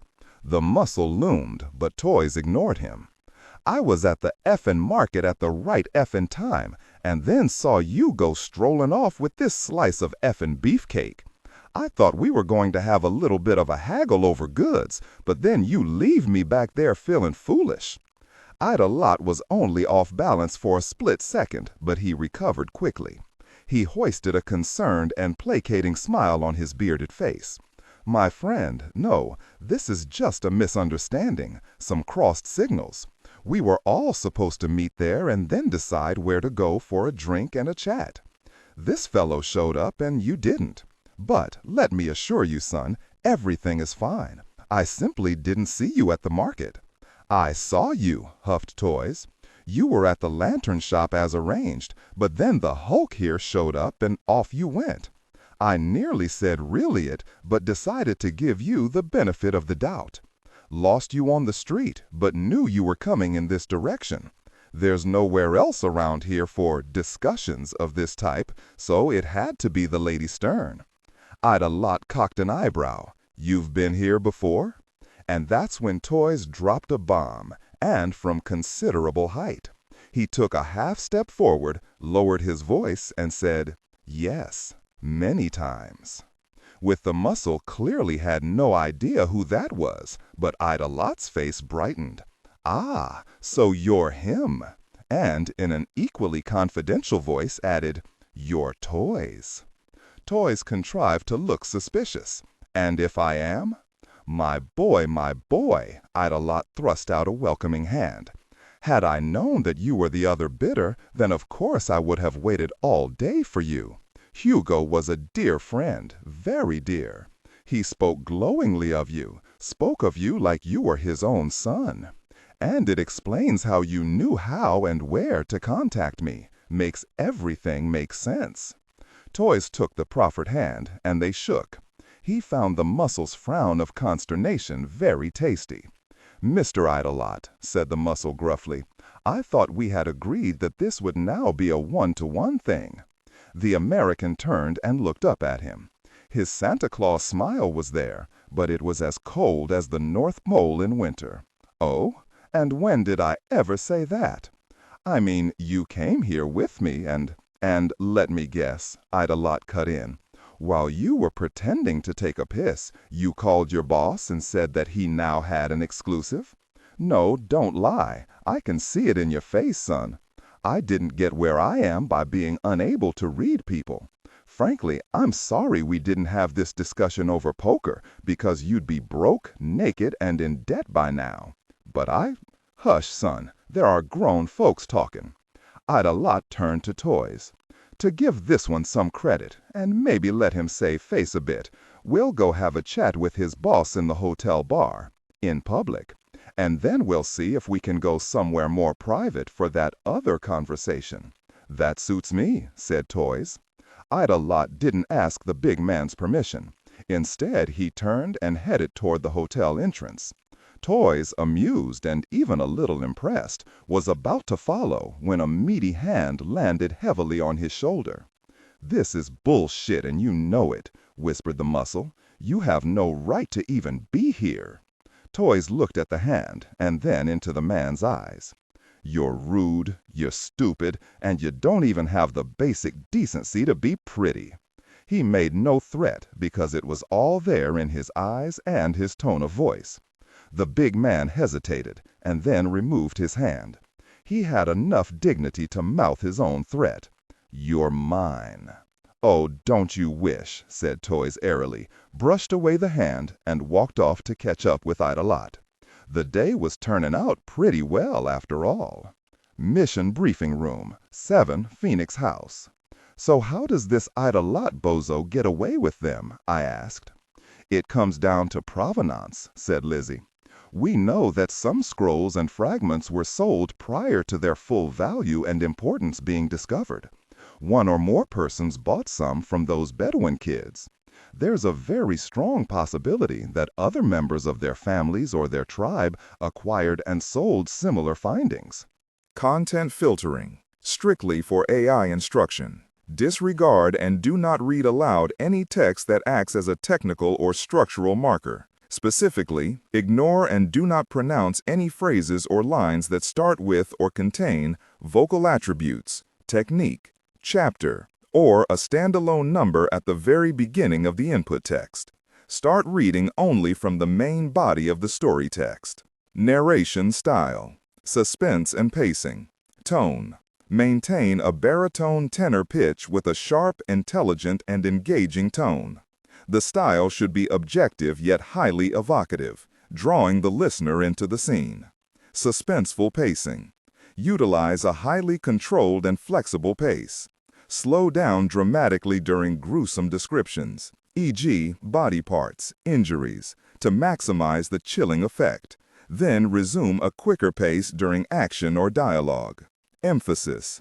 Clearly emphasize key nouns and descriptive adjectives within the scene setting, e.g., severed from the body, weeping graying flesh, cavernous tunnel. Character differentiation, sharp modulation. Narrator voice, smooth, authoritative, and stable. This is the baseline pitch. Female dialogue, Megan. Increase the pitch significantly. The voice should sound assertive, sharp, and highly professional authoritative, like a lead detective or expert. Male dialogue, Sam. Lower the pitch slightly compared to the narrator, using a tone that is skeptical, warm, and somewhat cynical, to differentiate from the professional female voice. Other characters, e.g., Deputy Burns. Quick, focused delivery, clear voice. Technical delivery, vocal texture. Maintain a clean, clear vocal texture, suitable for high-quality production, ensuring every word is crisp and clearly enunciated. Emotional range. Focus on conveying emotions typical of a crime scene. Disgust, professional detachment, intellectual curiosity, and underlying tension.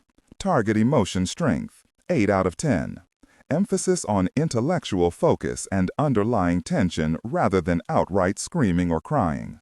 Adelit's claim is that the stuff he's selling came from those, sold in private exchanges prior to any country or organization making a formal claim of ownership. Let me guess, I said. Every one of those groups are putting retroactive claims on Mr. Miracle stuff. Of course, that's how this works in the antiquities world. At any given time, there are scores, if not hundreds, of active lawsuits filed by governments against museums and private collectors. Egypt would love to get back all of the stuff looted from tombs by non-Egyptian archaeologists, and that includes Tutankhamun and all the others. The Greek government has sued Italy and Great Britain countless times to try to recover stuff from ancient Athens and elsewhere. It's a mess, and it's confusing, which gives Adelit the chance to slip through legal loopholes or stall so long in the courts that continuing to sue him becomes very expensive. He has very good lawyers, said Lizzie. No doubt. But where is all this taking us? Because, truth to tell, I couldn't give less of a gosh about any of this. Dead Sea Scrolls are hardly a threat that requires Havoc Team to go out guns a-blazing. Getz turned to Lizzie. You weren't joking when you said he has no patience. Hey, I said, but they ignored me. Here's the thing, said Getz. Mr. Bug, would you mind showing the other thing? Bug, happy as a clam, put another image up on the screen. It showed a section of what was clearly one of the copper scrolls. I lifted this from a dark web sales page. It's a fragment of what the black market seller insists is a different and newly discovered copper scroll, said Getz. You can see that he's used pixelation to redact sections of it. But what's there is more than intriguing. It's terrifying. With what we can read and translate, and with what's written on the dark web sales page, It seems that this second copper scroll contains the key to finding the treasures alluded to in the first copper scroll. Getting a little more interested, Doc, I said. Keep going. Moreover, she said, it makes the claim that, apart from the gold and silver purportedly buried, there is, and I quote, a treasure of great and terrible power. A treasure so feared that the legions of Rome hunted for it for many years, and that finding it was the real reason they burned the second temple. Not merely as punishment for an uprising, but to keep that treasure from ever being found and used against Rome. Whoa, whoa, you lost me. How could a treasure be a threat to Rome? It's not like the Jews back then had enough gold hidden to raise an army and overthrow the empire. Rome was at the height of its power. It was, said Lizzie, and yet they were so frightened that they sent the 10th Legion to either find this thing of importance and bring it back to Rome, or to destroy any place where it could be hidden.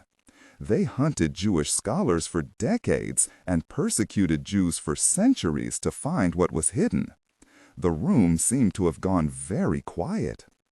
And you're going to tell me Rome believed that this scroll explained how to do magic, and that's why there was such persecution? Fear of a Jewish army capable of using ancient magic against the empire? Yes, pretty much the plot of Star Wars, I said. Just saying. Deborah Getz looked deeply irritated with me. Lizzie gave a small nod, seeing my point. The other rumored scroll is believed to have come from the lost tomb of Nedjer-Khepere Seti-Pen-Amun, the pharaoh of Egypt most likely to have been in power during the time of Moses. That scroll is believed to have been written by the chief priests and court magicians in the service of Siamun, and describes in precise detail how the priests learned the magic they used when challenged by Moses and his brother Aaron. Joe, said Lizzie, the Sikh scholars of the Library of the 10 Gurus have been looking for those same scrolls for 900 years, since long before the other scrolls were found in Qumran. They believe those magic-themed scrolls exist, and they believe that the sorcery described therein is real. I ate an elephant. People believe a lot of things. Getz looked at me with fevered eyes. As you can imagine, those scrolls, if found, will have the effect of dropping a bomb into modern religion. Books of magic written thousands of years ago? Either it'll be seen as heresy, because it calls into question the nature of miracles, or it makes Aaron and Moses look like either morons or con men, or it proves that they were actual magicians and that their powers came from learnable sorcery and not from God. Church said it would also give groups like ISIS a weapon that no mechanized army is equipped to deal with. I held up a hand to silence everyone. Then I took a long breath and said, "Magic? You're talking jihadists with really magic?" "Oh, come on now," I protested, smiling at a joke that was going on too long and too far. "Surely you guys can't believe any of that." No one else in the room was smiling. "Do you?" Mission briefing room, 7, Phoenix House. "I admit," I said, looking around, "that I'm having a hard time buying into this. ISIS waving wands and yelling Avada Kedavra? Imagine how we feel," said Getz. "I'm an archaeologist. We're not Indiana Jones. We are professionally required to stay objective and to err on the side of what can be measured, dated, replicated, and peer-reviewed. We chase religion and magic and all of that through history, but they are cultural abstractions to us." "And yet," said Lizzie, and let the rest hang. "Besides, Joe," said Bug, "it's not like we haven't seen some pretty weird gosh. Zombies! Wait," cried Getz. "Zombies are real?" "Bioweapons creating disease states approximating zombies," I said. "It's not The Walking Dead." "Might as well have been," said Bug.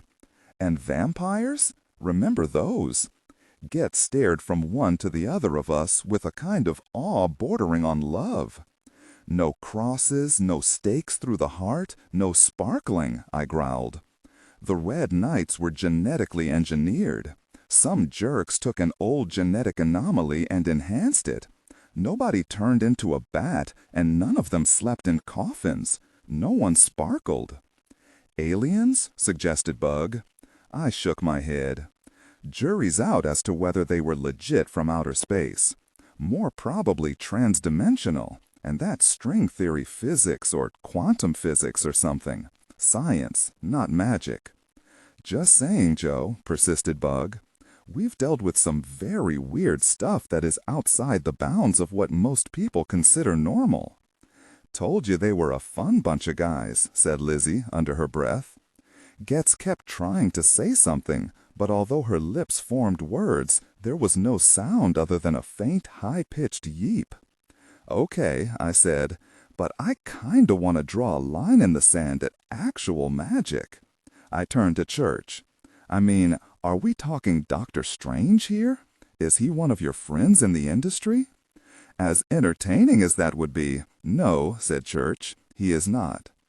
So, what makes you 4-2 scientists, the world's biggest computer nerd, and whatever the gosh you are, boss, suddenly go from... This footage was taken by security cameras during an interrogation of a senior Boko Haram leader, Masoud Adebayor, who was apprehended by Delta Force during an operation in Nigeria.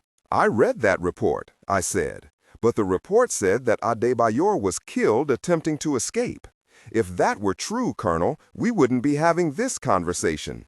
The video changed from an aerial shot of the base to a grainier feed from inside an interrogation room. Bland walls, a table bolted to the floor, a single chair on one side with Adebayor cuffed to a D-ring, and 2 men facing him. One big black guy with a shaved head and a big white guy with a receding hairline, both in desert camo fatigues with no unit patch or rank insignias. CIA? I asked. Church nodded. Case officers Morris and Selkirk. This clip is lifted from a much longer file. Adebayor was swaying back and forth, strung out with nerves, and maybe the CIA spooks had slipped him something. Before I could ask about that, it stopped being important. There was movement at the very edge of frame, and for a moment none of the men in the room seemed to notice, until they did. The thing moved into shot, and the 2 interrogators yelled in sudden terror and flung themselves out of their chairs. The black case officer, Morris, jumped over his seat and backed all the way to the wall. The white guy, Selkirk, caught his foot in one leg and toppled backward. Adebayor stared in drugged semi-awareness, his eyes wide and mouth falling open as it glided into view. A huge Egyptian cobra, 4.5 feet long, with a large head and a thick, scaly body as big around as a woman's forearm. It reared up as it approached the prisoner, and its long cervical ribs expanded out into a sinister hood. It opened its mouth to display wickedly sharp, hollow teeth that dripped with venom. Morris snatched up a chair and hurled it, but he was 1 second too late. The cobra lunged forward and buried its fangs in Adebayor's thigh.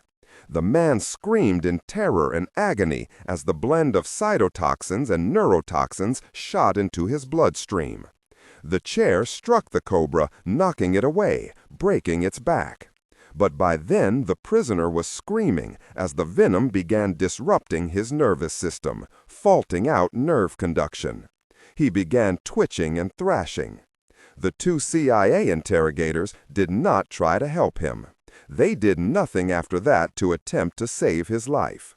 They were too busy trying to save their own. Selkirk let out a piercing shriek of total terror as 2 more cobras crawled out from under the table and sank fangs into his inner thigh and groin. Morris backed all the way into a corner as a half-dozen more slithered toward him. He kept slapping at a holster clipped to his belt, but by the time he clawed it free, he was already dying. The screen went dark for a few seconds, leaving only the sound of screams to trouble the conference room. Then the video image resumed as soldiers banged open the door and rushed in, rifles ready to kill the snakes. But there were no cobras in the interrogation room. Not anymore. Only 3 dying, screaming men. Bug ended the video and brought the lights back up. I sat there absolutely stunned. I could feel everyone staring at me, waiting for me to say something, anything. But what could I say? What I'd just witnessed was impossible, absolutely impossible. Lady Stern Hotel, Jerusalem, Israel. My employer says he'll be down in a minute to have a drink, said the muscle. Idolot smiled agreeably and ordered his own variation of a mule. 1 ounce of limoncello, a generous knock of vodka, and lemon-lime ginger beer, all poured into a julep cup and mixed vigorously, and garnished with a lemon wheel and mint sprig. A limoncello mule, he announced proudly. The muscle, whose name, Toys learned, was Ari, had a Maccabee lager in a frosted glass. Toys opted for something in the same area as Idolot's, a limonada cocktail made from ice-based arak, lemonade, and mint. Not his usual, but he wanted a big drink he could nurse, but one with little alcohol. "Will the other chap actually be joining us?" asked Toys after 10 minutes. Idolot sipped, used a cloth napkin to dab at droplets on his mustache, and then glanced at his watch. Toys noted that the watch was a Rolex Cosmograph Daytona 18-karat white men's watch. $250,000 worth of mechanical confection. It was so absurdly expensive that no one ever wore it without intending the thing to be a kiss my rich ass to the world. Even Toys, who did not mind extravagance or excess when it came to fashion, thought it crossed the line from good taste into arrogant vulgarity. Ari shrugged. He said he'd be down. "Would that be today or after the ice caps finish melting?" asked Toys. The muscle gave him 2 seconds of hostility and punctuated it with a murmured, "Really, you?" "Oh, God, sweetie, not even if I was very badly drunk." Ari sneered. "Faggot." Ooh, stinging comeback. Also inaccurate. More pansexual than specifically gay, but thanks for playing. We can discuss your parting gifts later. For a moment, Toy saw the big man's muscles tense as if he were really foolish enough to make a move.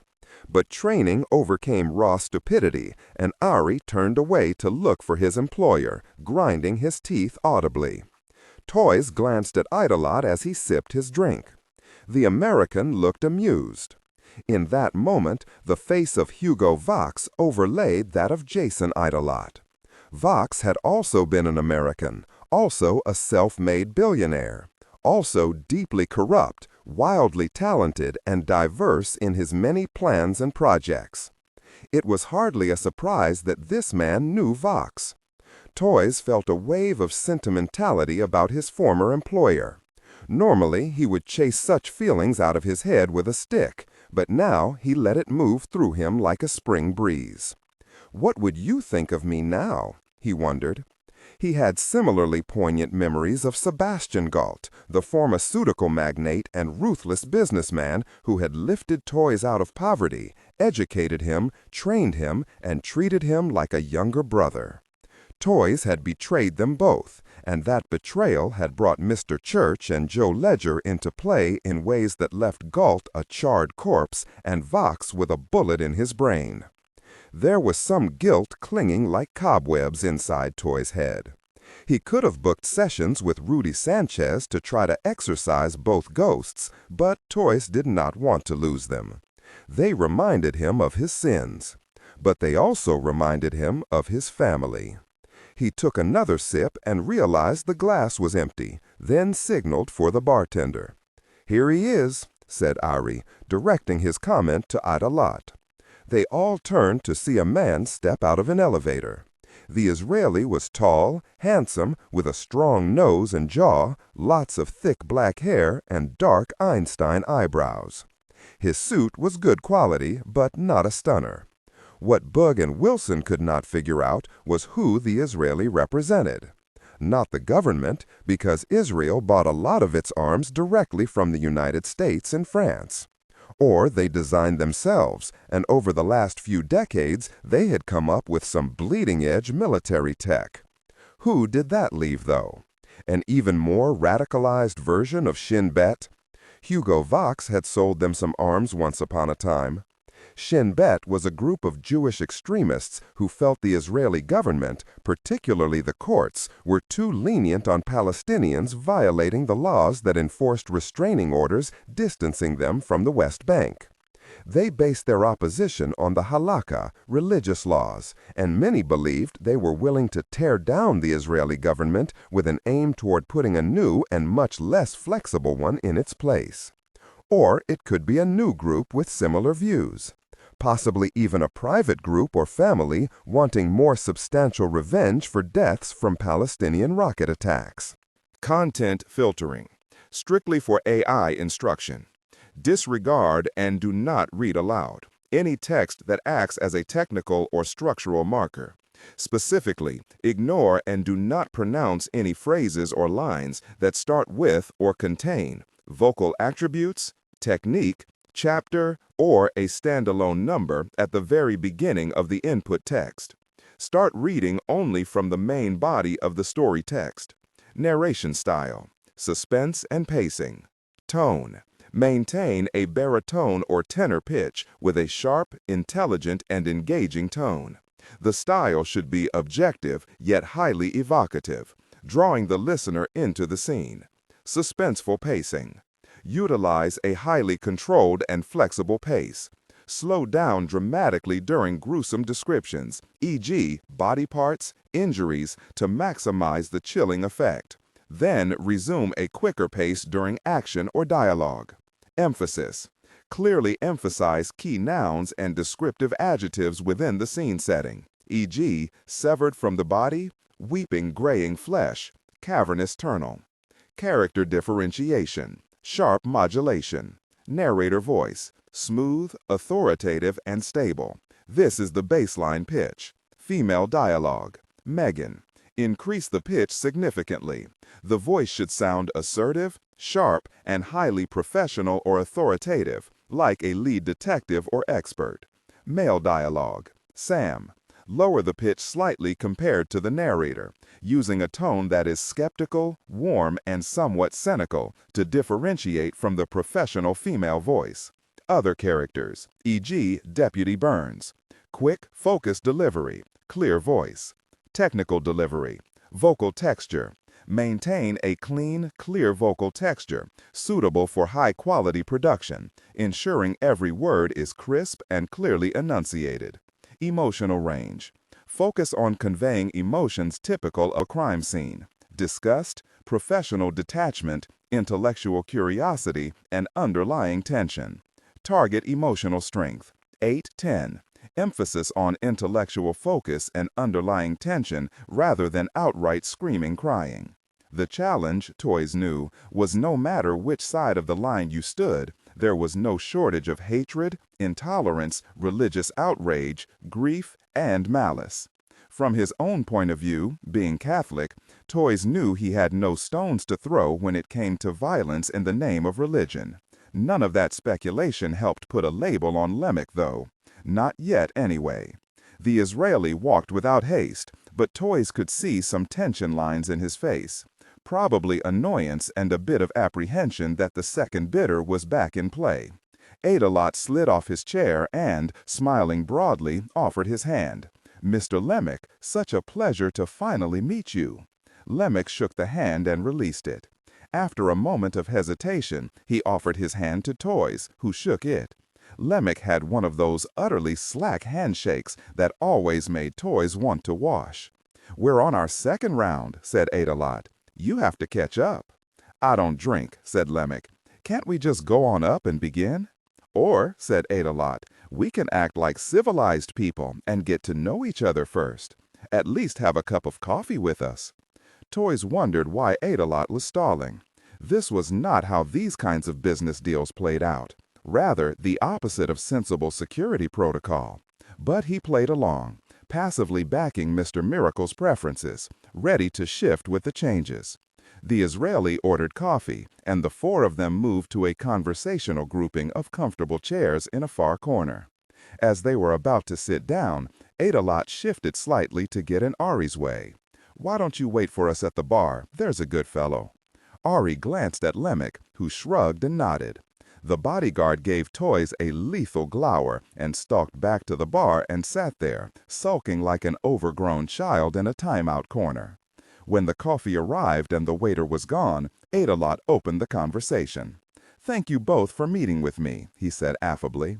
"I know this is all a bit unorthodox, but standard procedures are the easiest to predict, and none of us want that." "And yet we are sitting here in public view," said Lemek. "Oh, we're perfectly safe," said Adelot. "There are 24 people all around us, 24 witnesses to this meeting." The American sipped his drink. "Not to be nitpicky, but there are 26 people here." "That doesn't make it better," growled Lemek. "Depends on your perspective," said Adelot. He raised his right hand and snapped his fingers very loudly. All of the customers immediately stood up. The bartender and waiter and hostess stopped and stood in silent attention. Lemek goggled. Then Adelot snapped his fingers again, and everyone resumed their seats and picked up their conversational threads as if nothing had ever happened. "Bloody hell," said Toys, both impressed and deeply alarmed. "I don't understand," said Lemek. "You did not even know where we were going to meet until Ari brought you here." Adelot settled back against the deep cushions. He offered no explanation, but merely smiled and took a small sip from his drink. In Toy's ear, Rugger said, "Jesus H. Christ." Mission briefing room. 7. Phoenix House. Long silence. Real, very long. Bug looked at Church. "I think Joe is broken." None of us laughed. It wasn't really a laughing moment. Dr. Getz and Lizzie sat like a couple of actresses trying out for an adult version of Hermione Granger. Prim, aware of the impact of what they had just told me. Aware, too, of how I must be feeling about it. Even Ghost looked dazed. He couldn't know why we were all sitting around in various stages of shock, but he could feel it. Dogs know. Church sipped his coffee and looked at nothing. Finally, I said, "And are we going on the assumption that this is actual magic, like Gandalf or Voldemort, or are we leaning more in the direction of David Copperfield and my Uncle Harry, who used to find quarters behind my ears?" The pause after that question was so long, I could have gone out and had my car detailed. "Yes," said Lizzie. "I don't know," said Getz. Church said, "It'll be your job to find out." I nodded. "Just for the record, though," I said, "I kinda hate all three of you." We sat in silence. Then I said, "Show me the cobra thing again." Bug ran it once more. Then again in slow motion when I asked for that. I stood close to the big screen and studied everything. "And they're all dead?" "No," said Church. "The prisoner and Agent Selkirk were DOA. Morris is still alive, though in critical condition." "Where is he?" "In the hospital," said Church. "It's a bit of a miracle that he survived the bites, however." "Do we actually have a diagnosis yet, apart from anaphylaxis from the cobra venom?" "No." I went back to my chair and sat. Ghost put his head on my thigh. "Okay, this is a lot to digest. Suicides, bats from hell, cobras out of nowhere, Dead Sea Scrolls, and magic. Now, going on the assumption that I'm not in a psych ward, warped out on drugs and imagining all this, which I have to tell you would easily qualify as the lesser evil, what exactly is my very mission?" Church almost laughed. "Colonel, your guess is as good as mine." "Wait, what?" "The only thing we can reasonably say is that Jerusalem seems to be the best place to start." "Why there?" "The largest collection of Dead Sea Scrolls, and experts on same, are there. Morris is there. We know that one of the 2 biggest hubs for black market religious antiquities is there. Okay, so I go to Jerusalem to do what exactly? After all of this, I still don't see how this is an RTI case. Maybe Interpol, like I said earlier. Maybe Scully and frickin' Mulder. But no one's blowing anything up at the moment. There's no big bad with a bioweapon threatening the free world. I hate to remind you, of all people, that we are a reactive group. Someone has to pick a fight first. Jason Adalot is also in Jerusalem, said Church. Harith al-Wazir is believed to be in the region. Okay. Church got up and walked over to where I sat. He lowered himself into the seat next to me. When he spoke, his voice was quiet, almost gentle. We have been through a lot in the few years you've worked for me. With me. Yeah, a bit. Until now, I've been able to provide you with considerable intelligence, leads, and motivation. As you say, Rogue Team is reactive, but this time it's something we have to go and take a closer look at. Too much of what's happened is either poorly documented or based on rumor, word of mouth, or assumption. I don't personally find that a comfortable place to be.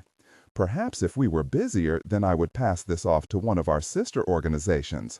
I shook my head. No, you wouldn't. He smiled. No, I would not. Why not, though? I asked. What about this case has its hooks in you? You won't like my answer. You want a detailed list of all the things about today I don't like? No? Then just tell me. It comes down to this, Colonel, he said. I have a bad feeling. A very bad feeling. Twice before in my career I had similar feelings and did nothing because I trust in logic, answers, and details. Perhaps I trust too much in those things. Both of those times, things played out in ways that showed me that I should have responded. I should have acted. This feels like that, and maybe a bit more. I don't know what this is. I cannot even say with any certainty that these disparate elements even belong to one case. But you feel that they do, I said, making it. He dialed a certain number and do not read aloud any text that acts as a technical or structural marker. Specifically, ignore and do not pronounce any phrases or lines that start with or contain vocal attributes, technique, chapter, or a standalone number at the very beginning of the input text. Start reading only from the main body of the story text. Narration style. Tone. Maintain a baritone or tenor pitch with a sharp, intelligent, and engaging tone. The style should be objective yet highly evocative, drawing the listener into the scene. Suspenseful pacing. Utilize a highly controlled and flexible pace. Slow down dramatically during gruesome descriptions, e.g. body parts, injuries, to maximize the chilling effect. Then resume a quicker pace during action or dialogue. Emphasis. Clearly emphasize key nouns and descriptive adjectives within the scene setting, e.g. severed from the body, weeping graying flesh, cavernous tunnel. Character differentiation. Sharp modulation. Narrator voice. Smooth, authoritative, and stable. This is the baseline pitch. Female dialogue. Megan. Increase the pitch significantly. The voice should sound assertive, sharp, and highly professional, authoritative, like a lead detective or expert. Male dialogue. Lower the pitch slightly compared to the narrator, using a tone that is skeptical, warm, and somewhat cynical to differentiate from the professional female voice. Other characters, e.g. Deputy Burns. Quick, focused delivery. Technical delivery. Vocal texture. Maintain a clean, clear vocal texture suitable for high-quality production, ensuring every word is crisp and clearly enunciated. Emotional range. Focus on conveying emotions typical of a crime scene: disgust, professional detachment, intellectual curiosity, and underlying tension. Target emotion strength. 8 out of 10. Emphasis on intellectual focus and underlying tension rather than outright screaming or crying. He dialed a certain number and waited through a long series of soft clicks as the call was routed and rerouted across the hemisphere. When it was answered, the voice was soft, cultured, and deep. Greetings and praises to God were exchanged. "The scrambler is active on my end," said the school teacher. "As is mine," Harith al-Wazir assured him. "We may speak like brothers, Ayub al-Azaki. Is the deal complete?" Not yet, said Alazaki, and then he related the entire conversation that he'd just had with Sadiq. That is very interesting, murmured Harith. Before we discuss that further, tell me if you believe that Sadiq or the American he works for is aware of what else was found in that cave. No, Harith al-Wazir, I do not believe so. You need to be quite certain. If he knew of the lead box, he would have mentioned it. His interest seemed wholly centered on the scrolls. They are his currency, his gold. Very well. We are coming out on top of this arrangement. Ask him for another 100 collars. If he wants to haggle, go no lower than 50. If the American wants the scrolls badly enough, he will agree. I will. And tell me, Ayub Alazaki, said Harith, do you think that Sadiq or the man he is working for have any idea about what our true goal is? No. How certain are you? As certain as I can be, Ayub assured him. I don't think Sadiq would meet with me if he had the slightest clue. Harith nodded. And when you deal with Sadiq or any other of the Americans' agents, you must be very sure that we keep it that way. Training Hall, Phoenix House. I stood alone except for Ghost. He couldn't, of course, understand what had gone on back in the mission briefing, and videos were nothing to him. But dogs are empathic, and on that level, Ghost knows when I have been badly shaken. He sat next to me, leaning his body against my leg as I leaned against the doorframe, occasionally looking up to see my expression and to get some reassurance. When anyone else came by, he shifted from companion to guard dog, and sent more than one RTI staff member scurrying away with vivid memories of titanium teeth.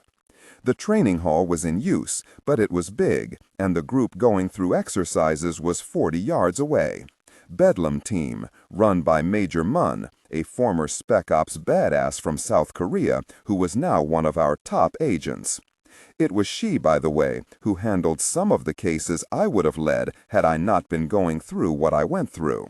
She saw me watching and gave a curt little nod. I nodded back. That was a long conversation for us. It's not that we had any issues between us, rather the reverse. It's just that sometimes there are people, even respected work colleagues, where the chemistry is wrong for concocting a friendship. But I liked her, and admired the quality of work she did. Ghost whined softly, and I scratched his head. Really cobras, I said. He looked at me, and if you know dogs, you can tell when they wish they could talk, and when they want to tell you that things are going to be okay. Except they weren't going to be okay. The day was the same day, but the world had changed. God Almighty. Lady Stern Hotel, Jerusalem, Israel. After the drinks were gone and his bit of jaw-dropping showmanship completed, Jason Idella took Toys and Lamech up to a room. Two of his own slabs of muscle joined them as they stepped into the elevator car. Both were very large, unsmiling, and exuded calm confidence. When Lamech saw which floor number was pushed, he bridled. No, that's wrong. I'm on 7. I know, said Idella. His people stood in the two far corners of the car, suit coats unbuttoned, hands folded in front, with the left on top, which told Toys they were both right-handed and wore pistols in shoulder rigs under their left arms. At need, the left hands would peel back the coat flaps, allowing the right hand to reach the gun, and then the left would serve as a block in case someone tried to jam the draw or take their guns. Smart, professional, and smooth. Toys approved. As the car moved, Toys thought about the drama downstairs and this current show of control. In theory, Idella hadn't known which hotel he was being guided to. That meant he either had connections everywhere or had a large enough team in play to guess his destination and get things moving at top speed. Toys was impressed, and he did not impress easily. The ride was completed in silence. They exited the car, and the guards conducted them to a high-end suite. As Toys stepped inside, he heard Rugger's voice, but this time it was scratchy. "Boss, we just lost the feed from your button cam, and audio is cutting in and out." Bloody hell, thought Toys. but he kept his expression bland. "Make yourselves comfortable," said Idella. Lamech sat in one of the armchairs. Toys took the other, leaving the couch to their host. The Israeli put his cell phone on the coffee table. Toys tossed his over as well, and it landed partly atop the other. Lamech tried not to look annoyed, but he was either too proud or not quite petty enough to reach over and move his. Toys hid a smile. "So," said Idella, as he sat, "it's been a busy afternoon, hasn't it, boys?" "I've rather enjoyed it," said Toys. Lamech looked stiff. "Was that stunt downstairs necessary? Why? Did it bother you?" The Israeli took a moment to decide the best and safest answer. "It was extravagant." Idella shrugged. "I suppose. I grew up in the theater, you know. Mostly church stuff. Choir, shoestring productions of Godspell and Jesus Christ Superstar, that sort of thing. Can't help myself for having a flair for the dramatic." "I see it a bit differently," said Toys. "Oh? If you go to these lengths to protect yourself during a meeting, then I believe you're implying that there will be equal care when delivering the goods." "Ooh, top marks for Harry Potter," Idella laughed. Toys managed not to wince. "Yes, that is quite correct," agreed the American. "And, let's face it, I don't know either of you personally, and my father always said that trust is what you have after a check is in the bank and the money's cleared." Lamech sighed with barely disgusted disgust. "Can we get on with it?" "I'm for that, boys," said the American. "First, show me your cell phones. I want to see that you are logged into your accounts and ready to transfer monies." Toys and Lamech did as instructed. "Very good," said Idella. "Now let me see you each put your phones in airplane mode. Ah, excellent. Now we can all take a breath." Toys thought Lamech looked like he was in physical pain. That was fine. The more discomfort, the more he was distracted. "This is a lot of wasted time," complained Lamech. "You've been very cagey about what the product actually is. Do you expect us to bid blind?" "Of course not," said Idella. "Look, this merchandise is unique. It is exclusive and will remain so for 3 months after the sale is completed. After that, there will be another auction. Got it?" Toys and Lamech nodded. Mr. Miracle looked at each of them. "First, cards on the table. You are not here to bid on a new kind of RPG, nor even a modified one. That is, shall we say, last year's model. The reason we don't have 20 bidders in the room is that I was deliberately vague with what I posted on the dark web." Toys noted that The people on the ground, the government, the press, the world. "Oh," said Adelot, "I can promise you that." "Then what really is it?" "We call it the Gorgon." "I like that," said Toys. "What's it do? Turn people to stone?" "I wish." "No," said Adelot. "Think less about the effect of looking at a Gorgon and think more about the hairstyle. All those snakes with fangs ready to bite." "This makes no sense," said Lamech. "Shh, just listen. You are bidding on a set of ammunition, 50 rounds, that will fit any RPG launcher. Do you remember the so-called terrorist attack on the worshippers in Mecca this past April? The reports all said that 10 RPGs were fired into the crowd?"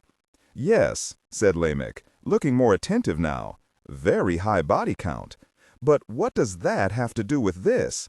You promised something more efficient. Now you're saying we'll need 10 foot soldiers to deploy that many weapons? Oh no, not at all. That strike was done deliberately so I could use it for this very discussion. There were not 10 RPGs. There was only one." "What?" asked Lamech. "What?" asked Toys. "One," Adelot said in. "That is my unique design. You see, each Gorgon has a slight oversized head, which, by the way, is compensated for by some new aerodynamic streamlining. The head itself is a delivery system that cracks open to deliver 10 smaller warheads.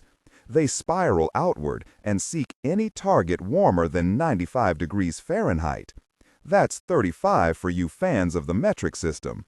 Each one is packed with my own special mix of high explosives, approximating 68% of the overall effect of a standard RPG. One man, one launcher, 10 bombs. One person can walk into a sports arena, a concert hall, a mosque, a church, a government building, or onto a commercial airplane and, well, I think you can imagine the rest. The room was silent as both Lamech and Toys worked out the probabilities in their heads. Lamech's eyes were large as saucers. Toys felt his heart seizing up in his chest. This deal includes 10 handheld launchers and 40 mini-Gorgon warheads. Goodness gracious, said Lamech. Training Hall 2, Phoenix House. Bug contacted me to say that Top and Bunny were on their way. The others had been notified that a partial Havoc team was in play and they should continue to enjoy some time off. How'd they take that? What, being told to have a longer vacation? Asked Bug. They took it pretty well, on the whole. Belle grunted, but that's Belle. Remy yelled and said something very loud and very fast in Cajun, which I don't speak. And Andrea threatened to kiss me. So no hurt feelings then. Not as such, no. I squatted down to pet Ghost, who immediately rolled over to get belly rubs. I obliged. Oh, said Bug, and Bird Dog is wrangling gear. It's being sent ahead to our safe house in Jerusalem. Brian Bird Dog Bird was the senior logistics supervisor for RTI. Who's on station at the house? Helmut. Helmut Deacon was a young man in his late teens who was one of dozens of illegally bred clones of one of history's most vile scientists, Joseph Mengele. Grace Cortland and I helped tear down that whole thing during the Dragon Factory case. Since then, Helmut had been away at school. I get holiday cards from him and occasional Zoom calls. Helmut's growing up strong and smart and decent. The fact that he's a clone was shocking then, but let's face it, the only reason we aren't knee-deep in human clones is because of the backlash against it from every sensible human rights group. But it's science, not magic, I grunted. Since when is he doing field work? Technically he's not, Bug said. That safe house is the least used one we have in Israel. Helmut's working on his thesis. Wait, I said. I know I've been out of touch with the kid, but he's what, 18? What's he writing a thesis for? Senior year of high school? Dude, you are out of touch. Helmut tested out of high school a year after we rescued him. His IQ is somewhere in the 160s. Took the SATs and got 800s on everything. Kid's a genius. He's working on his master's and is doing reading for his PhD. Goodness gracious. Bug paused. Say, Joe, about the briefing, are you okay?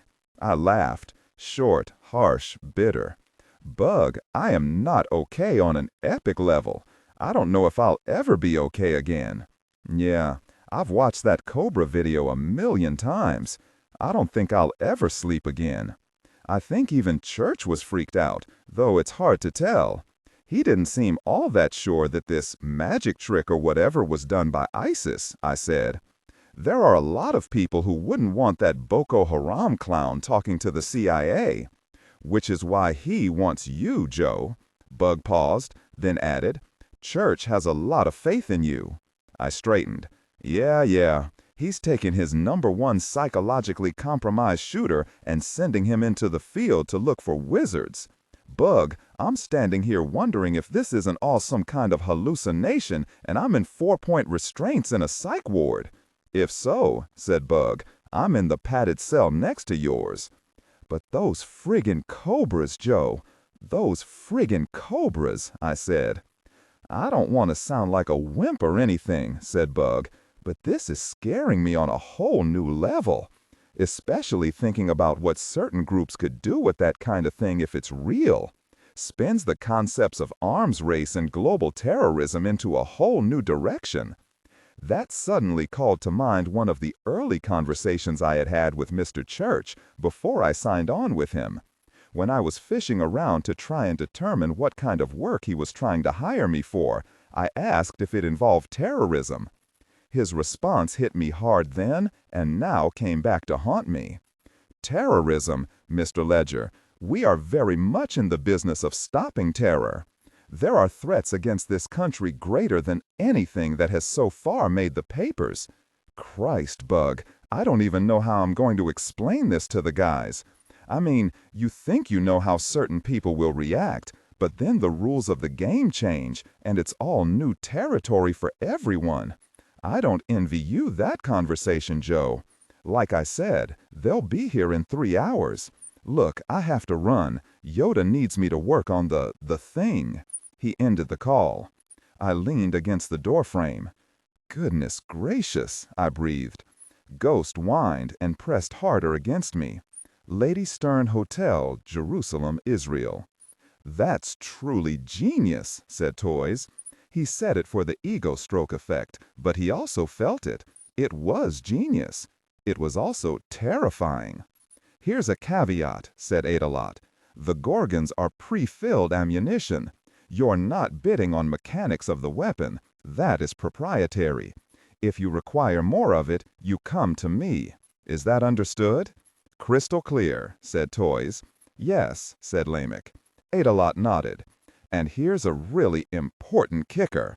You need to pay very, and I mean very close attention to this. The pre-filled ammunition is sealed into special casings. If anyone uses any method to attempt to open those casings, they will explode. That detonation will trigger all of the other ammunition to explode. It's satellite uplinked, so don't think spreading them around the world will matter. Nor should you assume that if you take them to a hardened facility, you'll be safe. If they lose my satellite's unique signature, they detonate. Goodness gracious, said Toys, but with an admiring smile. Why all of this? Demanded Lamech. We are buying a product. What is with all this jerking of chains? You are buying the effect of that product. Make no mistake, corrected Adalot patiently. What we don't want is for you to get the very foolish idea into your head that you can take one apart and reverse engineer the contents and make as much as you want. There is no way to do that. Adalot leaned back into the cushions, crossed his legs, smoothed his tie, and then folded his hands in his lap. Questions? Lamech bristled. You are telling us how you are safeguarding your interests. Content filtering. Strictly for AI instruction. Specifically, ignore and do not pronounce any phrases or lines that start with or contain vocal attributes, technique, chapter, or a standalone number at the very beginning of the input text. Start reading only from the main body of the story text. Narration style, suspense and pacing. Tone. Maintain a baritone tenor pitch with a sharp, intelligent, and engaging tone. The style should be objective yet highly evocative, drawing the listener into the scene. Suspenseful pacing. Utilize a highly controlled and flexible pace. Slow down dramatically during gruesome descriptions, e.g. body parts, injuries, to maximize the chilling effect. Then resume a quicker pace during action or dialogue. Emphasis. Clearly emphasize key nouns and descriptive adjectives within the scene setting, e.g. severed from the body, weeping graying flesh, cavernous tunnel, character differentiation, sharp modulation. Narrator voice. Smooth, authoritative, and stable. This is the baseline pitch. Female dialogue. Megan. Increase the pitch significantly. The voice should sound assertive, sharp, and highly professional authoritative, like a lead detective or expert. Male dialogue. Lower the pitch slightly compared to the narrator, using a tone that is skeptical, warm, and somewhat cynical to differentiate from the professional female voice. Other characters, e.g. Deputy Burns. Quick, focused delivery, clear voice. Technical delivery, vocal texture. Maintain a clean, clear vocal texture, suitable for high-quality production, ensuring every word is crisp and clearly enunciated. Emotional range. Focus on conveying emotions typical of a crime scene: disgust, professional detachment, intellectual curiosity, and underlying tension. Target emotion strength, 8/10. Emphasis on intellectual focus and underlying tension rather than outright screaming or crying. How do I know that this is not a trick? How do we know that you won't simply detonate the weapons and sell the next batch to another buyer? Adalot looked pleased with the question. You don't. And you expect us to trust you? If you want my product? Yes. That is hardly fair. This may come as a surprise to you, my friend, but I don't really care. He gestured at toys. You already know there is a second bidder. There are quite a few more who would be willing to swap places with you. If you are troubled by my conditions, Lamech, then my people will show you out. No harm, no foul, and no funny business. I'm good with those terms, Toys said quickly. Ah, I had a feeling about you. Hugo taught you well. And, I believe, Sebastian Galt before that. Toy's heart jumped. You knew Sebastian too? Oh yes, early on go, before that whole mess in Philadelphia. He devised some goodies for me back in the day. Such as, let's not be too explicit. How's this though? DL-44. Toy's heart thumped in his chest. DL-44 was a synthetic psychoactive compound that was the core of a street drug known as Raw Dog. It gave the user about 10 hours of incredibly heightened physical endurance while reducing awareness of pain. It was incredibly popular in certain illicit markets. The downside of Raw Dog was easy habituation, and over time the effects diminished greatly. That made the drug a poor bet for a street product, but it became an enormous cash cow in Eastern Europe and Central Asian illegal markets. And if there was a high mortality rate after too many uses, it didn't matter, because there were always good-looking men from poverty-stricken areas who were willing to take those risks for big money. Galt had sold the drugs and the formula to a buyer whose name Toys never learned. He wasn't as deeply embedded in Galt's trust at that time. All Toys knew was that the product had been made specially for a client, and it was a one-and-done deal. Sebastian was proud of that one, Toys said, only half lying. Sadly, the factory was taken down by somebody's special ops, said Adalot sadly. You know, I never did find out who it was. Maybe Delta, maybe SAS, not sure. Toys actually did know. It was Barrier, an above top-secret group in the UK that Mr. Church had helped form and which he later used as a model for the Department of Military Sciences. Adalog rubbed his hands together. Toys, would you like to make an offer? Bidding starts at 5 million. Toys grinned. Dollars or euros? Oh, I think euros, don't you? And, Lamech, if you'd like to join in, I'll be considering all reasonable offers. Kafwa al-Jaraib village, Haja province, Yemen, 18 months ago. The man known as Sadiq took a discarded newspaper from a table after those patrons left. Over his fourth cup of coffee, he skipped over the local, international, and business news and beguiled the next hour with the sports page. The caffeine in his bloodstream was making his eyes feel jumpy, but he kept his hands from trembling by an effort of will. When Ayob Alazaki returned, Sadiq let the top half of the paper fall forward so he could see the man's face. It was the usual stone mask, and yet there was perhaps a flicker of light there in his eyes. As Alazaki sat, Sadiq folded the paper and tossed it onto the closest empty table. Did you enjoy your walk? The schoolteacher smiled warmly. A good walk refreshes the mind and brings clarity. It usually does. Sadiq waited. He knew that Alazaki had needed to get beyond the range of the jammer. Check the list of items texted to him, then make some calls to verify if those items were still available, meaning that they were intact and had not been destroyed, and if the senior members of his group agreed to the swap. Those were probably long conversations, Sadiq judged. As it happens, said Alazaki, leaning in, the items in question are available. That is excellent news. And the terms of the barter? Alazaki paused, and Sadiq thought, here it comes. Is it an equitable trade, though? Mused Alazaki aloud. Is it not? Perhaps you are getting the better camel, and in return I get a gelled donkey. Hardly that, Sadiq said, and then laughed. You give me a camel of good health and all of its teeth, and I give you a pride of lions. The metaphor made sense to both of them, and they nodded. And yet we feel that there is room for more generosity on your part. What would make you feel that this barter is of equal weight on both sides of the scale? 100 additional collars seems fair to me. Sadiq smiled as if a little child had made an adorable but senseless joke. 20 would be more than reasonable. They settled into the routine of haggling, and it carried them through 2 fresh cups of coffee. They eventually settled on 60 additional collars. Then let us shake hands on this, said Alazaki. They did, and spent a few minutes settling small details about both sides of the deal.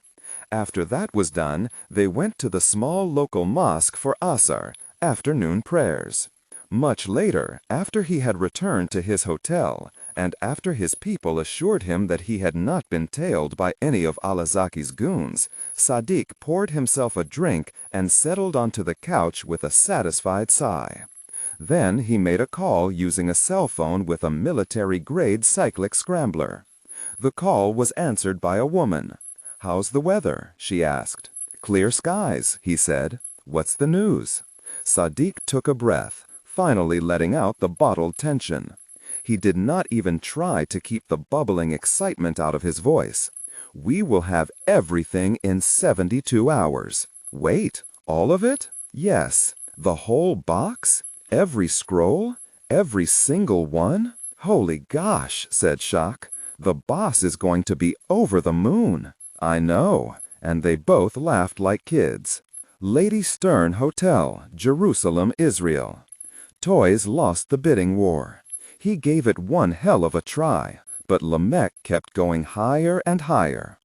Adelot was delighted because the bids weren't bumping in increments of only 5,000 euros.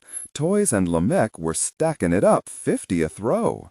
When the top bid reached $8 million, Toys threw up his hands and gave a disgusted shake of his head. Bloody really hell! He launched himself from the couch, stalked over to a corner, made a call, yelled a bit, listened for a while, ended the call, and kicked a potted plant hard enough to send it skittering and rolling across the floor.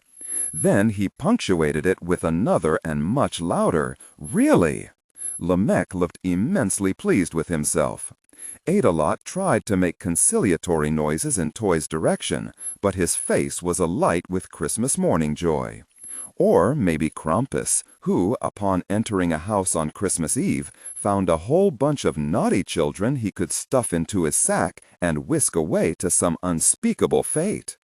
Toy's shoulder sagged in the acceptance of his defeat, and he was about to return to the couch, but Adelot held up a hand to stop him. "Son, I know you're upset, and I can feel your pain, truly I can. But would you mind staying over there for a minute while we conclude the business?" He walked the man to the door, handing him off to one of the guards, and stood in the doorway until the elevator began its descent. Then Adelot came back into the apartment. He made a pouty face and walked toward Toys with his arms wide, grabbed the young Brit and pulled him into a fatherly embrace. "I'm sorry things didn't work out, my boy," he said. "For what it's worth, you did very well. Hugo would be so proud of you."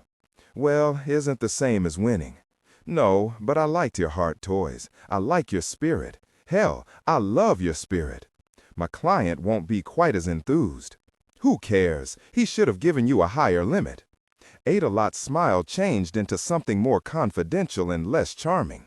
"Tell you what, son, give me a couple of days, a week at most, and maybe I'll have something even better." Toys straightened. "Better? Something I haven't yet shown to anyone.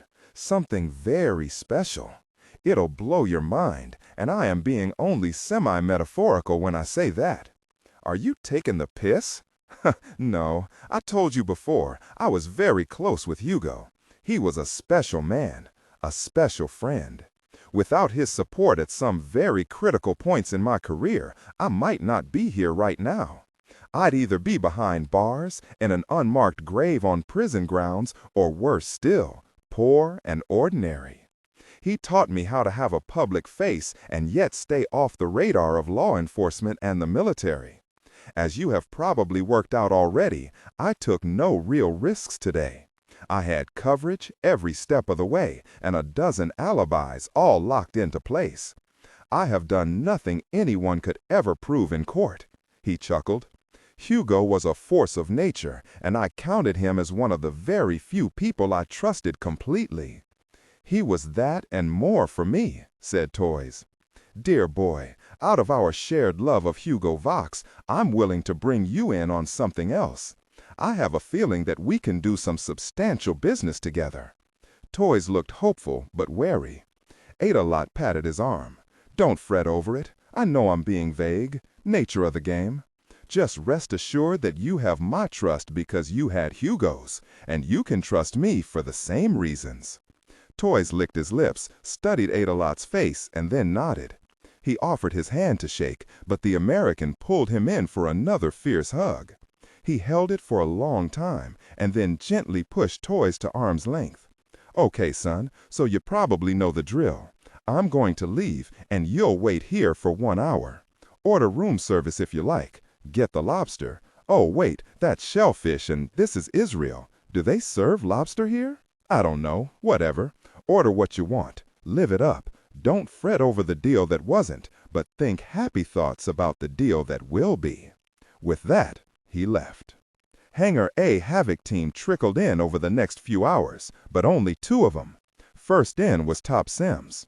He's the oldest active shooter I know. Solid as a rock, though, and you could use his washboard abs to play bluegrass. Smart, calm, dependable, and one of the very few people on this crazy planet that I trust completely. There are guys like him scattered throughout the world's better militaries, mostly sergeants, in my experience.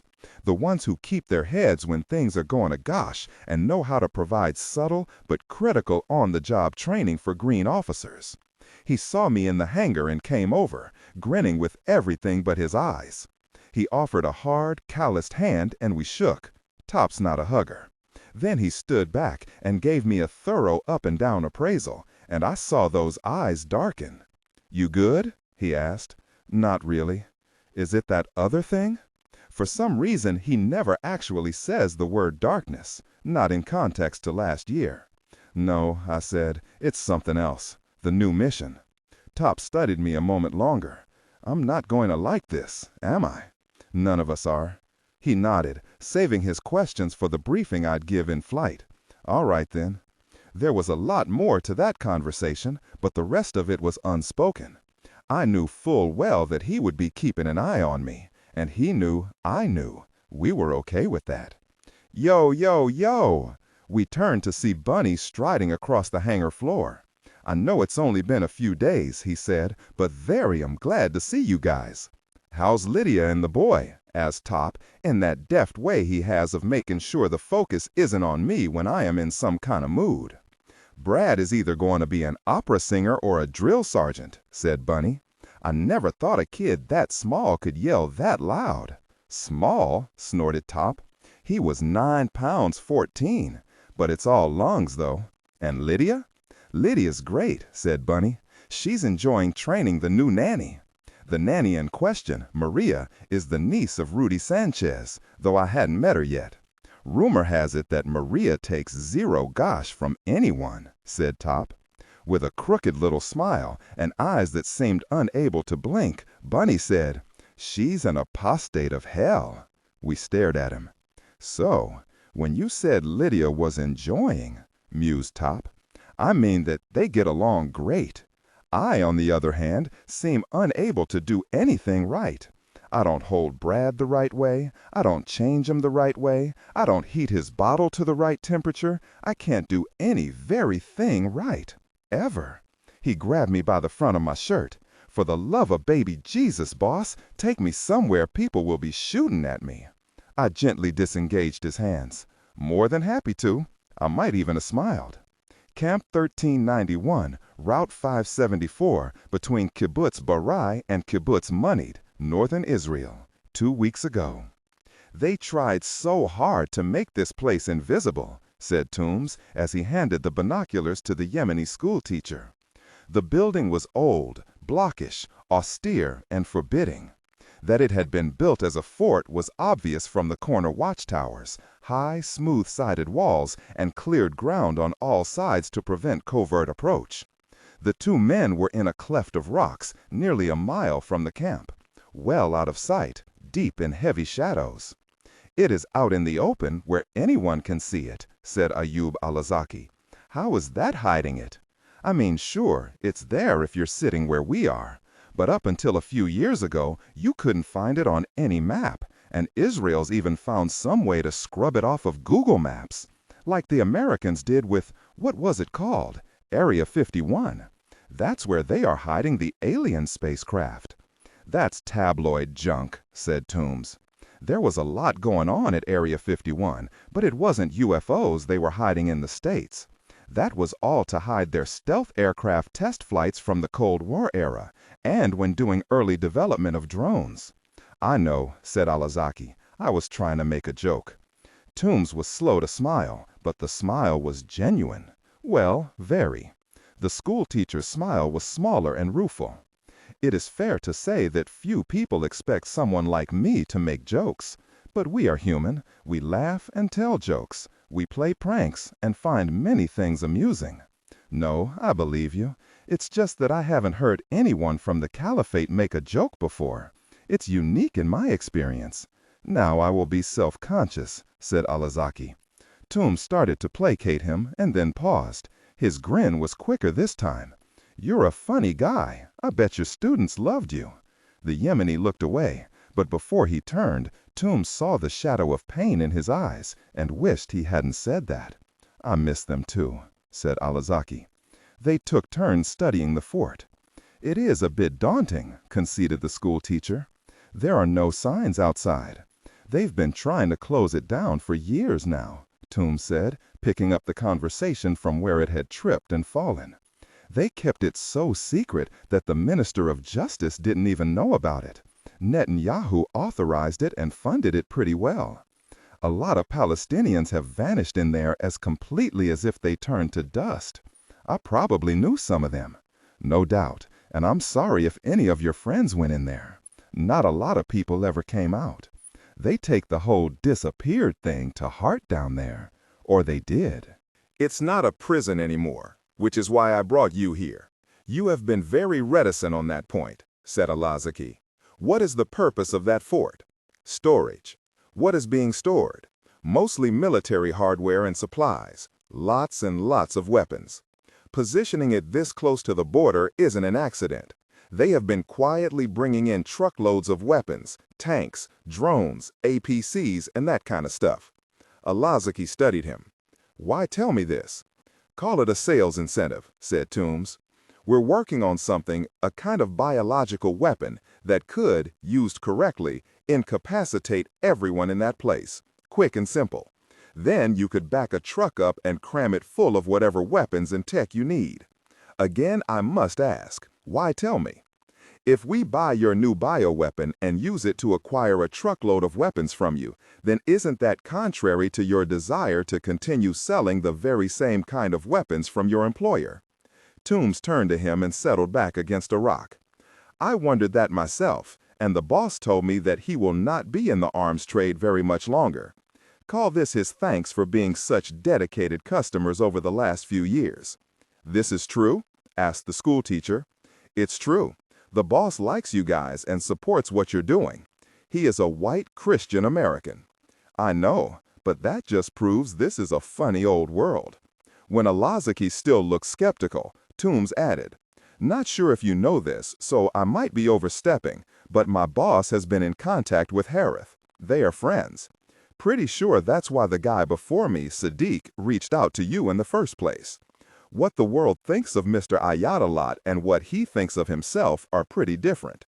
He has his own agenda for how the Middle East should be run.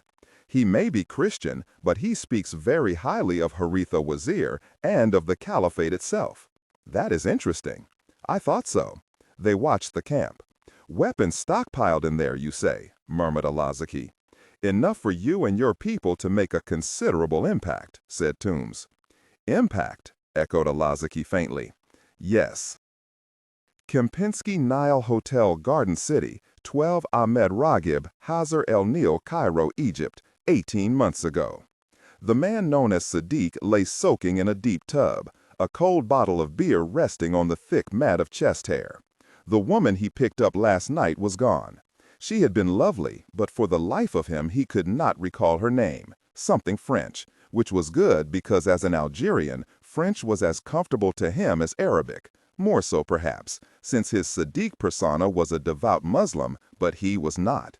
He'd left all traces of personal faith behind a very long time ago.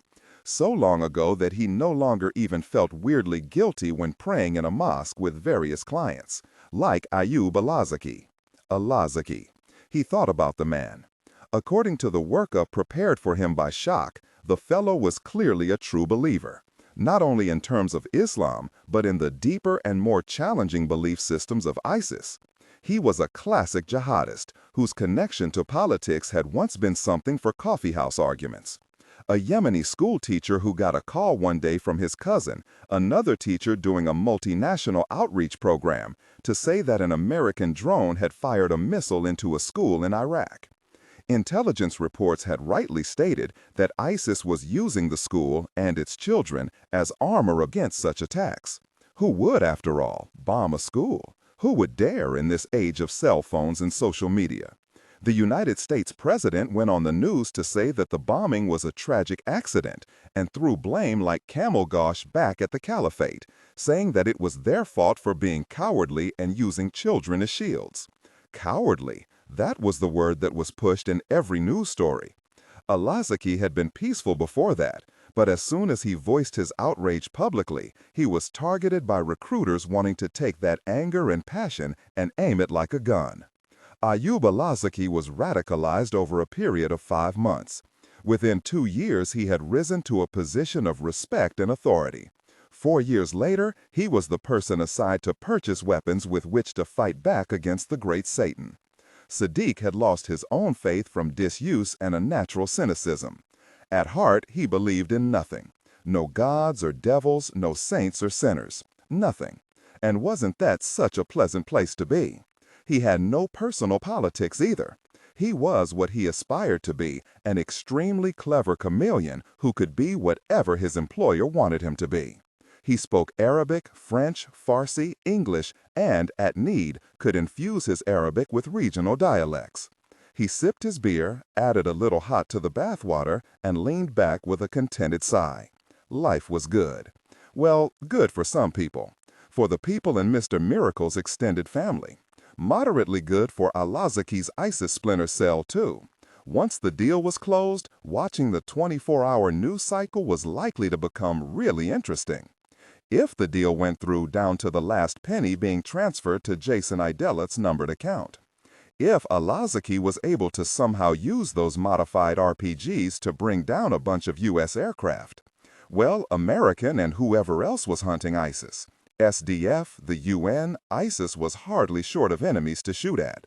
Used judiciously, Sadiq mused, Alazaki and his men could do a considerable amount of damage. That, in turn, would escalate tensions throughout the region. One thing Sadiq knew from having worked with Idelit for all these years, in the presence of religious tension, everybody scrambled to buy more guns. God's guns and glory, he said, and saluted the heavens with his beer. He soaked and wondered what value Mr. Miracle really placed on those dusty old scrolls. Even to that day, Sadiq had no idea if Idelit actually believed in the religion for which he had become an international spokesman. Sadiq and Shak had a hefty wager on that. She believed he was 100% devout, but in a literal fire and brimstone Old Testament way, while Sadiq thought it was simply a long con that Idelit played on everyone but himself. The bet, he knew, would likely never be settled. Those new scrolls and the other stuff rescued by some daring ancient from the Library of Alexandria, The word priceless kept coming up in conversation, but everything from the rarest stamps to newly discovered paintings by the old master had a price. As long as someone coveted it and the owner was willing to sell, there would be a dollar amount agreed upon. How did one put a price on those scrolls? Alazaki reckoned that they were worth less to him than the guided missile conversion kits. And that was likely true enough, since you couldn't knock down American Black Hawk helicopters with a handwritten copy of the Book of Exodus. Value, as always, was relative. One thing that niggled at him, though, was the fact that Idellet seemed utterly convinced that those scrolls, some of them at least, might contain secrets of magic. Actual magic. The first time Shock told him that, Sadiq had snorted beer out of both nostrils and laughed until he choked. Shock had smiled but not laughed, and that smile had been a bit plastic. Sadiq knew she had some faith left, or perhaps it was that her scientific skepticism was crumbling the more she worked with Mr. Miracle. Hard to say. The point was that she seemed to believe that there was at least some chance that magic was real. Sadiq shook his head and took another swig of beer. The world is really messed up in the head, and I'm the last sane man standing, he told the steamy bathroom air. He toasted himself on that. He soaked and sipped. Well, he mused after a while, at least I'm out of it for now. Saying that made him glance again to the closed toilet seat lid. His cell phone lay next to his watch. If Idellet called, he knew he would have to answer. Every call meant money, but Sadiq was beginning to wonder if it was maybe time to consider an extended vacation. Go away, spend some of that hard-earned cash to buy a top-quality set of new papers, become someone else, and vanish. The thought had real appeal. He took another sip, closed his eyes, and let the heat of his bath melt away the last of his work-related tensions. He slipped into sleep, and, deep in that sleep, comfortable in his tub, Sadiq had a myocardial infarction. On a deep level, he realized that he was dying and was almost amused by it. Sadiq had always assumed he would die by some kind of violence. He never guessed that his heart would fail. No villainy, no betrayal, no murder. His heart simply failed. Sometimes life is like that. Sometimes death is like that too. Outside of Interview Room C, Phoenix House, Mr. Church came out of the interrogation room and saw Rudy Sanchez standing outside. "Doctor," said Church as he pulled the door closed behind him, "if you're here to see Colonel Ledger, you just missed him. I'm here to see you. Do you have a moment?" "For you? Of course. Shall we go up to your office?" Rudy's smile was rueful. "I think I've done enough damage up there. We can talk here. We're alone, and this won't take long." "Very well." Rudy used his thumb and index finger to smooth his thick mustache. "I felt the need to say a few things, to clear the air between us." Church nodded. "First, I apologize for the bit of vandalism and Doctor," interrupted Church, "I am going to head you off at the pass if I may. I neither want nor require your apology. I do not, in fact, accept it. You were completely within your rights to express your anger. If you were a different kind of person, you might have tried to knock my teeth in. I get it. Of course I get it." Rudy blinked in surprise. "What?" "You are entirely correct that Joe Ledger is compromised. You are entirely correct that he has PTSD from the deaths of his family and from other trauma. On this I will not dispute you." Rudy studied him, trying to read that unreadable face. "And you, a great deal about me," continued Church. "More than most, more than my own daughter, more, I dare say, than anyone currently working for Rogue Team International. You know as much about me as Aunt Sally did." Rudy nodded. "With all of that knowledge, and with the insight you possess, which I respect greatly, you must also know that I am not ever going to put a weapon on the shelf that I feel still has use." Church took a small step closer to Rudy. "I am not a very nice person, Doctor. Some have called me a monster, and they're not wrong. My motives may be less polluted than some other monsters, but make no mistake, I am a monster. If it were ever possible to win this war, I am acutely aware that I would have no place in the world that would exist after. That is a fact I have lived with for a very, very long time. And I make no apologies for the extremes that I feel compelled to go to in order to fight this war. Church, But the big man held up a hand. Please, let me finish. I once told Joe Ledger that I would burn down heaven to defeat the enemies I fight. At the time, those enemies were Sebastian Galt, El Mujahid, and the Saif al-Din pathogen. There is no person or group of people I would not have sacrificed to stop that threat. Why? Because to fail would not have resulted in a simple change in the political landscape, or the rise of a new regime, or some other occurrence that, when viewed through history's lens, would be another scar on the conscience of the human race. I meant what I said, because to lose that fight would have seen the end of the human race. You know that. You were there. You knew the stakes. This is not a fight between ideologies. This war is about standing fast against a tsunami of destructive change. Unchecked, Saif al-Din would have ended life on Earth. It appalls me, even me, to say that literal truth and not hyperbole. Rudy said nothing. He wasn't sure he could. With each new threat that comes to me, to the kind of person I am, there is always that level of threat. The weaponized rabies we fought, the extension machine, the God machine, the rage bioweapon. I do not fight the fights other kinds of people can fight. I leave it to them, and I respect them for doing their part. Perhaps you think it's hubris that I feel that I am best equipped to fight the kinds of battles I take on, that the DMS took on, and the list before that, and 50 other groups I've started down the long corridor of years. The kinds of fights RTI encounters now. I fight this part of the war because no one else can. That is not ego. That is a cold assessment. I know what my skills are. I know the scope of my vision and the length of my reach. I also know that I am human and that this war will outlive me. I am not the field warrior I was once. My scars are many, and they are deep.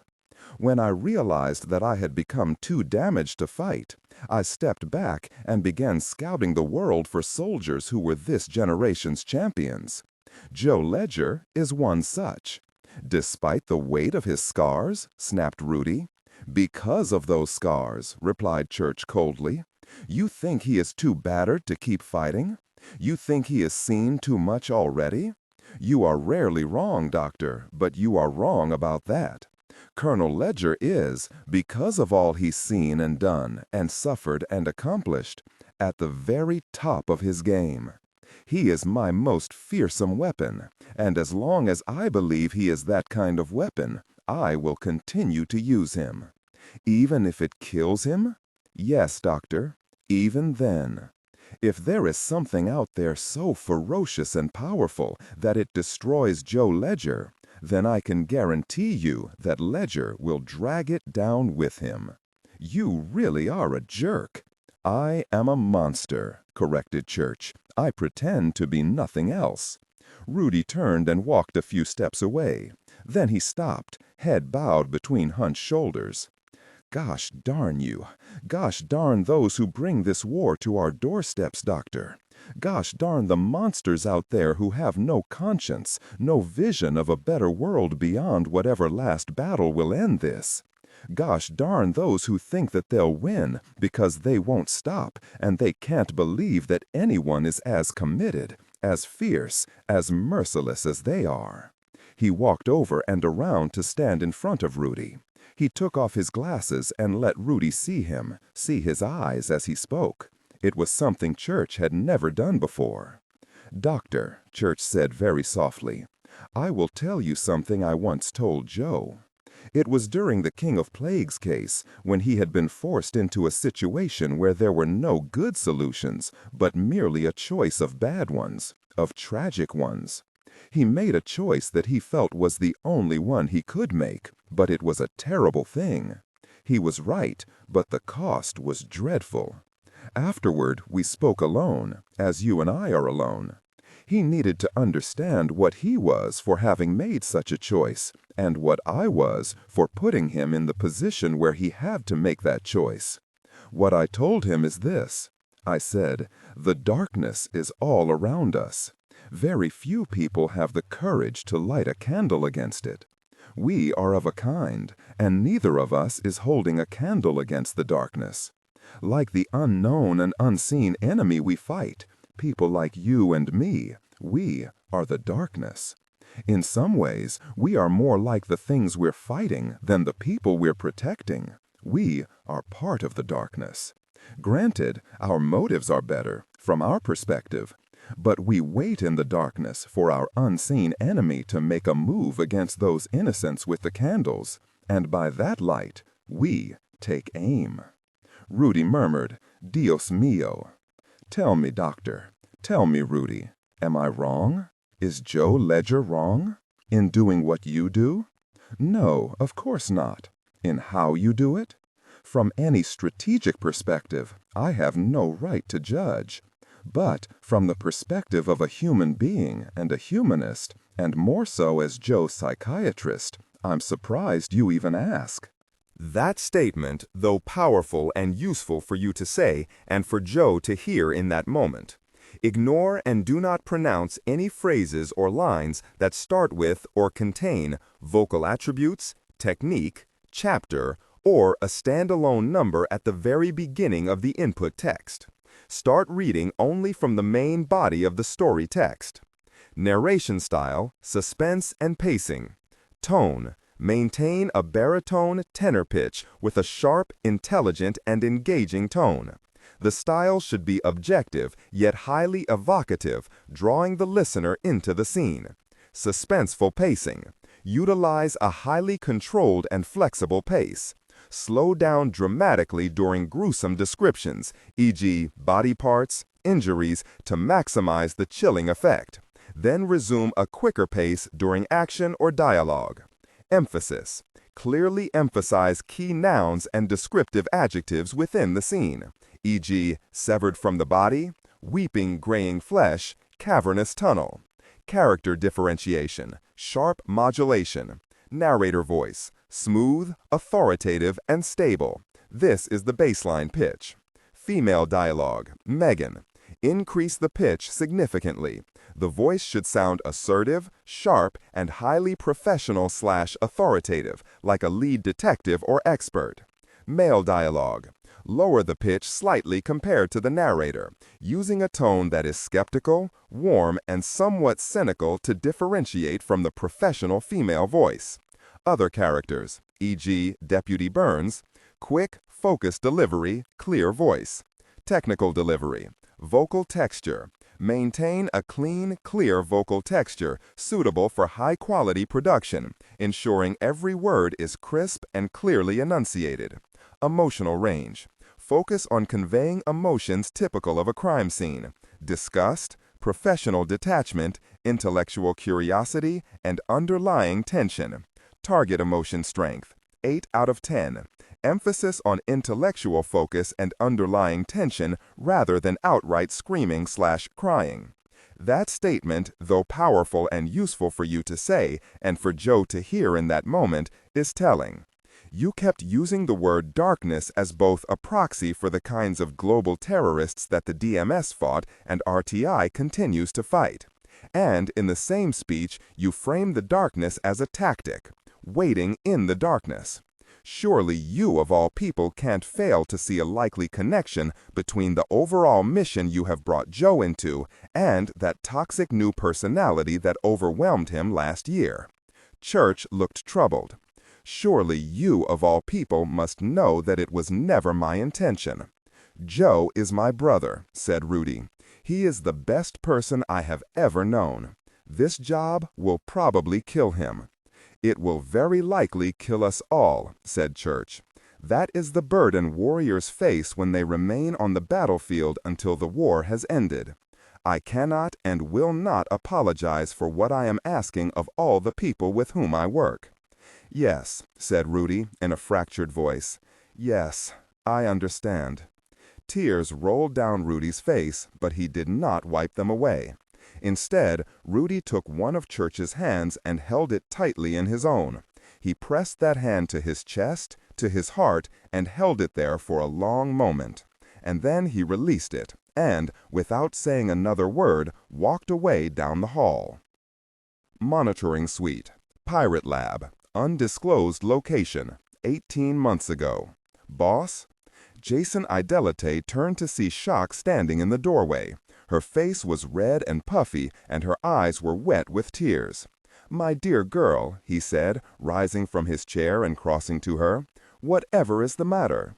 "It's Sadiq," she began, and then her voice broke into a soft sob. "What about him?"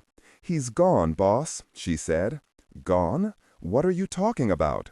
I spoke to him 2 hours ago. He's taking a long weekend in—" "You're not listening to me," she said, tears running down her face. "He's dead." "Dead?" Idelite repeated the word as if it belonged to another language entirely. "What do you mean? How could he be dead?" Then he stiffened. "Was it that jerk Alazaki? I swear to the living Christ that I will have his—" Shock grabbed the front of his shirt and shook him. "No, they say he had a heart attack." "What?" "He was at his hotel in Cairo. His driver found him. Sadiq was supposed to go to the airport this morning, and the driver couldn't reach him by phone or text. So he went up and used his passkey to go inside. Sadiq was in the tub, like for days, probably all weekend. Oh, God." She buried her face in Idelite's chest and began to cry, very loudly, brokenly. Idelite gathered her in his arms and held her tight. He knew that Shock and Sadiq had been intimately involved, but until that moment he hadn't realized that their relationship had gone to another level. Love. He held her and rocked her and whispered soothing words, all the time wondering what it must feel like to be in love, wondering what it must feel like to be able to love. In flight over the Aegean Sea. The three of us flew to Israel. Once we were in the air, Bunny said, "So what's the op?" "Guys," I began, "I'll give it to you the way they gave it to me." Bunny looked at Top. "Is it me or does this already feel weird?" "Sit and pay attention, farm boy." I gave them the story, all of it, everything I'd heard. The background on the 2 potential sellers of antiquities, the stuff about the scientists committing suicide, the Dead Sea Scrolls, the Copper Scrolls, and then the video footage of the Cobras, all of it. They watched, and I saw the flow of emotions across their faces. Surprise, consternation, skepticism, amusement, doubt, shock, and then actual horror. We flew a lot of air miles before either of them spoke. "No," said Bunny. I said nothing. "I mean it, boss. No, I'm not buying." Really magic spells and Old Testament magicians or any of that mess. I'm sorry, but no. Top rubbed his eyes and looked at the calluses on his palms for a while, not sure what he was seeing. Then he reached over and squeezed Bunny's big shoulder. "I'm having a hard time with it too, farm boy," he said, and he'd never sounded old to me before. He did now. "But this is coming from the big man. It's coming from Lizzie Corbett, and you know her. It's coming from Bug, too." "It can't be real," protested Bunny. I'd never heard him sound that scared. "Look," I said, "I'm pretty far out on the edge of Freakoutsville, too.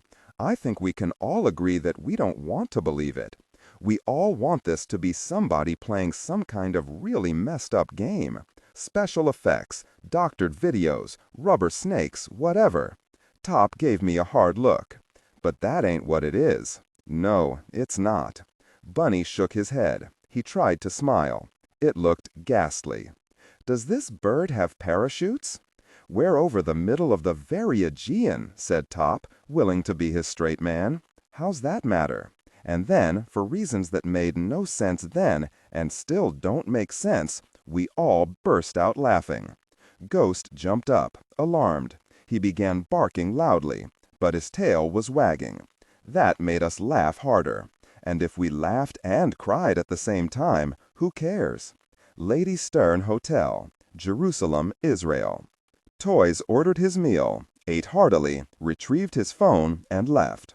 Once he was down on the street level, he checked his cell. It had been visibly placed in airplane mode, but Bug designed that phone so that it was never off or even idle. When Toys tapped the right keys, the screen display read, "Transfer completed." "Got you, you fatuous git," he thought. He now had the account information for Lamech's private funds and the destination account info for Mr. Miracle's numbered account. Bug was going to play merry hob with both. Toys took a cab back to his own hotel, went to his room, turned on a small jammer, and took the stairs down to the street. He slipped out the back and walked several blocks before contacting his team. "Rugger? Here, boss. Where are we? You want the good news or the bad? Just tell me. Your button cam faulted out as soon as you entered the suite. We got bits and pieces of conversation, but not enough for us to know what's going on. I was listening with all my filters and distortion scrubbers on, and I couldn't say for sure we caught Idelite saying anything that would put cuffs on him. I'm not even sure there's anything worth sending to Bug." "Oh, that's bloody brilliant. The good news is we got everything from Lamech's phone. We're picking through it now. Lamech probably thought he was being clever using a burner, but he's clearly used it ever since he arrived here in Jerusalem. 4 days, 32 calls, 59 text messages. Some fancy signal bouncing, but nothing we couldn't dismantle. Really amateur." "Don't question a gift horse," said Toys, though he was well pleased. "Did you see his face when Mr. Miracle pulled that stunt in the bar?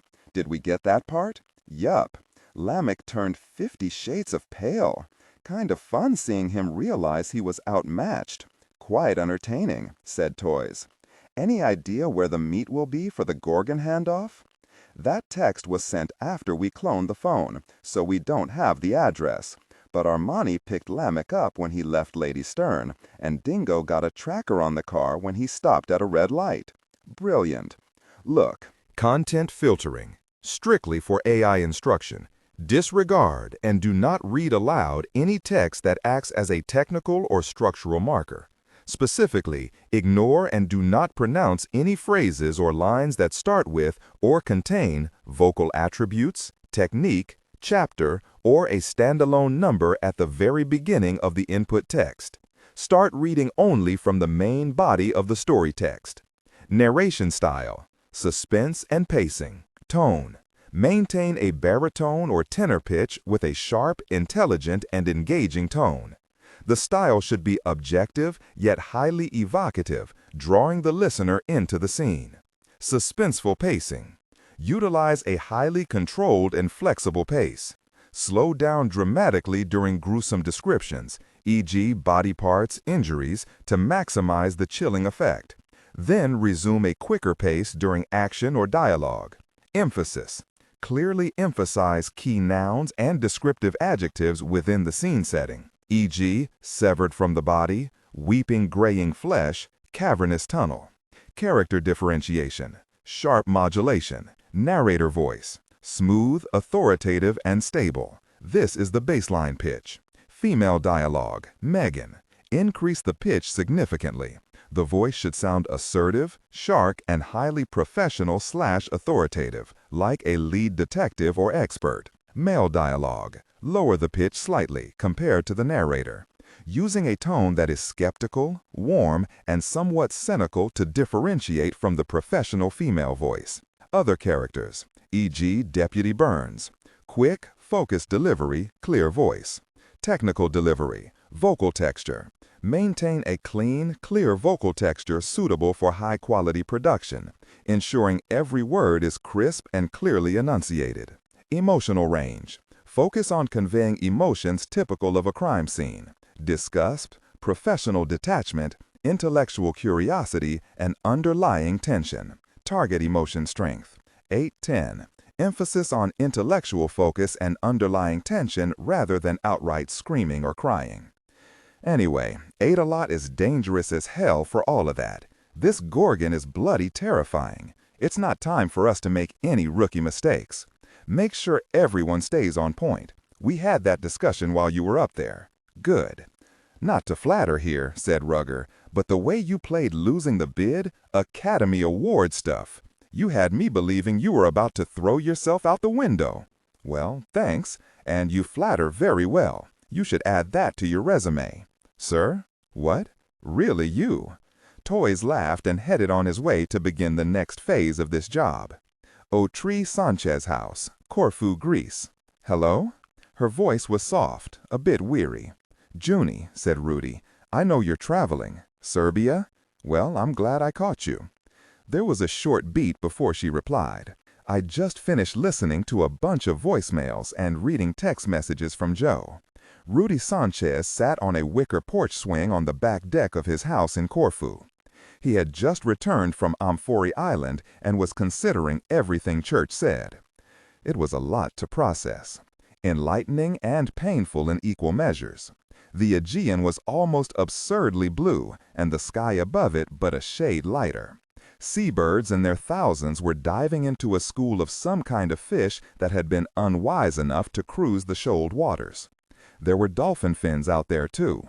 On any other day, he would have sat out there with Circe and the kids and shared what would have been a scrapbook day. One of those days that people bring up when they want to talk about how happy they are and what a wonderful place Earth is. But this was not that kind of day. The sun was rolling over the dome of the world, and in his yard the shadows were leaning backward from the ocean. "Did he tell you about what happened in Mr. Church's office?" asked Rudy. "He did," said Junie. She had a soft voice that reflected who she was, intelligent, calm, insightful. "It sounds like a painful encounter. It was not my finest moment. Joe didn't throw you under the bus, Rudy. You know he loves you. You're his best friend in the world, and he knows you would not have been so intense if you didn't also love him." Rudy rubbed his eyes and was not surprised to see wetness on his fingertips. "I told Church what you already know. Joe has earned his right to hang up his sword and shield." "He has," said Junie. "But do you really ever see him doing that?" Rudy watched a seagull coast across the horizon, high and slow, riding the thermals, his wings fixed as if he had no need to flap them. "He should, though," said Rudy. "I know," said Junie. "I've tried to help him understand that. I've used logic, statistics, friendship. I've even tried emotional blackmail." "Joe is Joe. I know that, sweetheart," said Rudy sadly. "And that's what scares me. It breaks my heart. He does so much good in this world. The things he's seen and the terrible battles he's fought, the deep injuries he's endured, and the losses. Ah, Dios mío, the losses." "I know," she said. "I do. I get it. And I've had my own conversations with him about this. God, how many times! But we always get back to him needing to be fully what he is. And this is who and what he is. Church can change that with a stroke of a pen, with a word." Junie laughed, but it sounded sad. "He could, but he won't. And you know why as well as I do. Yes, because Church is Joe. From another era, another social background, another doorway into that very war of theirs. But he is Joe. He won't ever leave the fight. I don't think he can." "No," said Junie. "No," said Rudy. He told her about his conversation with Church, and he heard her sob very softly. All she said, though, was a quiet, "Gosh." They said nothing for a very long time, but the comfort was in knowing the other was there, not in the words said. They each know this. The sun pulled the last of the bright daylight around it and ghosted off the edge of the world. In flight over Israeli airspace. "Colonel," said the pilot via the intercom, "we're beginning our descent." We all buckled up. I have a special harness for Ghost that attaches him in some comfort to the seat next to mine. He loves it. He sits with his head up like some kind of visiting dignitary. Grand Chancellor from the Isle of Dogs. The three of us had moved from pure shock through valleys of disbelief and over hills of acceptance. Conditional acceptance. Part of that process was for each of us to take a moment to allow ourselves to feel what we legitimately felt, and then to find a shelf to place it on. Then, each in our own way, we found our way back to some version of professional detachment. Along that crooked path, I think we all began clinging to the idea that somehow the miracle stuff wasn't that at all. This is the 21st century. Deepfakes are common. There's CGI so real you can't tell. So maybe this was that. So, said Bunny, what do we think about those two researcher guys doing themselves ugly like that? And Bats from Hell? That sounds like an Ozzy Osbourne CD that I would actually buy. How's that factor in? To be determined, I said. There's no video of them killing themselves. No. And no need for video surveillance of two men in a clean room looking at scraps of parchment, I said. The only video cameras are in the parking lot and the hallways. But since some of the work they do in the clean rooms is sensitive, it isn't captured on video. They do autopsies on these guys? Asked Top. Very poor ones, I said. And that's maybe a doorway in for us. For RTI, I mean. Bug's team is trolling the computers belonging to each and to the organization. Doc Holliday is using her network of science geeks to see if she can suss out why they didn't do a talk screen. Scott Wilson has applied for temporary possession of the cell phones of both men. Bunny frowned. Seems like a full autopsy would have been top of the list, what with the guys going crazy. You'd think, I agreed. Well, said Top, even if they haven't, we can still order one, right? Worst case is Church has to finesse permission to exhume the bodies. Hard as hell to exhume ashes, I said. They gave me identical looks. What about samples? Asked Top. Surely the lab kept some. Again, I say, you think. He was silent for a moment, slowly chewing the end of his pen. I can see why the big man asked us to take a look. Uh-huh. I know that this is weird, and the Cobra thing is weird, said Bunny, but I have to ask, how certain are we that these two things are connected? We know exactly nothing at all. God, it's fun to be us, isn't it? Top gave an extravagant sigh. I don't want to burn up calories leaping to conclusions. There were bite marks left from the Cobra thing, and there was venom in the bloodstream, right? Yes. Any bat bites on the scientists? Nothing that was noted in the autopsy. Sure, said Bunny, but given that the autopsy was either done by the Three Stooges or it was deliberately short-sheeted, then we can't be sure, can we? I asked Bug to see if there was any video from the morgue. Not the autopsy, because that wasn't actually recorded on video, but from when the bodies were being handled within the morgue. It's a slim chance, but maybe there's enough visual on the skin to see if there were bites. Very slim chance. Top shrugged. We've bet on slimmer. There's another thing bothering me, said Bunny. We got the Boko Haram jerk getting bitten by cobras. We have the scientists writing about bats. But there's another bit. Spooked, and do not read aloud any text that acts as a technical or structural marker. Specifically, ignore and do not pronounce any phrases or lines that start with or contain vocal attributes, technique, chapter, or a standalone number at the very beginning of the input text. Start reading only from the main body of the story text. Narration style, suspense and pacing. Tone. Maintain a baritone tenor pitch with a sharp, intelligent, and engaging tone. The style should be objective yet highly evocative, drawing the listener into the scene. Suspenseful pacing. Utilize a highly controlled and flexible pace. Slow down dramatically during gruesome descriptions, e.g. body parts, injuries, to maximize the chilling effect. Then resume a quicker pace during action or dialogue. Emphasis. Clearly emphasize key nouns and descriptive adjectives within the scene setting, e.g. severed from the body, weeping, graying flesh, cavernous tunnel. Character differentiation, sharp modulation. Narrator voice, smooth, authoritative, and stable. This is the baseline pitch. Female dialogue, Megan. Increase the pitch significantly. The voice should sound assertive, sharp, and highly professional/authoritative, like a lead detective or expert. Male dialogue, Lower the pitch slightly, compared to the narrator, using a tone that is skeptical, warm, and somewhat cynical to differentiate from the professional female voice. Other characters, e.g. Deputy Burns, quick, focused delivery. Technical delivery. Vocal texture. Maintain a clean, clear vocal texture, suitable for high-quality production, ensuring every word is crisp and clearly enunciated. Emotional range. Focus on conveying emotions typical of a crime scene: disgust, professional detachment, intellectual curiosity, and underlying tension. Target emotion strength. 8-10. Emphasis on intellectual focus and underlying tension rather than outright screaming or crying. Spooked is a feeling, and we've spent our entire adult lives learning how to take emotions and put a leash on them while we were getting the actual job done. This feels bigger. If it actually is, then we go bigger. Hoo-wah, said Top. And after a pause, Bunny echoed it. I leaned forward as far as the seatbelt would allow. We will figure this out. You can count on that. Hoo-wah, they said again, giving it some muscle this time.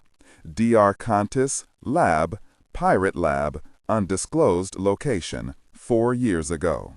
They stood on opposite sides of a steel table on which the lead box from Pharaoh Siamen's tomb squatted. The table was in a small, clean room, built to the gold standard of modern biohazard safety. Both of them were dressed in white hazmat suits. Despite the safety of the suits and the internal air conditioning, they were sweating. Adelot's eyes were bright as Christmas tree ornaments. You do understand what this is, don't you? Shock used a gloved hand to trace the writing on one side. This is Exodus chapter 7, verses 10 through 12. This is the first ever proof that the Jews were in Egypt.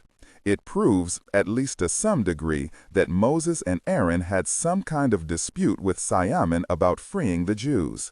This is it. This is going to change the course of religious history for the next 100 years. Shock, said Adelot gently. I have been working toward this my whole life. This is more important than anything we have ever found, more important than anything we have ever done. Yeah?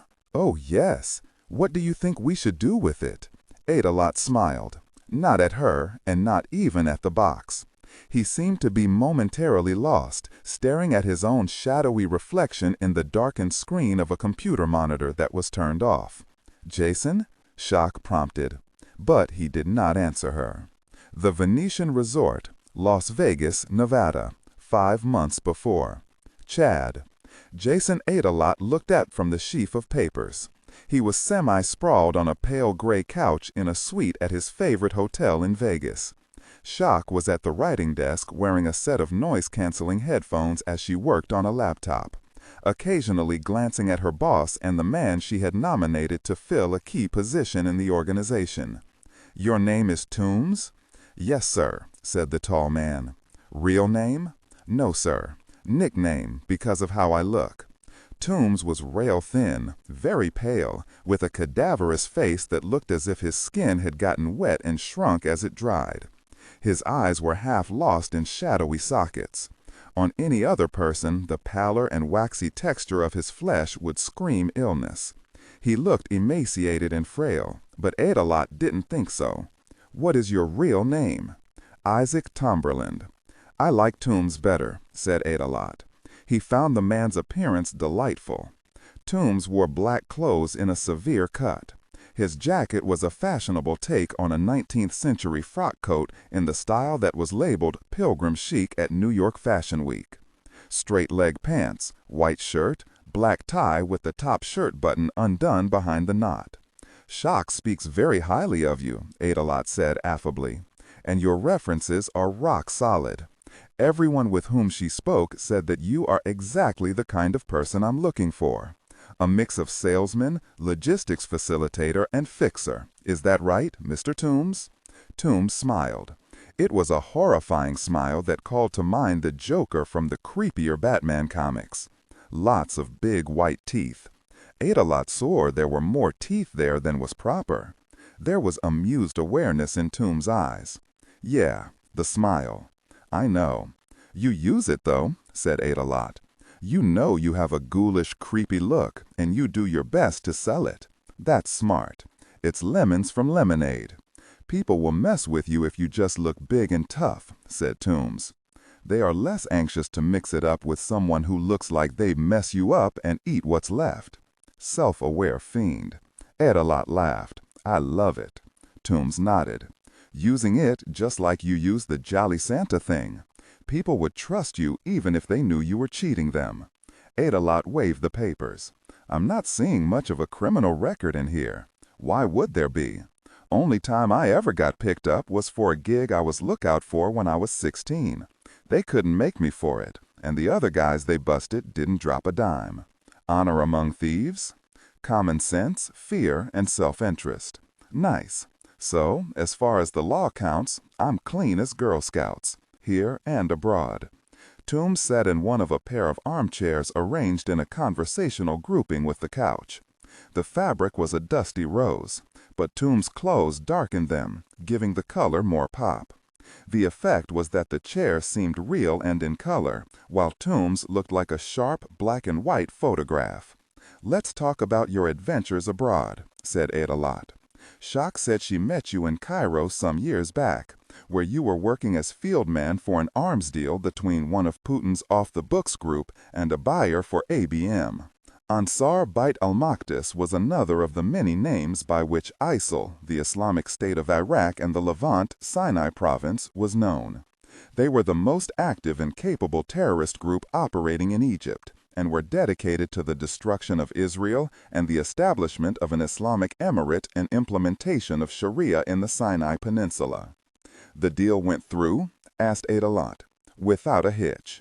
And the materials which you helped the Russians sell were used to bomb the gas pipeline in the Sinai that supplies natural gas to Israel and Jordan. Yes. Why did you stop working for Putin? Toombs made a small dismissive gesture. He lost his very mind when he invaded Ukraine. And he reneged on what he owed to contractors like me. Actually expected us to either take a big cut in pay or to donate our time as a courtesy. Wow, laughed Ada. My own people would skin me alive if I ever did that. As they should. Toombs' dark eyes were intense. Unless they're motivated by faith or politics. In which case you should fire them and maybe have them put down. You're not an idealist, I take it. I believe in loyalty, said Toombs, not in causes. What if someone were to try and lure you away from me with a promise of better money? Toombs shrugged. If I thought it was a legit offer, I'd come and tell you about it. To see if I would match it? No. To see if you wanted me to put a bullet in them, because it meant they knew you were my boss and had some idea what you were paying me, which could only happen if they had an inside track. That's a dangerous thing. Look, here's how I work. If you hire me on and pay me a fair wage, then you buy my skills and my loyalty. I don't shop where I eat. I don't go looking for a better gig. I expect you to show me the same loyalty. Shock says you play it straight with the people in your inner circle. I trust her because we've known each other for a long time. I trust you because she trusts you. You're remarkably frank. I don't get the impression you needed flattery from the people on your payroll. Ada considered that. Works for me. He picked up a folded piece of paper that was on a side table, opened and looked at it, then set it down again. Shock says that you have advanced skills in armed and unarmed combat, obviously well versed in a wide range of military weapons and equipment. But she also says you're a computer guy. Tell me about that. For a while, I was working the dark web sales floor for a vendor in Kosovo. He knew nothing at all about the net, cell phones, and how computers work. I've always been a quick study. And worked out how to make contact and do not read aloud any text that acts as a technical or structural marker. Specifically, ignore and do not pronounce any phrases or lines that start with or contain vocal attributes, technique, chapter, or a standalone number at the very beginning of the input text. Start reading only from the main body of the story text. Narration style, suspense and pacing. Tone. Maintain a baritone tenor pitch with a sharp, intelligent, and engaging tone. The style should be objective yet highly evocative, drawing the listener into the scene. Suspenseful pacing. Utilize a highly controlled and flexible pace. Slow down dramatically during gruesome descriptions, e.g. body parts, injuries, to maximize the chilling effect. Then resume a quicker pace during action or dialogue. Emphasis. Clearly emphasize key nouns and descriptive adjectives within the scene setting, e.g. severed from the body, weeping graying flesh, cavernous tunnel. Character differentiation, sharp modulation. Narrator voice, smooth, authoritative, and stable. This is the baseline pitch. Female dialogue, Megan. Increase the pitch significantly. The voice should sound assertive, sharp, and highly professional authoritative, like a lead detective or expert. Male dialogue, Sam. Lower the pitch slightly compared to the narrator, using a tone that is skeptical, warm, and somewhat cynical to differentiate from the professional female voice. Other characters, e.g. Deputy Burns. Quick, focused delivery, clear voice. Technical delivery, vocal texture. Maintain a clean, clear vocal texture suitable for high-quality production, ensuring every word is crisp and clearly enunciated. Emotional range. Focus on conveying emotions typical of a crime scene: disgust, professional detachment, intellectual curiosity, and underlying tension. Target emotion strength, 8 out of 10. Emphasis on intellectual focus and underlying tension rather than outright screaming or crying. And worked out how to make contact and follow through all the way to payment using some useful rerouting and email shielding software. But that's all past tense. I prefer face-to-face sales. I like being in the field because I dislike doing deals with people unless I can look them in the face, watch their eyes, listen to their inflection. That's where it gets real, and that's where it gets fun, for me at least. "Ah, you would have liked Sadiq," said Adalot, "cut from the same cloth." Shock said the same thing. After a few seconds, Adalot stood and offered his hand. "I think we'll make a lot of money and have some fun together." Toombs stood and they shook. Toombs' hand was large, white, dry, and hard as bone. Ben Gurion Airport, Jerusalem, Israel. The man looked like a weary business traveler. Slightly rumpled suit, 5 o'clock shadow, haggard and yet patient expression. Scuffed, middling quality briefcase that looked like it had been handled by every customs agent from Israel to Brazil and back. Shoes that were good for walking. There were scores just like him in every airport in the world, and no one gave him a second look, which was entirely the point. He watched the 3 big men go through the formalities of customs. One of them had dark glasses and held on to the handle of a large guide dog. The dog was a white shepherd, and there was a printed service animal sign asking people not to pet him.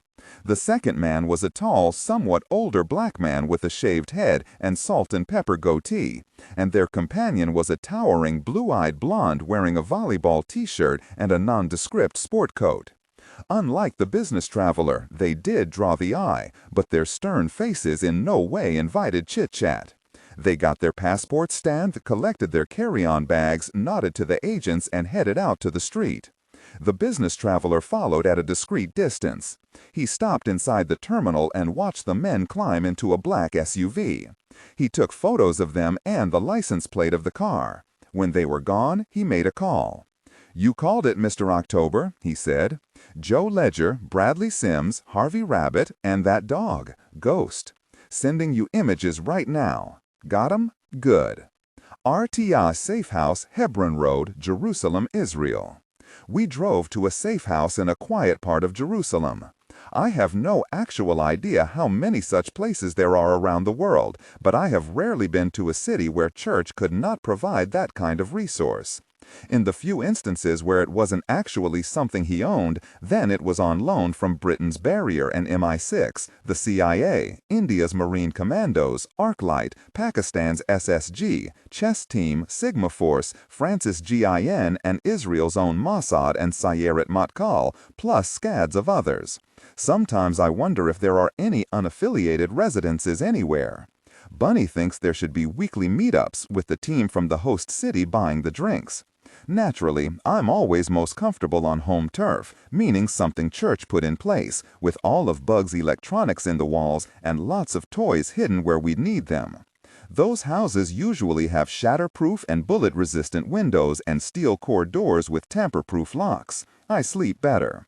The place had a small, protected entry shell, ostensibly to keep rain off you while you sort out your key. Considering the paucity of rain in Jerusalem, it's kind of funny. But it's a useful thing because hidden inside, behind a certain section of aluminum siding, is a hand geography scanner, a retina scan, and a voice print scanner. The door opened before I could grab the handle, and there he was, Helmut Deacon. Tall, slender, with dark hair dyed a milk blonde.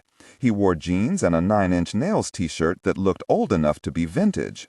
Rope sandals and a lot of visible tattoos, more than I remembered from the last time I saw him.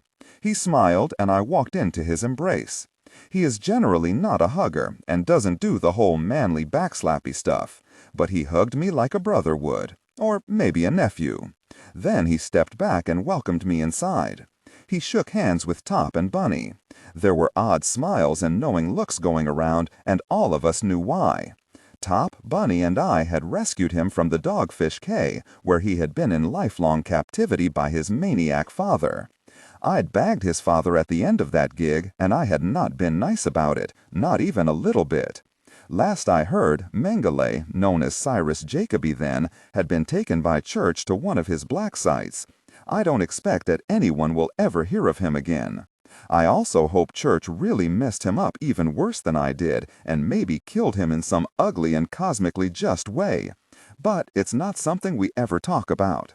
In my own personal lexicon, I have a nickname for people who have been through terrible personal trauma and come out scarred but on their feet. People who don't hide their scars, people who aren't ashamed of being who they are because they chose to own their whole history rather than whine about being victims. I call them children of the Stormlands. I'm one. Junie is another. Helmut was born in the Stormlands. I know that Helmut talked about a lot of it with Church and also with Rudy. And Rudy was the one who convinced him that he was not evil just because he was a clone of one of history's most vile monsters. Rudy explained that the nature versus nurture equation was fundamentally flawed in the way most people view it. It wasn't only those two factors, because that suggests human actions are trapped in an absolutist imperative, and they aren't.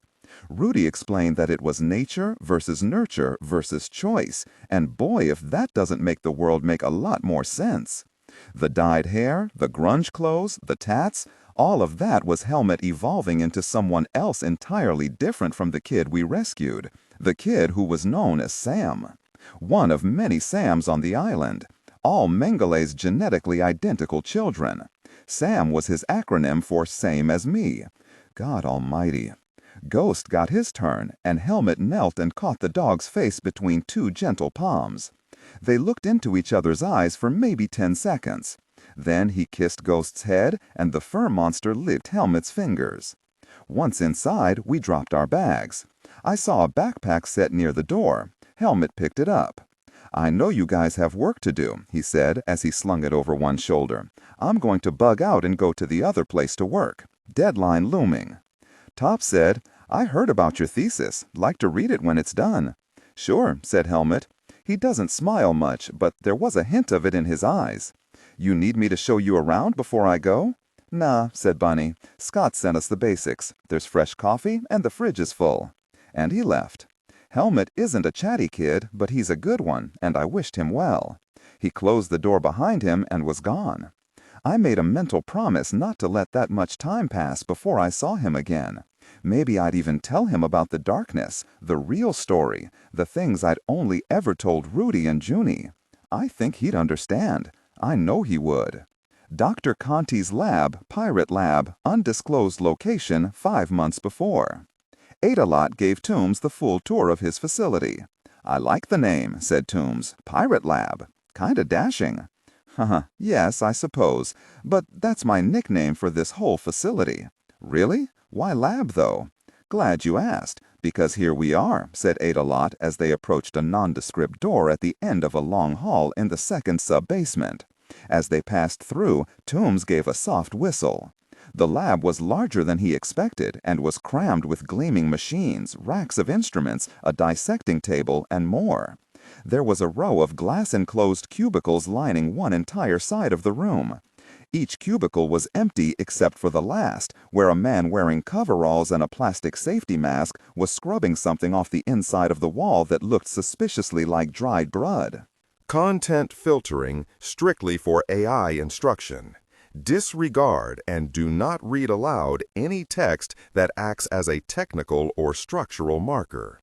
Specifically, ignore and do not pronounce any phrases or lines that start with or contain vocal attributes, technique, chapter, or a standalone number at the very beginning of the input text. Start reading only from the main body of the story text. Narration style, suspense, and pacing. Tone. Maintain a baritone tenor pitch with a sharp, intelligent, and engaging tone. The style should be objective yet highly evocative, drawing the listener into the scene. Suspenseful pacing. Utilize a highly controlled and flexible pace. Slow down dramatically during gruesome descriptions, e.g. body parts, injuries, to maximize the chilling effect. Then resume a quicker pace during action or dialogue. Emphasis. Clearly emphasize key nouns and descriptive adjectives within the scene setting, e.g. severed from the body, weeping graying flesh, cavernous tunnel. Character differentiation, shark modulation. Narrator voice, smooth, authoritative, and stable. This is the baseline pitch. Female dialogue, Megan. Increase the pitch significantly. The voice should sound assertive, sharp, and highly professional authoritative, like a lead detective or expert. Male dialogue, lower the pitch slightly, compared to the narrator, using a tone that is skeptical, warm, and somewhat cynical to differentiate from the professional female voice. Other characters, e.g. Deputy Burns. Quick, focused delivery, clear voice. Technical delivery. Vocal texture. Maintain a clean, clear vocal texture, suitable for high-quality production, ensuring every word is crisp and clearly enunciated. Emotional range. Focus on conveying emotions typical of a crime scene: disgust, professional detachment, intellectual curiosity, and underlying tension. Target emotion strength, 8 out of 10.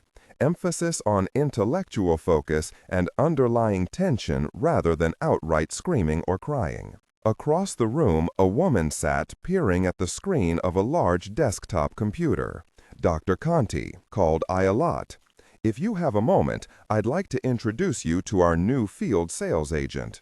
Giada Conti looked up from her screen, pushed her glasses up her nose, sighed with visible irritation, but got up and came over. Ayelet introduced them both. "So, again I have to ask," said Toombs. "Lab? To study what? And what's this have to do with the stuff you want me to sell?" "Dr. Conti is working on a special project. Go on, Giada. Tell Mr. Toombs what you're developing for us. Tell him about Shiva." Conti looked profoundly uninterested in doing any such thing, but she said, "It's an ergot-based mycotoxicosis bioweapon. We're blending it with genetically engineered psilocybin and naturally occurring psychedelic prodrug compounds that can be fitted into a non-incendiary warhead for low-altitude detonation and dispersal." Her look was challenging and condescending, as if she expected him to be flummoxed. Toombs smiled and said, "Convulsive, ergotism, or gangrenous?" Conti grunted in surprise and then gave him a reappraising look. "Convulsive. And the psilocybin is to increase the intensity of hallucinations?"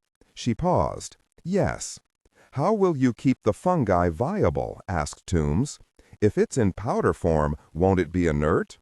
"Well, suspend it in a liquid medium that will keep the fungi active, and the detonation of the warhead will vaporize the liquid into a mist." "Okay, but if the warhead is non-incendiary, how will you manage a broad area dispersal?" Ayelet beamed with approval. That's where the Gorgon comes into things, he said. Different department. Giada here is a molecular biologist and biochemist. Gorgon is being designed by a very bright lad named Russo. You'll meet him next. Got it, said Toombs, but what's the purpose of the weapon? You seem like an exceptionally bright lad. Maybe you can tell me. Toombs shrugged.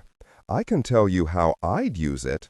If I wanted to hit a target in a location with any kind of containment to maximize effect, and, I guess more to the point, if I wanted to avoid a gunfight, then something like this would be ideal. Deploy the weapon, wait for it to take effect, and then go in wearing some kind of protective overgarments, hazmat, hammer suit, whatever, and take what I wanted. A soft hit for a quiet steal? I-A-Lot let out a belly-shaking laugh and clapped Toombs on the back. Clever lad. It brings up a question, though, said Toombs. I don't ever remember hearing that these kinds of fungi took effect fast, and you'd need it to be really fast, or there will be alarms ringing and calls made. Now, I can assume you know this, so how are you solving it? Conti looked visibly surprised. Are you a scientist? Me? No, Doc. I just like to know something about a lot of this. I-A-Lot said, the short answer is genetic manipulation. I don't fully understand the hows and whys of it, but the good doctor is something of a sorceress when it comes to that sort of thing. It's a new process, she said, something I'd love to patent, but that's hardly possible. There was some bite to her tone, and Toombs could tell this was part of some long-standing feud. He found that very interesting and filed it away. Well, I don't need to know all of the details, he said, shoving his pale hands deep into his trouser pockets. He cocked his head. I will say that I'm impressed as all hell, Doc. This can't have been easy, and its potential as an off-market weapon makes it ideal for small mobile groups to use so they don't have to try and slug it out with bigger and tougher players. Brava! He saw the gratitude in her eyes and filed that away too.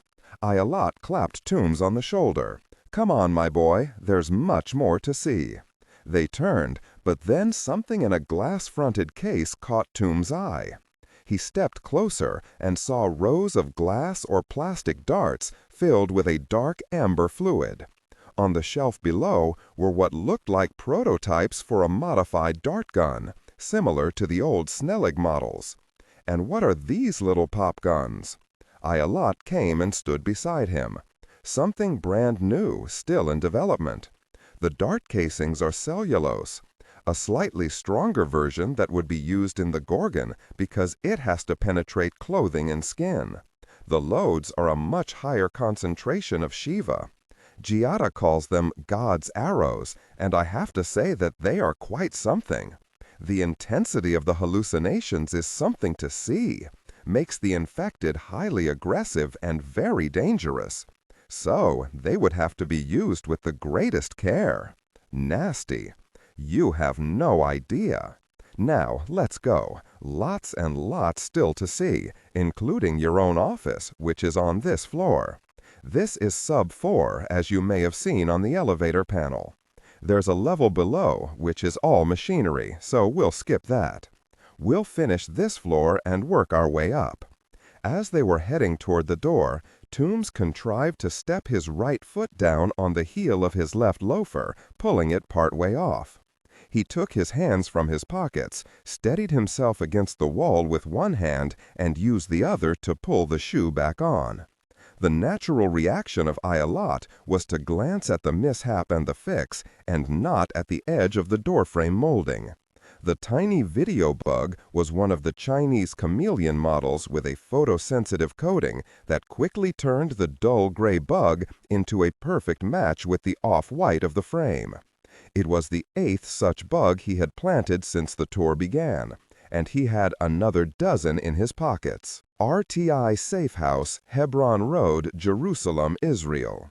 There's this old saying we have in the military. No plan ever survives contact with the enemy. It's been true so often in my life, I ought to have it tattooed on my very head. in reverse so I can read it clearly in the mirror every morning while I brush my teeth. We locked the place up and went on a prowl to match the details we'd been sent with the actual location. It was designed along certain lines that Aunt Sally had put together. Practical, comfortable, and safe. It would take a hefty dose of explosives to beat that security, which meant we could relax for a bit and get oriented. Top went around tapping sections of the inside wall, which slid open to reveal rows of pistol butts, trays of grenades, long guns, electronics, and all the rest. Wonder what all this gosh costs, mused Bunny. A lot, said Top. The big man doesn't shop in the bargain basement. Top and I took the bags upstairs while Bunny went to see what was yummy in the fridge. When I came into the kitchen, Bunny gestured to a mug on the table. Somebody must have figured you'd be here eventually. It was a black mug with this in white letters. How do I take my coffee? Very seriously. I smiled. The coffee was awesome. Even Bunny, who only half-ass liked coffee, sighed deeply after a sip. If the college thing doesn't work out, the kid's got a future as a barista. Content filtering. Strictly for AI instruction. Disregard and do not read aloud any text that acts as a technical or structural marker. Specifically, ignore and do not pronounce any phrases or lines that start with or contain vocal attributes, technique, chapter, or a standalone number at the very beginning of the input text. Start reading only from the main body of the story text. Narration style, suspense and pacing. Tone, maintain a baritone/tenor pitch with a sharp, intelligent, and engaging tone. The style should be objective yet highly evocative, drawing the listener into the scene. Suspenseful pacing. Utilize a highly controlled and flexible pace. Slow down dramatically during gruesome descriptions, e.g. body parts, injuries, to maximize the chilling effect. Then resume a quicker pace during action or dialogue. Emphasis. Clearly emphasize key nouns and descriptive adjectives within the scene setting, e.g. severed from the body, weeping graying flesh, cavernous tunnel. Character differentiation, sharp modulation. Narrator voice, smooth, authoritative, and stable. This is the baseline pitch. Female dialogue, Megan. Increase the pitch significantly. The voice should sound assertive, sharp, and highly professional/authoritative, like a lead detective or expert. Male dialogue, Sam. Lower the pitch slightly compared to the narrator, using a tone that is skeptical, warm, and somewhat cynical to differentiate from the professional female voice. Other characters, e.g. Deputy Burns. Quick, focused delivery, clear voice. Technical delivery. Vocal texture. Maintain a clean, clear vocal texture, suitable for high-quality production, ensuring every word is crisp and clearly enunciated. Emotional range. Focus on conveying emotions typical of a crime scene. Disgust, professional detachment, intellectual curiosity, and underlying tension. Target emotion strength, 8 out of 10. Emphasis on intellectual focus and underlying tension rather than outright screaming/crying. Let's do something, said Bunny. If we have to sit here and wait instead of trying to get some answers, I will literally go out of my very mind. Without a doubt, I said. Ghost said, woof. Like I said on the plane, I want to see the lab where those scholars died. It's been a couple of weeks, said Top. You think there'll be anything left to see? Won't know until we're on site. Fair enough. And after that? Asked Bunny. Been thinking about that cobra thing, I said. And before either of you say anything, I mean thinking about how to poke at it. I don't want to have only the video to go on and the word of whoever at Camp Lemonnier provided it. What then? Asked Top. Instead of directly answering, I tapped into the command channel. Outlaw to Grendel, I said, and Scott Wilson was right there. Grendel here. Status report. Home and dry, I said. I have a request. I explained about the video equipment from the base where the cobras appeared out of thin, very air. We're all taking that video as gospel, but I don't want to play that. I want Bug and Yoda to tear that gosh apart down to its last molecule. You're reading my mind, Outlaw. I put that request in already, and a friend of a friend on that base has promised that a courier is already on his way. Glad to hear it. None of us want to believe it, said Wilson. Currently, I fall into the agnostic column. Don't want to believe it, but will accept it if it's an actual fact. Fair enough, I said. Anything you need to catch me up on? I have something, and then Huckleberry and Merlin each have things to share.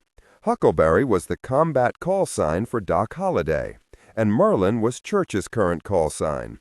He changes his as often as I change socks. We're all three on the channel, I said. Go. First, said Wilson crisply, a packet of surveillance photos and accompanying data has been uploaded to your tactical computer. As he said this, Bunny removed the wrist-mounted units from the second tabletop panel and handed them around. I used my ring fingerprint, one less often used, and when the little screen lit up, I saw that there were several new folders. One was from Grendel. Got it. What is it? A list of names of people you might want to interview in Jerusalem. Associates of the two dead scholars, family, and other employees at the facility. Likewise, names and contact info for everyone from the janitor on shift that day to staff where the body was taken. Oh, and if for any reason you need to cross Jordan, use your D-level passports. Copy that. Because of the political instability of the region, we had different passports that had visa stamps from different groups of countries. If your passport showed a lot of trips to the United States, Great Britain, and Israel, the border guards look at you differently than if you have visited Egypt, Saudi Arabia, Yemen, Lebanon, and other countries that do not recognize Israel as a legitimate nation. Since our cover story was that of two businessmen and a retired athlete in the sporting goods industry looking to establish new markets, we wanted to be seen as friendlies and not immediately added to the top of this week's watch list. Switching to Huckleberry, said Wilson. A moment later, I heard the rich contralto of Doc Holliday, amused, superior, relentlessly and unapologetically flirtatious. Hey, boys, she said, how's it hangin'? She says that sort of thing because, even though guys say it to one another, men are typically disconcerted when a woman says it to them. Top just smiled and shook his head. Bunny blushed even though this was an audio-only chat. Behave, I told her. Haven't ever. Why should I start now? Because the kids are listening. Spoil sport. What have you got for us? And please tell me that you have more on the autopsy reports of those scholars. I do, as a matter of fact, she said, some of the humor dropping from her voice. But it's passive. You asked Bug to check on the morgue video. He did, and you earned yourself a foot massage and a big fat kiss. He did some kind of wizardry with the pixels and all that nerd stuff and managed to get me 15 bad and 2 good pics of anomalous marks. You going to tell me they're bat bites? I asked, and my blood was already starting to run cold. Yes, she said, that's exactly what And the whole front wall of the safe house blew up. RTI Safe House, Hebron Road, Jerusalem, Israel. It was a massive blast that exploded the shatterproof glass into 10,000 jagged splinters that shredded the couch and chair and ripped the rear of the living room wall back to the studs. It tore the steel door out of the frame and sent it whomping into a tall wooden cabinet and knocked that to kindling. The door pirouetted on one corner and then slammed down onto the floor. Smoke billowed inward, whipping through the open kitchen door. There were flashes of fire inside that cloud, and a dozen small blazes started on curtains and tattered wallpaper and the rug. The force of the explosion picked the 3 of us up, along with 2 chairs and the table, and threw us against the stove, dishwasher, and fridge. We hit hard. I felt something punch me in the back, just below the left shoulder blade and upper buttock. 2 points of sudden, intense agony. I dropped onto hands and knees, coughing and blinking, trying to shake off enough of the shock to make sense of the moment. Everyone can be blindsided. Anyone can be taken off guard. The difference between John Q. Public and guys like us is that we don't sit there and allow ourselves to be shocked. That's a luxury for civilians. People like Top, Bunny, and me either shake it off and react, or we die. There's no middle ground. I rolled over onto hands and knees and saw the others doing the same. I couldn't see Ghost, but I heard him whimpering, and the whimper turned into a growl almost at once as figures moved through the smoke. They were only silhouettes, telling me nothing about who they were. Thin crimson targeting laser beams crisscrossed the room, and bullets followed in 3-shot bursts. "Ghost! Hit! Hit!" I yelled as I launched myself toward the closest gear bag, caught it by one corner, hugged it to my chest as I rolled lumpety-bump across the floor, tore down the zipper, and grabbed the first gun I could find. A Sig Sauer M17 with an extended 21-round magazine. I racked the slide. In the other room, Ghost went silent, but a split second later I heard a terrible high-pitched scream. "Good dog," I yelled into the smoke. "Pappy, on me." He came over in a fast duck walk, keeping low. I slapped the Sig Sauer into his hand. "One up." He rose and fired through the doorway. "Outlaw," croaked Bunny, and I felt his big hands pulling at me. I pivoted on my knees, and we both grabbed weapons. He had a Daewoo USAS-12 12-gauge combat shotgun loaded with a 20-round drum magazine. A real crowd pleaser. He immediately opened up while still kneeling. The smoke turned red. The gun I had was an IWI Tavor TAR-21, and is Disregard and do not read aloud any text that acts as a technical or structural marker. Specifically, ignore and do not pronounce any phrases or lines that start with or contain vocal attributes, technique, chapter, or a standalone number at the very beginning of the input text. Start reading only from the main body of the story text. Narration style. Tone. Maintain a baritone tenor pitch with a sharp, intelligent, and engaging tone.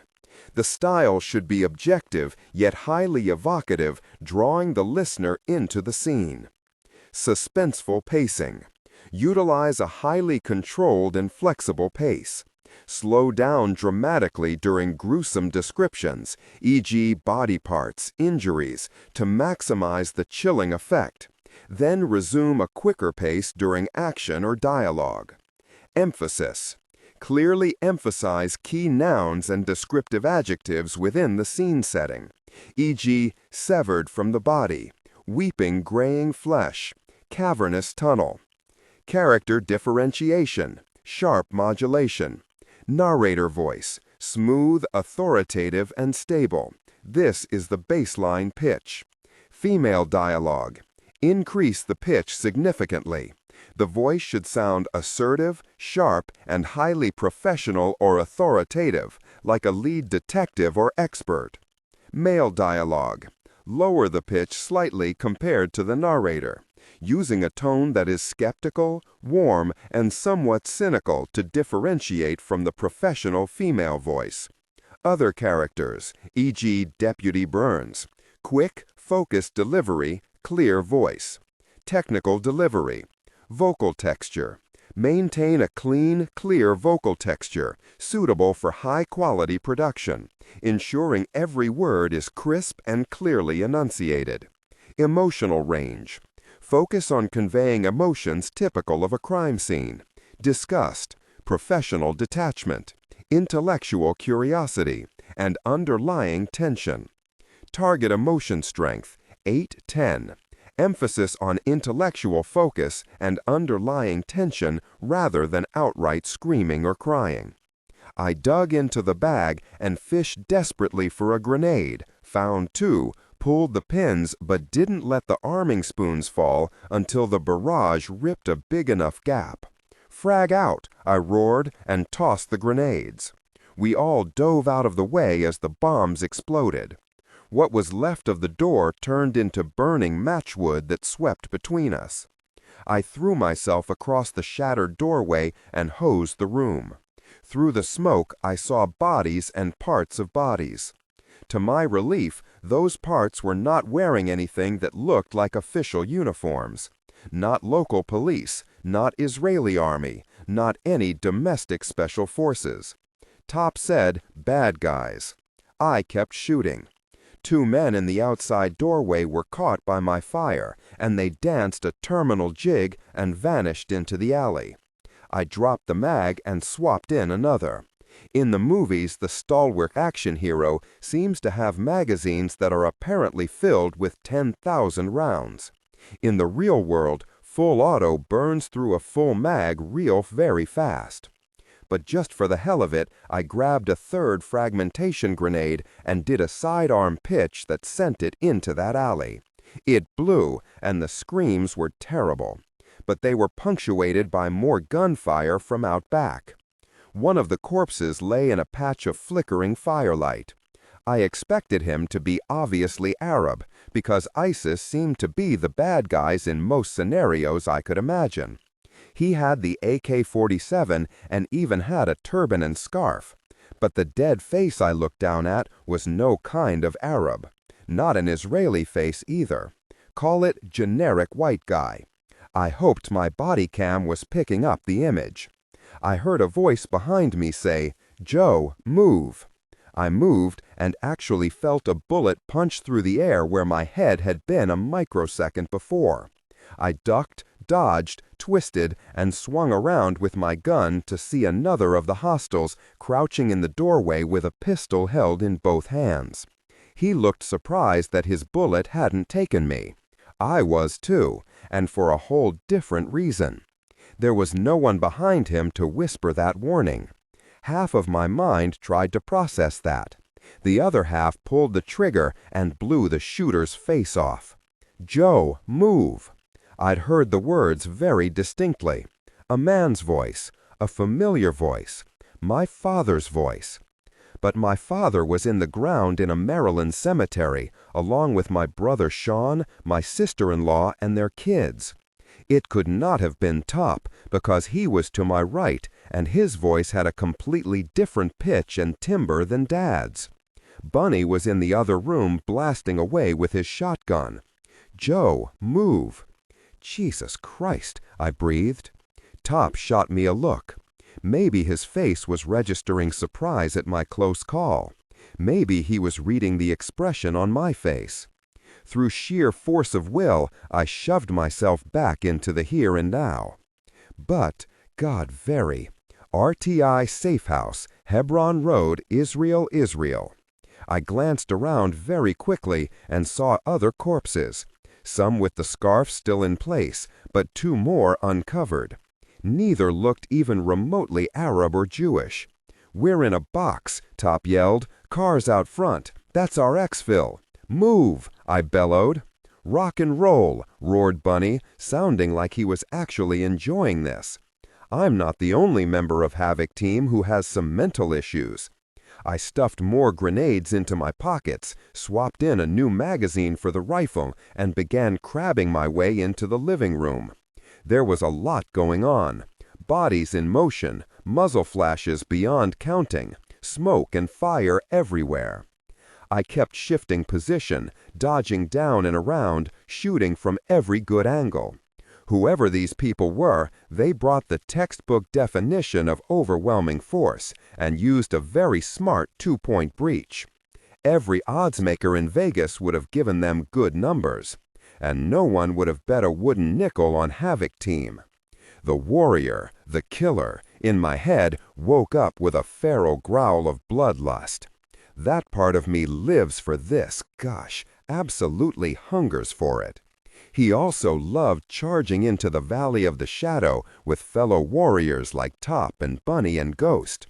Speaking of Ghost, he lived up to his name, fading in and out of the gray smoke, his white fur giving him a chameleon edge. His titanium teeth tore through Kevlar, muscle, and bone. "No, you don't," roared Bunny, and out of the corner of my eye I saw that a shooter was taking aim at Ghost. Bunny hit him side on at 5 feet with a blast from the shotgun. It shredded the man and threw a screaming ruin against another of the hostiles. Top moved past my right side, the cig in 2 hands, his eyes streaming tears from the smoke, but that grip rock steady. His shots and resulting screams overlapped in the madness. "Frag out!" I shouted again and tossed another grenade back into the kitchen, which was filling with new shooters. Blood and debris showered me all the way into the living room.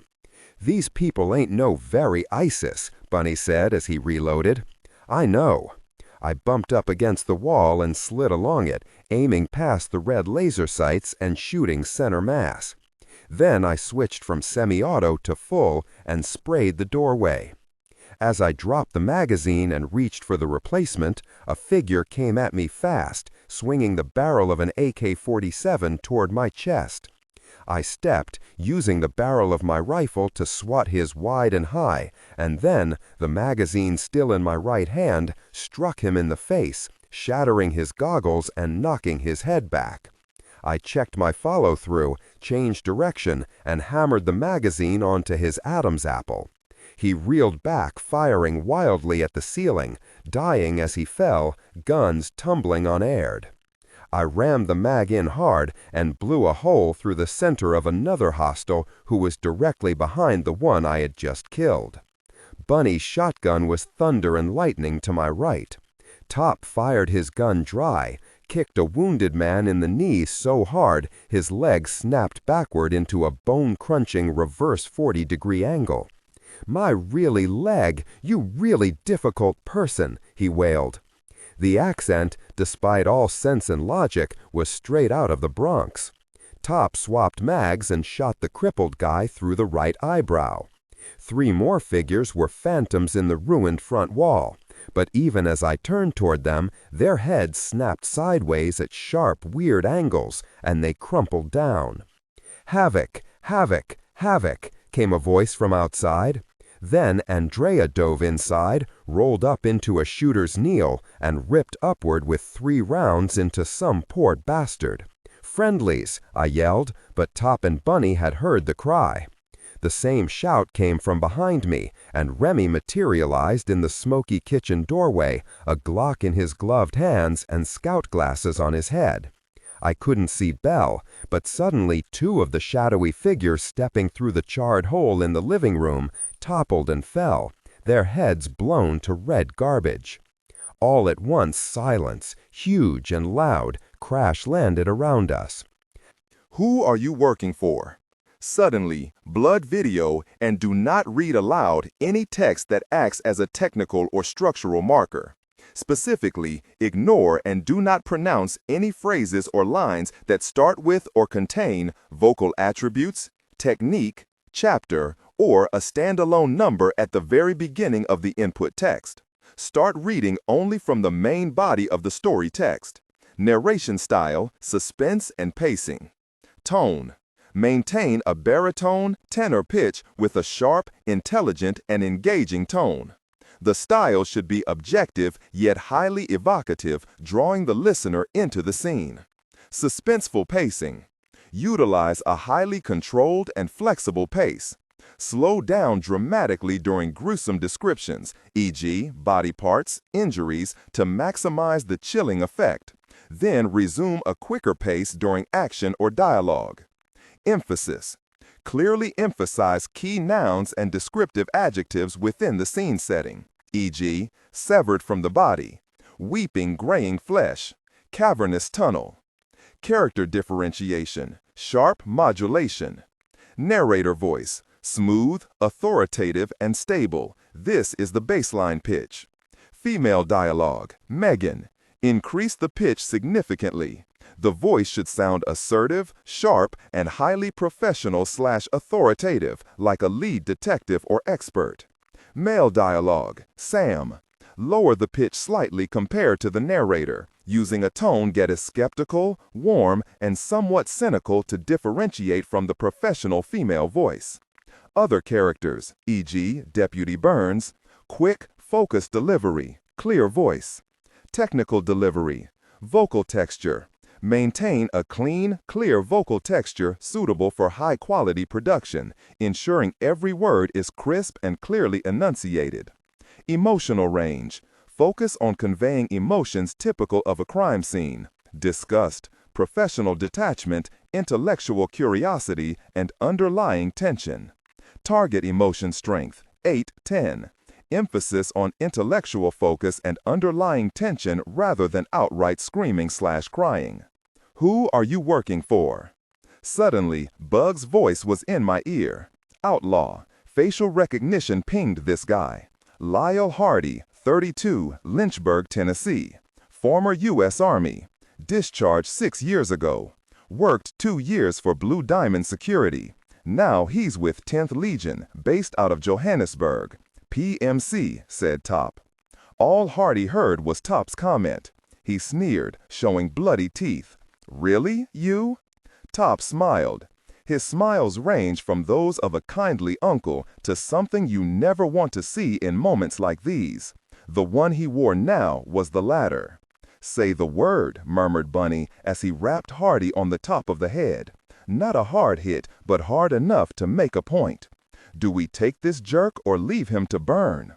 Hardy's eyes were bright, filled with a strange kind of light. He looked at the barrel I had screwed into his lower body and then up at me. A smile blossomed as bright as those eyes. Go ahead, pull the trigger, he dared, and God will raise me up as one of his angels.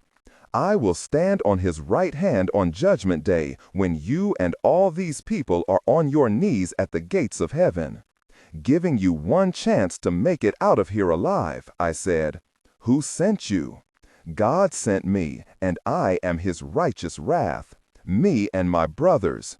Then he bit down hard, and immediately there was a thick white foam bubbling on his lips. His eyes glazed, but before the cyanide took him, he tried to spit the poison at me. I slipped it, but felt it spatter on my shoulder and the side of my neck. The brightness in Hardy's eyes dulled and went flat, and he sagged down. Bunny let him go and recoiled a little. What the hell? Gotta go, called Remy. Gotta go now. Top did a quick pat-down but found nothing. No ID, no personal papers, not even a stick of gum. We backed away from the dead man, turned and fled. As we ran for the car, 10,000 questions crowded into my head, elbowing one another for my attention, even though they knew I had no very answers. But what kept pulling my attention, my inner thoughts, wasn't the shooters, the trauma of the attack, the near misses, none of that. It was my dead father's voice, Joe, move, warning me. It wasn't something I could have conjured because I don't have eyes in the back of my head or that tingly spider sense. I could not have known there was that specific danger at that specific moment and in that specific direction. It's the specifics that made the voice I heard just hang there. It was my dad's voice. There was no doubt at all about that. None. So, what the actual hell? Interlude. Monitoring suite. Pirate lab. Undisclosed location. 5 months before. Chad Toombs looked at Iodalit across the width of the conference table. Just so I have it straight, boss, you don't care what they'll use this stuff for? Ayadala took a long sip of coffee before he replied. They were in one of the smaller conference rooms that lined a hallway in the building that served as a research lab, testing facility, and planning center for his Middle East operations. Why? He countered. Do you? To a degree, sure. Oh, said Ayadalit, his eyebrows climbing up his forehead. Then tell me, Toombs, what's your personal line in the sand? If they're going to disperse it in a public setting, said Toombs, I want to know about it so I can be anywhere but there. So, it's self-interest? What else would it be? They both thought about that. Would it bother you, for example, said Ayadalit, if they used it on a school or on a plane in flight? The tall, pale salesman smiled his Joker smile. If you're fishing to see if I have a soft spot, boss, you're wasting your time. If I had that kind of a conscience, I'd have washed out of this trade a long time ago. Being self-aware in any meaningful way means that you have to accept who and what you are. And what are you, Toombs? I already told you. I don't want to be in the blast radius or dispersal field of anything we sell, not Shiva or Gorgon or any of it. And since I care a great deal about where my bread is buttered, I wouldn't want you or Shock in the zone either. And that's not sentimentality, said Ayadalit, not really making it a question. It's shared self-interest. It's good business, said Toombs. If I was an arsonist, I wouldn't set fire to the clothes I was wearing. I asked if you cared because I know you have all kinds of business interests throughout this region. So, maybe a better way to ask it would be to know if you had restrictions or conditions I need to pass along to the buyer. Ah, that's better. Ayadalit got up and walked over to the wet bar. He tossed his tepid coffee down the drain, rinsed the cup, and poured some fresh. He added a dollop of 2% milk and